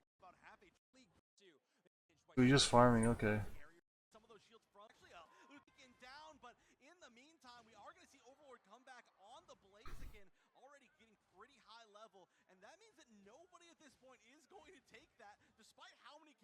During that fight. Yeah, fantastic look from a couple of teams there. I can't believe Metallic's Gyarados was able to tank a Bliss Assistance boosted Cramorant Unite move basically that entire time. Metallic was able to just stand in front of it and eventually knock out that Cramorant, and then of course... I was surprised too, the Gyarados just tanked through that whole ult. Final moment when they were trying to secure the Regieleki, they won't be able to earn that objective, but Nemesis does lock up that basement Regice. Yeah, they actually all just left. Like, they had an opportunity to free fight for it, but they're like, nah, you can take it. I don't really care. And I just want that level. Yeah, nice catch from Joey, and then allows the Mimikyu to clean up both EVs. Well done. And they can just push this bottom pad. This is a late Hoopa ult, but they break the pad.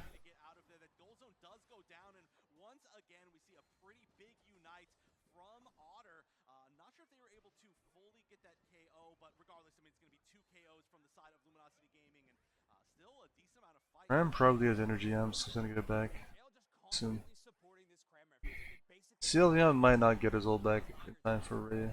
Too bit late. Luminosity Gaming trusting a lot in the ranged attack damage of this Cramorant to set up the Mimikyu and the Blaziken. Mimikyu's impact on the game is so much higher when it can play as the closer. It doesn't want to be that upfront initial damage. If you could Shadow Sneak a target and earn the KO, your value grows exponentially as that cooldown reset can start to land. So Luminosity Gaming, like I mentioned, trusting a lot in Cramorant to do the early grunt work. And now we are heading to the final stretch. 30 seconds left. We're trying to get a few more level 13s maybe, but it seems like at the minimum, basically everybody they want to be 13 on the side of Luminosity Gaming is 13, and Nemesis trying to maybe just catch up just slightly. So yeah, I mean LG similar levels. They have a point lead. LG a better secure and rip potential. Nemesis is LG's teamfight also looks better, but if Nemesis is able to front to back them and isolate targets one by one on their front line, then Nemesis can win the teamfight.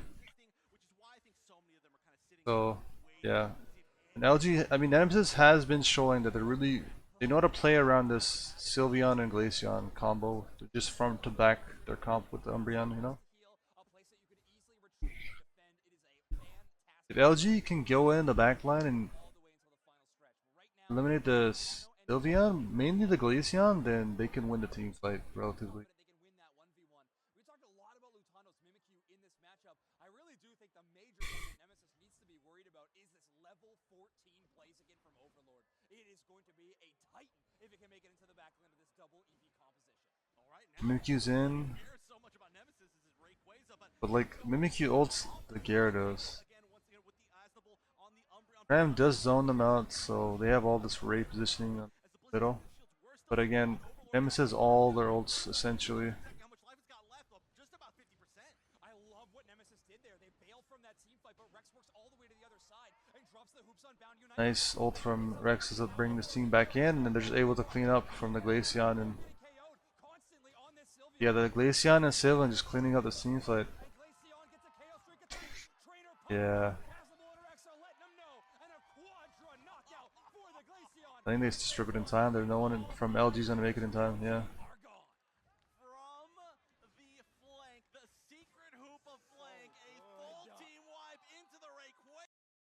Yeah, Nemesis keeps showing that they're really strong. Sylveon. I'm trying to think here.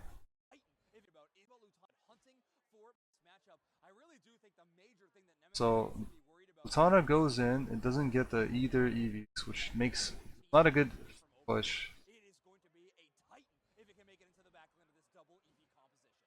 All right, now it doesn't look like it cares so much about Nemesis as his Rayquaza, but okay, so right here with LG, I think see how like Glaceon and Gyarados are zoned out. Hoopa is zoned out as well. He's like, so Hoopa's looking to try and I think push from the bottom.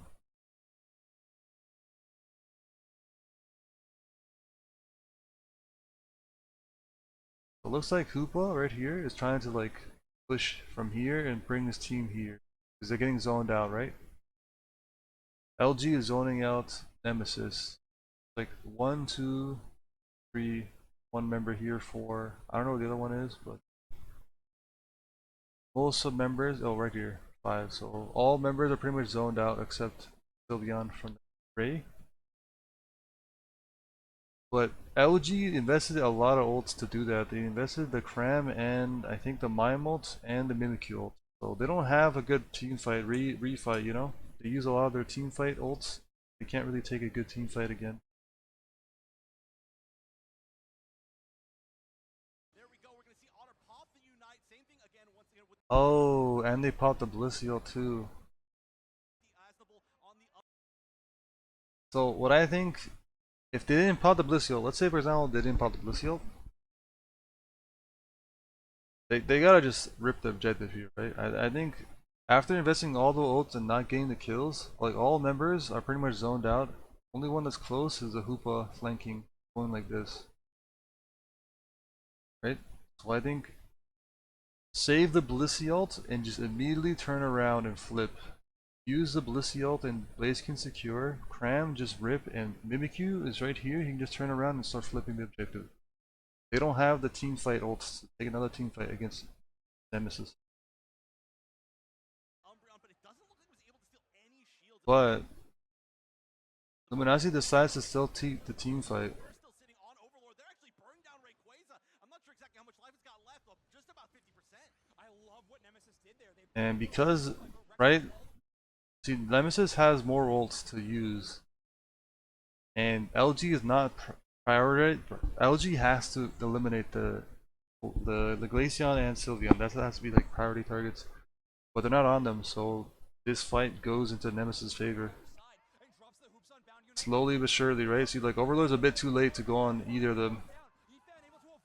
Mimikyu's also already eliminated. I think the Gyarados got him. Yeah, so I mean, LG use ults. They zone them out, that's chill. They can start ripping the rejective, but because they take a team fight instead, Nemesis is favored. Nemesis has more ults. And LG does not target their Glaceon Sylveon first.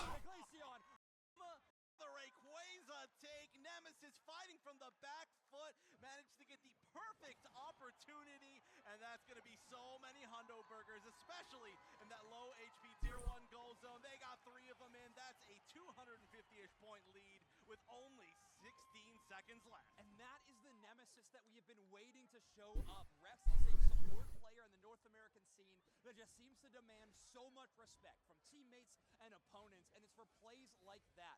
When you're running a double evolution composition, you're really susceptible to up-close damage, and you gotta play around that. So they bail from the team fight, kite out completely, allow LG to come in, and Rex just brings the entire turnaround on the opposite side. Not to mention, Trainer, and we need someone. Nervous is Yeah, I mean, Nemesis just played a better team fight, and LG used too many resources to take it out of teams. But I mean, here I can work for emphasis that. Well, you know what? Talked about a regular amplifier in a situation like that, so you can double launch the glacial stage. You want to be doing as much short time, all inside that giant icicle on the ground. It gets its moves so much quicker. At top, that one kind of stats. See on your start, be the most run. Sure, they give a powerful on broad with about unbelievable of very. Unless they make it into the top 16 of All right. So at that point, that'll be a Game 2. totally different story. But this is our chance here. Nemesis, of course, up 1 game, and if you like to see these teams play against Nemesis banning the trap from Joey. T-Tar. our last chance. Wow, Nemesis banning that Okay. Granitar instead of the Phalanx in this position. I liked T-Tar ban way more than the Phalanx. I think Phalanx is way easier to counter than a T-Tar is, so I'd rather ban a T-Tar than a Phalanx. No matter what first pick, they're actually gonna grab the Picks the Leafeon to deny it from Trainer, but I mean, Trainer's been popping off on the Glaceon, so... The other big question is, of course, getting the Blissey ban. So one thing that I would do, right, if I'm LG, I pick the Leafeon away from Trainer, and then let him have the Glaceon, and then I pick something like Gardevoir, or like Venusaur, or even Desi to outrange the Glaceon, and outpoke them, you know? We are considerably more limited as far as what the support options are. So yeah, I do like that, being able to take that Hoopa very quickly. Obviously, JL, extremely strong Hoopa as well. You do not want to get like kind of like locked into having to choose any sort of specific support. And Yeah, I like taking Hoopa away from JL, from using Rex, but I don't think picking the Lynx is a priority. Luminosity Gaming now gonna grab that. I think taking the Sylveon makes more sense for Nemesis, because they've been playing really well around the Sylveon. You mentioned to Crustle. I actually think it fills a very similar role to Snorlax in a lot of matchups with those engages and big. Are we gonna finally see Blastoise? I have not seen Blastoise the whole tournament, I think. A little bit better in that department. Maybe once. Into all-rounder fighters. So I think that's why we're seeing so much of that Pokemon. I think I finally found the secret. That's why we're seeing so much of it. Cramorant, Otter's very good at Cramorant. yeah, period. Yeah. That's it. Exclamation point even. Ooh, okay, so interesting. Ah, nice. I like the Venu. Yeah, there we go. Finally, the Nice, good Venu. Lutano But I mean, on that pick. I mean, obviously, I think but I look Venu's chill. Yeah. Venu does hard counter the Phalanx with the Battle Dance Giga Drain build, so maybe we're gonna see that this game. Venusaur for a million years, including here But 1 year. Beam just looks better in this game, you know? Look a little bit different in this Yo, obviously running the rapid Fram Surf Hurricane actually looks way better than Dive. This Just go Cram, Surf, Hurricane, you go Beam, just delete their front line.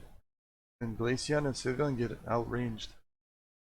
But I don't think that's gonna happen. I think Otto's gonna go Hurricane.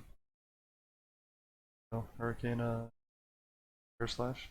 But again, I think what's gonna happen is LG's gonna go Pedal Dance, Giga Drain, and Dive Cram play more of like an engage comp. But I think if they just go like the poke comp, it makes more sense to outrange their and Maybe who knows? Trainer locking in the Glaceon pretty much chain CC the interesting to me. I really wonder links with the Cram. permanently on Icy Wind. There is maybe reason to change that to Shard for the Venusaur matchup in particular, but LG have better secure. Nemesis have better early game with the evolutions. for you right now, I don't think you back off that build. LG have better team fight potential. Again, what's surprising is all these teams that go against Nemesis, right? They have better secure, they have better late game scaling for team fight. But Nemesis' execution to play around the Sylveon and Glaceon have been winning them these games. Always going to be in the way, and we know Clefable does end up kind of playing like a half tank role, right? A lot of the time, and then Mime's going to be around. So I do feel like there is the potential for people to physically get in the way of things in this match for whichever pick it is. To slow down Shard, you're saying? I see. But so I mean, I have no idea what they're going to go. There's a lot of different options. I mean, game so far has been about like this year flexibility, right? Like different builds for Pokemon, different roles for Pokemon, especially kind of tricking people in drafts. So we see a lot of that from pretty much most of the Select. Nemesis and Luminosity Gaming, we're almost in lockstep. So Leafeon jungle to get early level 4. Not jungle, but thought to. Venusaur jungle. Is that a full heal that I see? I didn't.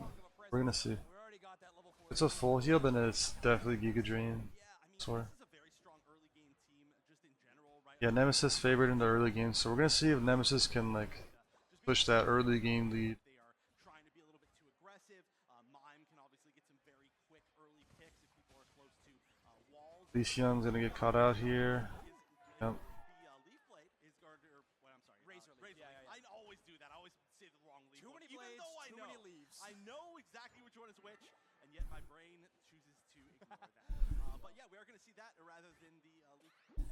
Rather than the Solar Blade. Oh my goodness, now I'm all mixed up. We got there! Alright, Joey moving towards the top side. That will set up a 4v4. Our Nemesis going to be receiving their defender on the bottom side. Fun fact, Joey from Luminosity Gaming has picked Mr. Mime in every single game during NAIC. Giga Drain, Venusaur. 6 and 3 losses.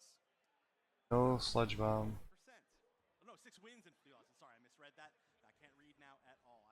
Yeah, so this is basically the new signature for Joey. I'd have to say it. Yeah, I mean, they're not getting Trevenant. Nobody is letting that happen. So many bans. Catching the Cram maybe? No, close. So they got to find something new to go to. It seems like they have found their option. Otter does land the Hurricane on the the Hurricane, Otter again. Build yet again. I don't think it was super relevant into Nemesis last time. It's, again, so much mobility. It really felt like Luminosity Gaming was having a hard time locking Nemesis down. Yeah, but we just need one good opportunity in those final moments for... Oh man, that Glaceon does so much damage. Hurricane has been used a lot to try and kind of engage. Leafeon again goes in and gets caught out. Yeah, overload, over committed to that. Scary Hoopa damage. Honestly, it is a little bit scary for a support, but that was a huge win for Nemesis in that scenario. That frozen ground of Glaceon, freezing Leafeon as they hung out a little too long on that tiny circle on the ground. And Trainer and Rex obviously take full advantage. Metallic starting to come online as well. Level 6. This no retreat Phalanx is in the enemy side. However, It is a Giga Drain Pedal Dance. Look at it. There you go. Finally, here we go. The Giga Drain Pedal Dance to deal with Phalanx. How is this gonna go? In theory it works, but the issue that I have with this is like Glaceon and Sylveon just shred Venusaur. And going that close is risky because Slowbro can just bro ult the Giga Drain. I think Beam just makes more sense. Outrange.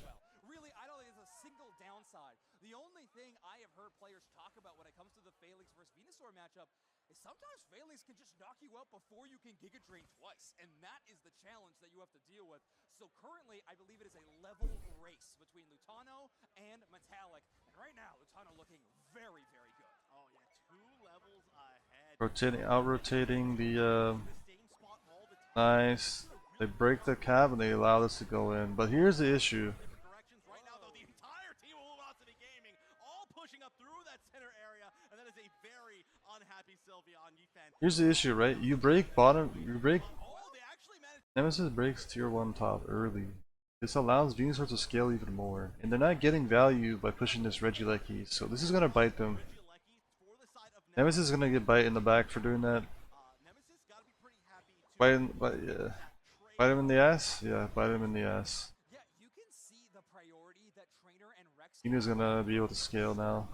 And I will say, that is kind More. of a signature effect of the Team Nemesis. They will look at the draft, they will look at what Pokemon and how they match up each other in terms of compositions, but they are one of the teams that looks the most at specific players. They pick out a player that they think will be able to win the game, and they try to shut them down every single time. The target priority so far, I gotta say, is working out. Leafeon has hit 9, but has not really had the impact that we were expecting out of the early game from LG. Yeah, just hasn't had an opportunity. The moment that Overlord walks in, everybody just turns and says hello. Lynx 1v1s. Send him back to the base. But right now, Eh. Rex is getting chased down. Yuna's trying to catch the middle here. The Glaceon just shredding the front line. Oh my god. This is what I was talking about. The Glaceon shreds the Venu pedal dance. It's good against Phalanx, but you just walk right into the Glaceon, you know? And that's exactly what the Glaceon wants. I think Beam just makes more sense. Relatively soon, so we might not have some of those unites back. All right, this will be Sylveon eventually going down. One of the most bulky Pokemon, or at least attackers, into the game. But Luminosity Gaming really trying to make Nice, they get the kill on the Slowbro. Allows them enough space to just shred this. Joey's doing a good job of zoning with the walls on the mine. But now they have to see if they can get any points in. Finally, Overlord able to get a score on the top side, start moving that attack weight up a little bit more. But Luminosity Gaming at 4 minutes is held to 27 points. How often have we ever said that before? Very rarely. And again, this is match point for Nemesis to make it back into the grand final. So all the pressure in the world is on Luminosity Gaming right now. However, they were winning that last game, and then they come back. The cap. We could see the reverse as well. Is that a slow beam on a Mr. Mime to try to shut that down? Wow, they actually zone enough time to get the cap. To get out of there, especially with that wall. So big unite. They get the top Regieleki, which gives enough time and space to push this bottom. Coming in down to Glaceon and Sylveon, and Nemesis is just shredding this team. I love the LG. gold zone going down. Regieleki landed as well, which means Oh, double push, huge overcap, and points topside too. and gold zones are starting to disappear rapidly. Nemesis execution much better. Single goal zone and are sitting at a scoreline of 300 points. Somebody in the crowd is screaming right now. I just want to point that out. I can hear them all the way from the back of the house. There are some Nemesis fans out there that are very excited with how this game is going. And if you're a Nemesis fan, you've got to be excited. This is looking to be entirely in their favor. This is not Yeah, Nemesis point lead, oh, well, they were exactly even. double lead by a good margin. But just barely now Nemesis has Again, how does like LG deal with this Glaceon, you know? Like they have the Venusaur for the Phalanx, but Glaceon is more of an issue than the Phalanx for LG. One last Reggie available. You would think the Overlord's Leafeon would be able to get it, but so far Overlord hasn't been able to get on that back line. It's good enough to get that Sylveon. They are down. Great capitalization by Overlord on that Leafeon. Azul has to run all the way back to the goal zone, hovering on the portal. Hurricane stops the reset. They are not able to recall, and now the fight has to rage on with lower. Lynx comes in, picks up a KO, picks up another one on Mime, and Nemesis is turning into the team fight. You know, ults in is the way to try to get, but they get the Reggie steal as well, and the Vena goes down. Almost catching the Fable. barely stopping, or no, barely not stopping that recall. That would have been gigantic. That could have been the game. And now the question is, what do you do with So here's the thing. LG invested almost every single ult, whereas Nemesis didn't invest almost every single ult. I don't know if Slowbro ulted there. I didn't see it, but Nemesis gets the ult back quicker than LG does. Glaceon, right? As Nemesis, you And I mean, Nemesis has a point lead as well, so this is favored for Nemesis. And so far, LG has not been able to get in the back line and deal with this Glaceon. It's gonna be rough. a lot of resources to not go down in that It's gonna be hard to get any space. They have to try and get the Ray for Luminosity or gets. 15 Yeah, I think just Ray. They're gonna cover the pads. This is huge, but now both teams are playing pretty passively. And I do get that from Nemesis. Obviously, with such a lead, you don't want to force the issue if you don't want to. But now they're going to have to find really strong positioning. We do see Rex on the bottom trying to make sure that nobody caps into that tier 1 goals. They've got both of them up, though. And Luminosity Gaming is going to have to make the first move. Trainer LGC is at level 15, and they have to play so safe. The only Unite move for Luminosity Gaming is the Emerald 2-step from Overlord, and I can tell you there's only one target that Leafeon wants to be chasing down. Might be the Rayquaza, though, because Ram ulting into zone. the Gatling missile, bringing that Ray down to about half HP. Slowbro doesn't have ults. One of the Venusaur trying to stop Here comes the phalanx into Glaceon. Glaceon is just shredding. this fight with 1 KO, but Nemesis has traded to the other direction. Trainer caught in a bit of danger. They're trying to do as much damage. That is a huge kill on the Glaceon. But again, Nemesis has stalled so much time. Do they have enough time? I don't think Nemesis. Yeah, LG doesn't have enough time, and they catch the Venusaur down. Is GG. Not enough time. JL is rushing towards the Ray pit.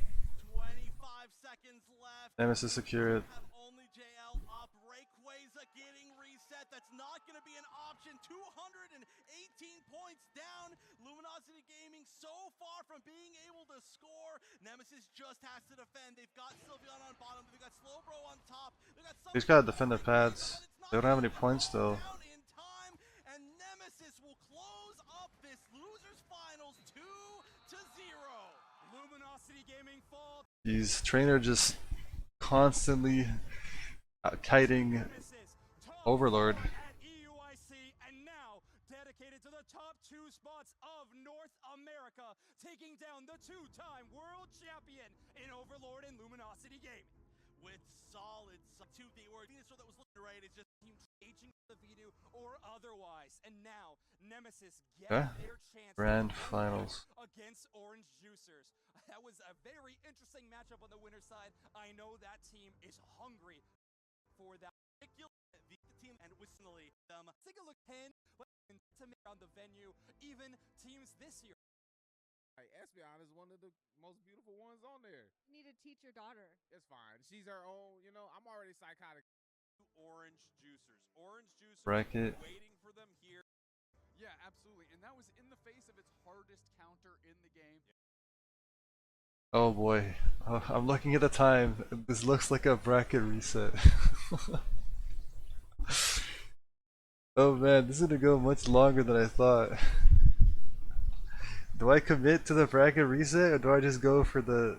Do I commit for the whole grand final, or do I go for the bracket reset? 'Cause this is taking longer than I thought.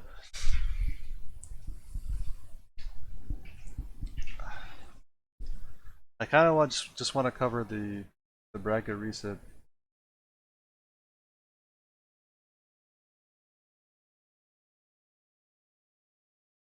Giga Drain. Because I also want to do like a tier list right after, you know? After watching NAIC day 1, do I want to change my tier list?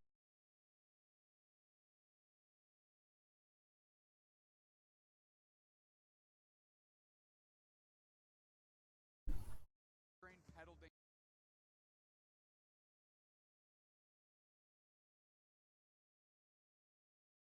Bracket.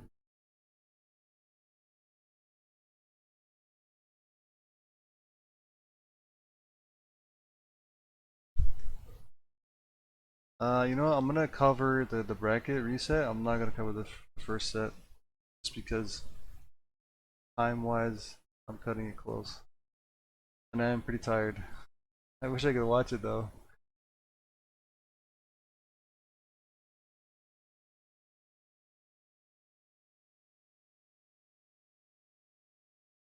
The Nemesis bracket reset. Game 1 of the bracket reset. Chomp, for example. Once a Garchomp, that's a slash Alright. Grand Finals, bracket reset, last set. Orange Juices versus Nemesis. We even saw like Tomato from Kabi-chan's also flex into mine as their tank pick.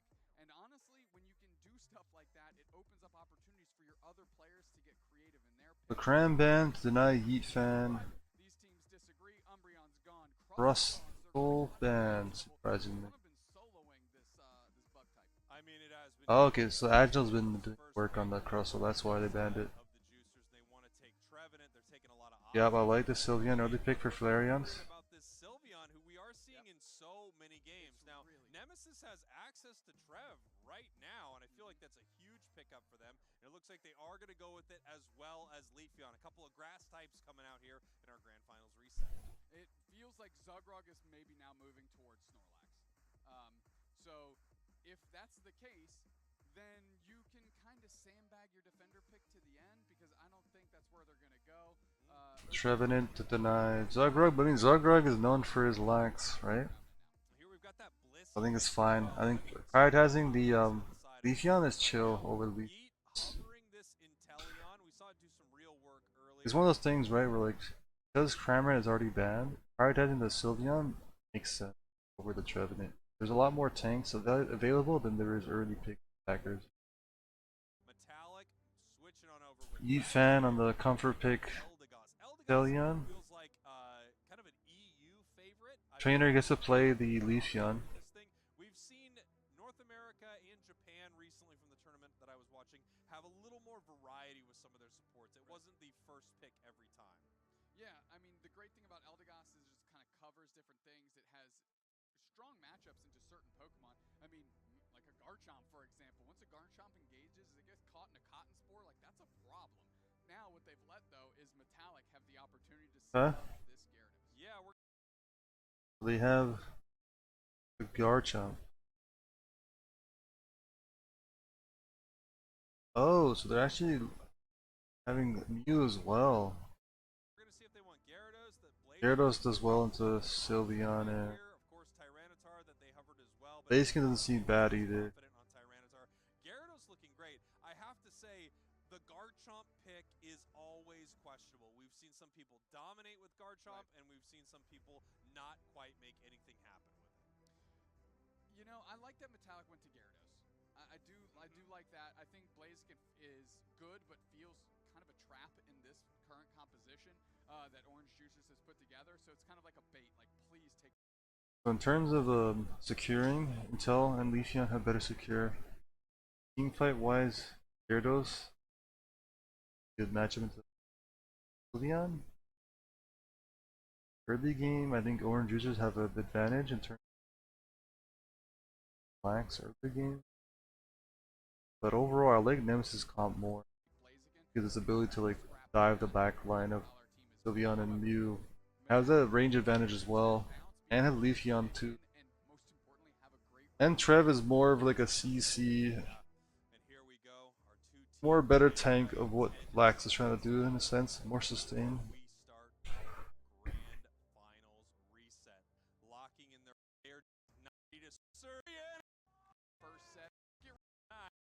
Orange Juicers, your purple team. Nemesis, your orange team. Here we go with this reset. Alright, here we go. This is where anything can happen.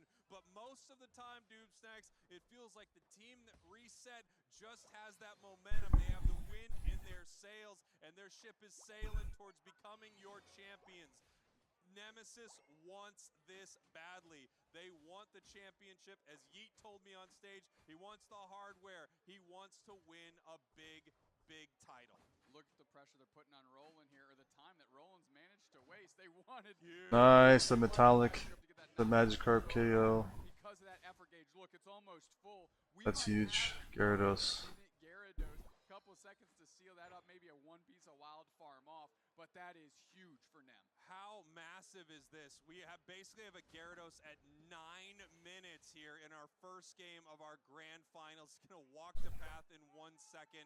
A level 4 Gyarados walking. Level 4 Gyarados. But they just ripped the objective. They just rip all the farm. It's almost like the Orange Juicers didn't get the memo on the knockout when they rotated up like 4 players to see what they could do with Metallic.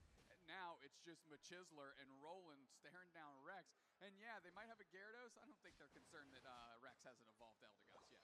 Yeah, I mean, I would be so worried if I was that top path for the Juicers. One of the biggest reasons is just Dragon Breath, having one of the craziest secures in the game. That Gabite feels like it doesn't come anywhere close. Luckily, it can pull some of the wild Pokemon away from Gyarados. That's what it's going to need to do right here. Although it is moving forward for a little bit of an engage, even 2-on-1, I feel like Gyarados feels pretty confident down here as 4 members of Nemesis are crashing this bottom goal. And they can do that because the Gyarados is so huge right Nemesis tried a 4-man push, but I mean, Orange Juicers are able to defend with the Sylveon Mew combo. for the 27 points that they're able to get in here.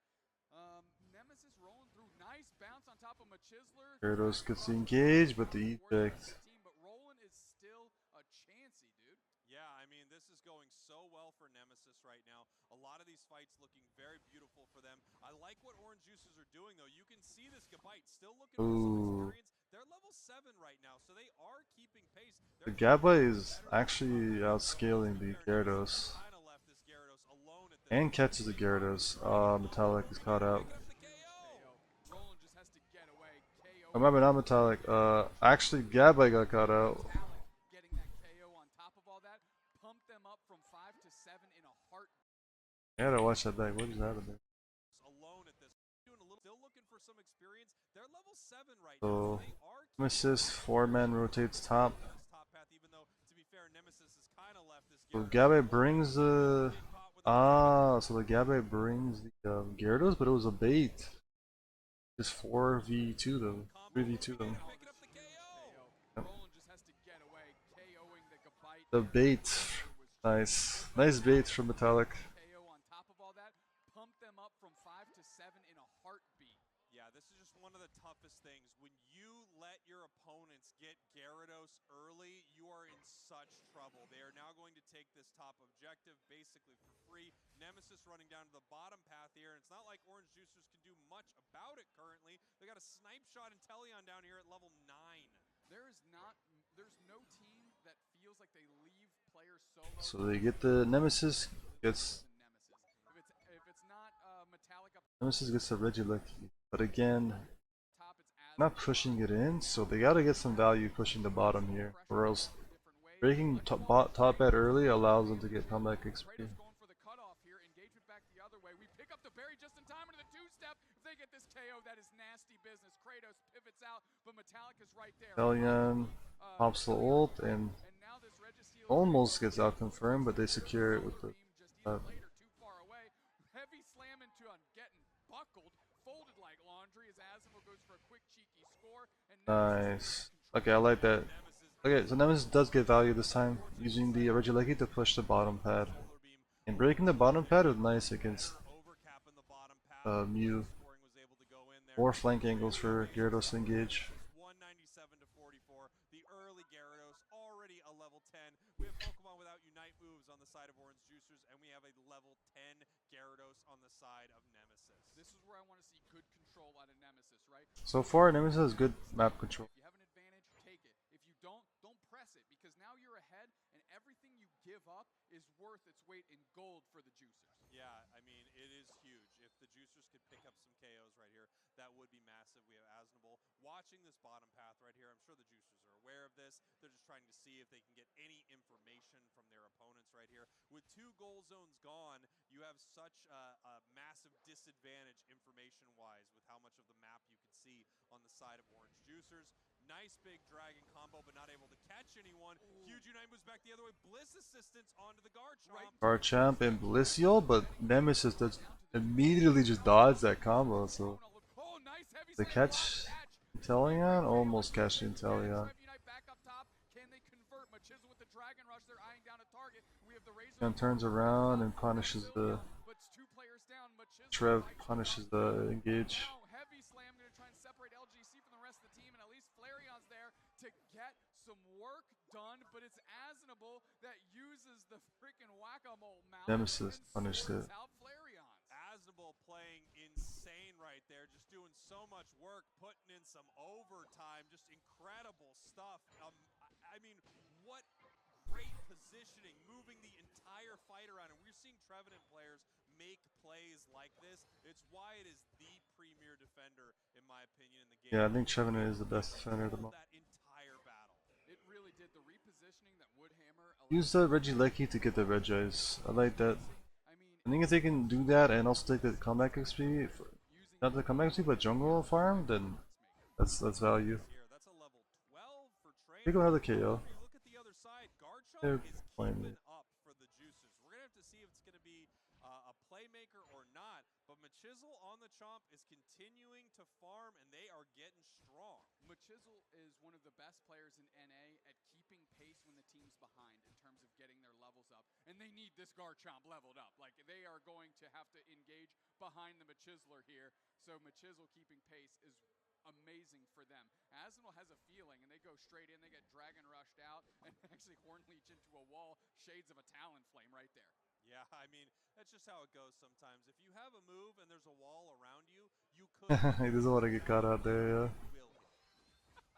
Nice kill from I mean, Trainer to get the kill done, and then just takes all the farm from the bees. Yeah. incredibly quickly, and that's what I'm talking about. Nem is taking cheeky advantages when they have them, but they're not overextending here. Machisel, again, they're letting Machisel off the hook. They're not pursuing that Spriggles. I love this control out of Nem right now. Yeah, it is really great. Like you're saying, you know, they're taking some cheeky advantages.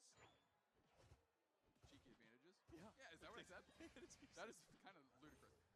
It sounded silly when you said it, and I was like, there's no way I'd say something like You that. said cheeky, it felt like a Peaky Blinders style. It felt like a show I haven't heard about. Are you watching Cheeky Advantages? No, I'm watching Peaky Blinders. I'm still watching Peaky Blinders. Okay, well, it looks like... Alright, so Reggie Lecky's coming up here. Nemesis have the pad. They're ripping it. Orange Juicer's letting them take it and trying to get that early. Somebody, production. Pretty much Orange Juicer's trying to take this raid positioning, and they're doing a good job. They managed to push the Trev a bit out. Orange Juicers do need to take the Ray, I think, or a big overcap. Yeah, they need Ray. I think ripping the Ray makes sense. Get the Trev. Trev ult is forced. Garchomp pops ult. Garchomp Unite doesn't really hit anybody. Oh, and the Bliss Assistance hits Zugrug. Of course it didn't hit the Jesus, this Trev is just out sustaining this whole fight. And then Nemesis can just back out to their bottom tier 1 pad, yeah.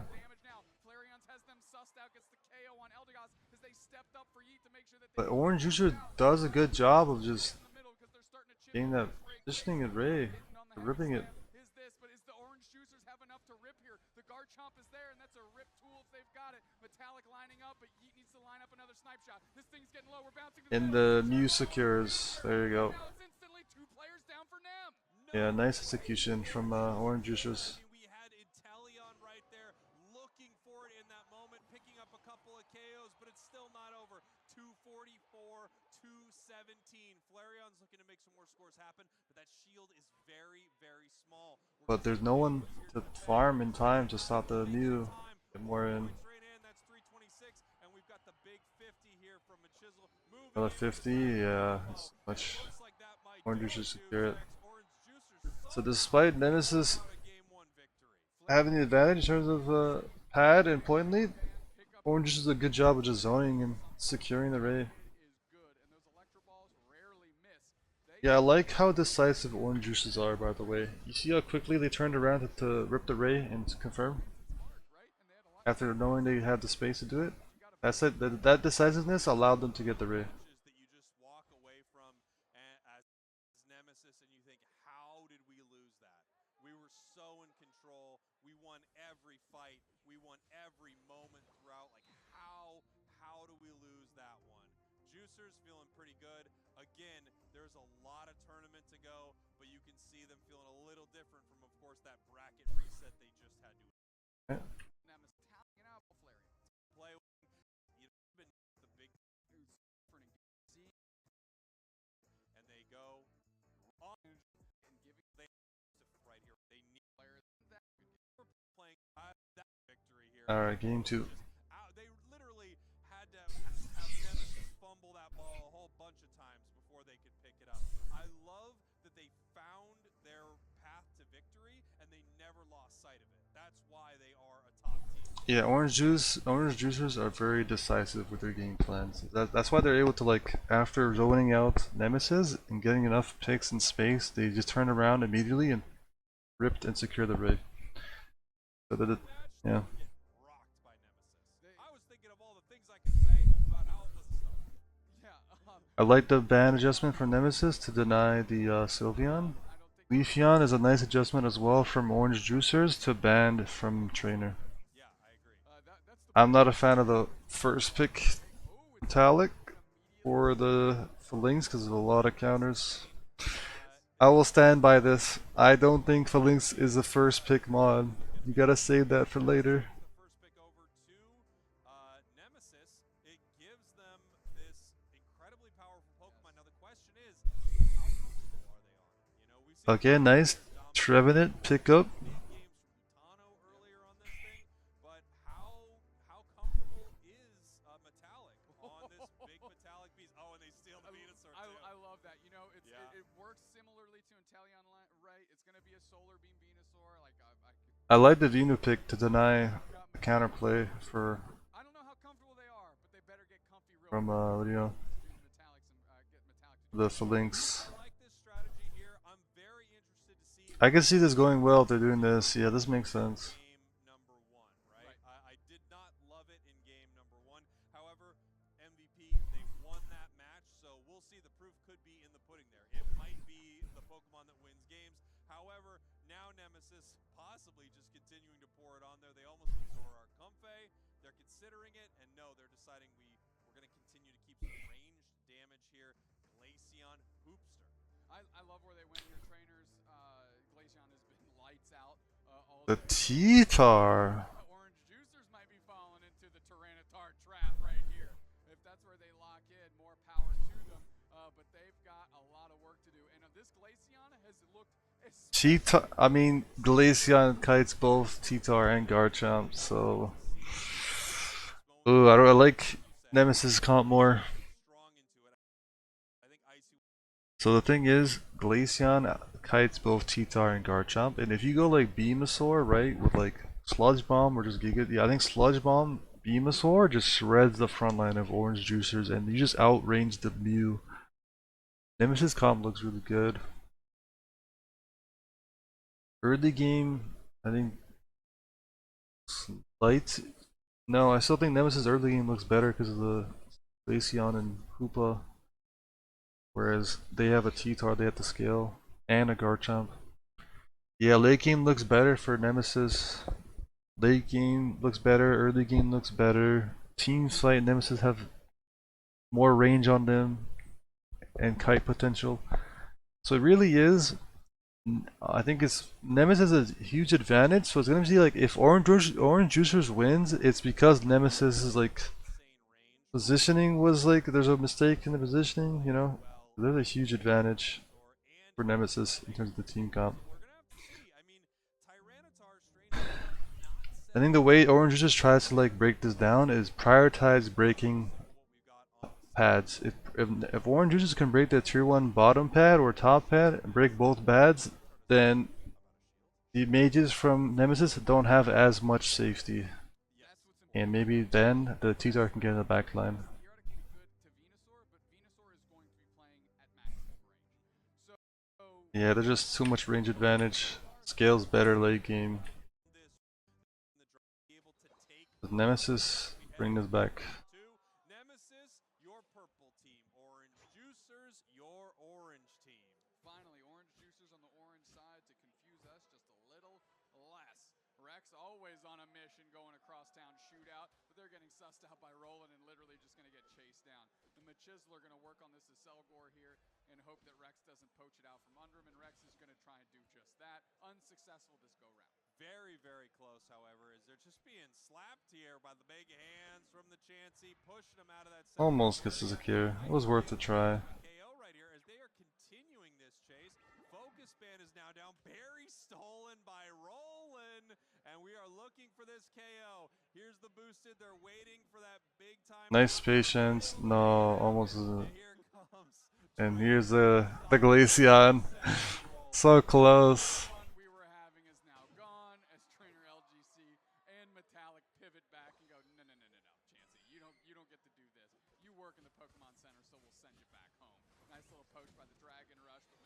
Glaceon is pressuring this lane hard. Yeah, I mean, really nice stuff there from the Garchomp, looking a little bit better. Of course, last match we had a, Gyarados at level 4. So that happened very quickly, and it was tough for the Juicers to deal with right here. Portal not going to be taken there, just a bit of a distraction as they're going to head back towards their... Yeah, good patience, and just meant not to take the portal from Rex, yeah.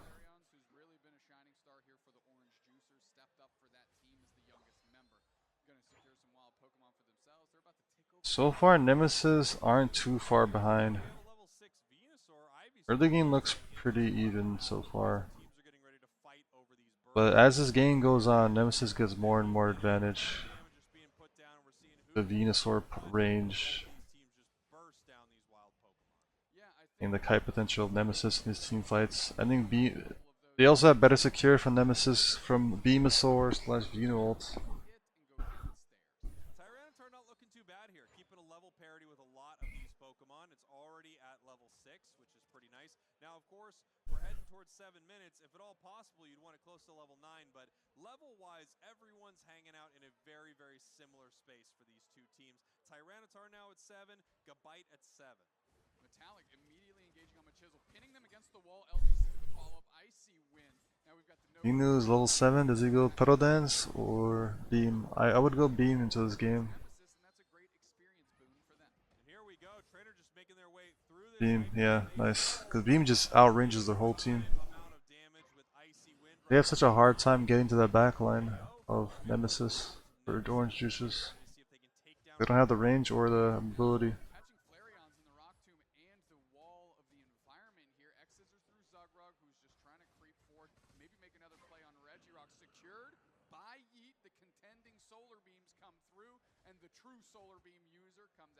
That was very scary right there when you saw that other Solar Beam. Like, it really could have gone either way. You had more damage on the side of Nemesis with Glaceon, but still, that was very scary. Yeah, look at where Pupitar is working through the middle. If they can suss them out, no quickly resets before they get into too much trouble here. But that would have been a prime opportunity if Nemesis could have figured out where that Tyranitar was. We've got level 9 here for our Venusaur. That's a Unite move online. We've also got 8 for the Glaceon. Tyranitar is not here yet. You know, because Tyranitar is more meta, Glaceon's better now. Yeah, I just thought about that, yeah. Glaceon's really good right now because of T-Tar. Just kite it. Alright, so Nemesis just pushing that level lead that they have and continuing to just try and like pressure them with the poke, and T-Tar does get the backline push actually.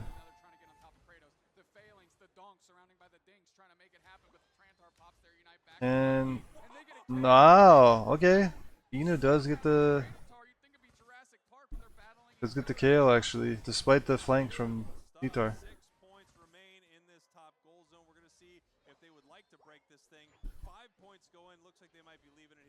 Oh, that's huge comeback. Hey Carlo, yeah. Thanks for the follow. Welcome in.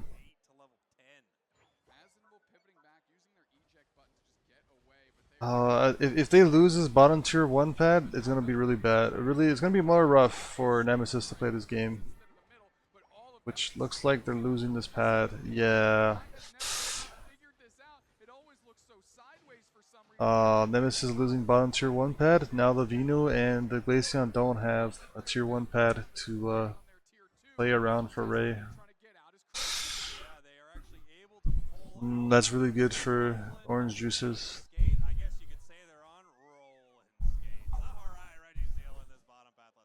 Grand finals at NAIC, and that's what we're bringing to you here. Electro Ball right into the mix and quickly sorted out is the Tyranitar. Couldn't get away. Nemesis comes back with the ult zones and pretty much just A press their front line with the yeah, that's essentially what they do. A press their front line with the Venu and Glaceon, and it's hard for Orange Juice to approach.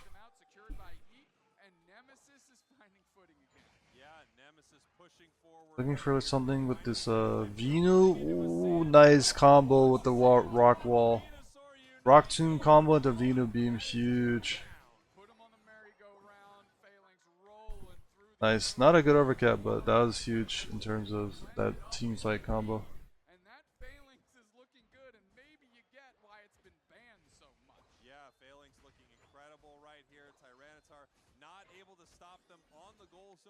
Garchomp rips the objective while they push their jungle. Venusaur Unite move. They know exactly Oh man, the Glaceon just shreds with the phalanx. Just absolutely buckled. LGC gets collapsed on, stunned a little bit by Kratos. LGC is low. Oh, he does get the KO. Throw a web from Regieleki sorts them out. We got ops everywhere, says Nemesis. And now they're trying to stem that off. There's no Nice from Kratos to pick up those 2 KOs and could potentially get the kill. Oh, that's a huge CC from Zagrug to pick the Venu there. But the area is still able to defend. Oh, but the bush camps. This keeps going back and forth. Oh man, Orange Juicers are doing a really good job of setting up these fights, and they lose top tier 1 pad too. Nemesis, you gotta chip the bushes. Watch front trip, watch out for those bushes. Oh my god. Luckily, both these Pokemon get their plus moves at 12, so they're already pretty dang powerful. But they're gonna have to deal with a Tyranitar at level 13. So, Orange Juicers actually set up a really good end game. So, Orange Juicers now have both tier 1 pads broken, so it's hard for Glaceon and Venusaur to peel back to one of their tier 1 pads. So teamfight wise, Orange Juicers have more options to push different flank angles. From behind their jungle and you know, either side from bottom or top, they can just push the back line. So if Orange Juicers can like, you know, set up in the back line and get to their back line, they can actually clean up. They get a kill on both Veno or Glaceon. And just pretty much just rip the raid right after with the Garchomp.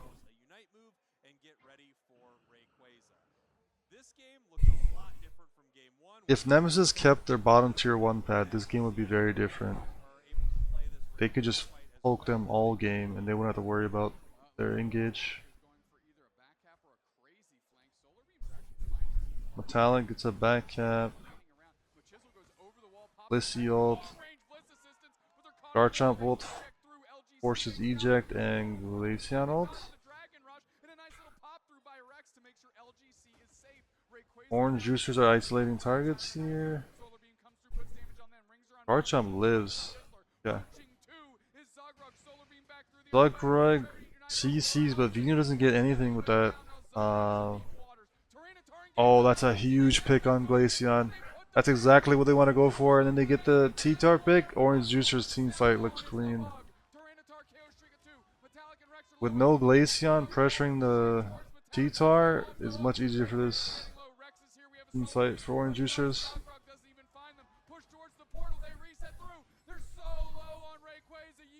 Nice kills. That was funny. But the Venu is gonna go down here. But the Glaceon is back, but the Mew has better secure and Mew gets it. Yep.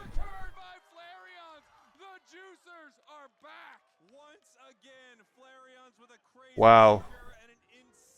Nemesis were heavily favored to win that game, but I think losing the tier 1 pads allowed Orange Juicers enough space in the backline to isolate and get those essential picks on Glaceon and Venu. Surviving through an absolute onslaught from the Orange Juicers, but they are able to take this victory right here.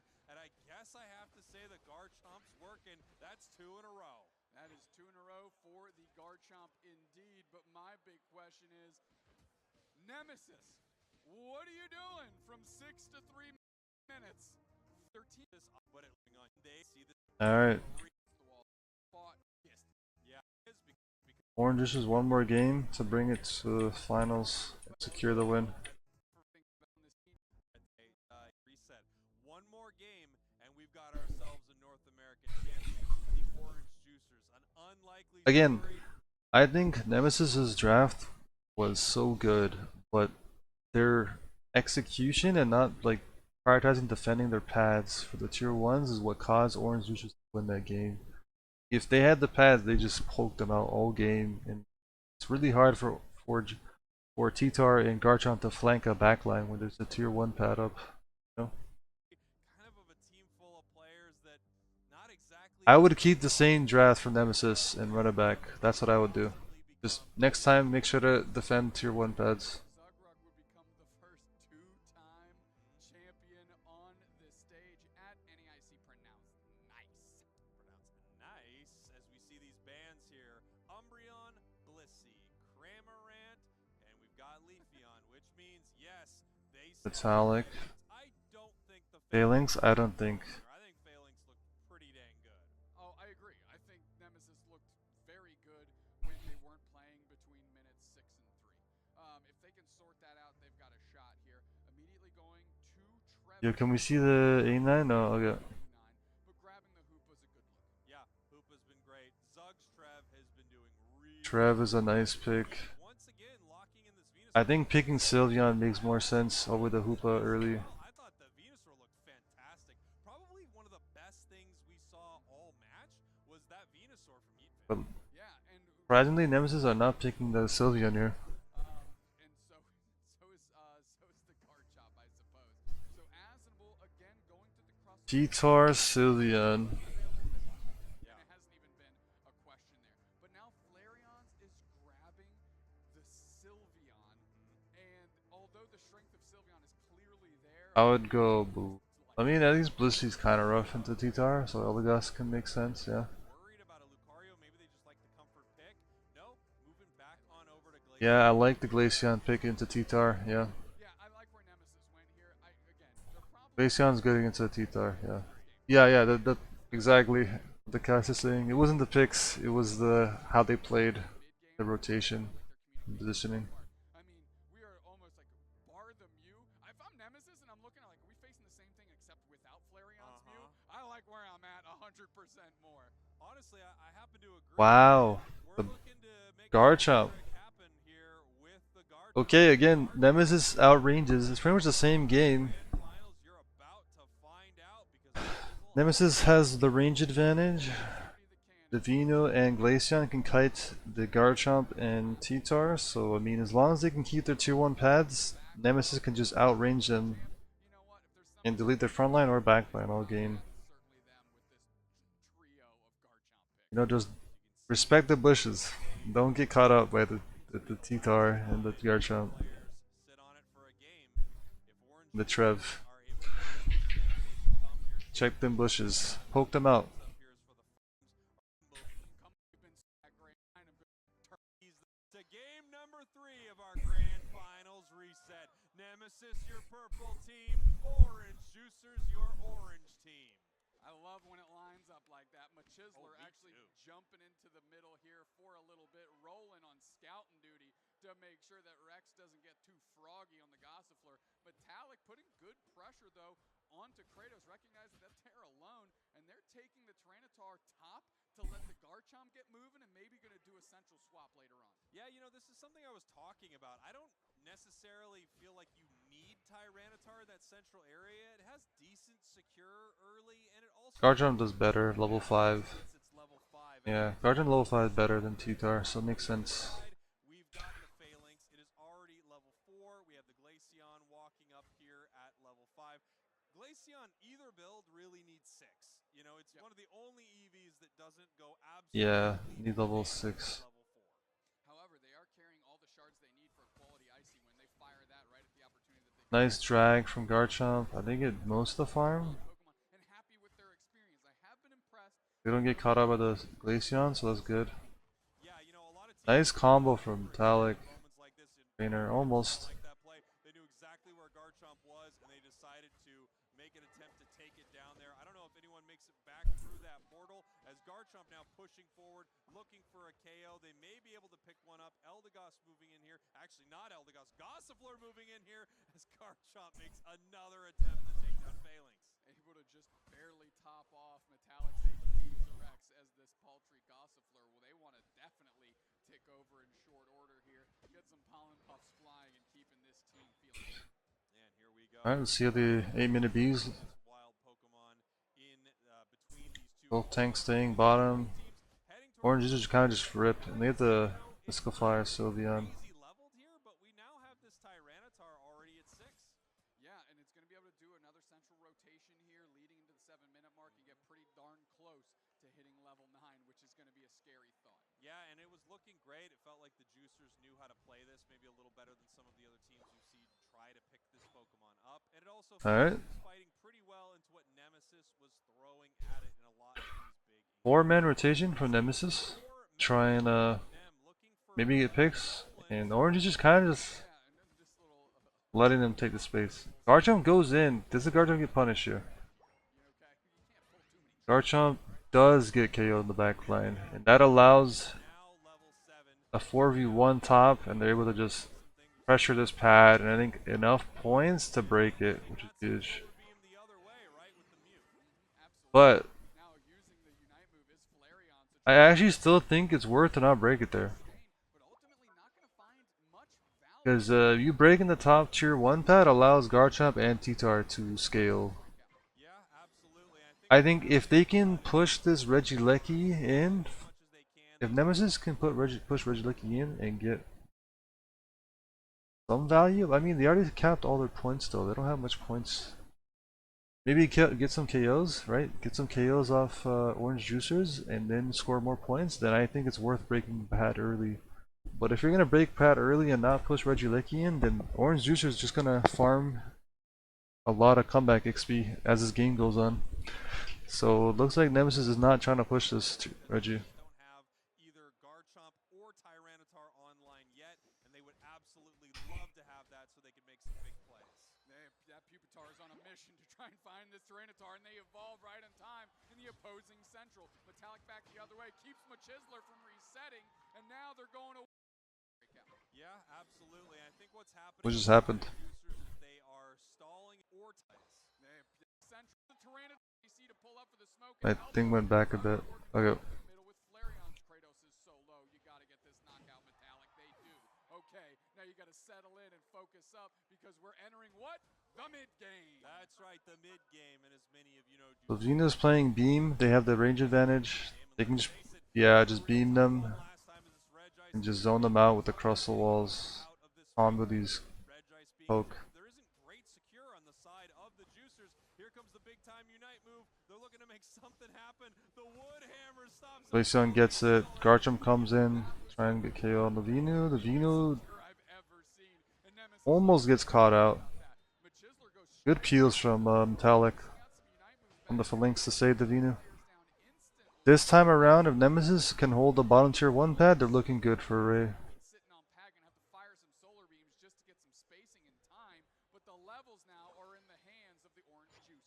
I gotta say, Yeet's Venusaur has been absolutely unbelievable. Nailing those solar beams. Pretty amazing boosteds right into it. Great Giga Drains. And then this Unite move has just been a game changer for them. Yeet's Venusaur is a thing of beauty. And we saw Venusaur last year at NAIC be the difference maker. The X's are away from the beam. That's funny.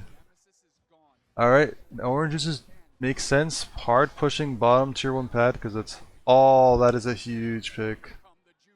And I think Orange Juicers understand how important it is to break this pad and they 5-man push it. I think that was a really well done from Orange Juicers, and this is going to be really difficult for Nemesis to play the late game into this comp. Pretty hard fight, right? You're gonna Oof. be running into a Tyranitar up here. I don't really know if there's much you can do. Tyranitar on a tier 2 at 4 minutes is just such an unbelievably difficult fight. And I think Nemesis recognizes this as well. They're moving in with the Unite move from the Crustal, seeing if more members... And Orange is just defend both pads. Venu goes in, misses the whole ult. Really doesn't find much at all. Man, that was a couple Unite moves, and I know we're at the 4-minute mark, so you kind of want Orange Juicers macro is more consistently done well. Nemesis doesn't understand how important it is to defend that tier 1 bottom pad. sorted out, and that forces LGC to feel like they have to engage. They get knocked out in the mid game again, going sideways for Nemesis as the Orange Juicers are feeling the flow. They're picking up steam, they're picking up pace, and Machisel now is fighting with Zugrog on their back. Portal is down, and Machisel even makes it out. Yeah, Machisel makes it out. And look at these levels, by the way, Dupes next. 12, 12, and 12. Sylveon, Garchomp, Tyranitar on the sides of the Orange. Yeah, that's the breaking the pad early, right? The reason why they're so fed, T-Tar and Garchomp, is remember they broke bottom tier 1 pad so early and they didn't even push the advantage. So T-Tar and Garchomp were able to scale the whole game. The levels, of course. Oh man. Very, very close between these two teams. runs up for both of these teams as well. As we have Metallic looking to fight here at this tier 1 goal zone, and the rest of Nemesis is here to help. The control that they had, it feels like it's slipping through their fingers a little bit. They're feeling the pressure. They're starting to shake. Nemesis was not making these types of plays before, and they're almost getting really punished for them. Level 11 Venusaur. Oh, that's rough. Under the 3-minute mark, Springs. Need that level 13. It's gonna be hard to KO that front line. Level 12. Should get level 13 Glaceon. They become your North America champions here, as we have the massive Sand Tomb attack here from Tyrannosaurus. Nice CC from Trev. Potentially trying to catch it up, but doesn't get the kill. Juicers is going to have the advantage around this Reggie Electric. We're moving up 225. We're looking to scrap too. Happening the Trevi Knight going straight into the action. I like the aggressiveness from Orange Juicers to take a fight here, but I mean, it's pretty late. It's pretty late. I don't know if popping those ults that early is worth. I think you save the Trev ult, you know? So we've got some double point action. 5 seconds till Ray. And here we go. Rayquaza is about to hit the map. Failing's in a little bit of trouble. Getting horn leached over to the Trevenant, but Trevenant's incredibly low. Here comes the Unite move from Failings, and Trevenant is somehow able to... Guitar down. But the juice, the Venu gets the secure. Orange Juices almost flip and secure, but they still gotta score enough points. Roll against the spacing, and rolling eats some sun to the teeth for a little bit of whitening. And Orange Juicers are watching this amazing game slip between their fingers. Oh, Solar beam. Orange Juicers almost just flipped the objective there. Everything was happening so fast, and then in some ways everything was happening so like... Okay, so game 3. miles away, and at the same time it was moving so quick. Nemesis right back in this tournament. What a play by the Juicer. The Hoopa portal. Trev was going to go down, and then all of a sudden they're at Rayquaza, and Yeet fan from the Reddit. Almost. Almost. Eliminated Luminosity says, Lutano, your kitchen is now mine. You fire solar beams from top left Ray pit. I can do that too, brother. Saving the game in similar shades of Lutano, but it's Nemesis giving them... Yeah, Nemesis just get the Ray. I'll watch that back mini-map because the camera didn't show what happened.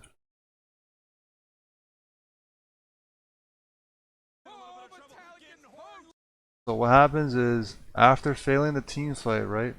Orange Juicers decide to just bring all members to the middle and just flip the Ray. And then Bino makes it just in time to get the secure. It was really close. So what I like about Orange Juicers is, I don't agree with the idea of taking a team fight early at Reggie Lecky, but I do like the fact that Orange Juicers had a backup plan. A backup plan just in case the team fight went wrong with the Hoopa, Shred, and Secure on the objective to out-rotate them, right? It didn't go well, but it was very close. They almost pulled off. Nemesis Dreamburger for a little bit of world to line that thing up, and the time they used was on a step up and take it. Alright, game 4. Orange Juicers still one game away from winning this entire thing and becoming your champions in North America. Nemesis, on the other hand, can still do it. They have 2 games that they need to win in a row right here, but they're playing great today. In fact, if you would have watched that first series, you would assume Nemesis was probably going to 3-0 this reset. They're playing that good. They really, really are. Both teams are kind of finding their own groove now. Now it feels like where maybe the Orange Juicers were on an upswing or had the wind in their sails, right, has kind of turned into a back and forth. Problem for Nemesis in that. If this is a back and forth, you can't give Orange Juicers another one because they're just leaving with the hardware. That's right. They'll take this whole thing as we see another first pick on Failings, Zug on the tree, rolling on Hoopa. Just sticking with the same comp. Again, I think Nemesis's comp in drafting has been better, but Orange Juicer's macro and rotations and execution has been better throughout the whole series. I think it's as simple as if Nemesis just understands how important it is to just keep their tier 1 bottom pad allowed to be alive for Ray. They make these team fights so much easier for Ray. That's how important it is. I think if Nemesis understood that, they would have won their last game before the one they just won. There's no way for T-Tar and Garchomp to push the back line if there's a tier 1 bottom pad up. Lapras is going to go to Zugrug, of course. Trev going to roll top with in the hands of Machizzle. So Lapras? No, Trev. them something, but it wasn't quite the Pretty much the run back, same team comps. I think you can maybe get a little false sense of security because you won the first time you played it, or you won the first 2 times. Oh, no, no, no. This time around, it's a Lapras over Garchomp, actually. Consecutive times, but I like this switch up. Yeah, I like it as well. I like Lapras more, too. It has the mobility to get into the back line that Garchomp doesn't have. Not seeing a ton of it in the meta, right? And we're seeing Lapras, elite in it. Things are On it, our hands, are about it in front of the live audience. Things are so different than when you're playing at home from your bedroom on your Switch. Yeah, that's without a doubt. And these players are stepping up to the occasion and they're relishing it because they are putting us on blast. We are wading through it in these grand finals. And here we go. Things are looking pretty good up at this top. All right. Securing a decent amount of that already at 8 plus energy right there. Same comps. However, as these teams are now going to pull back. Huba doesn't invade this time, I feel, if I remember correctly. Level 4 on the Sylveon so they can get real aggressive. Yeah, Azumel stepping forward, Trainer actually jumping to the bottom. Trainer going bottom this time around instead of bot. Out as there's 3 players for the juicers here as well. Zugrug just throwing the whirlpool around them, going back towards their side of the map. Flarion's getting bullied a little bit by their EV counterpart. Yeah, a little bit of bullying happening there from the Glaceon, but again, until that Glaceon hits 6 and gets freeze dry, it just doesn't seem to do enough damage. It doesn't have enough pop with that move just yet to pick up as many. They don't get the KO on the Hoopa, and Nemesis able to get most of the farm. Get the small ones, they get all the big one as well. Rex just going to force Nemesis in the level lead.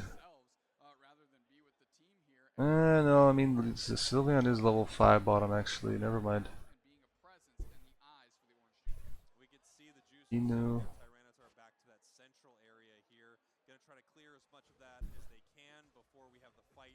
Right. Sylveon pressuring the bottom. Blue buff. Flarion's just get the blue buff actually. Just huge to take away from the Glaceon. 3v2 mid here. Can they get a kill on the Glace? Force the Glaceon passive? They just take the bees and leave. Okay, yeah. They get a lot of farm. Trainer now only sitting at 6. We have the level 7 Tyranitar on the other side. Luckily, Trainer doesn't need as much experience on that Glaceon. Orange Juice is playing more disciplined on the early game this time around. Moves from these evolutions can make a huge difference. Yeah, absolutely, because the whole goal of the Eevee is right to get ahead, stay ahead. But if they're behind the Tyranitar, that is tough sledding for Trainer LGC. Yeah, and here we go, pushing towards this top path here. We're gonna see if there's anything that juice. Leaving the Lapras bottom. I like playing. I think trying to get some like more EXP topside.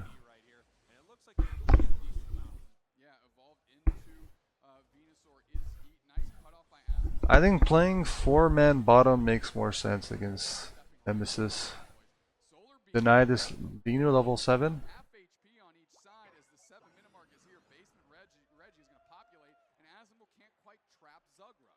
You know, when you see Yeet on this Pokemon, it really does feel like it's shocking that so many teams. The cameraman is not getting the action right now, but we need to see what's going on topside. The Metallic overextends and gets caught up by the Cheetar. Now they're going to try and push this. Glaceon gets it. Binu comes in. Gets caught out. There's no follow-up. Yeah, and it looks like they're going to be able to defend this pretty well. The Sand Tomb is down, sending him back to the portal. Metallic, however, on a solo mission down here for this Reggie Rock, seeing what they can make happen. Azumel trying to defend it right here. Huge Rock Tomb, but there's still some HP left on this Reggie Rock. He's looking for the secure. No. The Lynx gets secure. Close, almost gets it from the... So again, Nemesis is heading into the mid game, and this is where around the time where they lose their bottom tier 1 pad. Nemesis need to hold their tier 1 pad so they have their Venusaur and Glaceon to poke from bottom tier 1 for Ray. Metallic goes down. Cheetar almost picks up the KO on the Cheetar looking. Catches the Venu. Venu goes down. Cheetar pops the ult, and this is where Orange Juicer does their thing where they try to push the tier 1 bottom pad. But they don't have that the hoop ult that they did last time. They come back. Yeah, Orange Juicer's fed. They came back and didn't. They just eliminated. But Chisel refuses to leave. Yeah, they're just continuing this push right here, but it's not working out for the Juicers, giving up a lot of experience in that push. It stopped looking good for a while. Here comes Zugrug with a big-time Lapras Express. I mean, Lapras Express is there, but they're just trying to protect this goal zone. Just stalling so they can't push the tier 1 pad. By the mid game. It's a big old mid-game moment where teams are letting some big plays happen. Okay, Nemesis this time around do a good job of defending their tier 1 bottom. But are they just gonna leave it right after? Okay, again, Nemesis just defended tier 1 pad and now they're playing 4-man top. It's like they want to lose it because they're sending the Hoopa to just... Hoopa can just use Hoop ult and bring the whole team, trade their tier 1 for their bottom tier 2, tier 1. And that's just more value for Orange Juicers.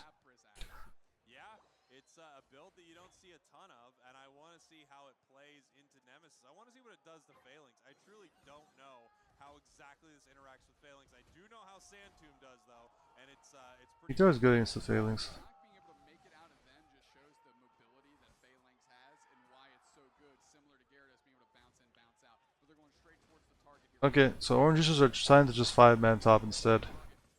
Venu goes in, secures it with the beam. Cheetar is caught out at the front line. Pushes the back line, picks up the KO actually. Does go down to the Venu though. Yeah, I think right here.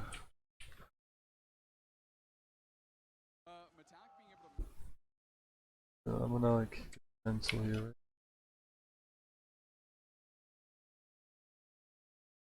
You see the Crustle? The Crustle shows to the Hoopa that he's going top. So, and we already see vision on like every other player from Nemesis. Nemesis has 4 players top. Orange Juicers knows that Nemesis has 4 players top. They have the Hoopa ult. So they can just use Hoopa to push this pad and use Hoopa ult to bring the whole team bottom. I think for Orange Juicers, it's more worth to let them have this Regieleki, let Nemesis feel comfortable to take Regieleki, and then trade your bottom, this pad, for their pad. So let them break this pad, and then, you know, push the rest of your team as Orange Juicers, 4-man push bottom. Let your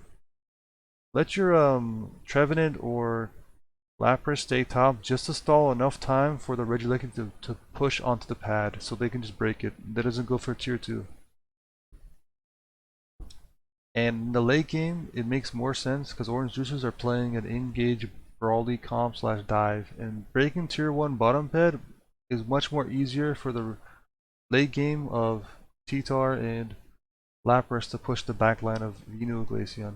So yeah, I think it's worth to just trade their bottom tier 1 pad to break their bottom tier 2 tier 1 pad for Orange Juicers.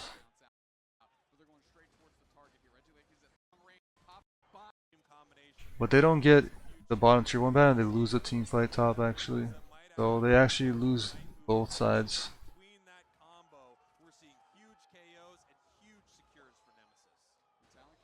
Now they hoop ult here. I mean, they can just like do this, but I mean, they might get enough. The Venu is coming. He might be able to get in time, but I think they just rip it. But it's a red ice. They're not that worried.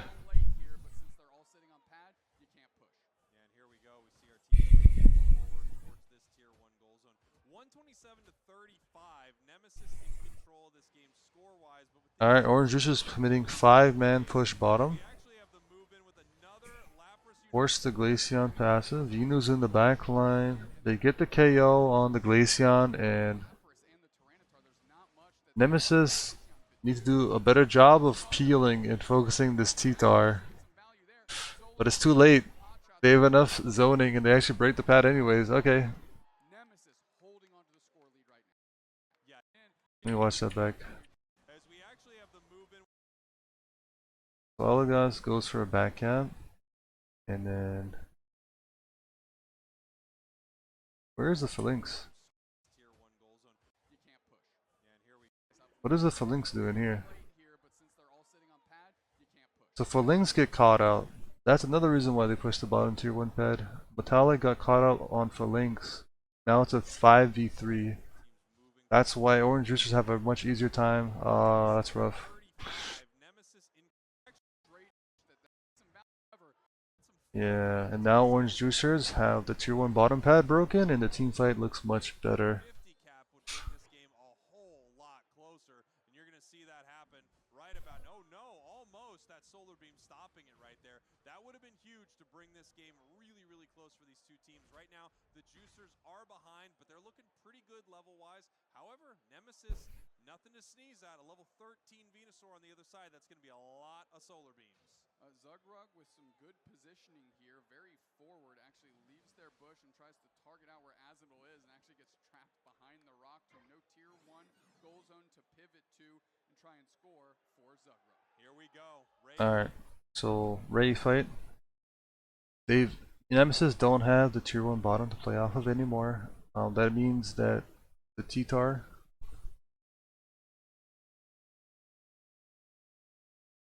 because they don't have the bottom pad here anymore, that means that Lapras or T-Tar can go from here and just push. And then whoever is here can like pretty much set up a pincer attack, right? One goes from here, one goes from here, and they can pretty much set up a fight. Right now, as you can see, the Lapras is already here. The Lapras is already here in the owl bush, right here, looking to engage. And because the Lapras is here, you see, Nemesis have to back up to their top tier 1 pad. So pretty much now, Orange Juicer has all this space here. And because they have this space, that gives even more options for Lapras to go from here, and then T-Tar can go from the front line, or T-Tar can go from here to push the back line where Nemesis is going to be. So they're pretty much like pressuring Nemesis, sandwiching them more and more.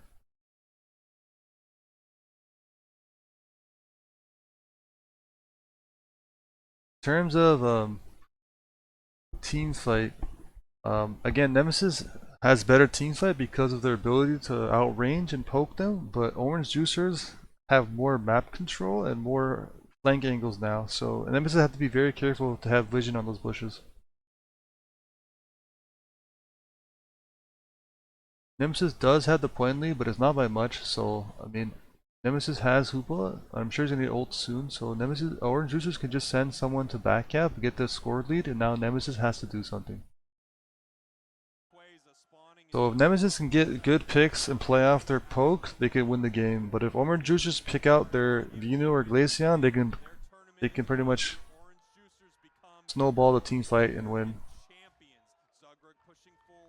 And they have better backup potential as well with Hoopa and Lapras. So we see it, right? The Orange Juicers pressuring Nemesis to do something because they're gonna score. They're gonna pretty much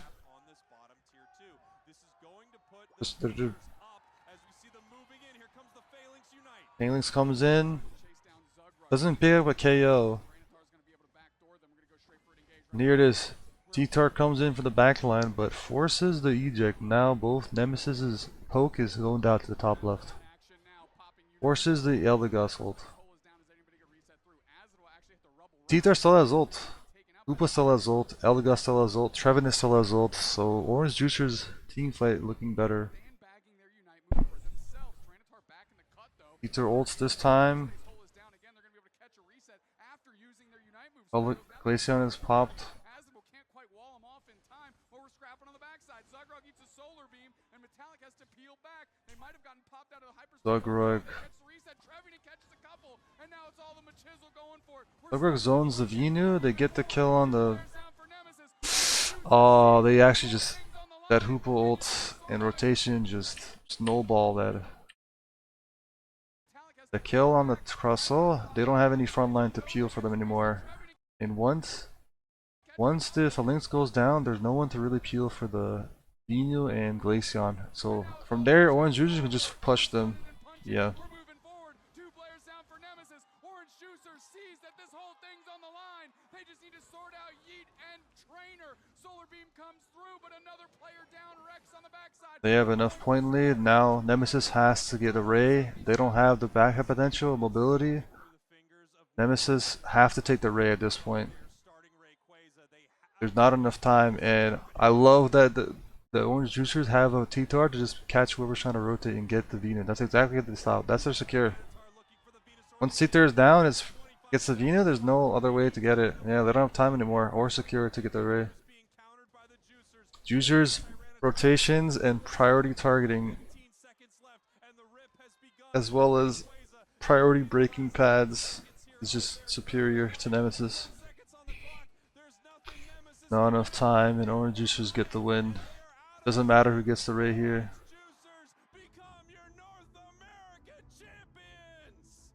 Getting it done, bell to bell, seeing the writing on the wall, taking a fight, putting the trust in Tyranitar, backcapping, and had Kratos step back through to snuff them out. Orange Juicers putting the real squeeze on Nemesis. Pulp up, gang, pulp up. Nemesis sent them, they sent Nemesis, down to this loser's bracket. And they get the win. Yeah, I mean, well played. Orange just played more organized and understand their win cons better than Nemesis did. Alright, so now that we've covered day 1, time to cover day 2. No, I'm kidding. It's too late. Okay, I can go back to my tier list. And we can talk about this.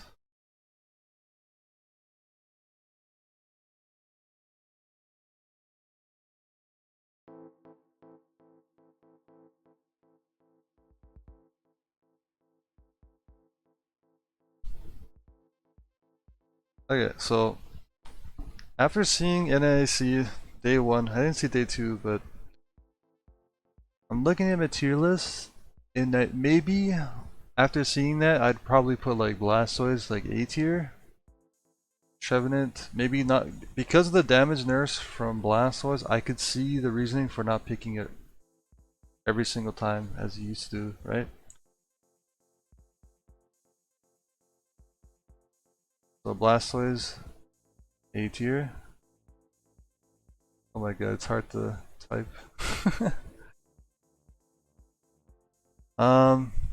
I think Gyarados is still really good.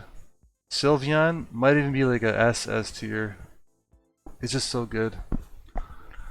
Trevenant is like the same level of like Sylveon. I think every single comp, almost every single comp, T-Tar and Sylveon is really good. I still stay with the T-Tar pick. It's strong, but like it's not gonna win you a game because there's a lot of counterplay and how you can draft into T-Tar, right? Glaceon as an ADC. Sylveon shreds T-Tar, Gardevoir Sylveon combo. You can zone it, outrange it. I think I still stand by Phalanx being B tier. Like, Phalanx is nice to see, you know, Phalanx getting play, but Phalanx has too many counters, you know? Venu counter. T-Tar counters Phalanx. Where else is it? Where's Lucario?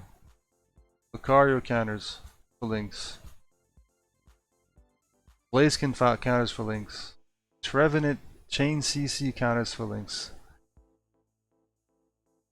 You see what I'm saying? There's just way too many counters for Phalanx. I don't think it's worth priority picking it.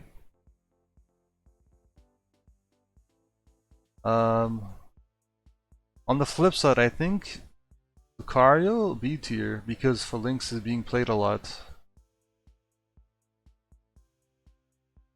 So it makes Lucario more viable because people like playing Phalanx.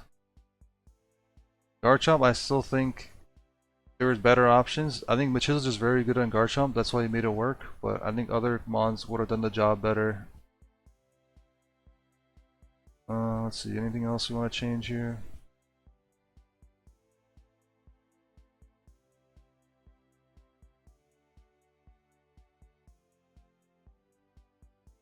I still think Leaf makes sense to be A tier. So I think mine's still a really strong alternative pick if Trevenant and Crustle slash Blastoise isn't banned or picked away. Is banned or picked away as a tank. Joey just makes this mime look really good, but I still think it's A tier. It's not like your first pick tank you would pick. I think Trevenant, Blastoise, and Crustle, you still want to pick that first.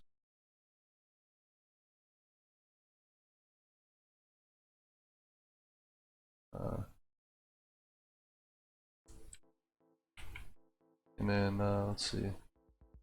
Any other changes on this tier list? Yeah, I think Mew, B tier.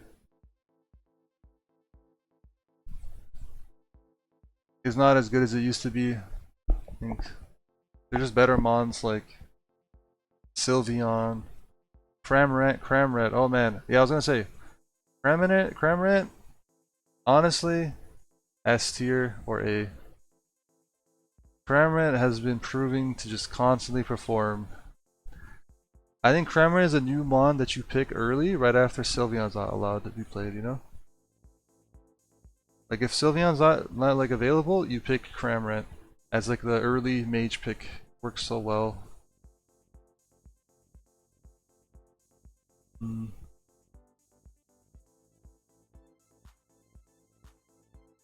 I can make an argument for Guardian being A tier, but I think there's just Dodrio, Mimikyu, Leafeon, Inu that does well into Gardevoir that makes it hard to justify Guardies.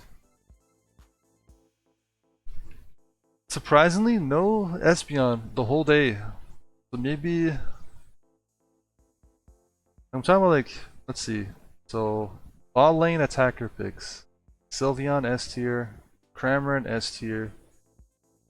I think Venu still really good if you can't get Cramorant or Espeon. I mean Cramorant or Sylveon.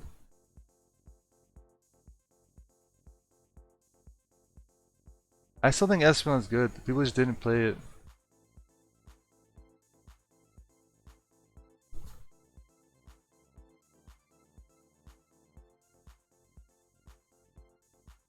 Yeah, I'm not convinced on Metagross either. I don't think Metagross is that good. Watching it today perform, I don't think it did well.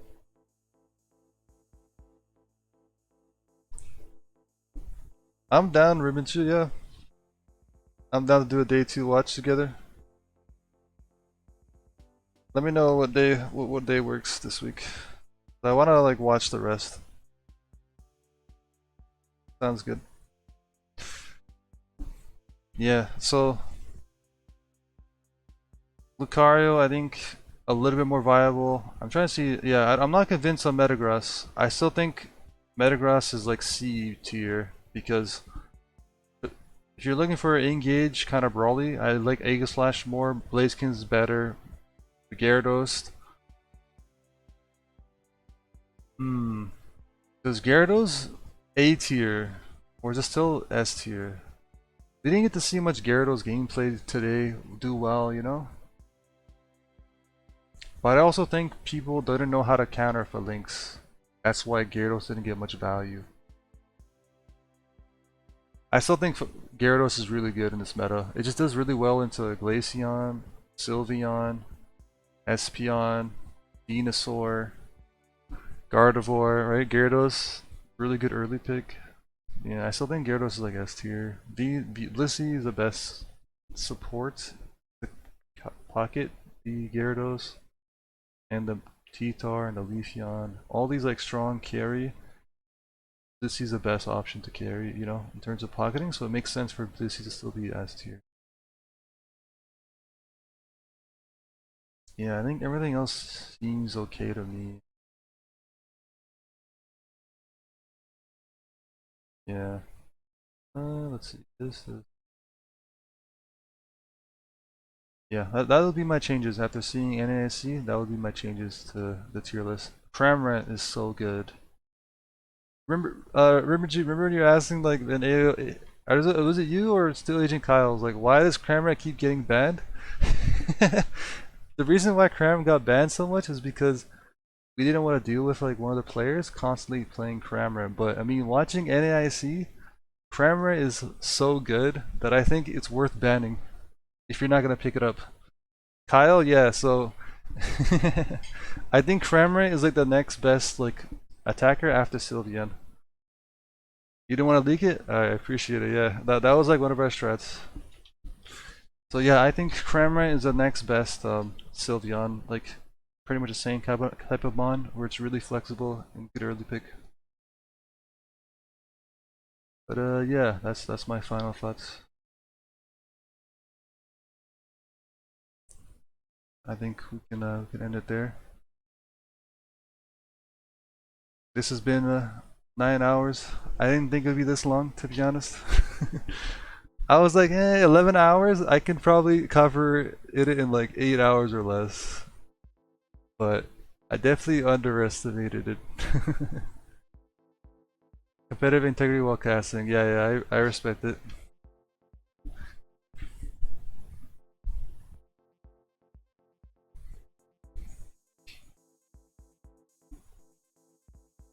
Yeah, I mean this is day one of the NAIC 2024 regionals. Congrats to Orange Juices being the regionals champions. And interested to see how final stretch goes. So yeah, Cramrant, OP, Cramrant OP. All right, good night, guys. I'm sign off and go get some sleep slash rest. Well, not sleep, but go eat some food.